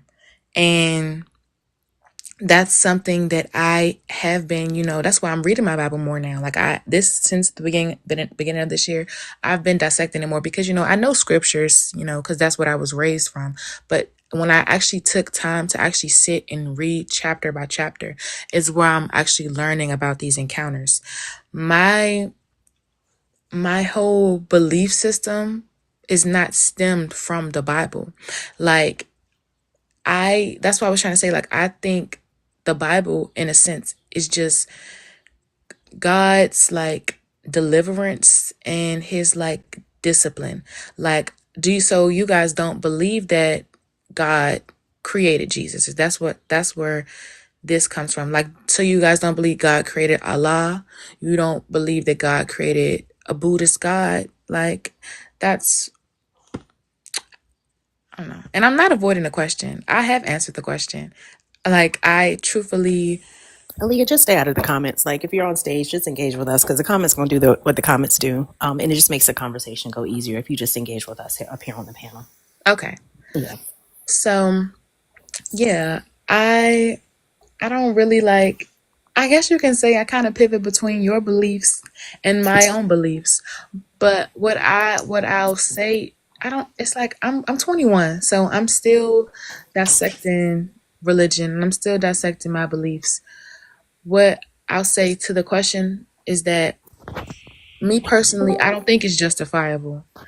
And I know that's where you guys So come and you guys explain the Bible and you say, well, how do you, read this? Well, how do you believe in this? And that's what I'm trying to say. It's not a belief. It's just something that I read because that's something that has just been instilled in me. And I'm trying to really read it like you guys have read it, because I think you guys said you read it around my age as well. I'm trying to read it and finish it so I can see where I stand. And I came on here because I just wanted to see you guys' beliefs. So I can tell you guys have much more knowledge than me. You guys are older than me. So I wanted to hear you all's ideas, because that's where I pivot in religion. That's why, if I was to get in a circle around Christians, they, in a sense, I wouldn't say they would shun me, but they would tell me I'm not a Christian. But I don't think I'm a Christian. I just think I'm a Christ follower, which goes down to each and every one other's beliefs, and that's following the principle, because that's just who I am. But to answer your question, Hold just on, I just want to say what's up to Sandra is Sandra is bored. I see you on YouTube, sis. I see you. Do you Sorry, see go it, ahead. Chad? What are those principles that you're following? Just out of curiosity. within myself, love, honesty, integrity. I guess you can. What's um, my?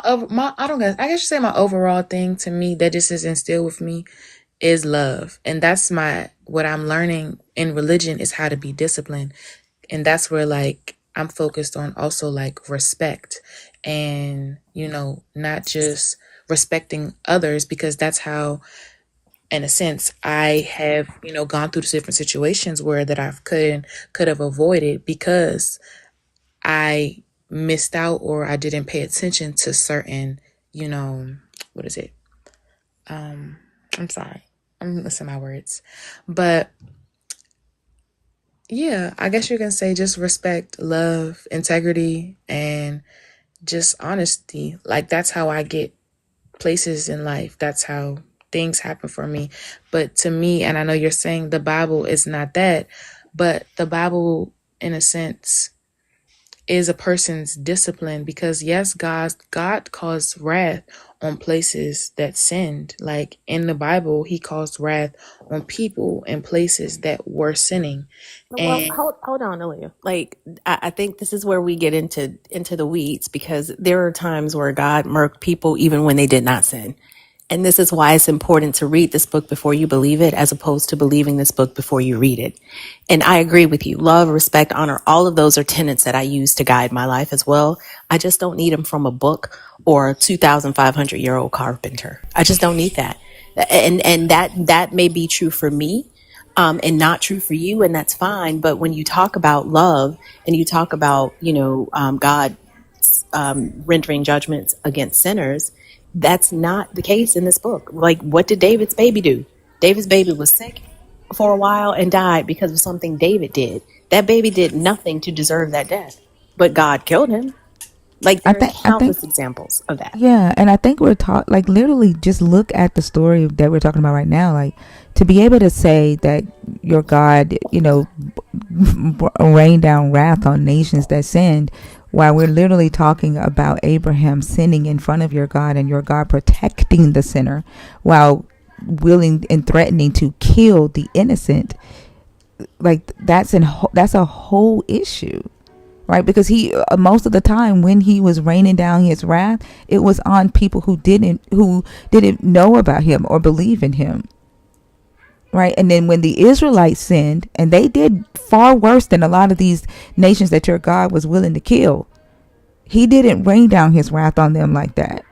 And so being able to being willing, right, to look the other way and special plea for a group of people just because of who they are or where they come from, that's supremacy culture, and your God is the inventor of that.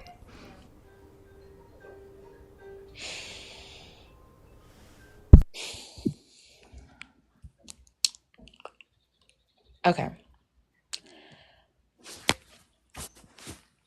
how I want to state this because the Bible is Christianity and the Quran is Islam, and all Well, those the Bible things. is Judaism and Christianity, so it's Judeo-Christianity.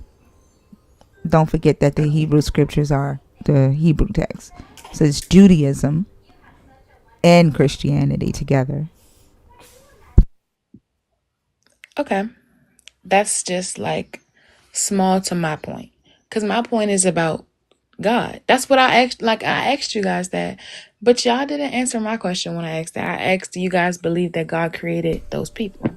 We don't even No, we don't believe in a believe in the God. yeah, we don't believe So in the Wait a minute. God. Created what people? What are you talking about? she said the gods. Like, did God create Allah? She's saying that, I guess the. First of all, I mean, I think to be real with you,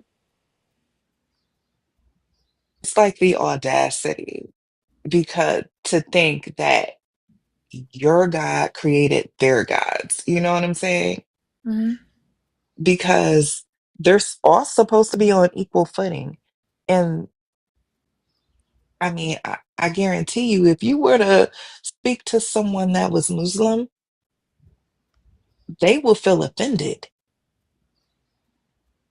Matter of fact, to be honest with you, Lady, your God was a lower level deity. Wait till you find out. Oh, I think I really think you might want to do your research before really having these type of conversations. And I don't really want to get into too much because I feel as though just like I had to learn, Thinker had to learn on her own, B had to learn, everybody had to learn on their own.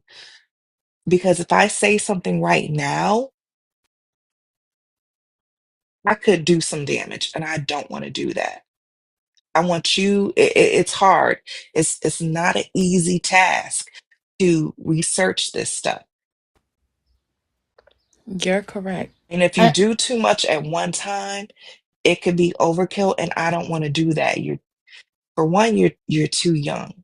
And and I know like you sound like you're pretty intelligent, but that has nothing to do with it. Indoctrination does something to your psyche. It really does. And I don't want to do any further damage. That's why I said you need to start researching this. But don't like also, me personally, I'm not an atheist. I don't believe in that God, but I also don't go around telling, saying that my God created. You know, I would never do that. Even when I was a Christian, I never did that. Research your God because you don't really know your God. You don't. From listening to you, you don't know your God. You don't know him. So I think you might want to, before you have these conversations, research, listen. You're welcome to be here and stay in the comments and just listen. There are other lives where you could also go to and it could help along with your education, you educating yourself, because that's what you're going to have to do. I agree 100%, Lala. Or at the very least, untether your God from this book. Because the God that you serve and the God that is you have a relationship with is just not exemplified in this book. And you wouldn't know that without reading it. So, I hope that you mentioned earlier that you mentioned debate. We're not debating with you. Hope that you're receiving what we're sharing with you from a place of love, because we're not trying to come down on you. You're right. You're very young. I can remember being 21 and asking all these questions as well. Right. So just understand that you have a right to believe what you want to believe, and that's perfectly fine for you. Just understand where your beliefs are rooted. And if you think that the God that you serve is the one that comes out of this book, you might want to read this book first. Yeah, and then my whole point of having this conversation, specifically, topic number 2, is to point out to people who may hold to a belief, how that belief sometimes may stop them for standing up for those that are being harmed by the belief for the sake of just the belief, right? For the sake of who a person is, right? The supremacy culture is embedded into this text and into many of the religions that come from this text, the Abrahamic religions. And so it's important for those of you who are beholden to a God or to a sacred doctrine, to deconstruct that supremacy ideology and that supremacy culture within your belief system, because a lot of people get hurt because y'all are willing to look the other way, and allow deception because you think that there's a greater purpose for it.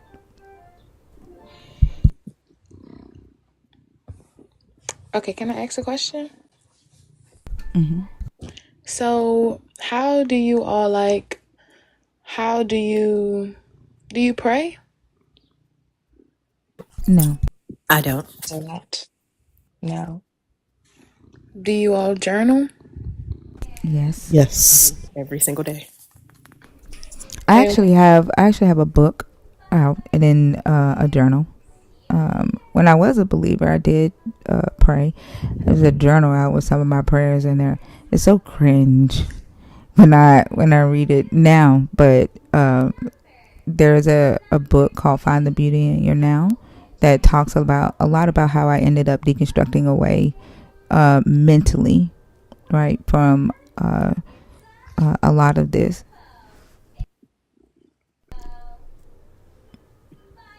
okay, I do that as well. I'm listening because I am going to finish reading the Bible, but what I am learning is that like when it comes to people who are in religion with me, like when I've been around people, I've always been different. Like my name is not Aaliyah, my name is Faith. And I've always been like different around people when I'm in the church. Like it's like in a sense that I've always wondered why it feels like when I go around these people, like I feel like judged or I feel condemned. What I realized is that like how I how I like guess you can say belief has just been different from people, especially Christians. And that's why I guess you can say I'm reading the Bible now as well more because I am trying to learn more about God because like I do not know completely about it. Like I was raised in church, but that's why I feel like I left church because I was never really a part of it. I never really fit in. So that's why I am reading more about it. And that's why I just came on here because I saw I scroll past your lives a lot. And I wanted to join probably like a month ago. I think I did request, but I don't think you saw it. So when I had requested just now and you accepted it, I was kind of surprised because I just wanted to just hear you guys like your ideas. I wanted to have a conversation. Now, I don't know how you run your live, so I don't know if this is something that you normally do or if you normally like go on live to actually have conversations back and forth with people who are firm in their religion. Cause me, I'm just a person who wanted to come on here and just talk to you all to like see your ideas and to honestly, in a sense, This teach is me how we more. run the live. This is every night. This is how we do it every night. Okay. But that was it. That's all. I just wanted to hear you all's ideas. I thank you for accepting my request. And I'm definitely not a closed-minded person. I'm open to everything and I do now want to kind of dissect more into scripture to read more about it cuz maybe I do not understand it as much as I thought I did. But one thing I will say about me is that I've always been a spiritual person, and I feel like that's kind of why I have been disconnected in a sense from Christianity because in my religion, people can't be Christians and spiritual. That's something that they really kind of put emphasis on. But with me, is that that's just who I am, and I feel like God, because I believe in all gods. I know about Yahweh, like I know about Jireh, like I'm into all of everyone's, perceptions of just who like is higher. I'm into all of that. So I thank you for, listening to me, informing me, and that's all I had to say. You're welcome. Thank you for coming up, and thank you for also being respectful. And I Yes. hope, yeah, I hope that it encourages you to continue, right, to participate in these type of conversations that promote critical thought. And one thing that I was going to say too is that like what are the main motifs of the Hebrew text is morality, right? Like the moral goodness of the human, right? How to like whether they achieve that or not. And it like if you look at the way the stories are written, and I don't think I've ever really just heard a theologian point this out, but a lot of the stories can be used as a way to have discussions about good or bad, right? Um, and how a person looks at that, and it can tell you a little bit about where you stand on that, like whether you would allow immoral acts in certain situations, right? And then you can look at yourself and say, is this is this okay, right? Is this, helpful for me? Or is this harmful for me? Is it helpful for society, or is it harmful for society? I think when there is an attachment to the worship of a deity, there's only one way for you to go, and that means that anything the deity says, that's what you're going to consider good, no matter how much harm it causes. Okay. Right. Yeah. So before I leave, can I ask you, do you guys, you believe in astrology or nothing? Like, do you guys? I don't know. I don't know much about astrology. I don't have anything against it. I don't know much about it, if that makes sense. I Okay. don't either. Okay. That was just my question, because Christians don't at all, and that's something that I like to read about as well. So I just wanted to know where you guys lie with that. Yeah, I don't have anything against it. I think there are things that it could possibly be useful. Are you familiar with the Hillman Talk thing? I'm not. The Hillman TikTok University that's happening right now all over TikTok. No, I'm actually not. Okay, there's a lot of professors at HBCUs all over the world right now, offering free education, free college courses via TikTok, right? Like real concise classes for the semester. There is an astrology course that just started a couple of days ago. I think they are still accepting admission. It's free, right? They're not charging for this. This is college level courses, syllabus, homework, all that. And one of the courses is astrology. So if you want to take a look at that, just go to Hillman TikTok in the search bar, and Hillman TikTok University in the search bar. Hey baby, can you take her to her dad? Thank you. Okay. And yeah, I think you'll like that course. The professor seems really, really, really nice. It can't be a scam. It's fucking free, Shovel. It's fucking free. And I don't even shovel. I can't even making me mess words up. But I think You that's know the beauty what? of this community too, in that Mm-mm. like you have people who are spiritual. We have witches in here. We have Christians in here. We don't come here as a place to tell people what to think. We encourage people to think about how they think. And for some of us, we are more skeptical than others.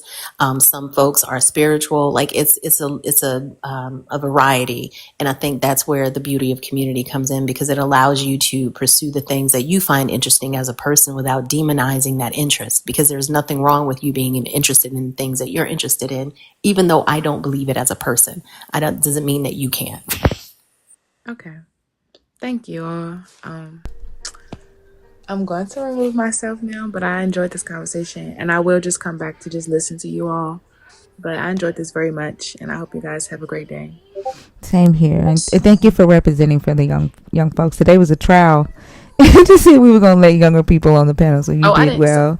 What age do you guys normally let people in? 25. Oh, that's what the 25 Yeah, is. Okay. but you represented your age group well. So thank you. Thank you all so much. Have a great day. Thank you. You too. Have a good one. She was sweet. Yes, she was. Yeah, very respectful. All right, and let's see. I know y'all. Somebody was commenting Miss Rachel in the background. The TV is loud, and then I don't even know how to turn it down, y'all. So, Shovel, get out of my box. They already said they don't want to talk to you. Those babies love them some Miss Rachel. Yeah, girl, she mesmerizes. She hypnotizes him. I don't know. Miss Rachel got the sauce, cause you better not bother him when Miss Rachel is on. I don't think Hello Kitty mean to join, and TikTok made me choose her on accident. Can somebody block Shovel? Like, get the fuck out of my box. I said no. Don't take him out. Oh shit! I already took him out the box. Like, well, that's weird. Like, if I tell I'll you do no it. 2 times, like, why would you keep coming back? Like, you're just weird, bro.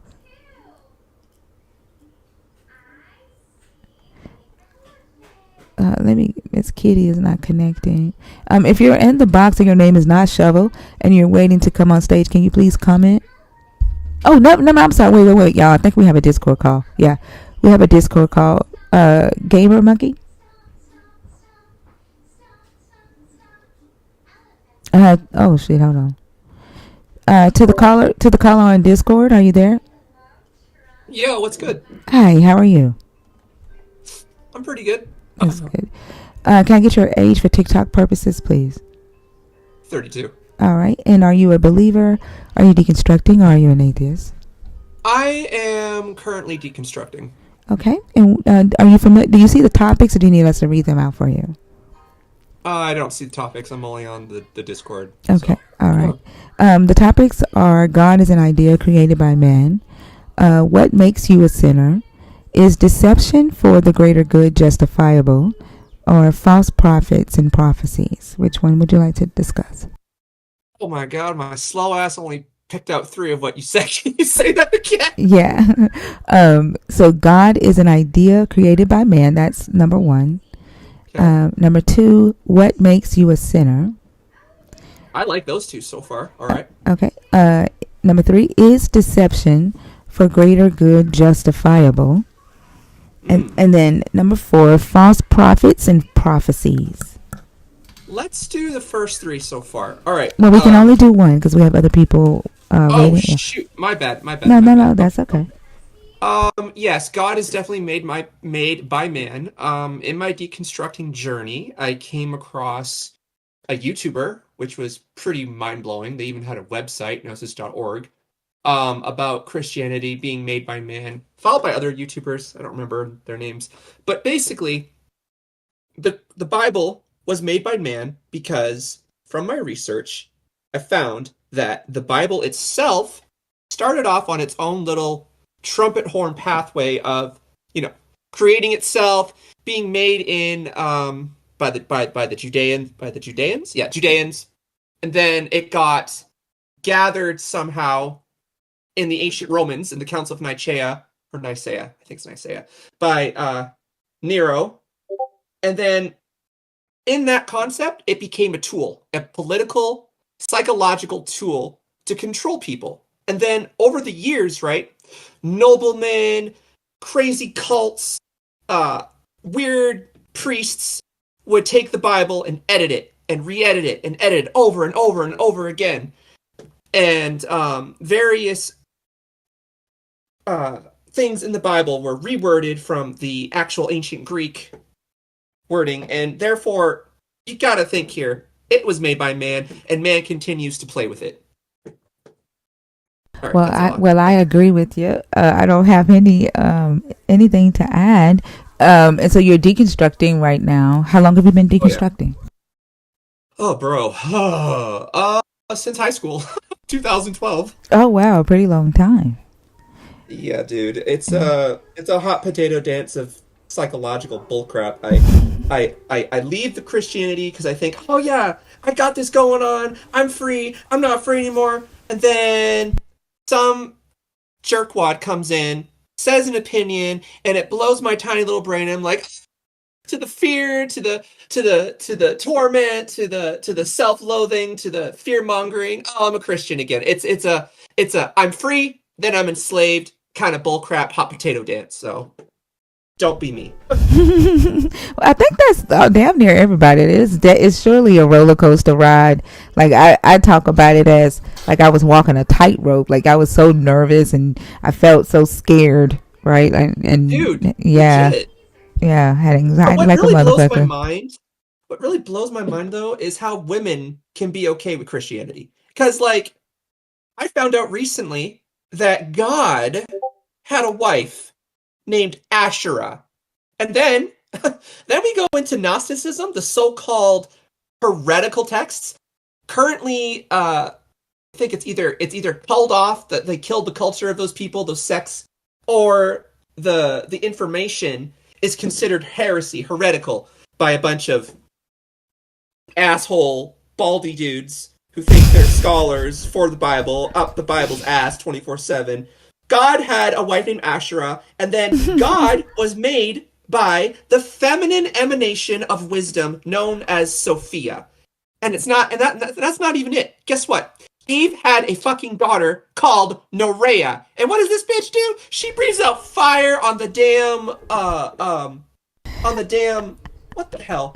Noah's Ark. She breathes fire on the damn Noah's Ark. And the Archons, God's so-called angels, They come down and they try to do things that I can't say to Nerea, and Nerea's like, the fuck? And then she calls on Sophia. Sophia comes down and like empowers her, and she goes into Super Saiyan mode and like blasts those Archon fools away. Oh my god, the text? The text was like it was fire, dude. It was fire. I don't understand how women can look at the Bible and be like, yeah, I'm gonna praise God. I'm the cause of all sin. I'm okay with that. Exactly.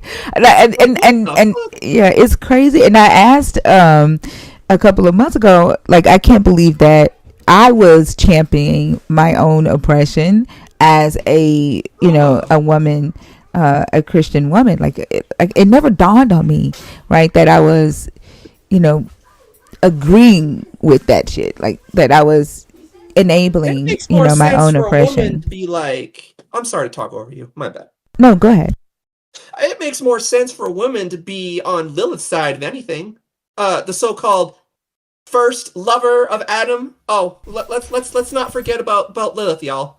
Yeah. But you know Did you have that you ever that bitch read the was hard story? to Have hold. you ever read the story where it says that her and Adam got into it because Adam wanted to be on top and she wanted to be Yeah, on yeah, top? yeah. That shit is so pathetic. That is so Yeah. childish. That's so immature. When you think the scale of Christianity, right? It goes around all the world, looks at all these ancient cultures, and they go, your God's a demon, your God's a demon, your God's not correct. All these gods have been defeated by my God. Templars, kill them all. And then they look at women who, oh shit, I'm getting loud. My mom just woke up. She's about to have my head. Shit. You said your What was I mom just saying? woke up? Yeah, my dumbass woke her up. I got loud. I got too excited. That was bad, dude. I'm sorry. I had a brain fart. Where was I? You were going in on people saying my God is bigger than your God. Yeah, yeah, yeah, yeah. Christianity is hilariously flawed, dude. They go around to ancient cultures who mind their own damn business, and they come in and invade and help people. Like Christianity has spread across the whole world. Like they infected Africa, they infected what else would they infect? They fucked up the Vikings. They among many helped the culling of Native American culture. They affected I think even Asian culture. They went across the whole world like a damn plague, dude. And they claim that only God is the real true God. How can you say that all these other cultures are not legitimate when they've been existing probably longer than Christianity, which is what, 6,000 years? Mm-hmm. It's disgusting. And Yeah. that makes me question, like, why the fuck would I go back to Christianity knowing all these historical facts and we're just going to ignore that shit? I'm gonna sit here so scared that I'm gonna go down to hell and get fucking my ass fucking poked with a fucking burning fork by Satan for all eternity because I'm gonna ignore I'm going to ignore some actual historical facts that have happened in ancient times that are just so beyond disgusting. Actually, now that I remember, there was this YouTube that I read. This shit was kind of screwed up, so I'm gonna careful what I say here. There was this YouTube that I watched that had facts about ancient Rome. The Romans, they were complete drug addicts. Did you know that they Oh, we played around? can't say that word on TikTok, so be careful with that word. You Oh, have to say like D-rug. But yeah, I knew that. Yeah, they had like eye salve that would get them like elevated and make them have like supernatural experiences and stuff. It was sold in Laodicea. So Laodicea was the block, and Laodicea had the trap houses. So yeah. yeah. And then there was this thing that claimed that the so-called 12 disciples of Jesus were not adults. Anyway, I saw that they most likely were minors, but probably yeah, closer to like 16, 17. I saw I can't remember the guy's name that were claiming they were like 12. And they could be, I don't know.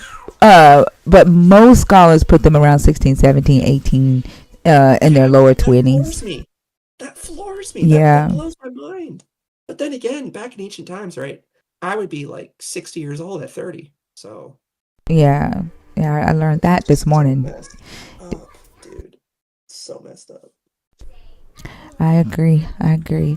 But did you have anything else? I really enjoyed talking with you. It's just one thing that I was going to ask, like about the Lilith story, the part where it says her after her and Adam got into it, right?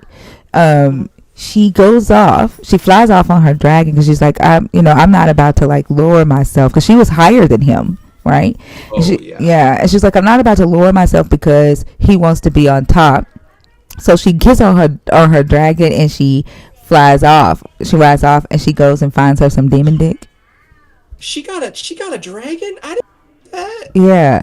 Yeah, That and, makes and the and the my mid rash and the mid rash, like she flies off and then she goes and gets her some demon dick, and the demon dick that she goes and gets oh is inky, and then she gets pregnant by Inky, and then like the archangel Michael or Gabriel comes to her and he's like, go back to your husband, and she's like, no, and he says, if you don't go back we're gonna challenge your kill. husband. Yeah, it's just like, if you don't go back we're gonna kill your kids, and she's like, I'm not going back. So and so many words, Lilith was like, fuck them kids. Like reading the story is, it's crazy, but then they write it where she ends up killing little kids, like, and so the kids have to wear That these like and amulets that to right protect them. there. Yeah, but That right she, there is toxic male yeah, superiority going on mhm, right there because they're scared because men are scared. I can say this because I'm a man.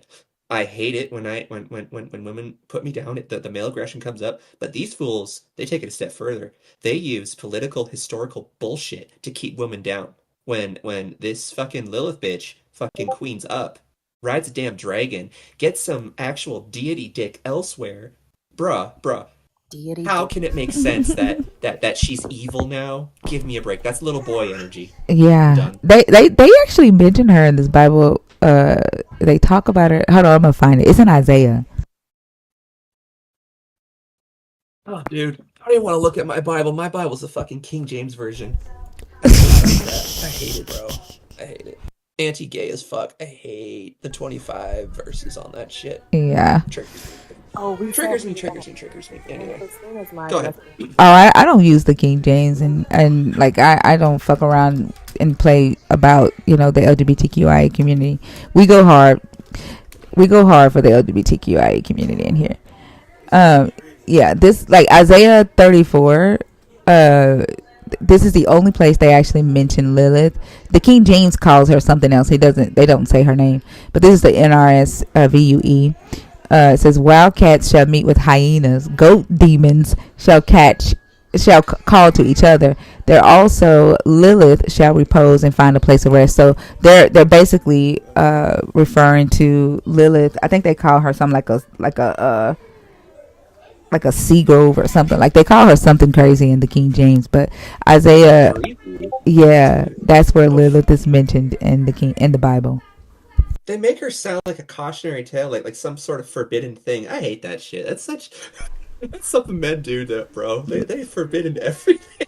Yeah. Oh, the screeching owl. That's what they call her, a screeching owl in the King Screeching James. owl. Yeah. That's badass. That's like an owl banshee queen right there. Exactly. So like when a lot of women start deconstructing, a man will ask like, "Have you seen the owl yet?" And when they're trying to figure out, it's like, "Have you come across Lilith yet? Like, have you seen the owl yet?" Fucking love it.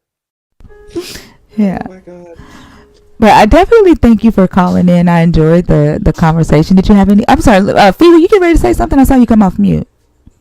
Oh, I was just saying deity dick is diabolical because Game of Thrones is happening with her flying off on a dragon. Like, I think this would be a much more entertaining version of the Bible, and I hate that they took it out.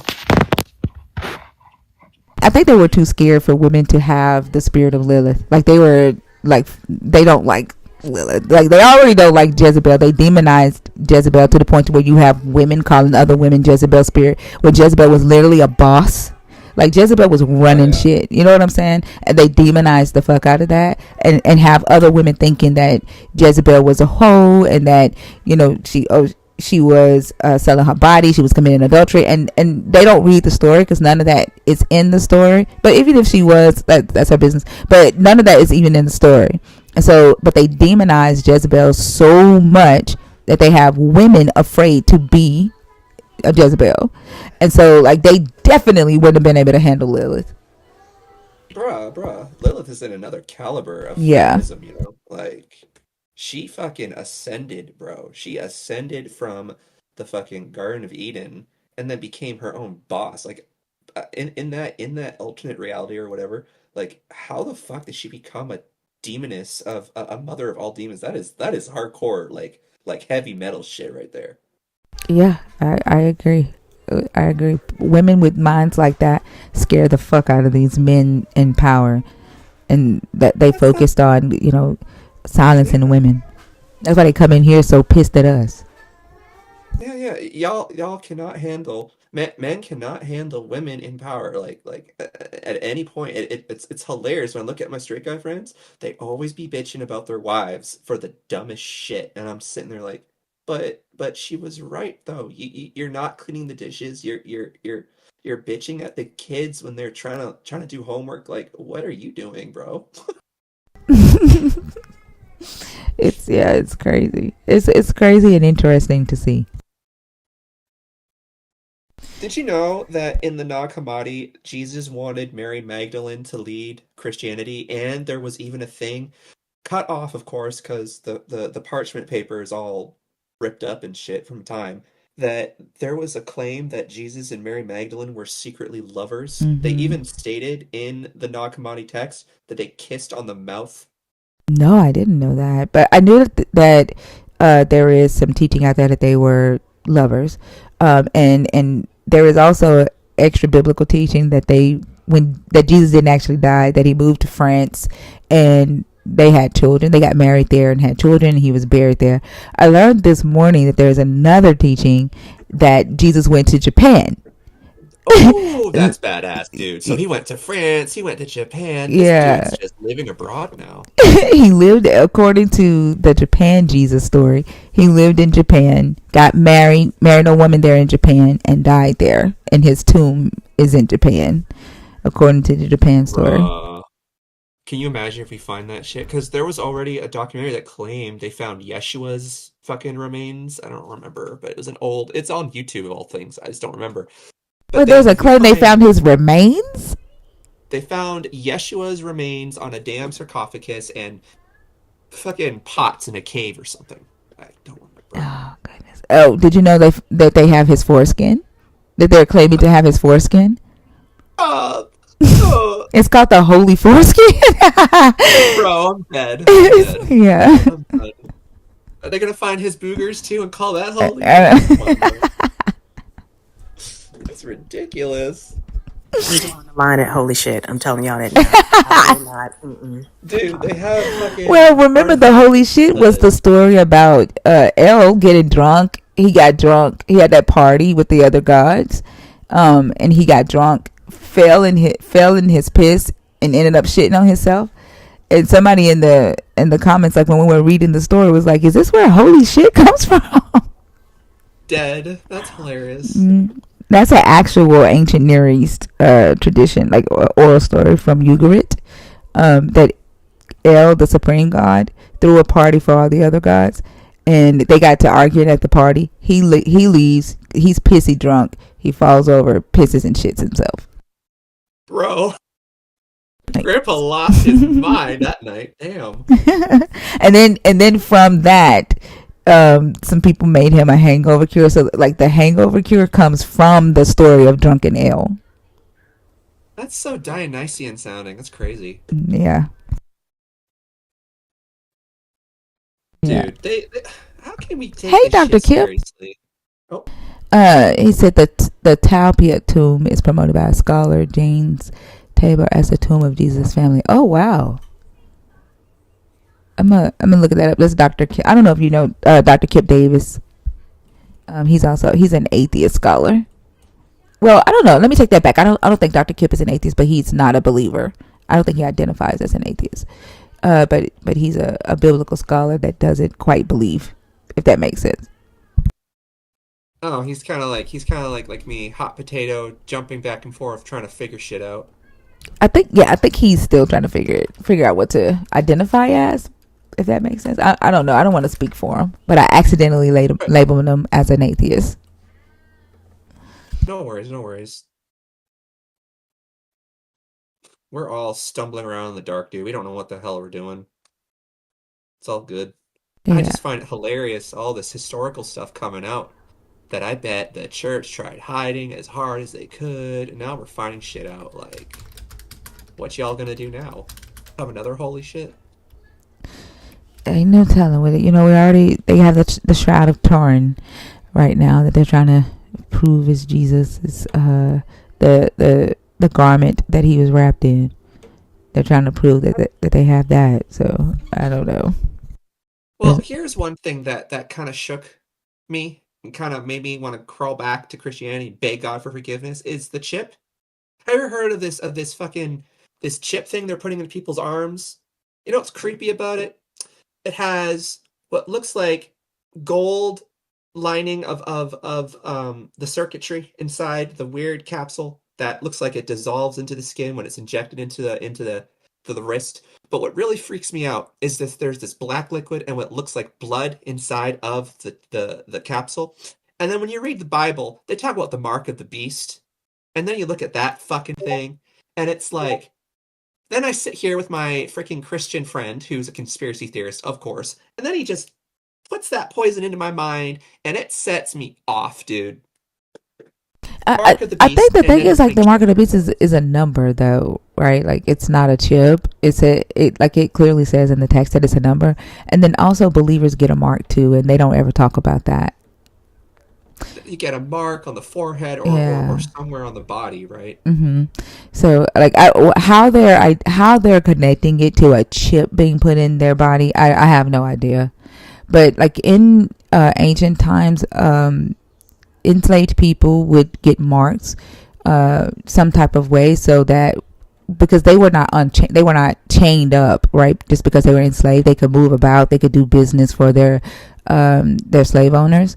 And when they would do business within the city for their master, the marks were how the merchant would know who they're doing business for. Does that make sense? Or who the slave Okay. belonged to. So some of them would get like the numbers of their if it was an emperor or somebody of high status, most of the people would be branded with a number or a specific type of sign. Some of them had to shave the sides of their hair, like however their heads were shaved would determine who they belong to. So that's typically what was going on with the marks at that time. I don't know how people are attaching it to a chip. Thank God, thank you, thank you. If I'm being a dumbass, I want to know because like that freaked me the hell out. Because okay, it's now that I think, when I actually think, it's been 6,000 years. The Bible is not modern at all. No. I'm done. Like we're literally trying to make late Bronze Age culture, Greco-Roman thought, and Greco-Roman culture fit into modern society, Yeah, and it's dude. just not helpful at all. All No. because they say that all for the Ten Commandments, all for not learning not how to kill people, not how to steal people's shit, not how to sleep with somebody else's spouse, right? How to honor your mother and father. What's the last Yeah, one? And not perjure yourself in court. All of this for those for that, right? Like bro. that's It's crazy. like this. It's like this. The ancient pagan religions or the religions of old, right? They were crazy. Maybe maybe in our today's standards, savage because they were wild and one was like, and then Christianity, I guess, was like some random Judaic person or Roman person, I don't know, decides to stand up and be like, okay, the partying, and the concoctions and the weird crazy cult stuff needs to stop. And maybe Christianity was like an attempt to calm the shit down, and then it went out of hand. Maybe. I don't know. I'm sorry. I'm sorry. Give me just a second. My son came in here. Fee or can one of y'all take over for me right quick? Yeah, I I'm mean, so sorry. no, you're good. I mean, Christianity Go. being the calmer of the two is kind of scary, but I see what you're saying. Like, and it has absolutely gotten out of hand because we have people coming up here telling us the earth is an upside down cone shape, and like the crazy shit we hear in here is bananas. So yeah.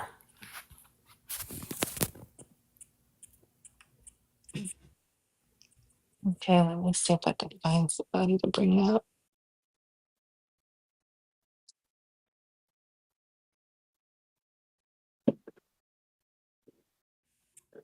Anna Patrice? Oh, am I? Hello? Yeah, did you mean to I'm come sorry. up? No, I didn't. I didn't even know. I love listening to you guys. I'm totally on board with everything you guys say. So I like listening. I didn't know. I'm getting ready for It's school. So I'm sorry. it's okay. Let me reframe somebody. If Oh, did we you did we hang up with Gamer Monkey? No, I'm who? still here. I'm staying. Oh, I can't let you stay in the Discord. So once the call is over, I do have to end the call. Okay. Oh yeah, no worries. Take care, guys. All right. Thank you so much. It was great talking with you. Yeah, yeah, for sure. All right. Have Pop a in good one. next time. All right. Okay. Sounds good. Peace. Bye. All right. Sorry, guys. Go ahead.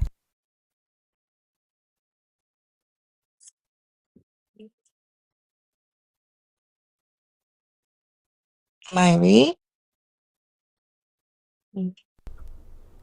They popped out. They're not there.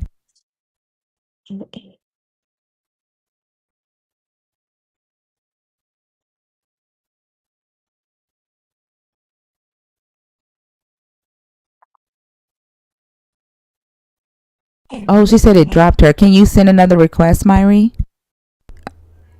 When we added you, it just somehow you just popped right back out. So it might have timed Yeah, out. Just send another request.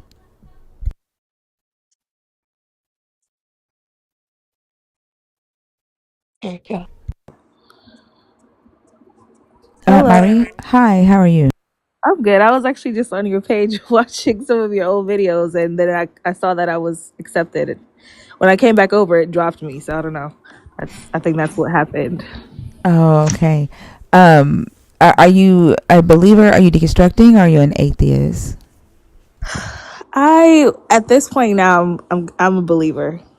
Okay. And can I get your age for TikTok purposes? I just turned 31 about 2 weeks ago. All right. Happy belated birthday. Thank you. And which topic did you want to discuss? God is an idea created by man. Okay. And what are your thoughts about that? Um, I I mean, I think okay, so one of my questions okay. And I'm sorry, I might be all over the place with my thoughts because that's how I am right now with where I stand. Um, but I feel like when that topic comes up, sometimes people always mention the Bible. So I'm always curious: is like, do people feel like God and the Bible is synonymous? You know what I'm saying? Because I feel like God is real. Now, maybe the way the Bible might depict it is different than the actual reality. So I feel like God is not an idea created by man, but the stories in the Bible might be what is the creation of man or created by man, if that makes sense. Yeah. So when you say that, the God is synonymous, what is he synonymous to? No, I was saying like I feel like a lot of times when people answer like the first question, like God is an idea created by man or something like that, they make God and the Bible synonymous. Like God Synonymous with what, though? each other, like with each other. Like they always make it seem like the reason why God is about is because of the Bible, or the Bible is a representation of God. You get what I'm saying? Like they make them two together. Like it can't be God is God and the Bible is not maybe a Yeah. precise represent. Oh, sorry. Go ahead. Okay. Where did you get the idea, for your God? Um. Well, I'm gonna say I was always raised in the church. I always had questions that people could never answer. But also just life itself, like just us being here. I guess I don't see like I guess I just don't understand. Well, I don't like subscribe to maybe like the Big Bang Theory or like maybe what science is saying. I feel like there has to be or that there is a creator like that made all of this. So I guess it's my internal feelings, but also, probably a lot of indoctrination in religion as well. But I feel like I believe that aspect that there is a creator. So I guess that's Yeah. my idea of my God, you know? Yeah, that makes a lot of sense, right? Like when we talk to a lot of believers, even ones that believe in the God of the Bible, their idea of who this God is usually very different from the last believer that we talked to, and so a lot of them are in a relationship with an entirely different God that they have almost created for themselves based off of how they feel the God is engaging with them, if that makes sense. And it usually the God that they are in a relationship with usually mimics their character, right? And their beliefs. And so the God usually like agrees with what they agree and sees what they see in society to be good, and what they see in society to be bad. I think that like the thing is though, like with the God that you're saying, or the creator that you're saying you believe in, um, the the evidence of that, of who that God would be, um, you don't have like any written evidence or any like, Right. yeah. And so like you would be the only person that would be able to say my God doesn't do that, Right. right? I agree. Yeah. Yeah. I feel like okay, so I I'm in a struggle, you know, like I'm in that in between phase, just to be honest with you. Like and also I can be honest and say that my belief is a lot of fear based. Like I have a lot of fear and anxiety behind maybe walking away from that. But that's why like I entertain or I listen to channels like yours that makes me think or gives me like opposing ideas. Like I'm not very like dogmatic about my belief. I'm very like open minded to hearing different perspectives. So like I said, I feel like I'm still holding on to it because one, also I haven't read the Bible in full to really like make my decision yet. But it's a lot of fear behind, again, not believing. But it's also like how I look at it sometimes, it's like, yeah, there might not be any proof necessarily concrete about God being God, but it's to me it's also like, you know, when you get in a relationship with a significant other, like there's no proof that they are going to do or the things that they say that they're going to do initially, right? Like you kind of judge that based off of like as time progresses, you can see their character, you see like, you know, if their words match with their actions. So it's like initially it's just you're going off of like having faith or like believing that person or wanting to like it, you might not even it's your choice ultimately if you want to believe that person, like you're taking that leap. You get what I'm trying to say? And I feel like that's my perspective with God. It's like I'm choosing to. It's like it's not that I need anything concrete necessarily, but it's like my choice now. But also behind that, it's a lot of fear choosing not to believe. I'm sorry if I sound all over the place, but that's literally where I am in my brain with this at this point in my life. I think that makes sense, right? But I think the analogy is a little bit flawed because you know the person that you're in a relationship is real. Like that person is there. So Well, ultimately, when you're talking about this relationship with this deity, that's not necessarily analogous because you're not going to go to the movies with God, right? That person is you have a reason to believe that person exists. but I feel like, you know, the person that you're in a relationship is real in the physical, but what I'm saying, like, you don't know the realness of their character and like the personality or like who, like, are they giving you a representative? Is that the real version of who they are? So it's like you're looking at an image, like, yeah, you can see the person physically is real, but like behind them, are they, you know what I'm saying? Like, are they real? Like, so Yeah, that's how I feel like I I know I follow what can't, yeah. I follow what you're saying that you're going to get to know other characteristics of this person, but I think we're completely pole vaulting over the fact that you're just assuming God is real. Like you're starting with that assumption. So you're right. Like every single Christian that we talk to has a different version of this God. Every single one. Yeah. Your version of God is probably loving and kind and caring. Well, Another no. Christian's version of God is going to be very different. So I still think that analogy is a little bit flawed because it kind of begs the question, and just completely ignores the intangible, unprovable, unfalsifiable nature of even believing that a God is real to begin with. Actually, like for me, my nature and how I feel God's nature is, they're completely opposing. It's very conflicting for me because I don't see God like it's a representation of my personality.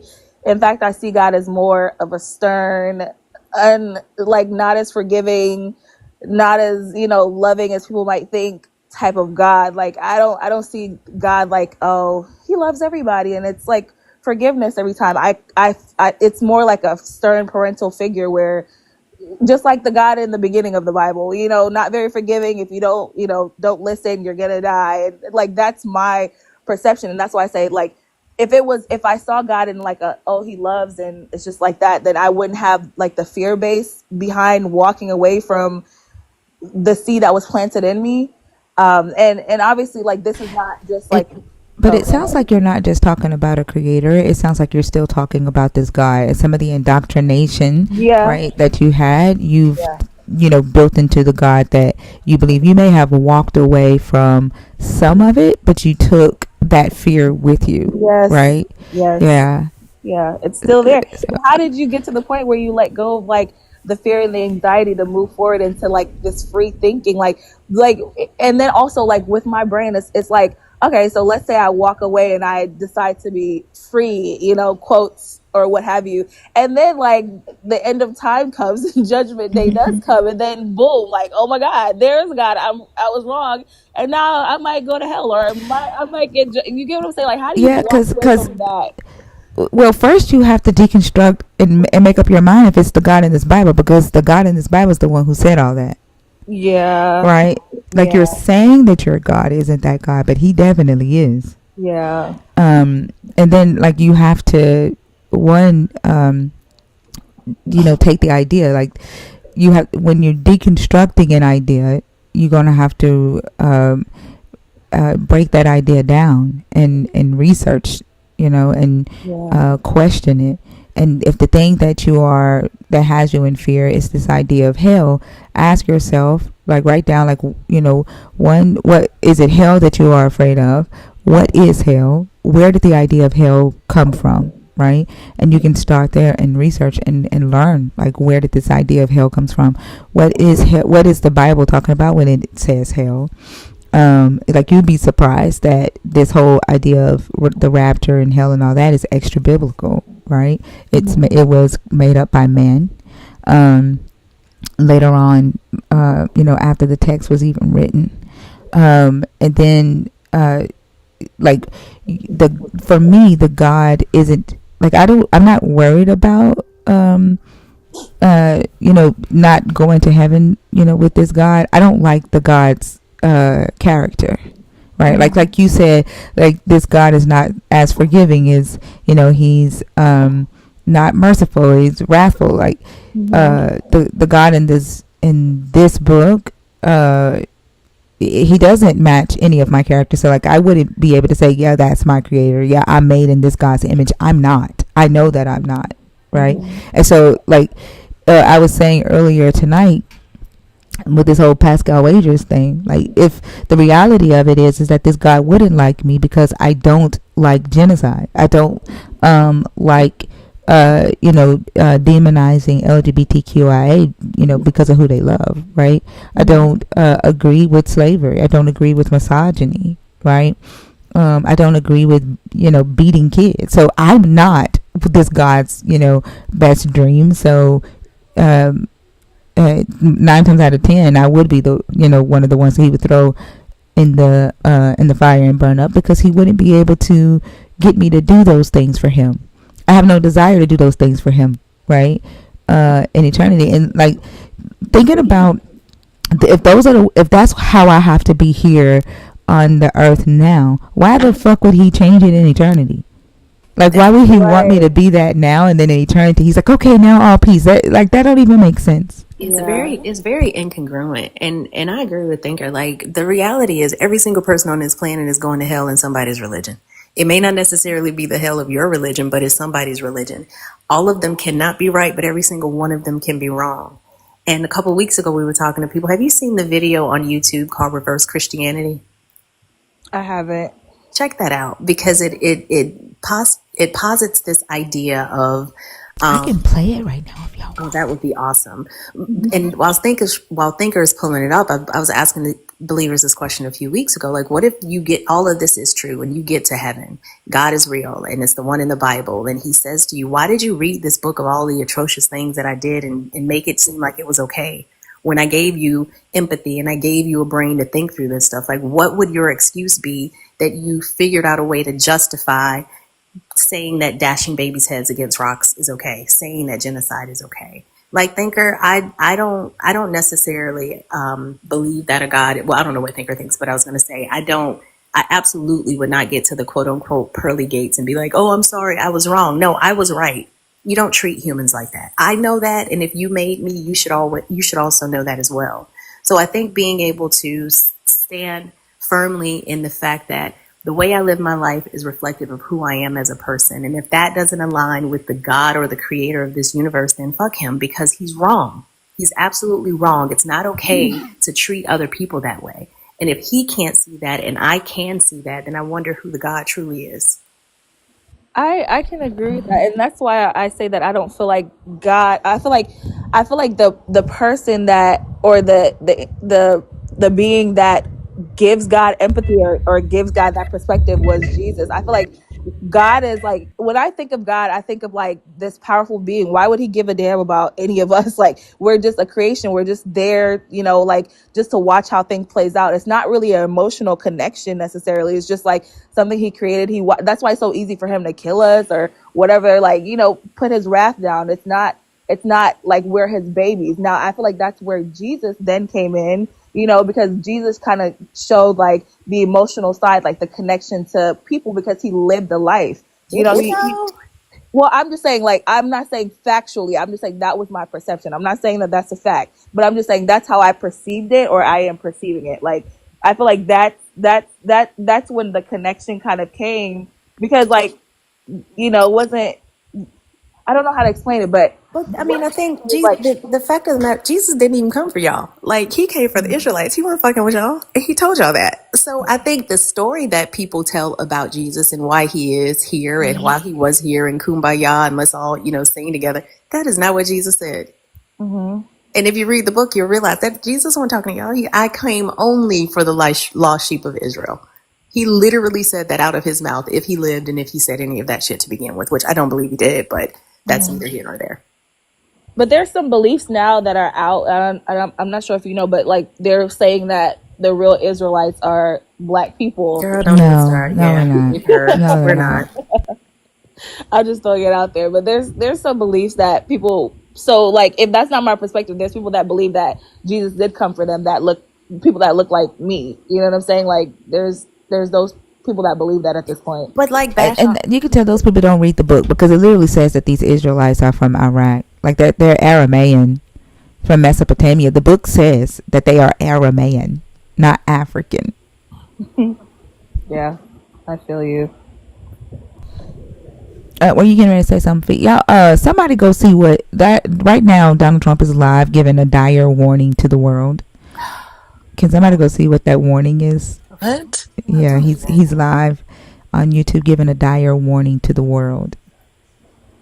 So if somebody can see what the fuck his ass done got us into, well, let us know. Were you getting ready to say something, Fee, before I play this? Oh, I was just going to say, like Bash says, all the time, when Jesus was supposed to be on this earth, our ancestors were in Africa serving their own gods and having their own culture. The stuff written in this book has nothing to do with the people that we come from. It's just that over generations, folks have started to cosplay it in so many different ways. It ain't got shit to do with us. It's definitely not my ancestors. I feel that. I'm gonna play this right quick. Okay.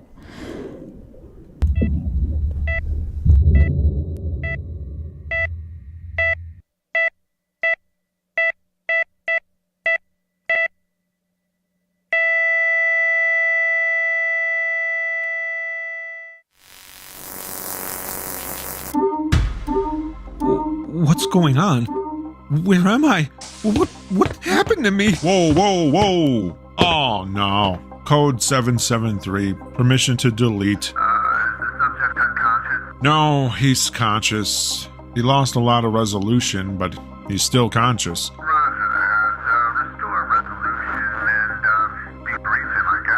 Okay, I'll try to explain, but what are we gonna do with them? I'll try. Okay, look, Jerry, your name's Jerry, right? I'm gonna restore your resolution. Hang on. What just happened? Why was I like that? You aren't what you think you are. You're an AI.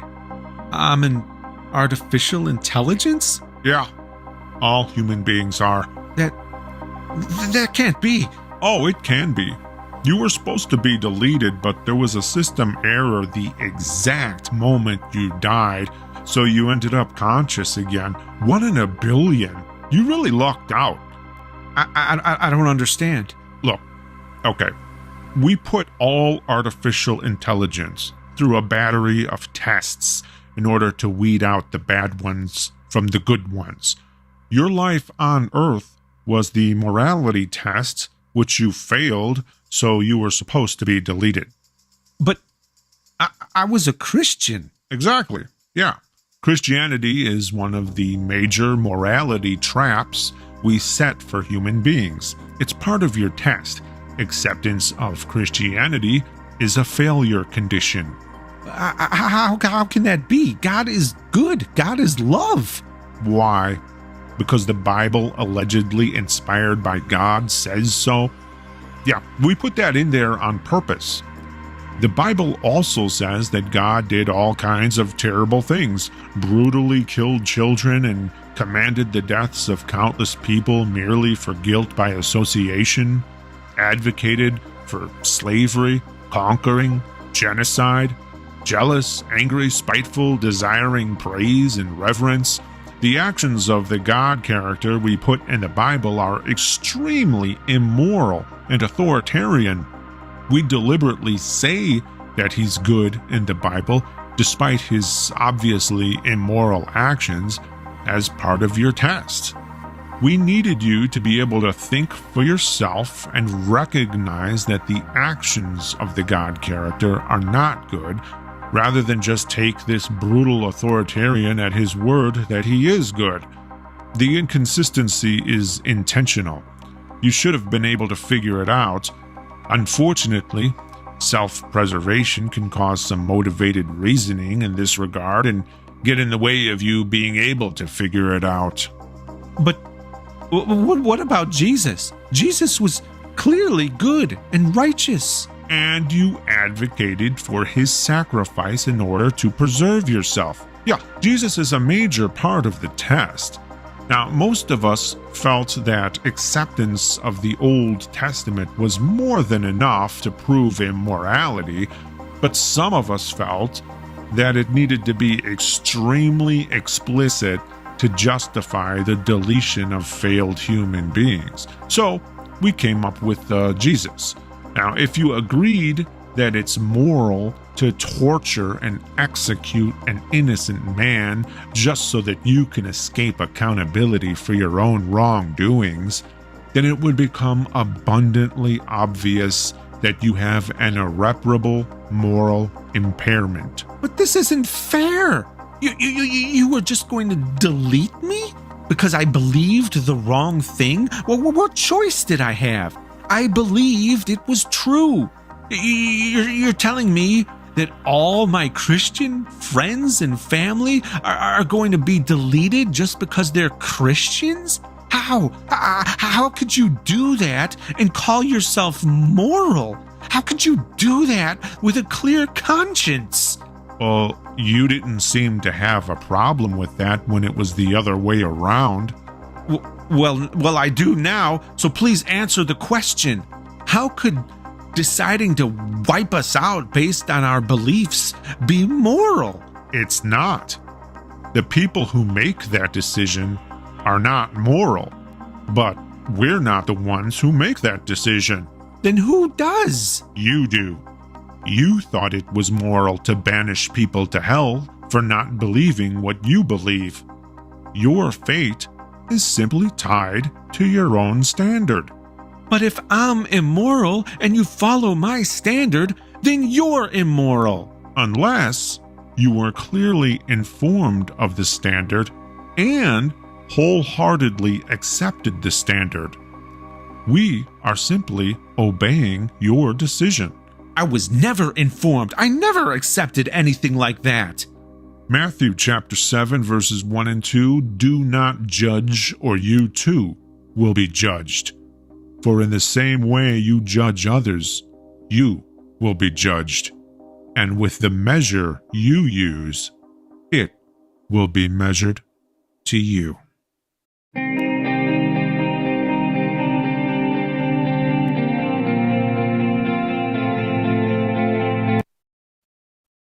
Whew.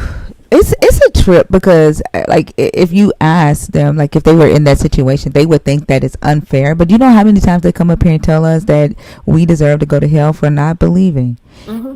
But if they say like, you know, that like, do they deserve to go to hell for believing the wrong thing? Right. And people in the comments, it's called Reverse Christianity. It's on YouTube, and I believe the creator is called Dark Matter. I watched this video probably maybe a year and a half into my actual deconstruct. I had left religion probably 5 years prior, but to truly doing the work of deconstructing, and this, like, it was like all of the pieces fell in place for me after watching this. Mm-hmm, me too. What do you think about that, Myra? I'm speechless and I'm almost at the brink of tears, to be honest with you. Like, oh no. It's heavy. Yeah. Yeah, it's heavy, and it takes a minute to process it. But I think the thing that I walked away from with this after listening to this video and watching it multiple times, to be perfectly honest with you, I wanted to find the lie. I wanted to find where it was wrong, and I couldn't, because I know that treating people the way that the vast majority of religions tell you to treat people is wrong. I know that. I think we all know that. So there are some entailments when it comes, to tearing down what you believe is the very foundation of who and what you are as a person. That shit is terrifying. But there are resources out there. We've got a Discord. There's Recovering from Religion. That's a website or an organization that's amazing, that kind of talks you through this process, and understand that there is no destination in mind. Like, where you land is where you land, but it won't be this dissonance and this fear that you live with, thinking that there's this being out here that's forcing you to think this way. And if you don't think this way, then you're the bad person. It's hard. It's scary, but it's so worth it, because the freedom on the other side is almost hard to describe. Yeah, it's called Reverse Christianity. I find it interesting that, there are believers in the comments, like, who refuse to even just consider the thought. Like, they just automatically reject it, right? All of it's wrong. It's you guys are twisting scripture. We're not even talking about scripture right now. You know what I'm saying? And like, they're focused on like just straight rejecting it. And the main purpose of that video was, just being moral towards other humans, like, and asking yourself, like, am I enabling or am I championing, the harm of other humans, the genocide of other humans for the sake of a God, other people being sacrificed or demonized for the sake of me to have this relationship with this God. Like, people don't, when I say sacrifice, people think that I'm talking about, people being slaughtered. But literally, when we turn a blind eye to a pastor harming a child because we're afraid to speak up because, oh, that's the man of God, right? And we say, well, God is still good, or God, he's still a good man, or God's going to bless him, because there's this hope that you're going to go to heaven, and have eternal life, or this God's going to answer your prayers. That's when we decide, okay, that we are willing to sacrifice the well-being, the mental health, the safetyness of other humans for our own intrinsic value, right? And for our own selfish gain, whether that is eternal life, whether that is so that we can continue to feel like we're, chosen in this God and we have supernatural powers to prophesy or speak in tongues or preach, or the promises of success or wealth. Like, we're willing to sacrifice others to gain that. Yeah, and I think it also highlights the insanely myopic view that religion forces you to see the world through. Listening and engaging in this type of conversation, in this type of thought process, forces you to zoom out and see the entailments of your position. Like, if we were to invite any Christian that's in this live right now telling us that we're twisting something and that we're wrong, come up here, let's go through this video, walk step by step, and tell us where we get it wrong. Tell us where you disagree. They wouldn't be able to do that. Not with anything that lands at their position as more moral, because it's simply not. And the fact that they will fight tooth and nail to be right, despite the evidence in front of them, to me, that is the absolute most dangerous that a faith-based system allows for, because there's no position you can't hold based on faith. Because right now they're holding on to it with all 10 toes, fingers, and maybe some teeth, because they know and they realize that nothing that that was said in this video is incorrect. It is literally, you tell us your belief system is about helping people. Your belief system is about afterlife insurance, ensuring that this mythical God that you don't even know is real won't torture you for eternity. And why would you be tortured for eternity for finite crimes? Where is the justice in that? There's so many contradictions in this belief system that they just won't zoom out and see, but they have to vilify us for talking about it. Yeah, and I want to know, Johnny for Jesus, I want you to type exactly the lie that Fee told. Type the lie. Like you said she's lying. I want you to type the specific lie. What was the specific lie she told? No, just be specific. I don't want no vague bullshit. Type the specific lie. He's probably got to stay vague, thinker, because to zoom in and to get specific is going to identify the fact that he's got dissonance like crazy. And Johnny for Jesus, if you want to come up in your chat, do that, because I would love to see where I'm wrong. And I would like to say I am not related to Johnny for Jesus. We just have the same last name. Bookkeeper had to put that out there. Like, that is not my cousin. Like, when you ask people, when they say you did such and such and such and such, or you ate such and such, and you say, well, what did I do? And they say, you just did. Like, they can't tell you what you did. Those people are full of shit. Like, they're very narcissistic people. They're like, when they're very vague like that, they don't have anything. They're just saying some shit. And they don't even know why they disagree. They just know they're supposed to disagree. They've literally never given thought to why what we're saying could be wrong. And the fact that we're bold enough to say it is what they have a problem with.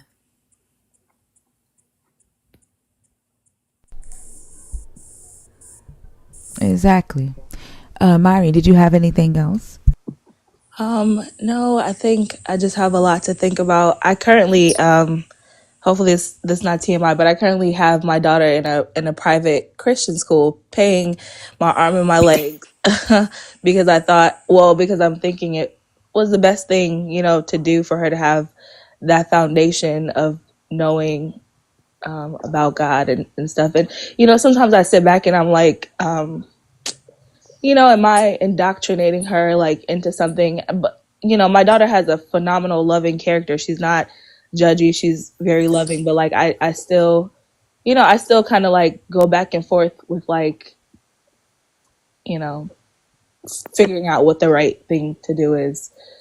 I don't know. I have some things to consider, but I've always been here. Like, I've never, like I said, been dogmatic about either things. I've always been open-minded to just kind of like have my own internal search. But again, it's kind of like a really, really strong cord or metal chain that's still holding me because of like, again, fear. And I was raised in the church since I was an infant. I was, a little baby. My grandma would tell me singing with the choir. And but when I got older and I started going to like Sunday school, I would ask these questions and they would typically tell me to be quiet or we don't know the answer. So I've always like, my first question was like, well, God is so powerful. Why didn't he just kill the devil? Like, why are we even doing this? Like, why are we here? And then the sisters would always just be like, girl, be quiet or something like that. So that was something that was in me from the beginning where I had these questions. But I don't know. I guess it's just I'm loving the believers in the comments saying, "Who are you to tell people what they should believe in?" While they are the ones that's been doing that for Tell fucking me. centuries. Ain't Right? that crazy? That's Like, crazy. right? Wild. And who's telling somebody what to believe? Nobody, Nobody has said nobody. anything to y'all can believe whatever y'all want to believe. I'm And just saying know why you believe it. And Greenhouse can hear the hurt. what'd you say? The greenhouse can hear the hurt. I he don't know if said, I'm that's trying to us. brainwash. I'm trying to brainwash. speak like In so the com nobody Oh thinks my that god. anyone can bring it's my choice at the end of the day. Like I said, I started off this conversation with letting you all know that I was kind of going back and forth, so nothing that like you all could say, although I love the thought, like the thought process, because I like to think and kind of think about different things. At the end of the day, it's going to be my decision. This is just something for me to consider. For me to have like a stern decision on where I stand, I feel like I need to kind of see different perspectives and then see what aligns with me personally. So no one here is gonna, there's no Absolutely. thought is going to sway me either way. It's something to consider. And that video was real. Like if I could be logical and listen to it, that nothing that they said was illogical. It was logical. Like I can kind of like take that in and kind of process it how I need to, but it's not for anyone to tell me what to believe. I don't think that this is what this is about. And then also, like, if you're such a stern believer, I wouldn't be sitting on this live to Thank begin with. you. You know what I'm saying? I would be elsewhere watching other things that align with my belief. It's because I've had That part. thought is why this was one of like the first TikTok pages that I did follow when I opened it, because the things make me think, and that's where I am in my life. So whatever I choose to do is not because one person or one group of people influences me. It's because I listened to different perspectives and I made my choice and stood where I stood. So And that's my truth. yeah, Exactly. And like to see the believers in the comments laughing at, while you talk, and then them saying that like it's insane. Like for me, if I was a believer, right, and I saw one of my fellow believers having these thoughts, right, I would be supportive and make sure they felt supportive. Y'all are fucking laughing at her, and for me, it just shows, that the lack of morality that you have and what you are really about. Like, you don't give a damn, right? Those of you that are laughing at this, you don't care about the place that she's in right now. You only care about your God, and you care about fear mongering because you're typing hell in all caps, and you're trying to make sure that she sees that and that it exacerbates the fear that she already has. Like, you don't give a damn. and I thinker, didn't. there I was didn't even somebody in see the it. I'm not even reading it. yeah, there was somebody in the comments saying that I don't have a right to tell someone why they believe what they believe, and whoever typed that comment, you are absolutely right. I do not have access to the inner workings of someone's mind to determine whether or not or why they believe what they believe, but I do have the opportunity to observe their actions. And when you tell me that you're trying to steer me to God because God is loving and God is moral and God is righteous and all of these things, and I already tell you I'm living that kind of life. I don't need your God for that. And then you tell me I'm going to hell because I don't believe or I don't follow the path that you're following. That's not about me. It's not about me because I'm already doing the thing that you think you're trying to lead me to. I'm already there. So although I can't tell you why you're believing, maybe you need to clarify for yourself because we don't need that. And nobody's trying to tell her what to believe or how to think or any of those things. But I do think that it's real interesting that the supportive feedback that she's getting, and that support meaning land where you want to land. Figure out what works for you. It's not coming from the side of Christians, and I find that really, really interesting. Somebody asked, why won't you believe in God? Because your God has nothing to offer me, and neither do y'all. Y'all don't have anything to offer me. If y'all carry y'all God around, y'all have absolutely nothing to offer me. Nothing. That's why.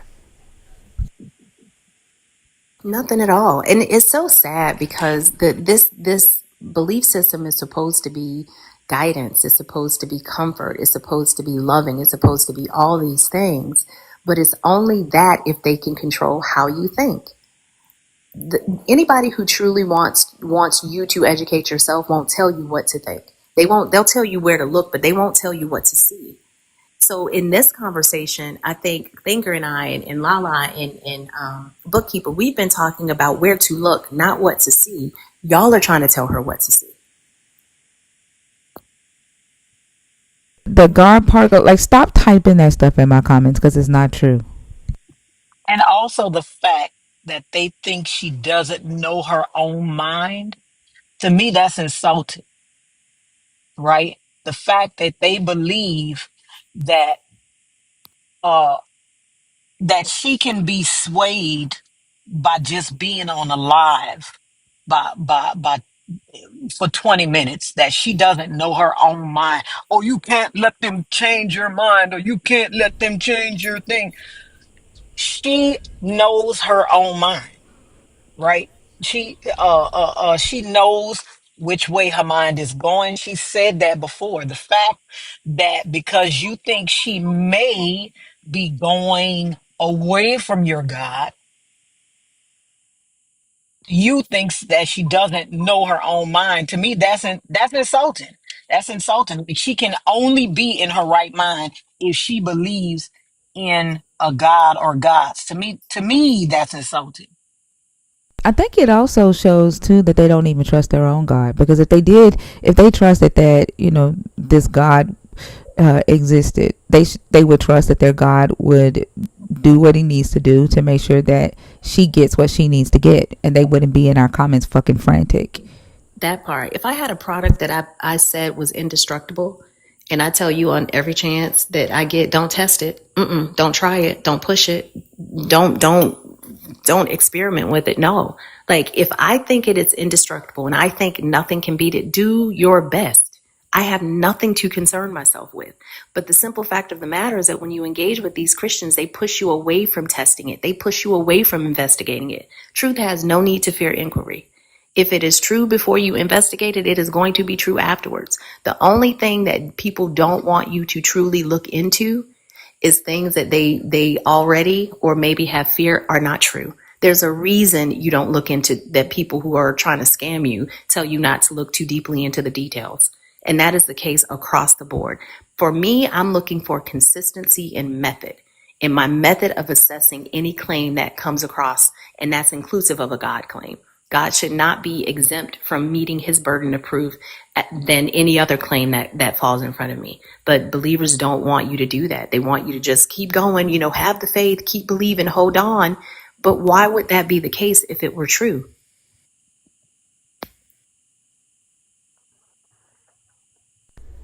Exactly. Myra, did you have anything else? Um, this is my last question, right? And I'm sure this might be intrinsic, but like, how do you then, if there's no like belief, right?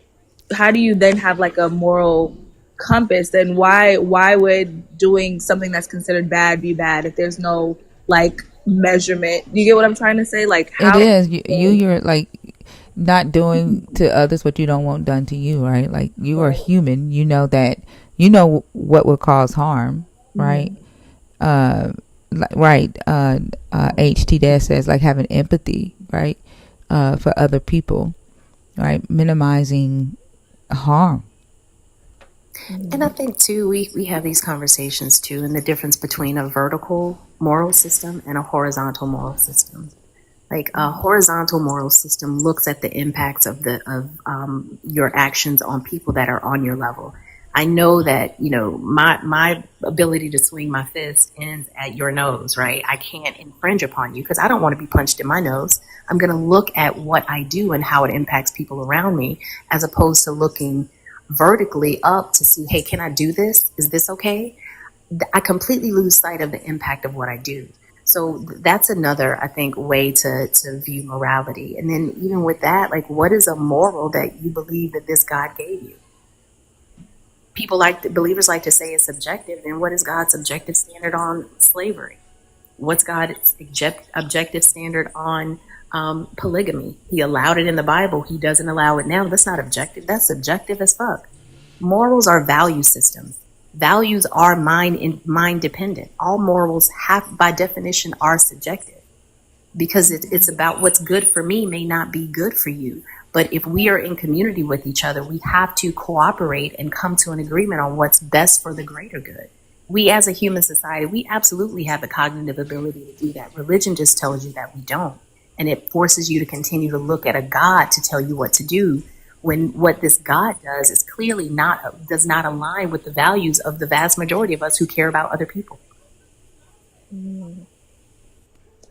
I hear that. When you guys got to the point of deconstructing, did you feel like your world was crashing initially? Mine did. Like I was so shocked. Like I could see myself like throwing up in my mind, like over like a what I was used to say, because I was still like trying to hang on to like Christ consciousness and stuff. I would like imagine myself throwing over like a imaginary toilet or a spiritual toilet. I would say, like every time I learned something new, I would be like, "What the fuck? Like what the fuck?" Like it like would fuck me up. And like yes, I did it. It kind of like fucked me up a little bit mentally. It fucked me up big time too. Like I was telling my sister the other day, there were some Saturdays I would wake up, I couldn't even get out of bed. I would like just lay there and cry and journal. Sometimes it would just be words because I couldn't get coherent thoughts out. And I just had to let myself go through that process, because it was an unmaking of everything that I thought was me. It was also an unmaking of everything that I thought made me good, because we're taught that the only good about us is what connects us to God. And it was truly a process of deconstructing who and what I had been constructed to be by others, and then building up who and what I naturally am and authentically am as a person that aligns with my character. I'm not a judgmental person. I don't give a shit what you do. I say this all the time. Go in your backyard, pray to the head, let us name Chauncey. If that makes you feel good and it makes you behave nicely to others, do it. I don't care. Just don't tell me I have to. I don't need a book to tell me that it's not okay to take advantage of other people. I don't need that. I think a lot of us don't need that. But I think that feeling that you have of being lost, of being so confused, that is perfectly normal. And this community, these communities that are forming on TikTok and on the Discords and all of that, it can help guide you through your journey, and it is yours. And again, everybody does not land at the same place, and that is okay as well. And it's so crazy, like truth tellers in the comments talking about sickness comes from possession. But how many of you Christians have gone to the hospital and the doctor goes, "Cast out, come out you demon, come out you flu, come out you appendicitis," and then y'all just walked out? Like please tell me that an appendicitis demon walked the fuck out and you got a bill for an exorcist when you went to the hospital. Like stop telling people that shit. So if Me I have a sitting here with cold, if I have a cold, then I'm possessed. That's what he said. This is my very last thing that I'm gonna drop. But when you all like, get to a place of maybe feeling down or like depressed or like even wondering why you're here, like what is like your anchor? I will start. My anchor is actually still writing, because I write. I write, and whatever I'm feeling, I like to write it in whatever project I'm working on, and whatever that manifests, it manifests. If it's garbage, then it's just garbage. I got it out. I also ground myself with people who I know are looking out for my best interest, people who don't judge me. And a lot of those are people who don't believe in God. I would say for me, it's acceptance, right?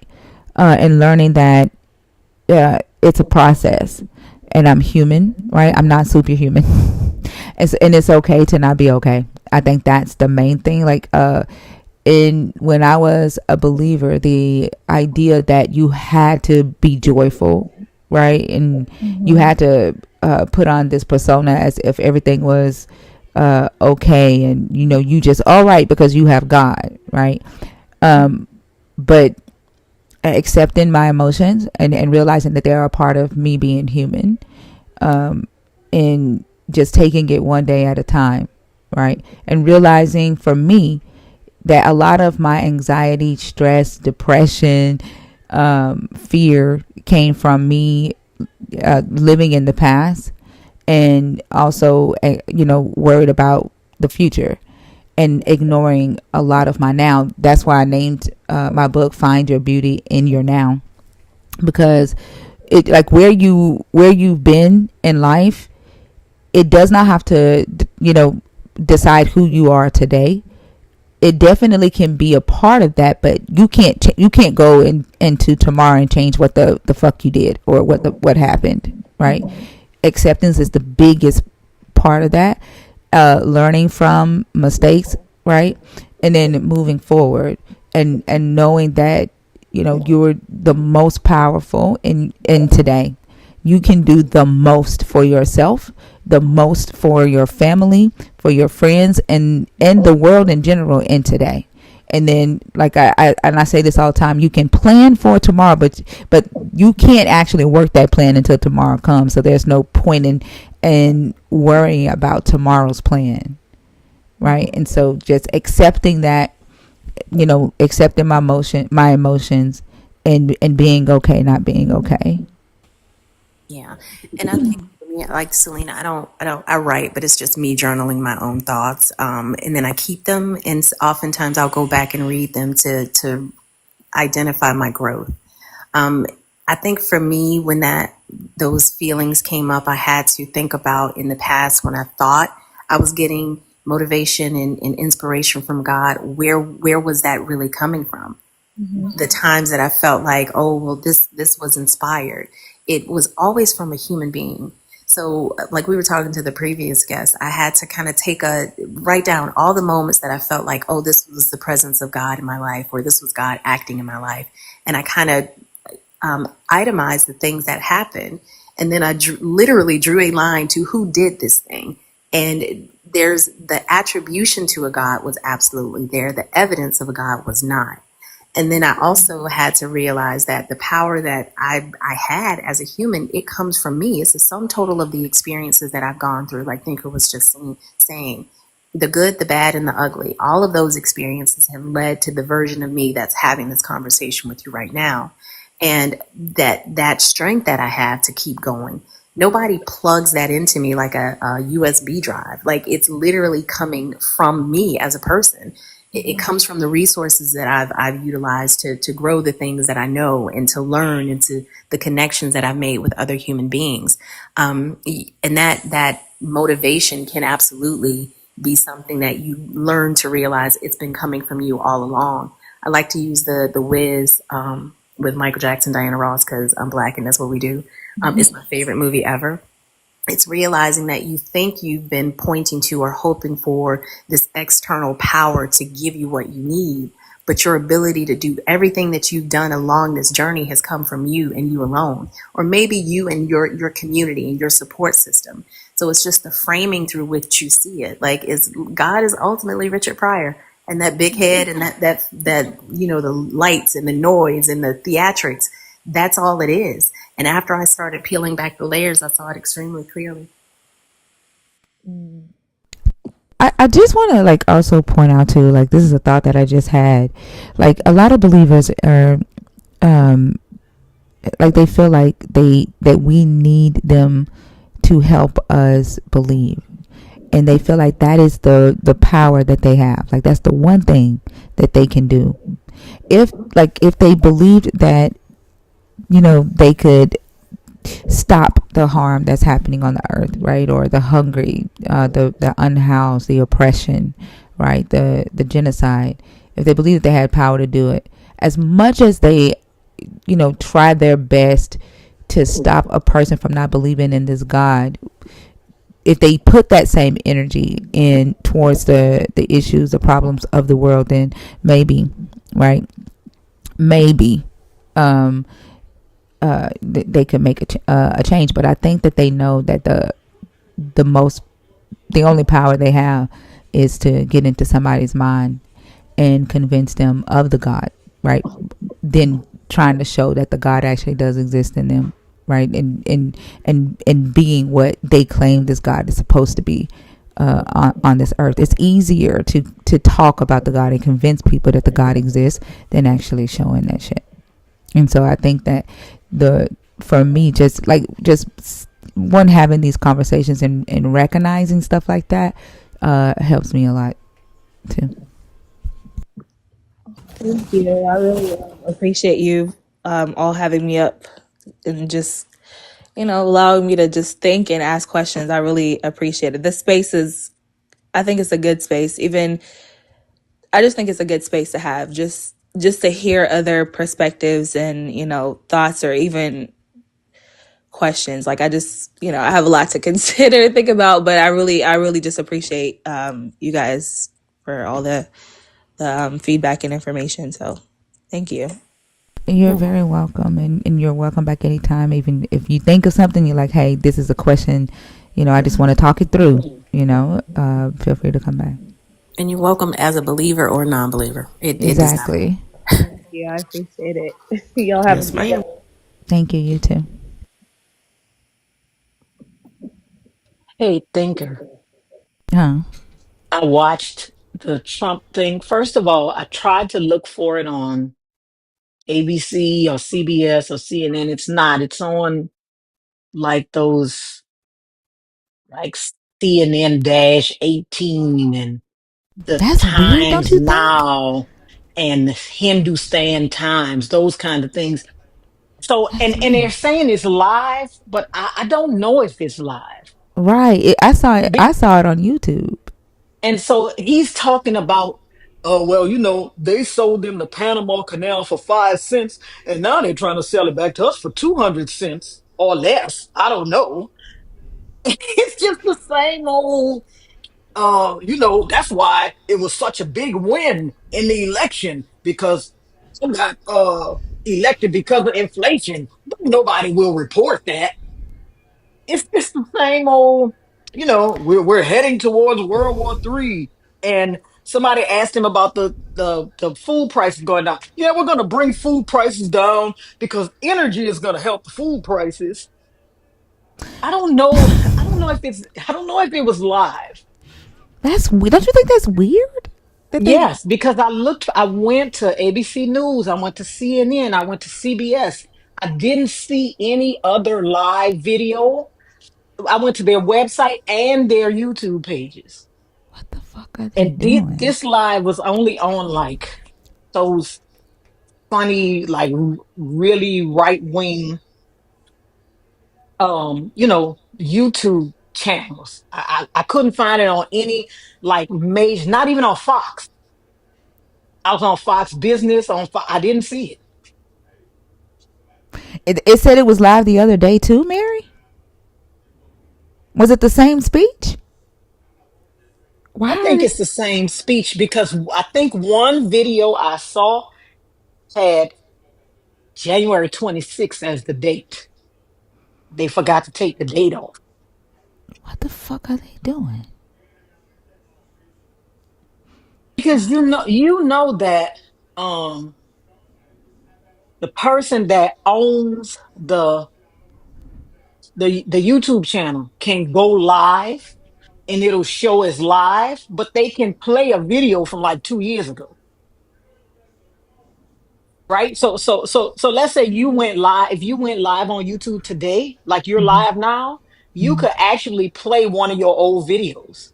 And it would mm. look like it's live, like it's happening now, but it's actually a old video. So it might not even be him doing this. It might be somebody else. Is that what you're No, saying? it's the channel. It's the actual channel. What they did was, I think they went live and just played this video. Because like one channel, like only 37 people are watching. One is like 1,500 people. They went live and they played this video. Mm. Okay. Okay. I wonder. Maybe they're trying to like rev people up. Yeah, I don't think he was Well, live. Um, so this motherfucker, Trump pauses disbursement to HIV treatment programs. yeah, he said all Yeah. federal aid he stopped, I think. Even for schools, for Yes. college. And that's Mhm. what I was trying to figure out. I I believe couldn't so. figure it out. Because I'm seeing federal assistance and grants. So I'm going to keep Yeah, I looking. think it's mostly like the federal grant program. school lunches. Oh, he's Yes, definitely working Project yes. 2025. He's My definitely working Project Yeah, that 2025. it's a checklist. Yeah. yeah, my He daughter's lied. He lied classmate. to all of them and told them that he wasn't. Oh He's my like, I got god. Project 47. He fucking lied to all of they dumbasses.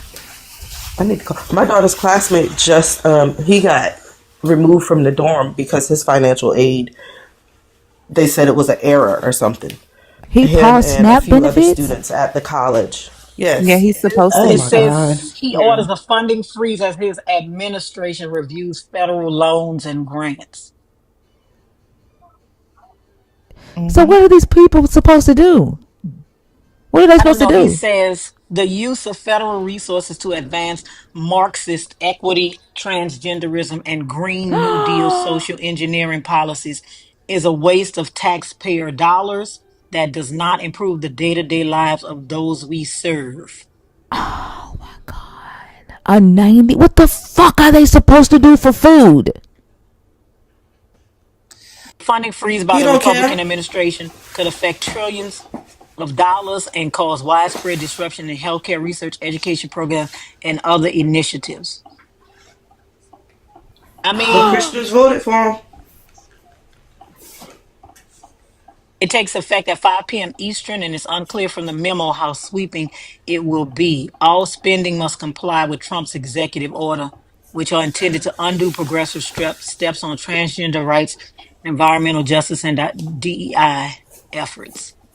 Guess Each what y'all agency hoes must voted for? complete a comprehensive analysis of all their federal financial assistance programs to identify programs, projects, and activities that may be implicated by any of the president's executive orders. But remember, right? Remember, he does all of these executive orders because they don't have the amount of people that they need in the House and the Senate to pass these laws. So he writes executive orders to circumvent these laws. And what will happen is, what usually happens, because one he wrote the other day, somebody took it to court and a judge halted it, right? What's going to have to happen is that somebody's just going to have to take him to court behind all of these executive orders because they're not laws, right? He's just saying, I'm the president, and so I can stop this thing. And somebody can take him to court and say, wait a minute, no, but it's a process. All of that has to happen. And he did this before. He governed by executive order because he doesn't, even though they won a few seats in the House and the Senate, he doesn't have the majority that he needs to pass this legislation. One, and they don't even really know how to govern, right? They don't even know how to do anything, right? They don't know how to write laws. They don't know how to do anything. And so he has to govern by executive orders. Now, to me, Well, this was the project. That's what Project 2025 wanted. They had all these executive orders already ready for him to yeah, sign. This is what they yeah, did with Reagan. it's a bunch of executive orders. It's a bunch of executive orders. They can be challenged in court, just like the executive order for the student loans was challenged in court. All of them can be challenged in court. Yeah. Because one, I can't remember which one it was, but a judge halted it, and I'm sure they're going to appeal. Let me see It if I was can the find it. I think it was the immigration one because that one's unconstitutional.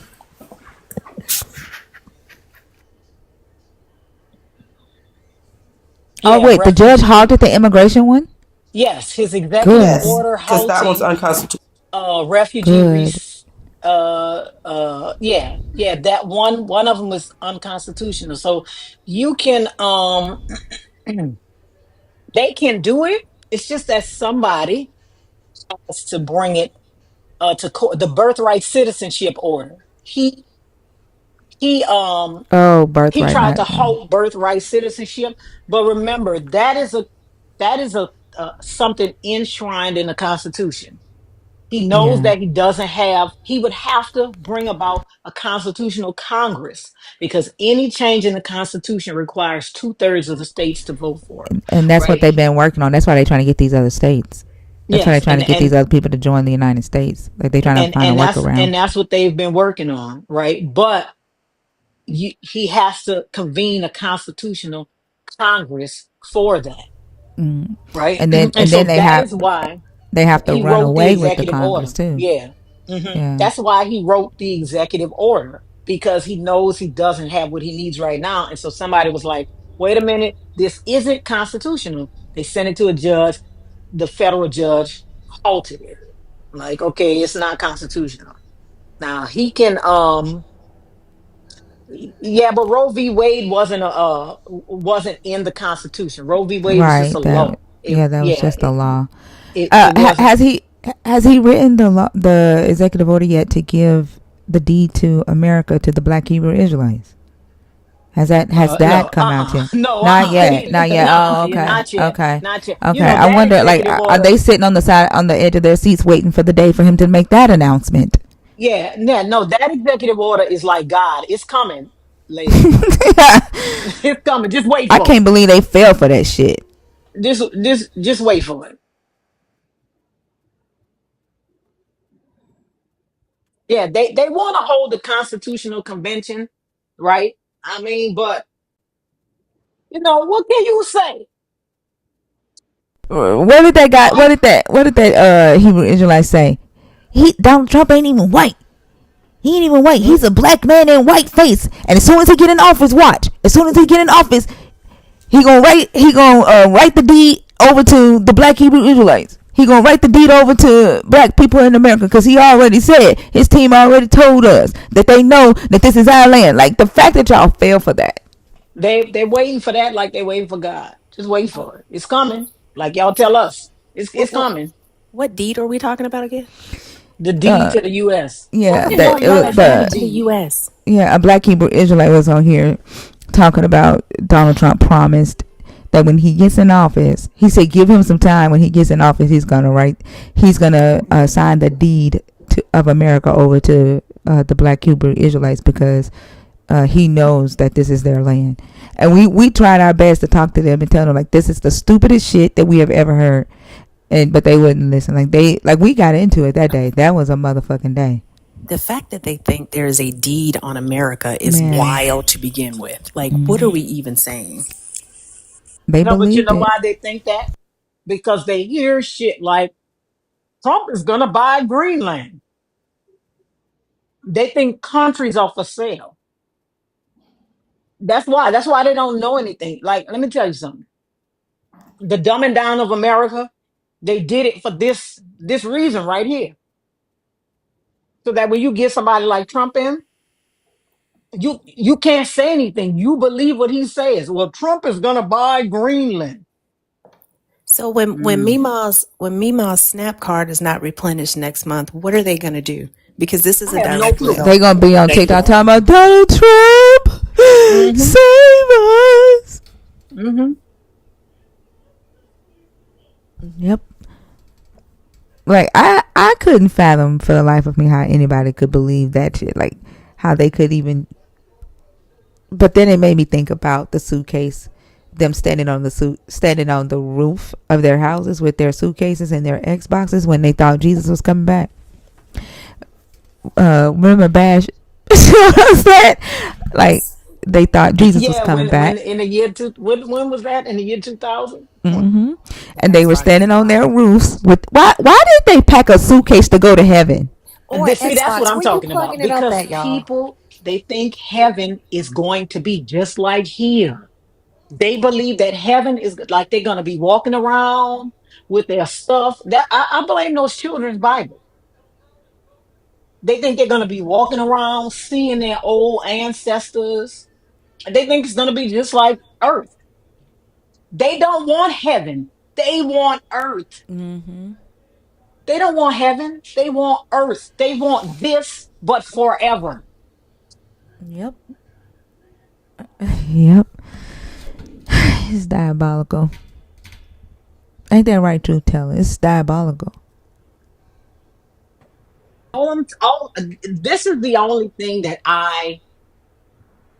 this is the only um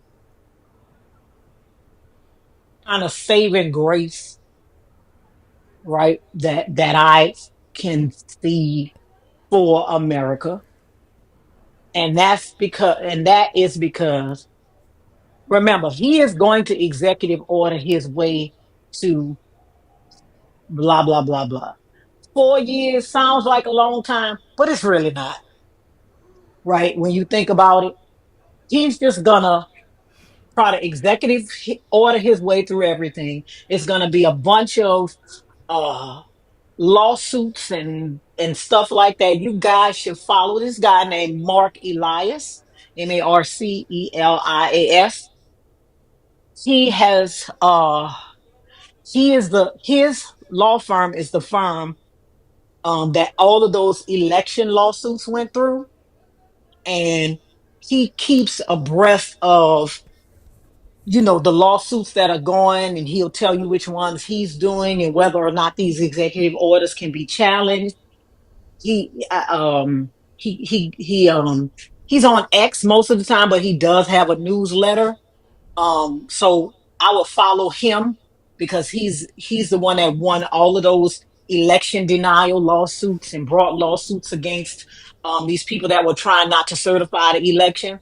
So I will follow him if you want to kind of know like the legal side of what's happening and what's going on. His name is Mark Elias, Marcelias.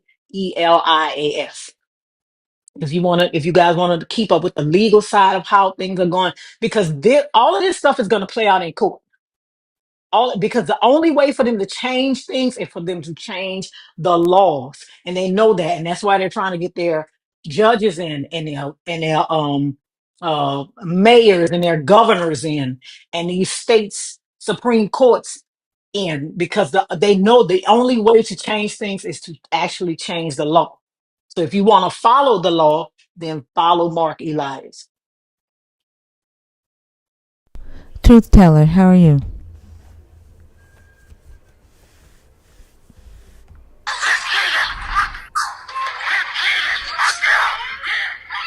I guess you don't want to have a conversation, huh?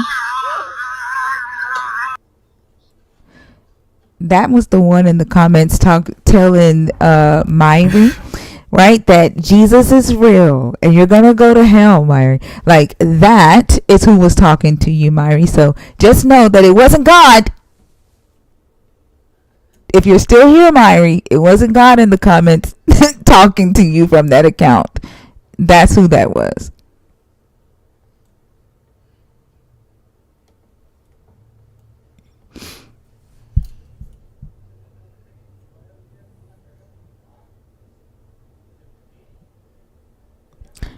Tony, hi, how are you?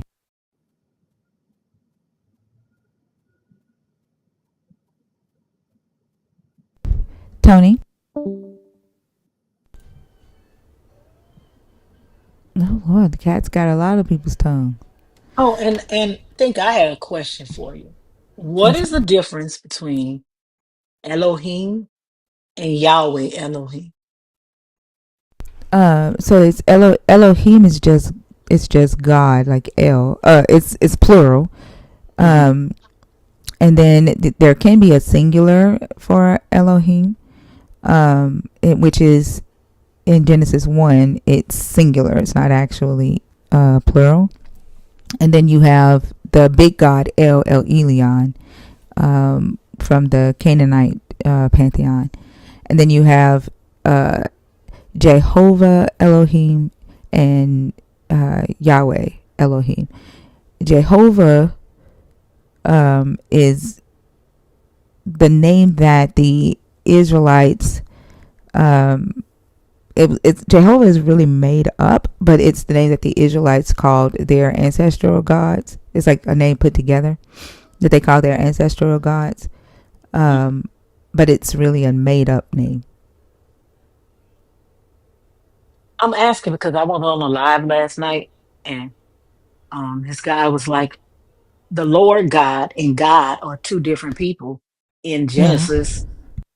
I said, so are you saying there are four gods? It's not the Trinity. It's four. It's the Lord God. It's God.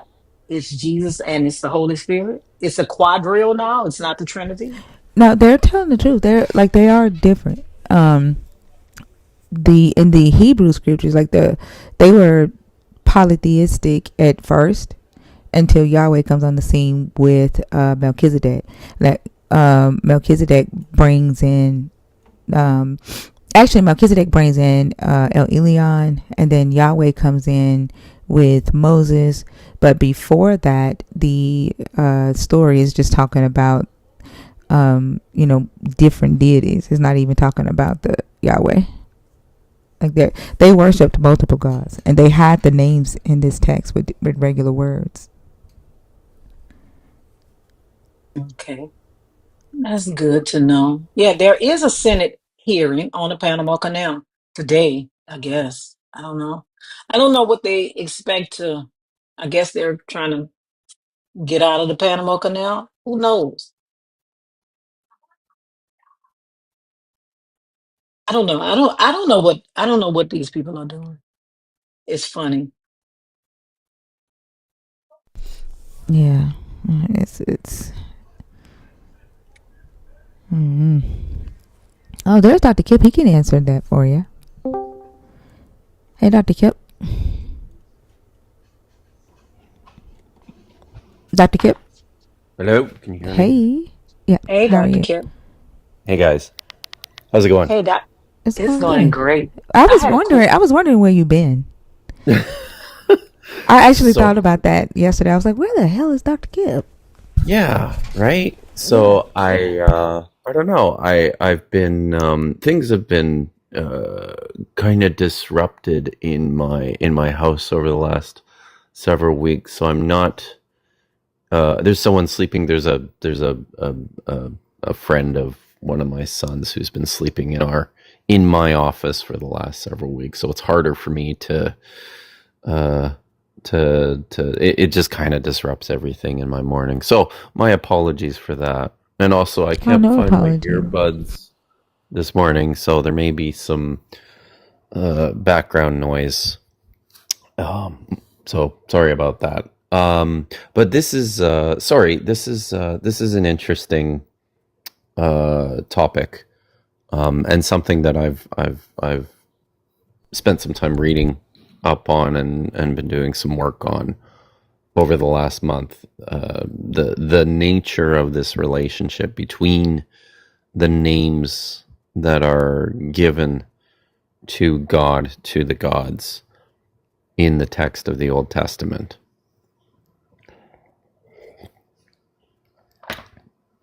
So, and I mean, you're principally speaking, like you're right, in terms of how these ideas tend to be divided. And I was happy to hear too, Thinker, you make the important point that most of the time, when the plural form of that word, Elohim, appears in the Bible, it is just with reference to the single God of Israel. By the time that these texts have been written, this word is mostly not functioning as a plural noun, gods, anymore. It's almost always just with reference to the God of Israel. Now there are a few exceptions to this, but this tends to be the rule. And I would say too that I think most of the time where Elohim appears in the Bible, that it is a generic reference to Yahweh without using the name Yahweh.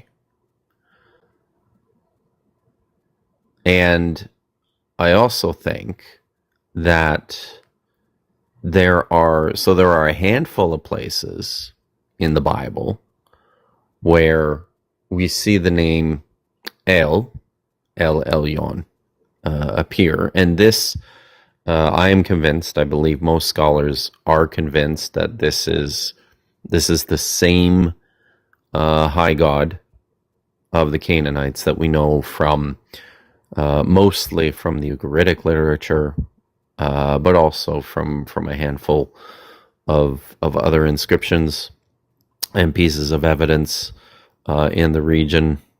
El is featured in the Deir Allah inscriptions in the Transjordan. So there's that. I would say that as far as the conceptual space of the Bible is concerned, there are distinct deities, Yahweh and El. Most of the time, the word Elohim refers to Yahweh. Occasionally, it can refer to other gods without naming them, but I think maybe one of the most interesting instances where we see this is in Psalm 82. You read that one before? I'm sure you have. Yeah, where they're at the Council of Gods. Yeah. Mm-hmm. But I do wonder if people see the significance of this. It's much clearer in the Hebrew. How's the Hebrew class going, by the way? It's going so good. So, I was gonna ask, is it Elohim or is it Elohim? Like the Sagal Shiva, it sounds like right? Yeah. And so is it Elohim or is it Elohim? It's probably almost it's probably almost indistinguishable. Maybe at one point it was with just a very, very short vocalization, Elohim, like you said. But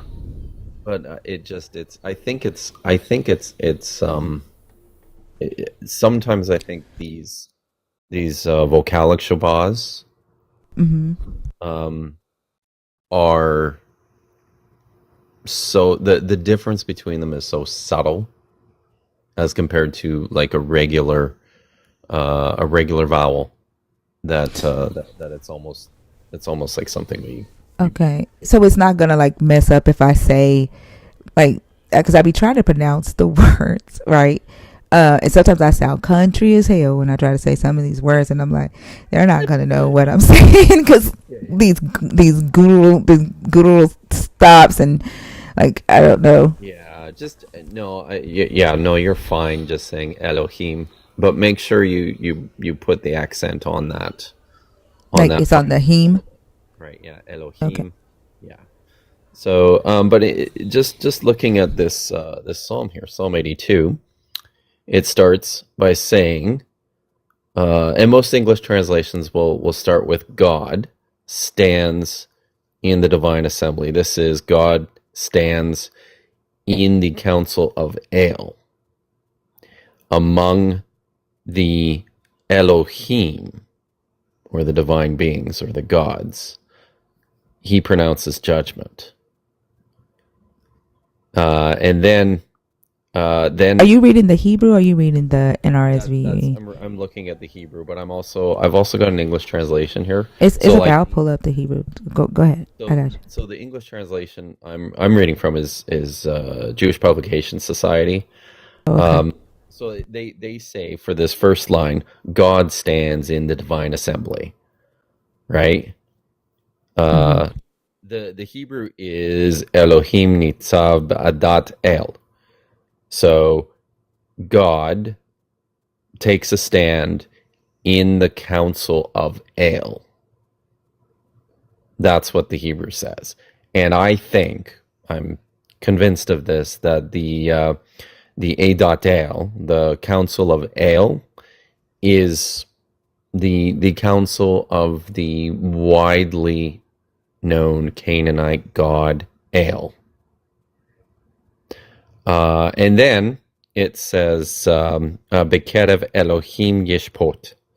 So this is among the gods, or among gods, Elohim, he pronounces judgment.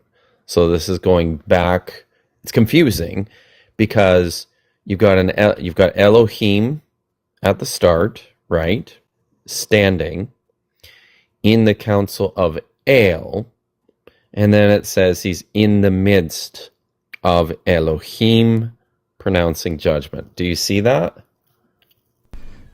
Mm-hmm. So there's several figures here, but sometimes the same word is used to identify them.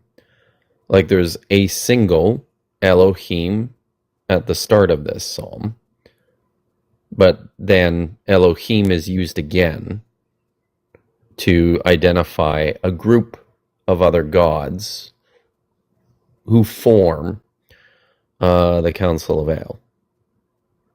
So is it, one second, I'm so sorry. Is this L right here?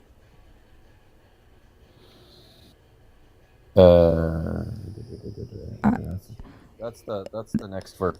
That's of all. Okay. I'm sorry. I thought that's what you were reading. God stands in the divine council. Is this the first verse up here? There it is. Okay, in the council. Mizmor la'asaf, Elohim netzav ba'adat El. Oh, right here. There's right? okay. There so it goes. You got the first Elohim. Yep, I see it. There's the first Elohim right here. Netzav. So and that's the verb, right? Mm-hmm. So the Elohim is the one who's taking a stand, be'adat El, in the council of El, bekerev Elohim yishpot. Okay, right there. In the midst of gods, Elohim, he pronounces judgment.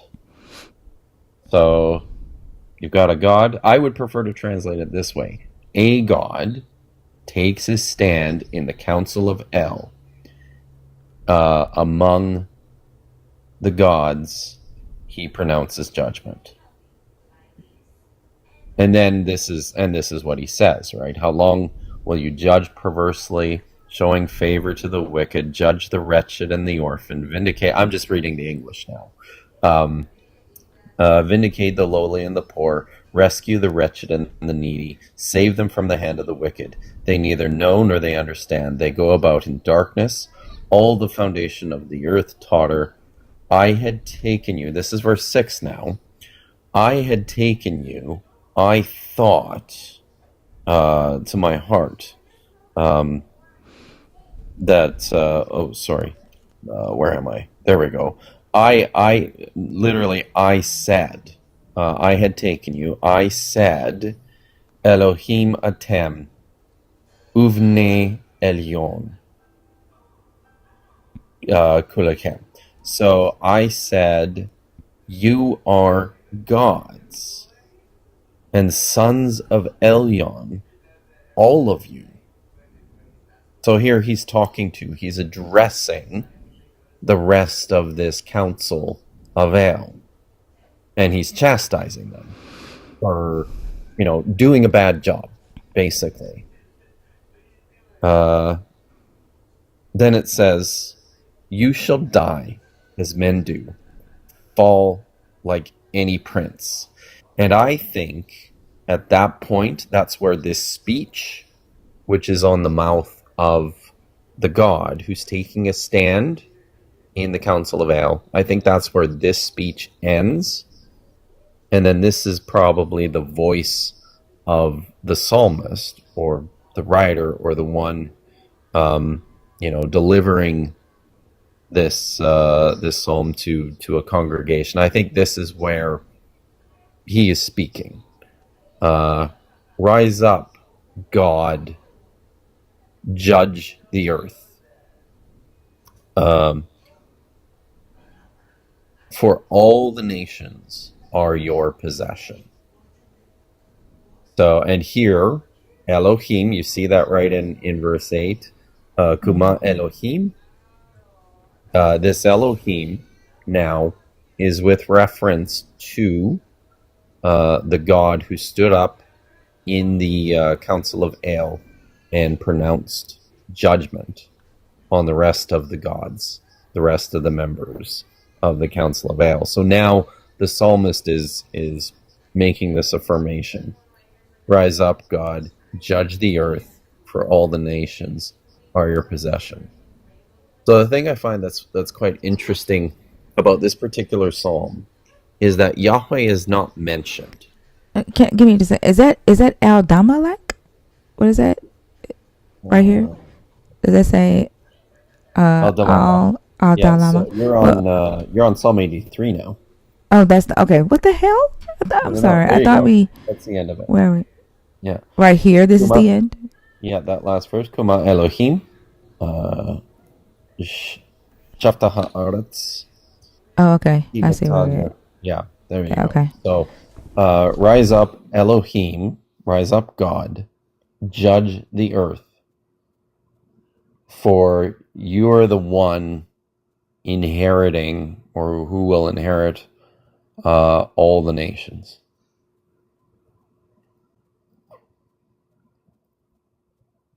So, the really interesting thing to me is that Yahweh is not mentioned in this psalm by Right. name, I was gonna ask you why he wasn't mentioned. but I think he's there. I think he's the Elohim who takes his stand in the Council of Ale and judges the remaining Elohim who are in the Council of Ale. So most of what is said, where he pronounces judgment, how long will you judge perversely, showing favor to the wicked, blah, blah, blah, blah. You know, uh, I said you are God's sons of El Elyon, all of you. Like, that's all Yahweh speaking, even though he's not named. He's just identified as, very interestingly, an Elohim within this council of El, uh, among a bunch of other Elohim. So it's pretty cool in that he's kind of on their level, even but he's, you know, he's clearly the badass. He's the one who's, you know, taking matters into his own hands. I would look at this psalm, and most scholars, maybe not most, but certainly the good ones, I shouldn't say that, look at this psalm as sort of the moment, a reflection on the moment when Yahweh asserts control of the council of El and makes it his own.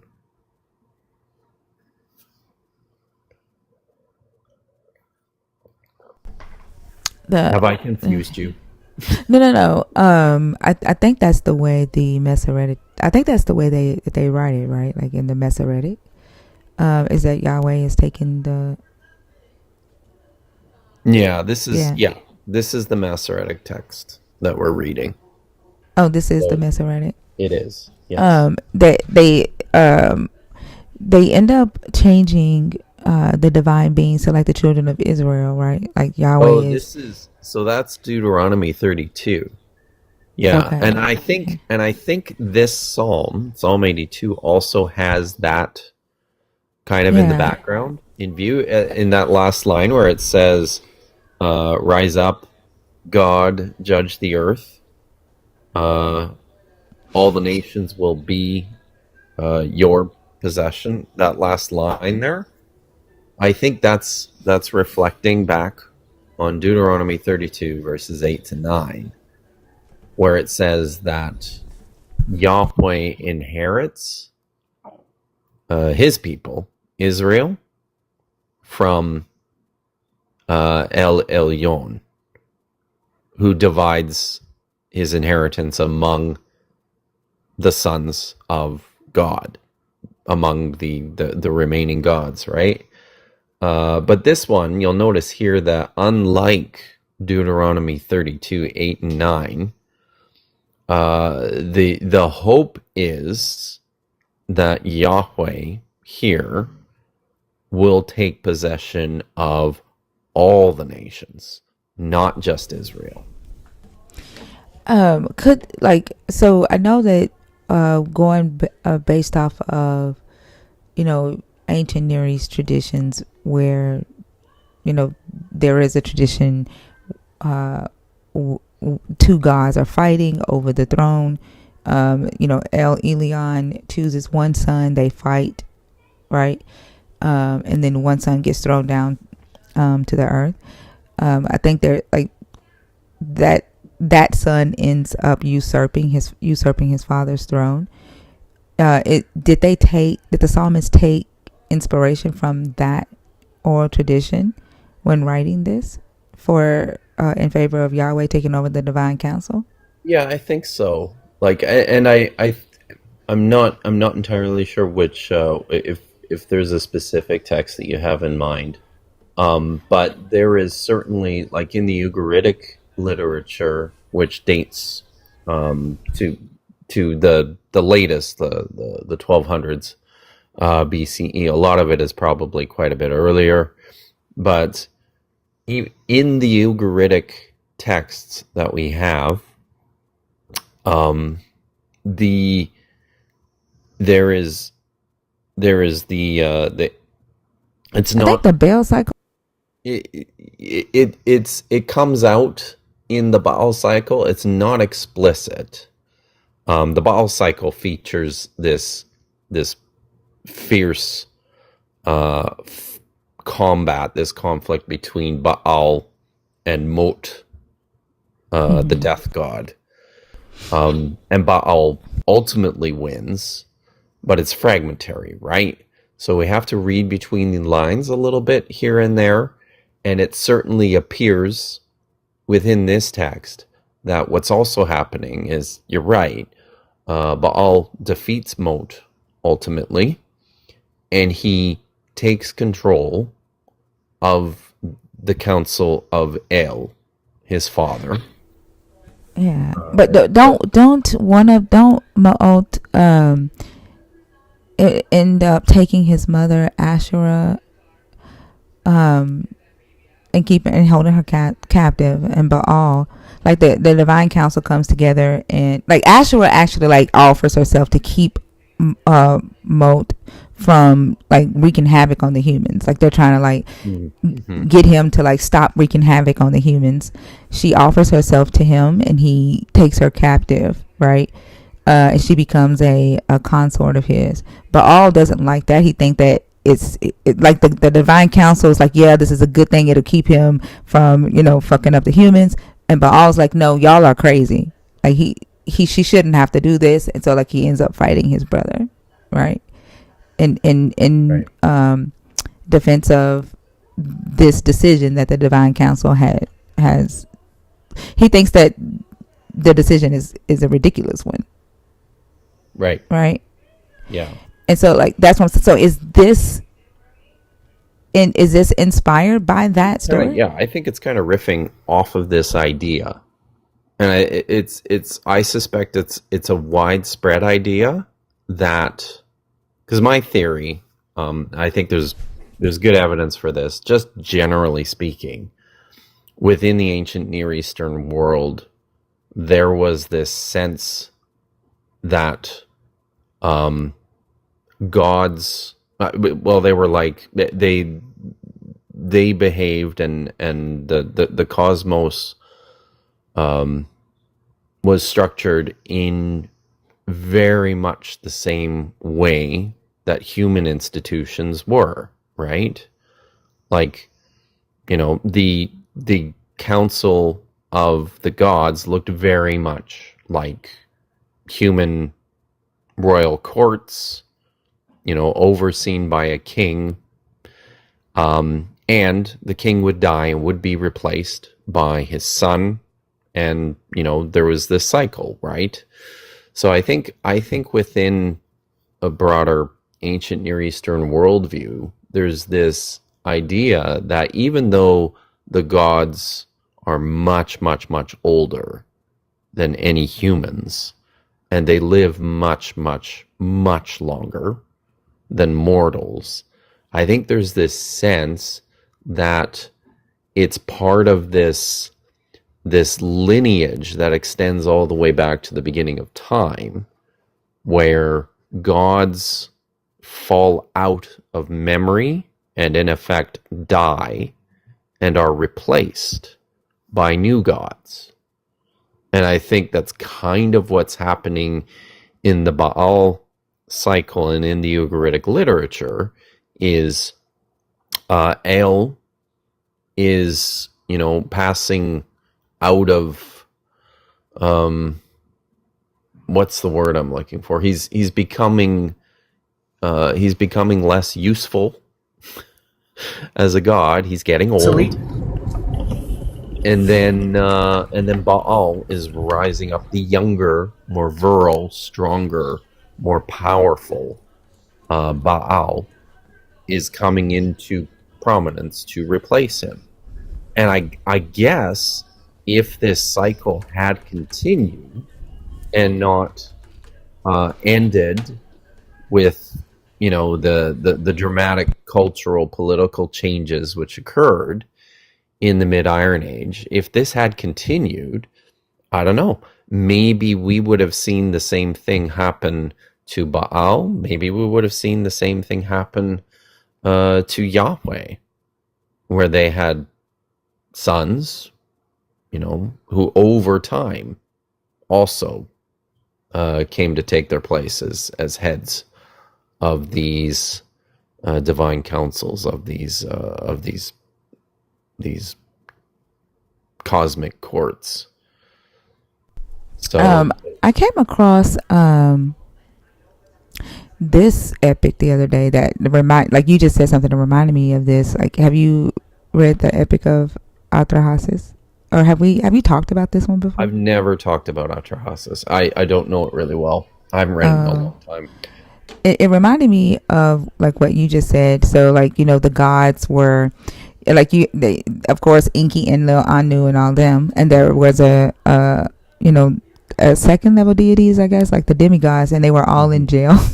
Yeah. and they were the ones that were doing the work on the earth, right. And they complained to Anu about Enki, Enlil being hard on them and making them work hard, and so the gods came together and decided to create humans to take the load off of the gods. Right. Yeah. So like it made me think of that when you said that a second a different group of gods were created. Right. Yeah. And I think that's this is a very interesting story. And I think here the humans gained knowledge also, and Anu, like the gods were upset about them gaining knowledge. Like they didn't want them to have knowledge and the knowledge and eternal life either in this story. So this is really interesting. I'll read it to y'all. Talking to the chat, I'll read it to y'all one day if y'all haven't read it. But it's called the Epic of Atrahasis.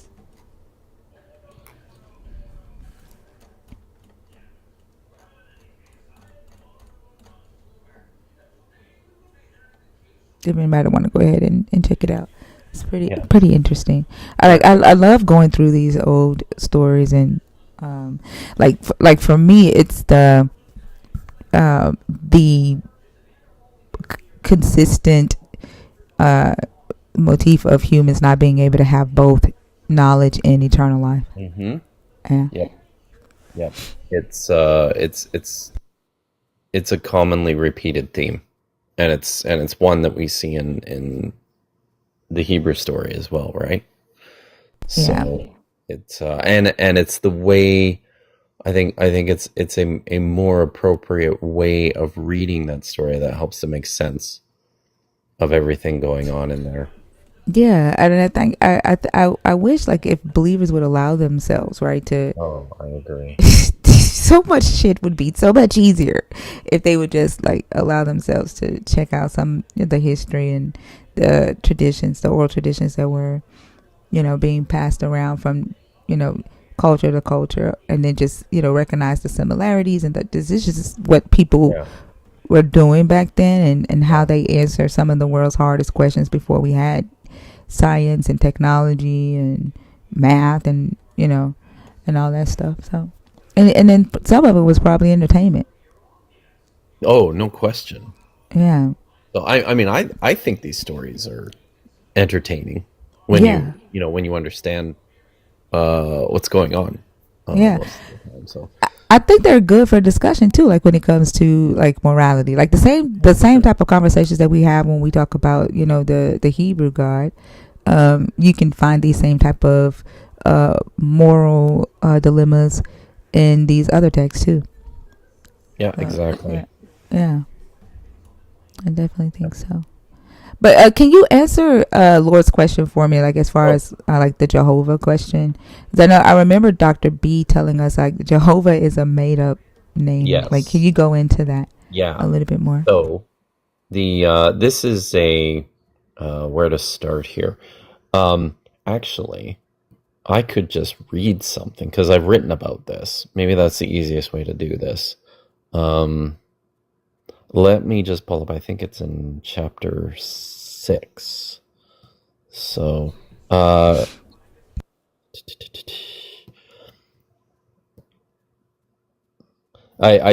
sorry. This always makes me it makes me think about this because I find it really hilarious. Did you ever see Indiana Jones and the Last Crusade, I've the movie? never seen that movie ever. Uh, okay. I don't know a lot of movies. I didn't watch a I'm lot of I'm TV. I was sure just in I'm a sure there's corner reading a book. I'm sure there's people in the chat who've seen this movie, but there's this scene towards the end of the movie where Indiana Jones has to pass through these 3 trials. He's going after the Holy Grail, which is the cup of the cup that Jesus drank from at the Last Supper, and it also caught the blood that spilled out from the blood and water that spilled out from his side when he was stabbed. It's medieval lore, right? Like it's super late. It's 15th century, maybe a little earlier. I don't know.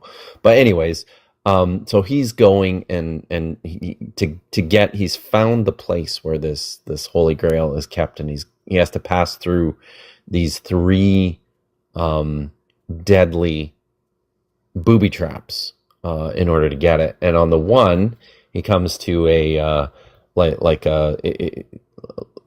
a corridor, and there's individual stones with these Latin letters carved on them, kind of randomly on the floor. And he says something like in the word of God. He's got these clues, right? And the clue is the word of God. Only in the footsteps of God will he proceed. And he figures out from this that in order to successfully pass through, he has to step on only the correct letters, which spell out the name of God. And of course, he says, "Oh, it's Jehovah," right? And then he confidently puts his right foot forward and brings it down on the letter J, and then falls through the floor and catches himself. And he's like, "Oh, idiot." In the Latin, Jehovah starts with an I. It's funny because that's nonsense. That's modern nonsense. Because there was no Jehovah in Latin. So I'll just read you what I've written Wait, about. there even was no Jehovah in Latin? No, When was no. it made up? When was the name made up? It's like the 1800s. In the So 1800s. Okay. yeah, let me just read you what I've written here. Uh, God's name is not and never was Jehovah, nor the ludicrous Yehovah as Dr. Jones imagined, at least in his imagination of the Latin, right? No, this word was invented by German theologians in the 19th century by attempting to read a Hebrew word that was never meant to be read.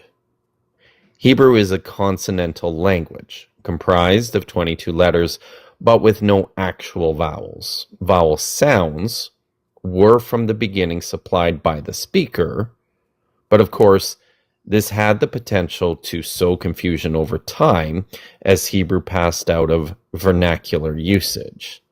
Sometime after the 6th century AD in Europe, a group of Jewish scribes called the Masoretes invented a system of dots and dashes that they added beneath the letters, sometimes above the letters, in their Hebrew texts in order to aid in their pronunciation.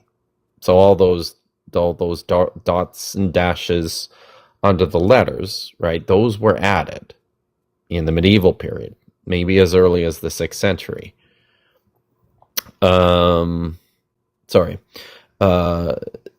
But this presented a problem when it came to the name of God, Yahweh. Also by this time, that's the 6th century when the Jews were doing this, it had become verboten to speak God's name. So the medieval rabbis took the injunction quite literally, thou shalt not take the name of the Lord thy God in vain, from Exodus 20 verse 7. The solution was to add vowel points to the consonantal name formed by the letters Yod, He, Vav, He, but which would theoretically make its pronunciation difficult, if not impossible, thus reminding the reader to say something else. So their solution was this. They took vowel points from another Hebrew word, Adonai, which just means my Lord, and these were added to the consonantal text of God's name, which is otherwise called the Tetragrammaton, Yod, He, Vav, He, and the result was something like Yeh, He, Va. That's how they got it? Yeah, which in Hebrew, it's not readily pronounceable, but with an effort can be sounded as Yehovah or Yeah, Jehovah, if you read it, right? if you sound out the Hebrew So letters. all they're doing is they're taking the word Yahweh, the name Mm-hmm. Yahweh, Yod He Vav He.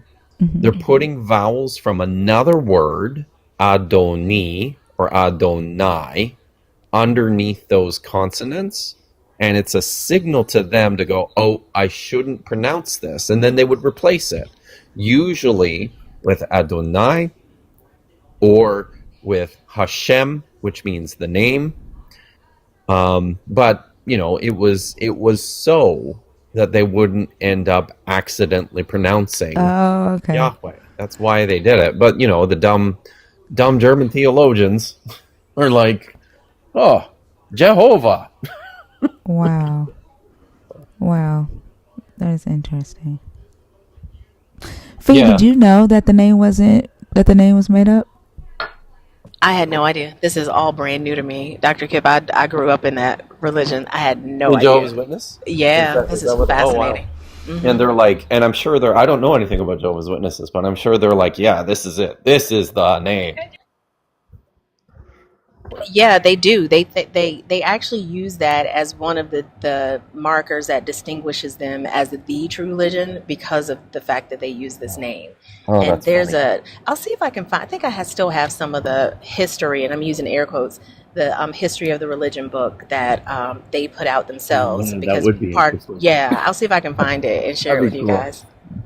So but it gets, it gets even more complicated and it goes deeper than this because we also have, like, within the Hebrew Bible itself, we have other places where Yahweh is not always called Yahweh. Oftentimes in the Psalms and in other poetic texts, he's just called Yah, Yod He, Yah. Then we see in inscriptions, like really some of our earliest texts from the region, which preserved, the name Yahweh.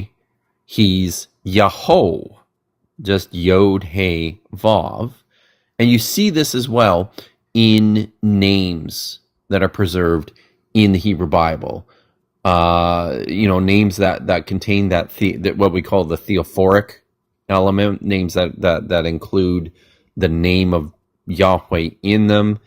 Things like Yeshayahu, Yeremiyahu, and then you've got things like Yoshiyah. So you hear that, right? There's Yahoo, there's Yah embedded within these names. So there's some thought, and I don't know where the scholarship or the literature is on this, but there's some thought that Yahweh is even an even later form, and maybe earlier on the original name was something like Yahweh. Interestingly, some of the earliest Greek manuscripts of the Hebrew Bible also preserve Yahweh in them. They just transliterated into Greek. So, can I ask you a question about the Melech? Right, that's king, right? Melech, yeah. How do they know when they were translating the text and they said, like, they worshipped a god named Molech, or the Canaanites worshipped a god named Molech? Or are you talking about Molech? No, okay, so MLK is right, and so there's a Melech for king, right? Mm-hmm. How do they know that when they were translating, because there were no vowel points, right? There were no vowel markers. Oh yeah. How did they know that they wasn't saying that they were idolizing kings? Like, why did they automatically think that it was a god named Molech? It's especially since there's no, archaeological evidence. Yeah. That anyone worshipped a god named Molech in the right. ancient Near East, right? So, when they were translating this, why didn't they think king? So I think, like, there's a couple things here that you're picking up. You're picking up that within just the consonantal text, without any of the vowel markers, it's really easy to confuse individual words that basically look identical but can mean really different things. Yeah. You're picking that up. Now, and it's easy to think, oh my God, we just have no idea what any of the texts actually mean because we don't have vocalizations for most of these things. I think there's some.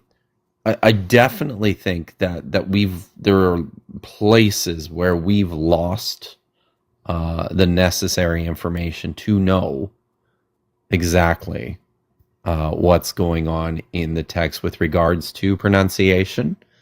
However, I also tend to think that the vowel points that the Masoretes added to the text all probably do stem back, for a lot of them, to a very, very ancient point in time of pronunciation. And I guess, like, without knowing how to better explain it, all I can say is, in antiquity, when they were reading these texts, which were just representations of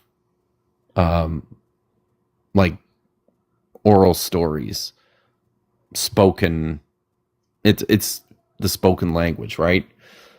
They just knew within the context, they just knew how. So it's not possible they made a mistake with that translation? Oh, it's totally possible. But I think, and I think maybe that's a place that's, if you're talking about something like Molech or Mulk, and distinguishing that from Melech, I think you can probably see that as a place where, yeah, maybe there was some confusion. There's and this is possibly reflected in the long-standing tradition, which is being more increasingly overturned within scholarship. This idea that Molech was a god, Most scholars are recognizing that no, that's not the case. There was no god Molech, no evidence of a god named Molech from anywhere in the literature. And if you actually carefully read the Hebrew texts in the Bible, this is not with reference to a deity, but actually with reference to a type of an offering that was performed probably before Yahweh.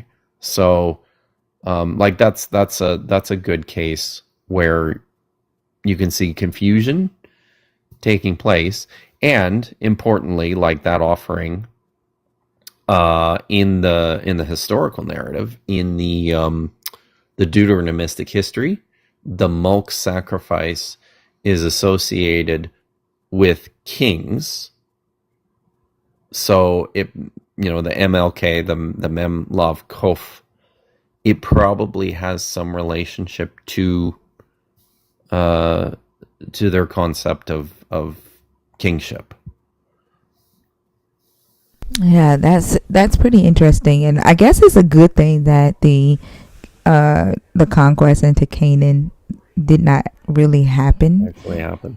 Yeah, because like this whole story, I guess it's good. Yeah, because like this whole story, like, oh, they deserved to be annihilated because they were savages, right? Yeah. It's I guess the sad thing about it is, like, just going to like one of the topics on the board, is deception for the greater good justifiable, right? Because today we see in other parts of the world that people do believe this text, and so we kind of see what didn't happen in the late Bronze Age being played out today in the opposite side of the world. For me, that would make a good case for why deception for the greater good isn't good.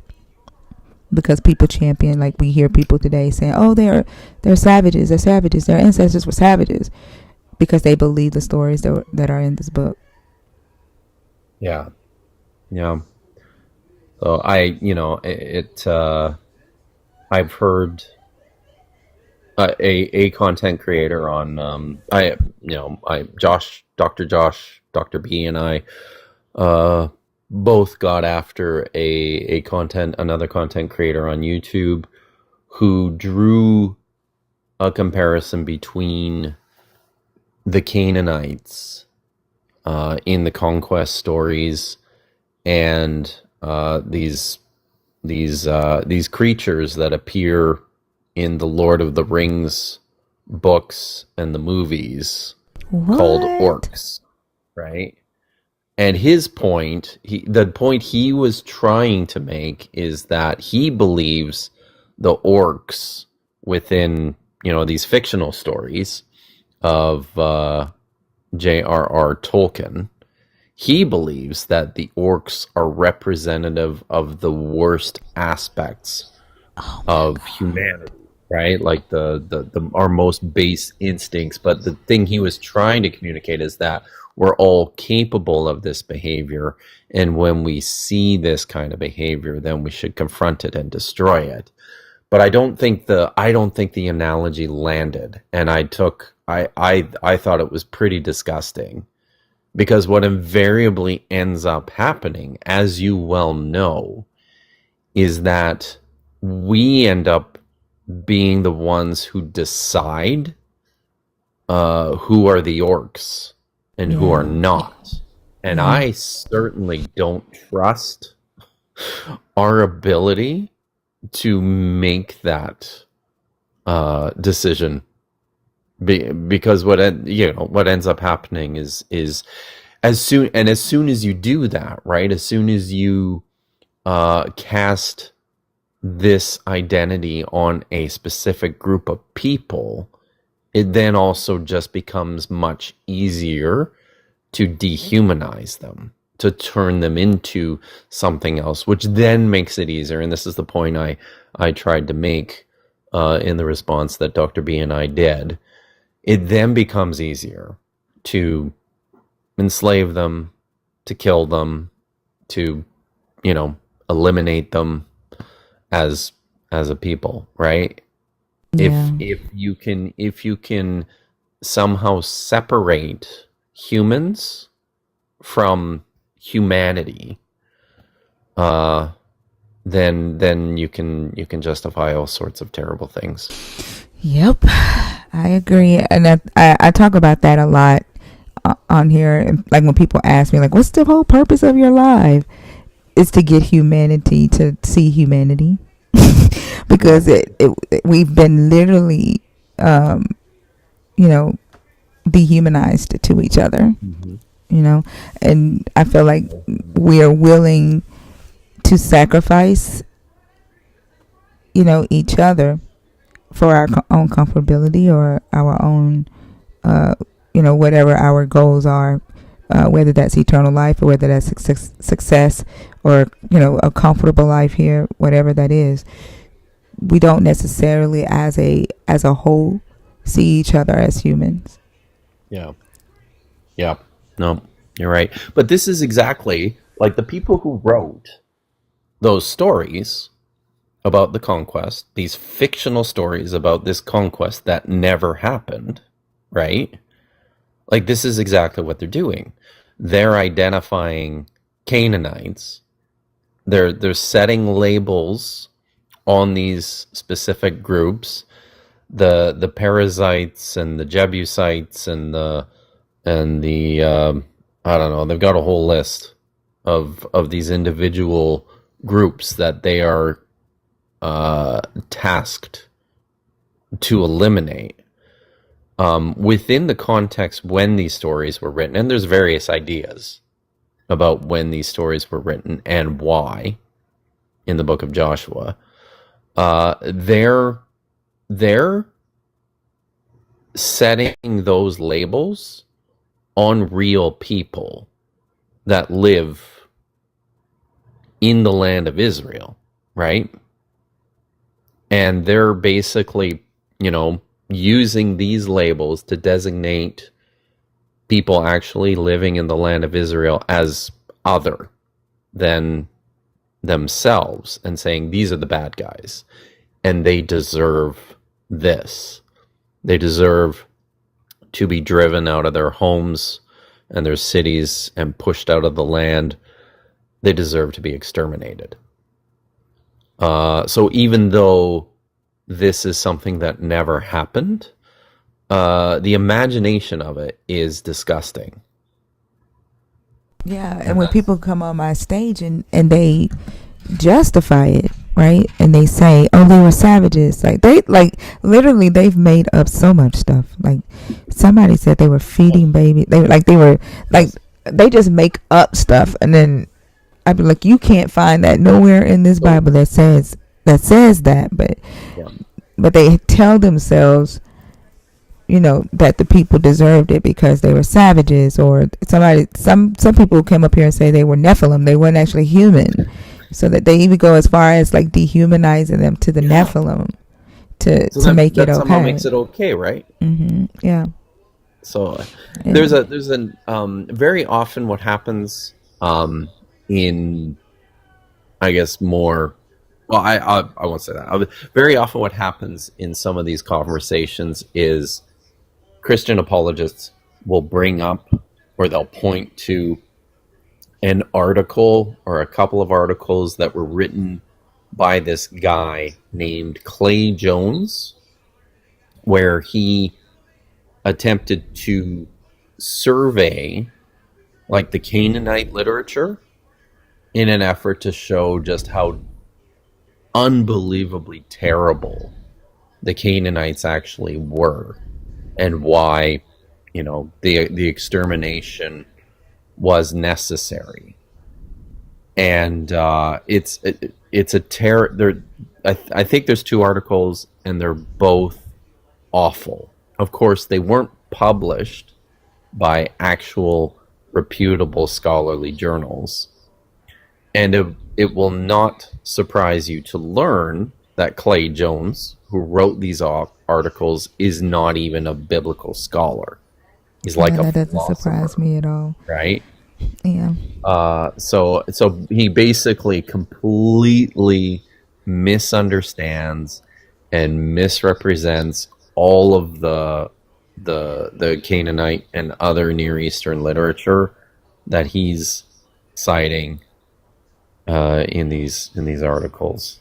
But that very often that and it's the only these are the only uh, discussions I've ever seen about this. These two articles, and guys like William Lane Craig or Sean McDowell or some of these big name Christian apologists will often go and cite this. Oh, Clay Jones has written these articles that shows how awful the Canaanites were. Yeah, no, Clay Jones is a dumbass. So, It's a tool, right, that they can consistently use over and over and over again. Like yeah. we saw them use that idea, right, when they were enslaving people in West Africa, right? Mm-hmm. We saw it here in the North during the Jim Crow era. Like, oh, it's okay to separate, right? They're not human. They're separate bathrooms, separate water fountains, right? And then like we're starting to see that even more heavily today with the transgender community, and we're at the very beginning of it, like right on the cusp of them saying that I think Trump said the other day that transgender aren't human, right? They're not people. No. Yeah. Is that real? Yeah, they've paused their passports. Like they can't get passports now. Like they're really like, yeah. And so like this same tool they're using right now towards that community, and there are so many people with the mindset of, oh, it's okay to harm these people because they're not human. They're already putting that messaging out there, and it's very frightening. Yeah, it's kind of a terrifying world that we find ourselves living in all of a sudden. I remember, like, the thing that I think just amazes me is, when when I was in high school and when I was studying history in my early years at university, I was always surprised by the fact that the German population was, in my opinion, so easily duped by a madman. And just in my mind, I bet you're not surprised anymore. You see all these people in the U.S. We are seeing this play out. Yep. In real time. And I'm just like, oh wow. So this is how that happened. And I just the crazy thing is to see marginalized people champion it. And it's like you've been through it, your ancestors have been through it, right? Yep. And you think that picking a new victim is going to take the heat off of you, so you're willing to become the thing, right? Yeah. That you once had to run from.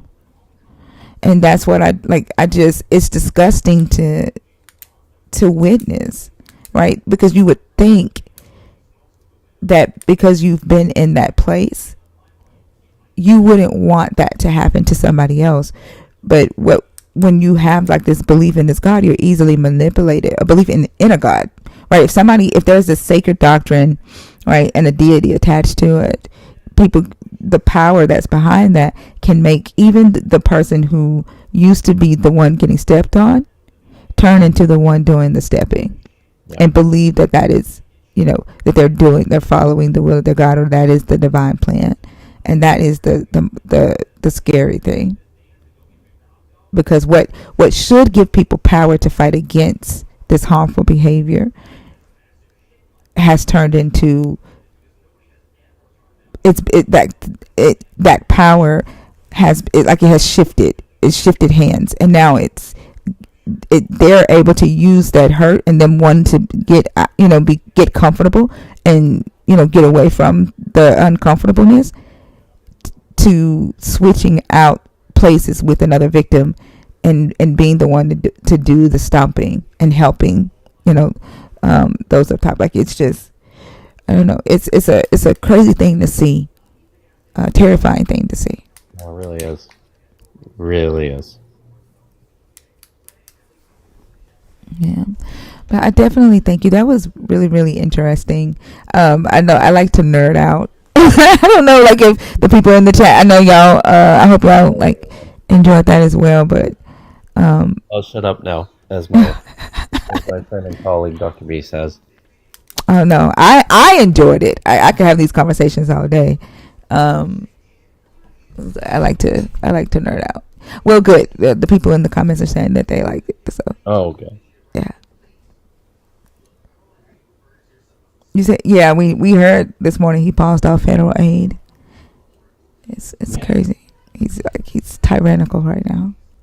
It's only been what? It's been a week, right? A week. It's been a week. It's been 8 days today. Well, yeah, 8 days today. Yep. Wow. Let's see what one of his followers have to say. Seek truth. Seek truth.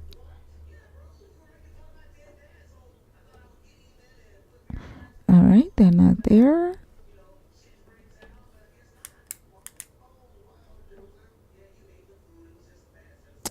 Awesome, Danny. Thank you.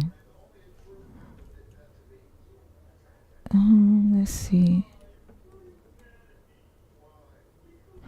Hanif? Is it Hanif? Hanif. Hanif. Hi, how are you? I'm doing good. How you doing? I'm doing good. Can I get your age for TikTok purposes, please? I'm Muslim. I'm 45. Okay. Is M still in here?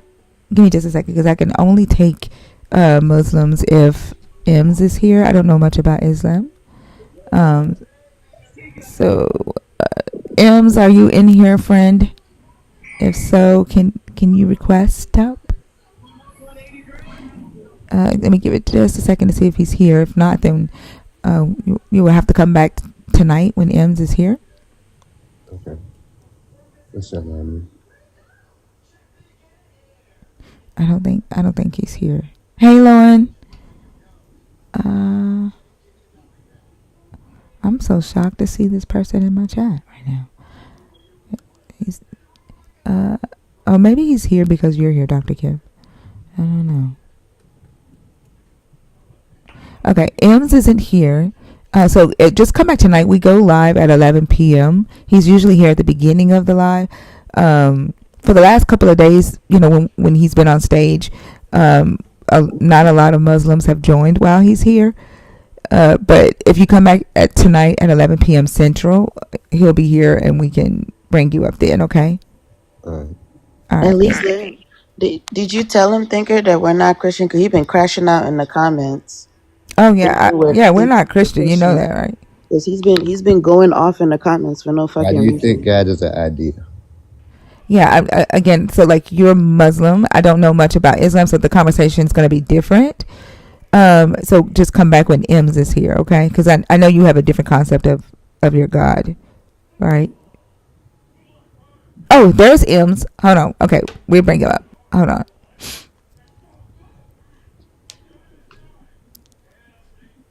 Hold on.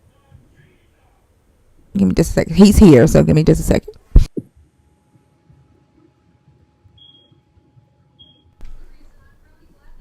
Oh, so while we wait on Ems to come up, I can answer that question. Why I think, okay, Ems, why I think God is an idea. One, because all of y'all have different ideas of who this God is, right? Like if the God was real and was actually engaging with mankind, then all of y'all should be saying the same thing. And y'all shouldn't be fighting each other, right? Like literally the three Abrahamic religions, like y'all fight about who has it right. Yeah, because the book tell you who has it right. Yeah, but you gotta depend on a book. You're not depending on the actual God. You're depending on a book that Wait a was minute. written by Wait humans. a minute. Wait a minute. The No, book. don't wait a minute. Me, this The is my book life. never. The book. Nope, The I don't book. care. He's Listen, I backing don't up. give a damn who you are. No, listen, Mm-hmm. you don't control shit in here. Now, if you want to stay on stage, you want to have a conversation, then you're going to abide by my rules. You don't wait a minute. Me, I talk when I want to talk. Yeah, I came up for his ass. The minute I saw you brought him up, that's why I came up. There's something wrong with him. And I said what I said. Y'all are depending on a book. If the God existed, you should be dependent on the God, and the God should be talking, and y'all all should be saying the same damn thing instead of fighting each other. And the reason you fight each other is because man wrote the shit. Hey, M's. Can you hear me? Yes. Hello. Yeah, okay. Yeah, we can hear you. So, what is the topic about? He chose God as an idea created by man.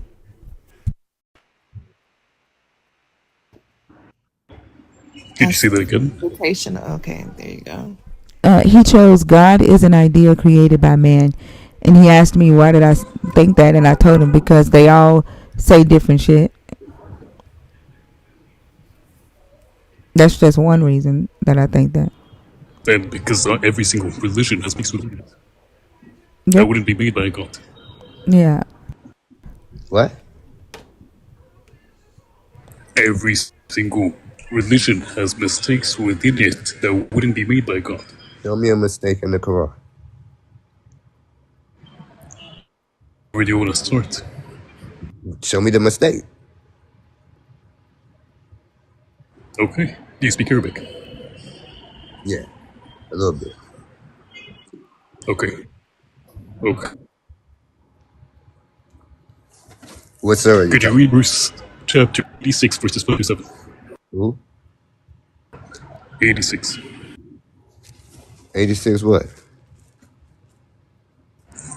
5 through 7. What surah is this? 86. There's, Do you want me to pull it up, M's? Yes, please. What is it? What was the first word again? Baruch, you said? you said 86. It is What was chapter 86, verse 5 through 7. in the Quran? Yeah. 5 through. Oh, yeah. Okay.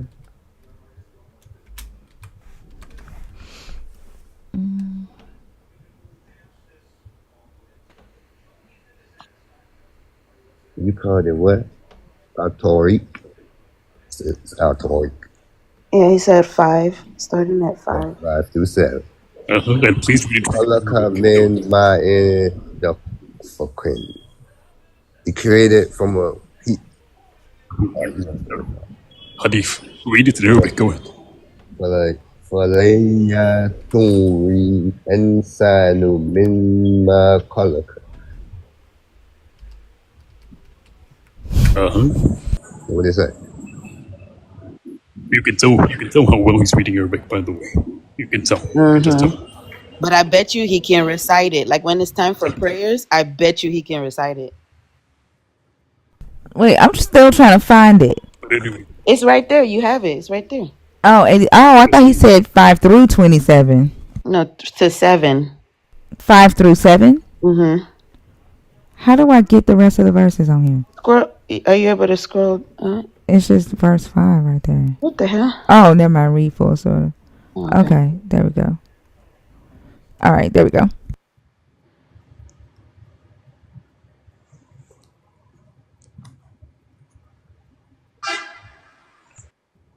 Are you going to read it? No. Hanif, What you mean? are you going to read 5 through 7? I just read 5. 5 through 7.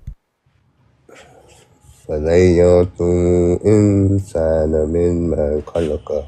I told you. من ماء دافق. Hadith. Are you reading or chanting? I would rather you read it in a language. That's the reading. That's the Arabic. You said he's That's why I said when you say we don't, attempting everybody to don't know I everything. told you they can't read it for real. We all read it.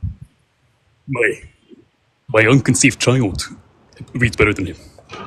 Your unconceived child, M's. Because they don't learn the actual language, y'all. They don't learn it. They just sing it. You see how he's able to fluently just like sing it, but he can't really read it? Yeah.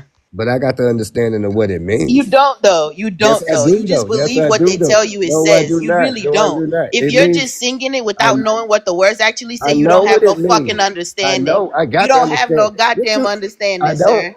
Let me tell you the understanding is he is created from a water gushing forth, meaning the sexual fluid Sir. that comes bursting forth from the man and the Just woman. read it. Thus Read the what they're child is asking you to produced read, from man. both of No one them is by the asking you permission of that. Allah. Just read what they're asking you to read. No, Let him you give said us the the meaning. I just explanation. gave you the meaning. Stop trying to play I with didn't us, ask you dog. for a meaning. You You don't know a did. You just said meaning. I didn't know the meaning. Literally, all you did was tell me what they tell you that it means, right? You don't even know what the words actually. If I told you go for word, you could not do it. You just telling me what your imam or whoever told you it means. You don't actually know what the words say. You just singing it. That's what the imams tell you that it means. After you sing it and you don't know what it means, and you're like, what is it saying? He like, yeah, it just says kangaroos and squirrels. And you're like, mm-hmm. Yeah, okay. Hanif, why are you so mad right now? Because she's like, you said he asked you if you speak Arabic, and you said yes. You said a little bit, but when he asked you to read it, you struggled with it. Like, why not just be honest that you can't read Arabic?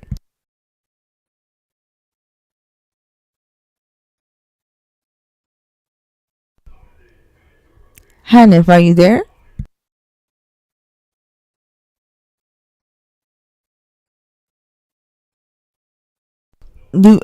You're not gonna talk? Do we need to move on?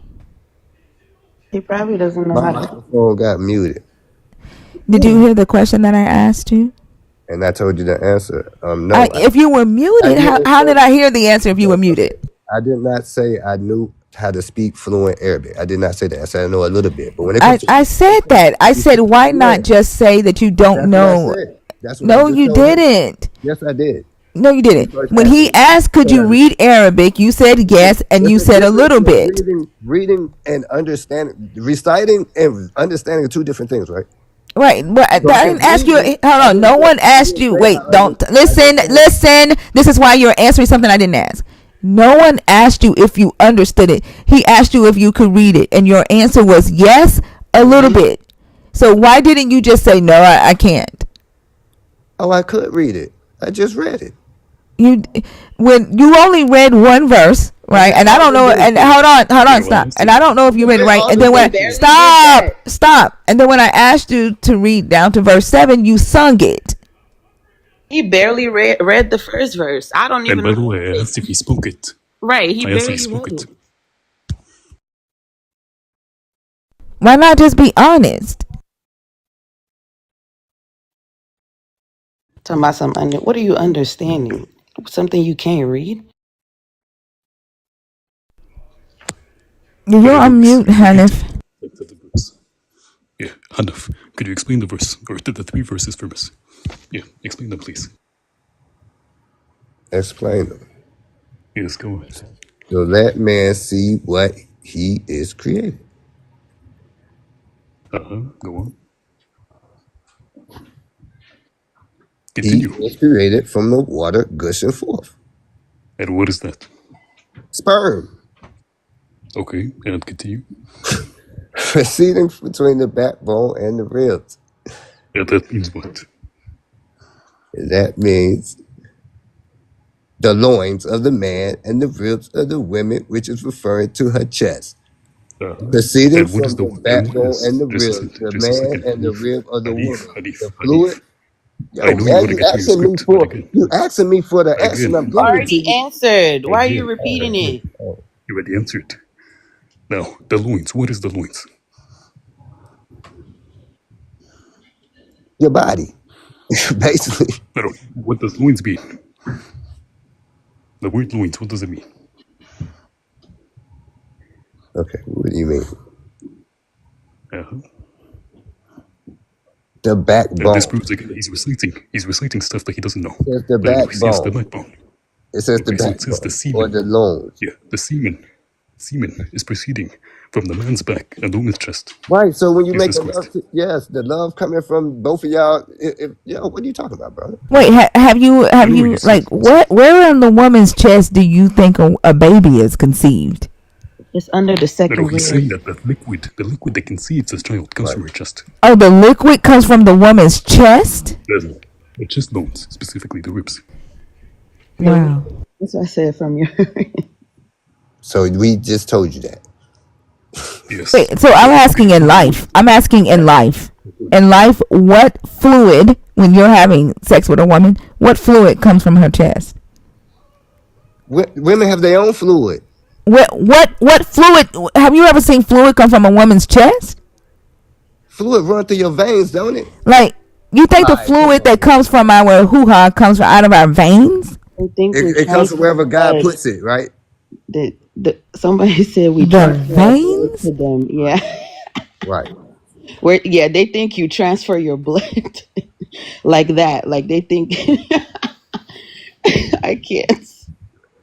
Oh, Gotta I gotta go to the bathroom God is for all release some powerful fluid. too. It ain't coming from my veins. I'll be right back, y'all. But yeah, Hanif. Yeah. So could you tell me what is the liquid that's coming from a man's back?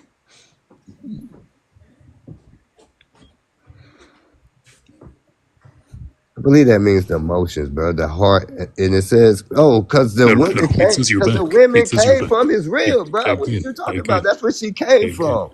again. She didn't come from nobody's rib. Yes, she did. This, Adam, she came that's, from Adam's rib. What are you talking about? It came and from. again, they This is didn't talking about exist. Adam and Neither Eve, of them bro. existed. Neither of them existed that we're talking about How they today. didn't exist if we don't exist? Good. Again, could you shut up Right. and Come listen? on, man. Come on with the Your backbone. nonsense. How would you exist if they didn't exist? You're embarrassing yourself. You're You're embarrassing genuinely embarrassing yourself, brother. yourself. Did you just come out of, into existence? What? You don't have a Again, mom? stop Facts. deflecting. Facts. Do you That's what I'm not Stop have talking a about. deflecting. mom? You know, You don't Right. have parents? So where did they start? Where did they don't have parents either? Exactly. Let's keep going back. Where did it Yeah, start? exactly. Hadith. So Keep where going does it back. start? Why are The you truth is asking me? gold. Did you go back Oh my long God. enough? Or did you just We stop know at my mama and daddy and say Allah did it? we already know it came from Adam. It came from We dirt. don't know that though. So just answer the questions that are We being know that. asked of We you. know that. Like We know you that. don't know that though. A That's the book told difference you between that. the believers and those who don't believe. Exactly. You just So that believe shit okay, that's so in a therefore book. you just answered your own You believe question. shit that's in a book. That's the difference between If us. you got the proof, Like show it to us. what? Facts. You're literally saying that there's a fluid that comes from a woman's chest to create a baby, and opening your mouth right now to act like you know what the fuck you're talking about. When Adam and Eve first conceived, How does it two did not human she beings come? populate a whole planet? Talking about the math is not working. You don't even know how to do math.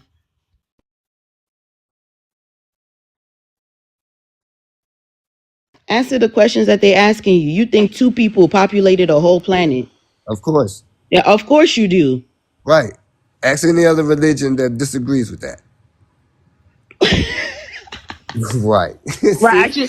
You want That's me how to we ask know other you want me we to ask all know other the same cults? thing. You This is want how me we to know. ask other cults if they agree with you? You want me to ask other people that have imaginary friends like you? Please.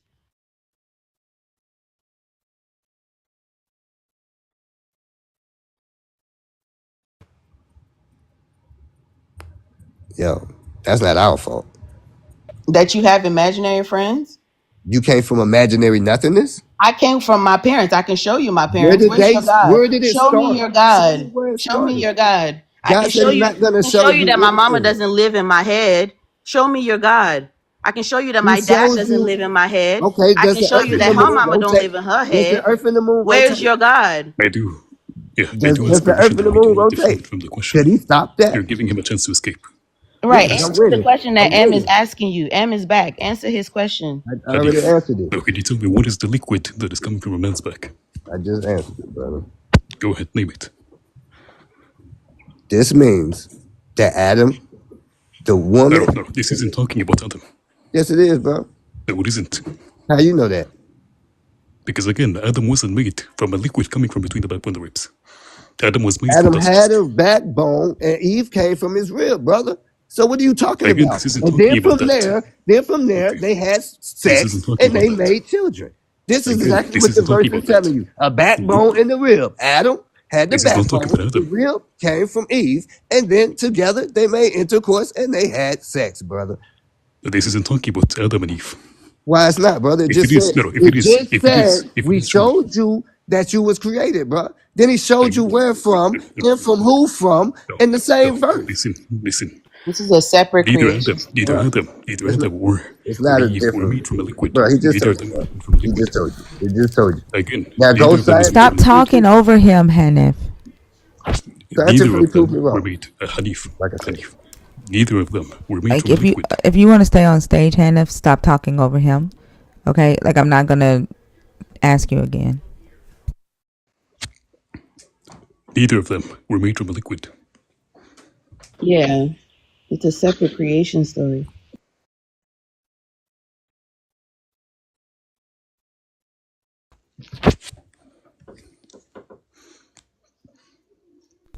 What's the second creation story? There's two creation stories in the Quran too.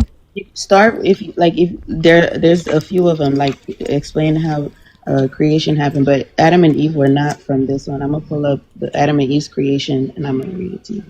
Okay.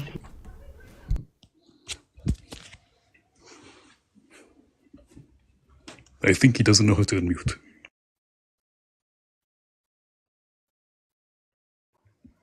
Hanif, Why would a man believe this as many times as they've been with a woman? Like why would they believe that? I don't think he has.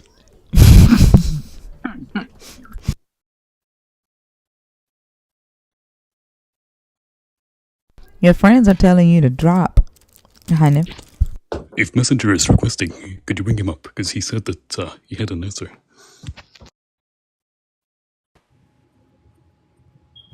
You can Hanif, drop. do you You can drop want? me down, thinker.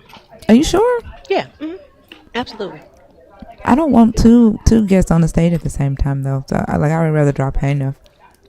I'm gonna handle both of them. That messenger said that's not his friend. right? That ain't my friend. I don't know him. Well, he called you cuz. I thought y'all were cousins. Do you want him to take your place to come up here and save you? How you gonna save me?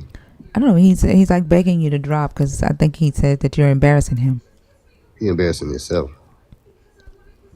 It's a very good answer, Hanif. I know. Thank you. Was Adam or Eve made from a liquid? Was either of them made from a liquid? Everything was made from liquid. Was Adam or Eve made from a liquid?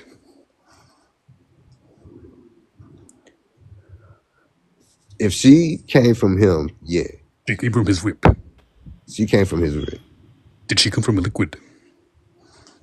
There's liquid in his body, brother. She got liquid Okay, in yeah, hers. So yeah, she has yeah. liquid. Hanif is too dumb to follow this conversation. I don't think you're gonna go anywhere with him. Okay, I'll drop him. Bye, Hanif. Peace out. I cannot believe he's sitting up there like doubling down on that shit. Yeah. It's always what they choose to convert to a colonizer religion. That is what happens. Yeah. I know the Adam and Eve story is chapter it was 7, right? But what verse does he start talking about the like how he It was created mostly in two where and in multiple like different places where he says that he has made clay? humans from clay and dirt, and that is Right. referring to Adam. Oh, two. Okay, okay. This is specifically this verse that we had up specifically is talking about humanity in general, like how Thinker came about or how I came about. We came Right. from a fluid gushing forth from between the backbone of the ribs. Yeah. So they're made from clay. Adam and Eve were made from clay, but this is there's a few other ones. Like, what about the sheet? The one Sorry, that the one that's like like you're made from a cloth type thing. yeah, that is in 23:14. 23:14. Okay, yeah.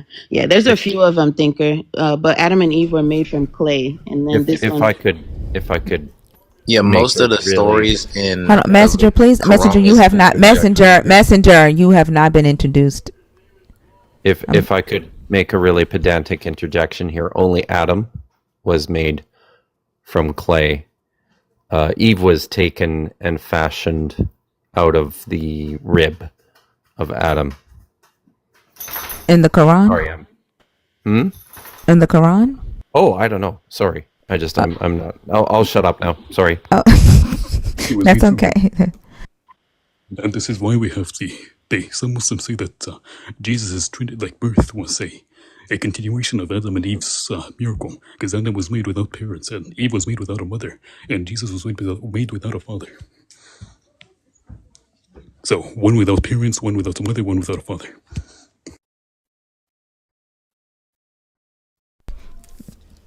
Rhea, you said there's the Adam and Eve story. Yeah. There's the Then, sheep story. yeah, there's one. What did you say? It was 27, right? Wait, the Quran has a story that says humans were made from sheep. No, like a sheet. No. Like I think it was. Oh, a sheet. Hold on.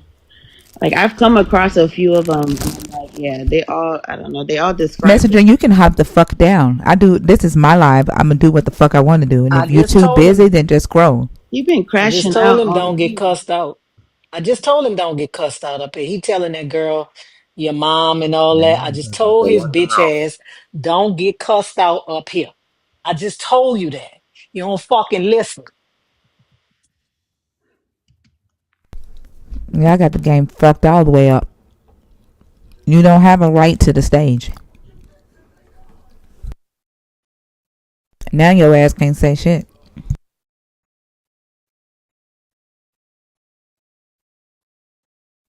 What is like? I don't. You've been begging to come up this whole time. Like, why come up and then like embarrass yourself? They don't think. Like when they weigh the cost, that motherfucking scale be broke. No, that's We the are the sons of one. that's the You are the sons of one. boy moms. That's them boy I moms agree. children. I agree, Mm-hmm. Lord. I Mm-hmm. agree. Talking about I ain't the one. You sure not? You down in the comment. You sure not the Right. one. You brought your ass up here talking about some I'm not the Yeah. one. Down in the You comments talking about I'm requested. not the one. No, you the one and the two. Mr. Boy Mom.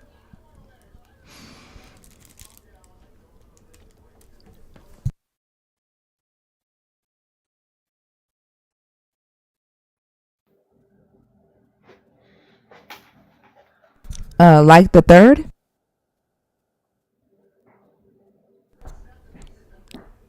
Like the third. Oh, hey. Hi, how are you? I'm doing good. Sorry, I didn't even realize I was still in the guest box. I requested earlier before Dr. Kip joined because I was gonna, talk some more about the divine names and stuff. But I'm friendly. I don't really have anything else to add to this that we're discussing about Islam. Oh, okay. All right. Thank you for coming up. I apologize that we didn't get to you in time. No, that's fine. Thanks. You're welcome. Have a good day. You too. I don't know if there are any other Muslims that want to come up while Ems is here.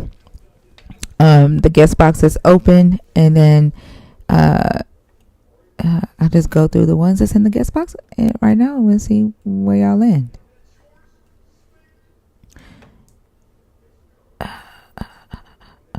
EJ?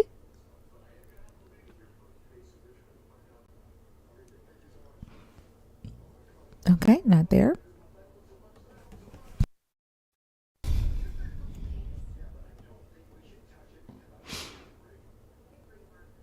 The same thing about what? And if you got up here, like literally you weren't making any sense.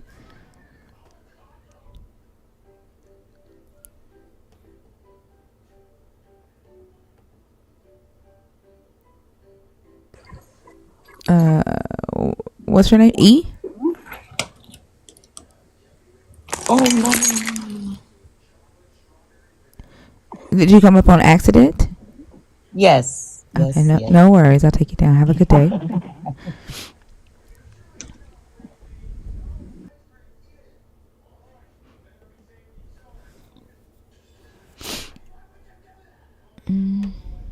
Oh, Sorry. While you're filling in, thinker, my bad. Can I ask Em a question? I'm asking. Yeah, go ahead. So there's an account for clay, and then there's one that says Adam was created by dust. Are they two, right? No? They see that like clay is dust, adding water to it, so Adding water it's to just it. Okay. And then like it's just like the sperm where it says like, and then it goes on to say it was mixed, right? could you say that again? I said it's kind of like when it says the sperm was mixed with something, the drop was mixed with something. It doesn't say that the drop was mixed with anything. No. It's just like he was made from dirt or like dust, and then dust is just or clay is just dust added to it water. So that's how they rationalize it. Okay, and then when the sperm account comes on, what is that mixed with? The sperm does what?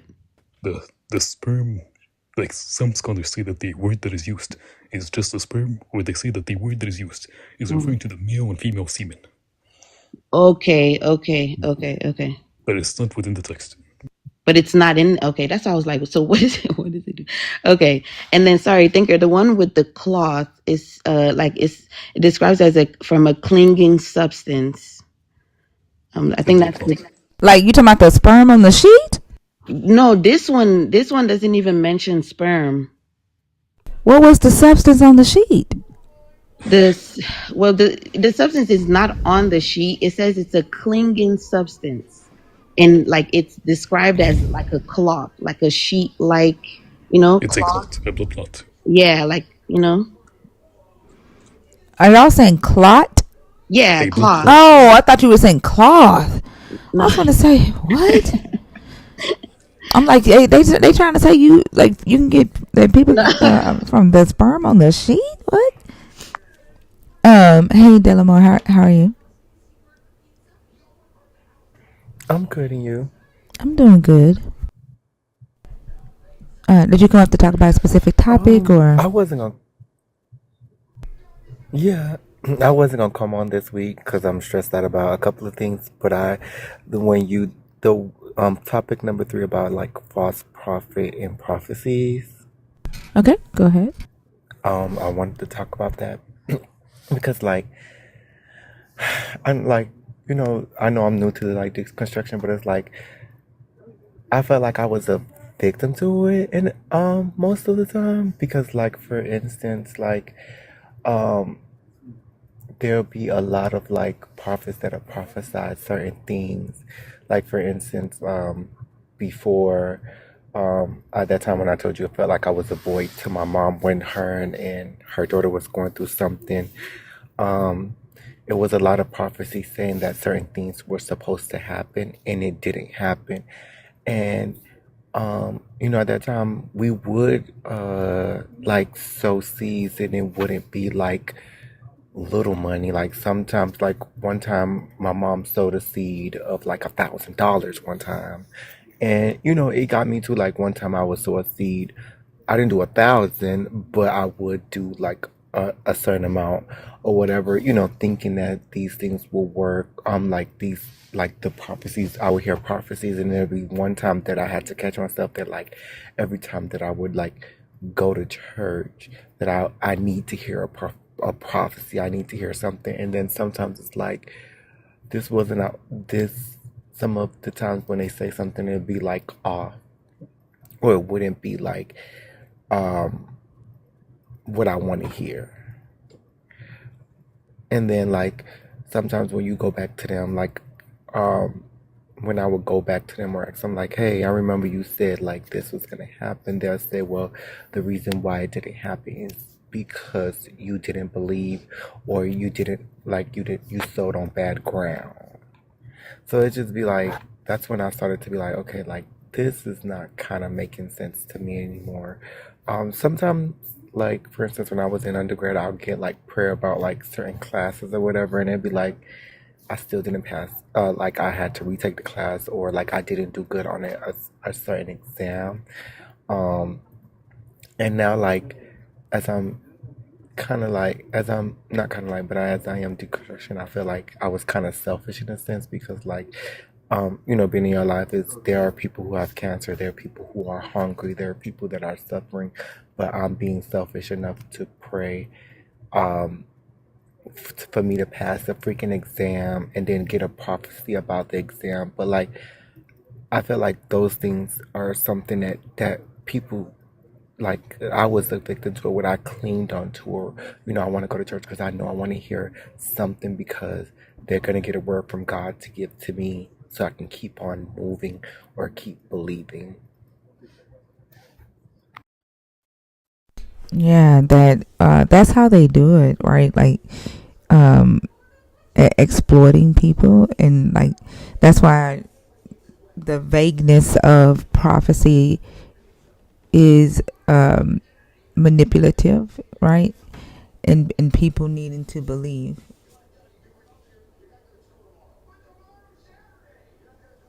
Yeah, because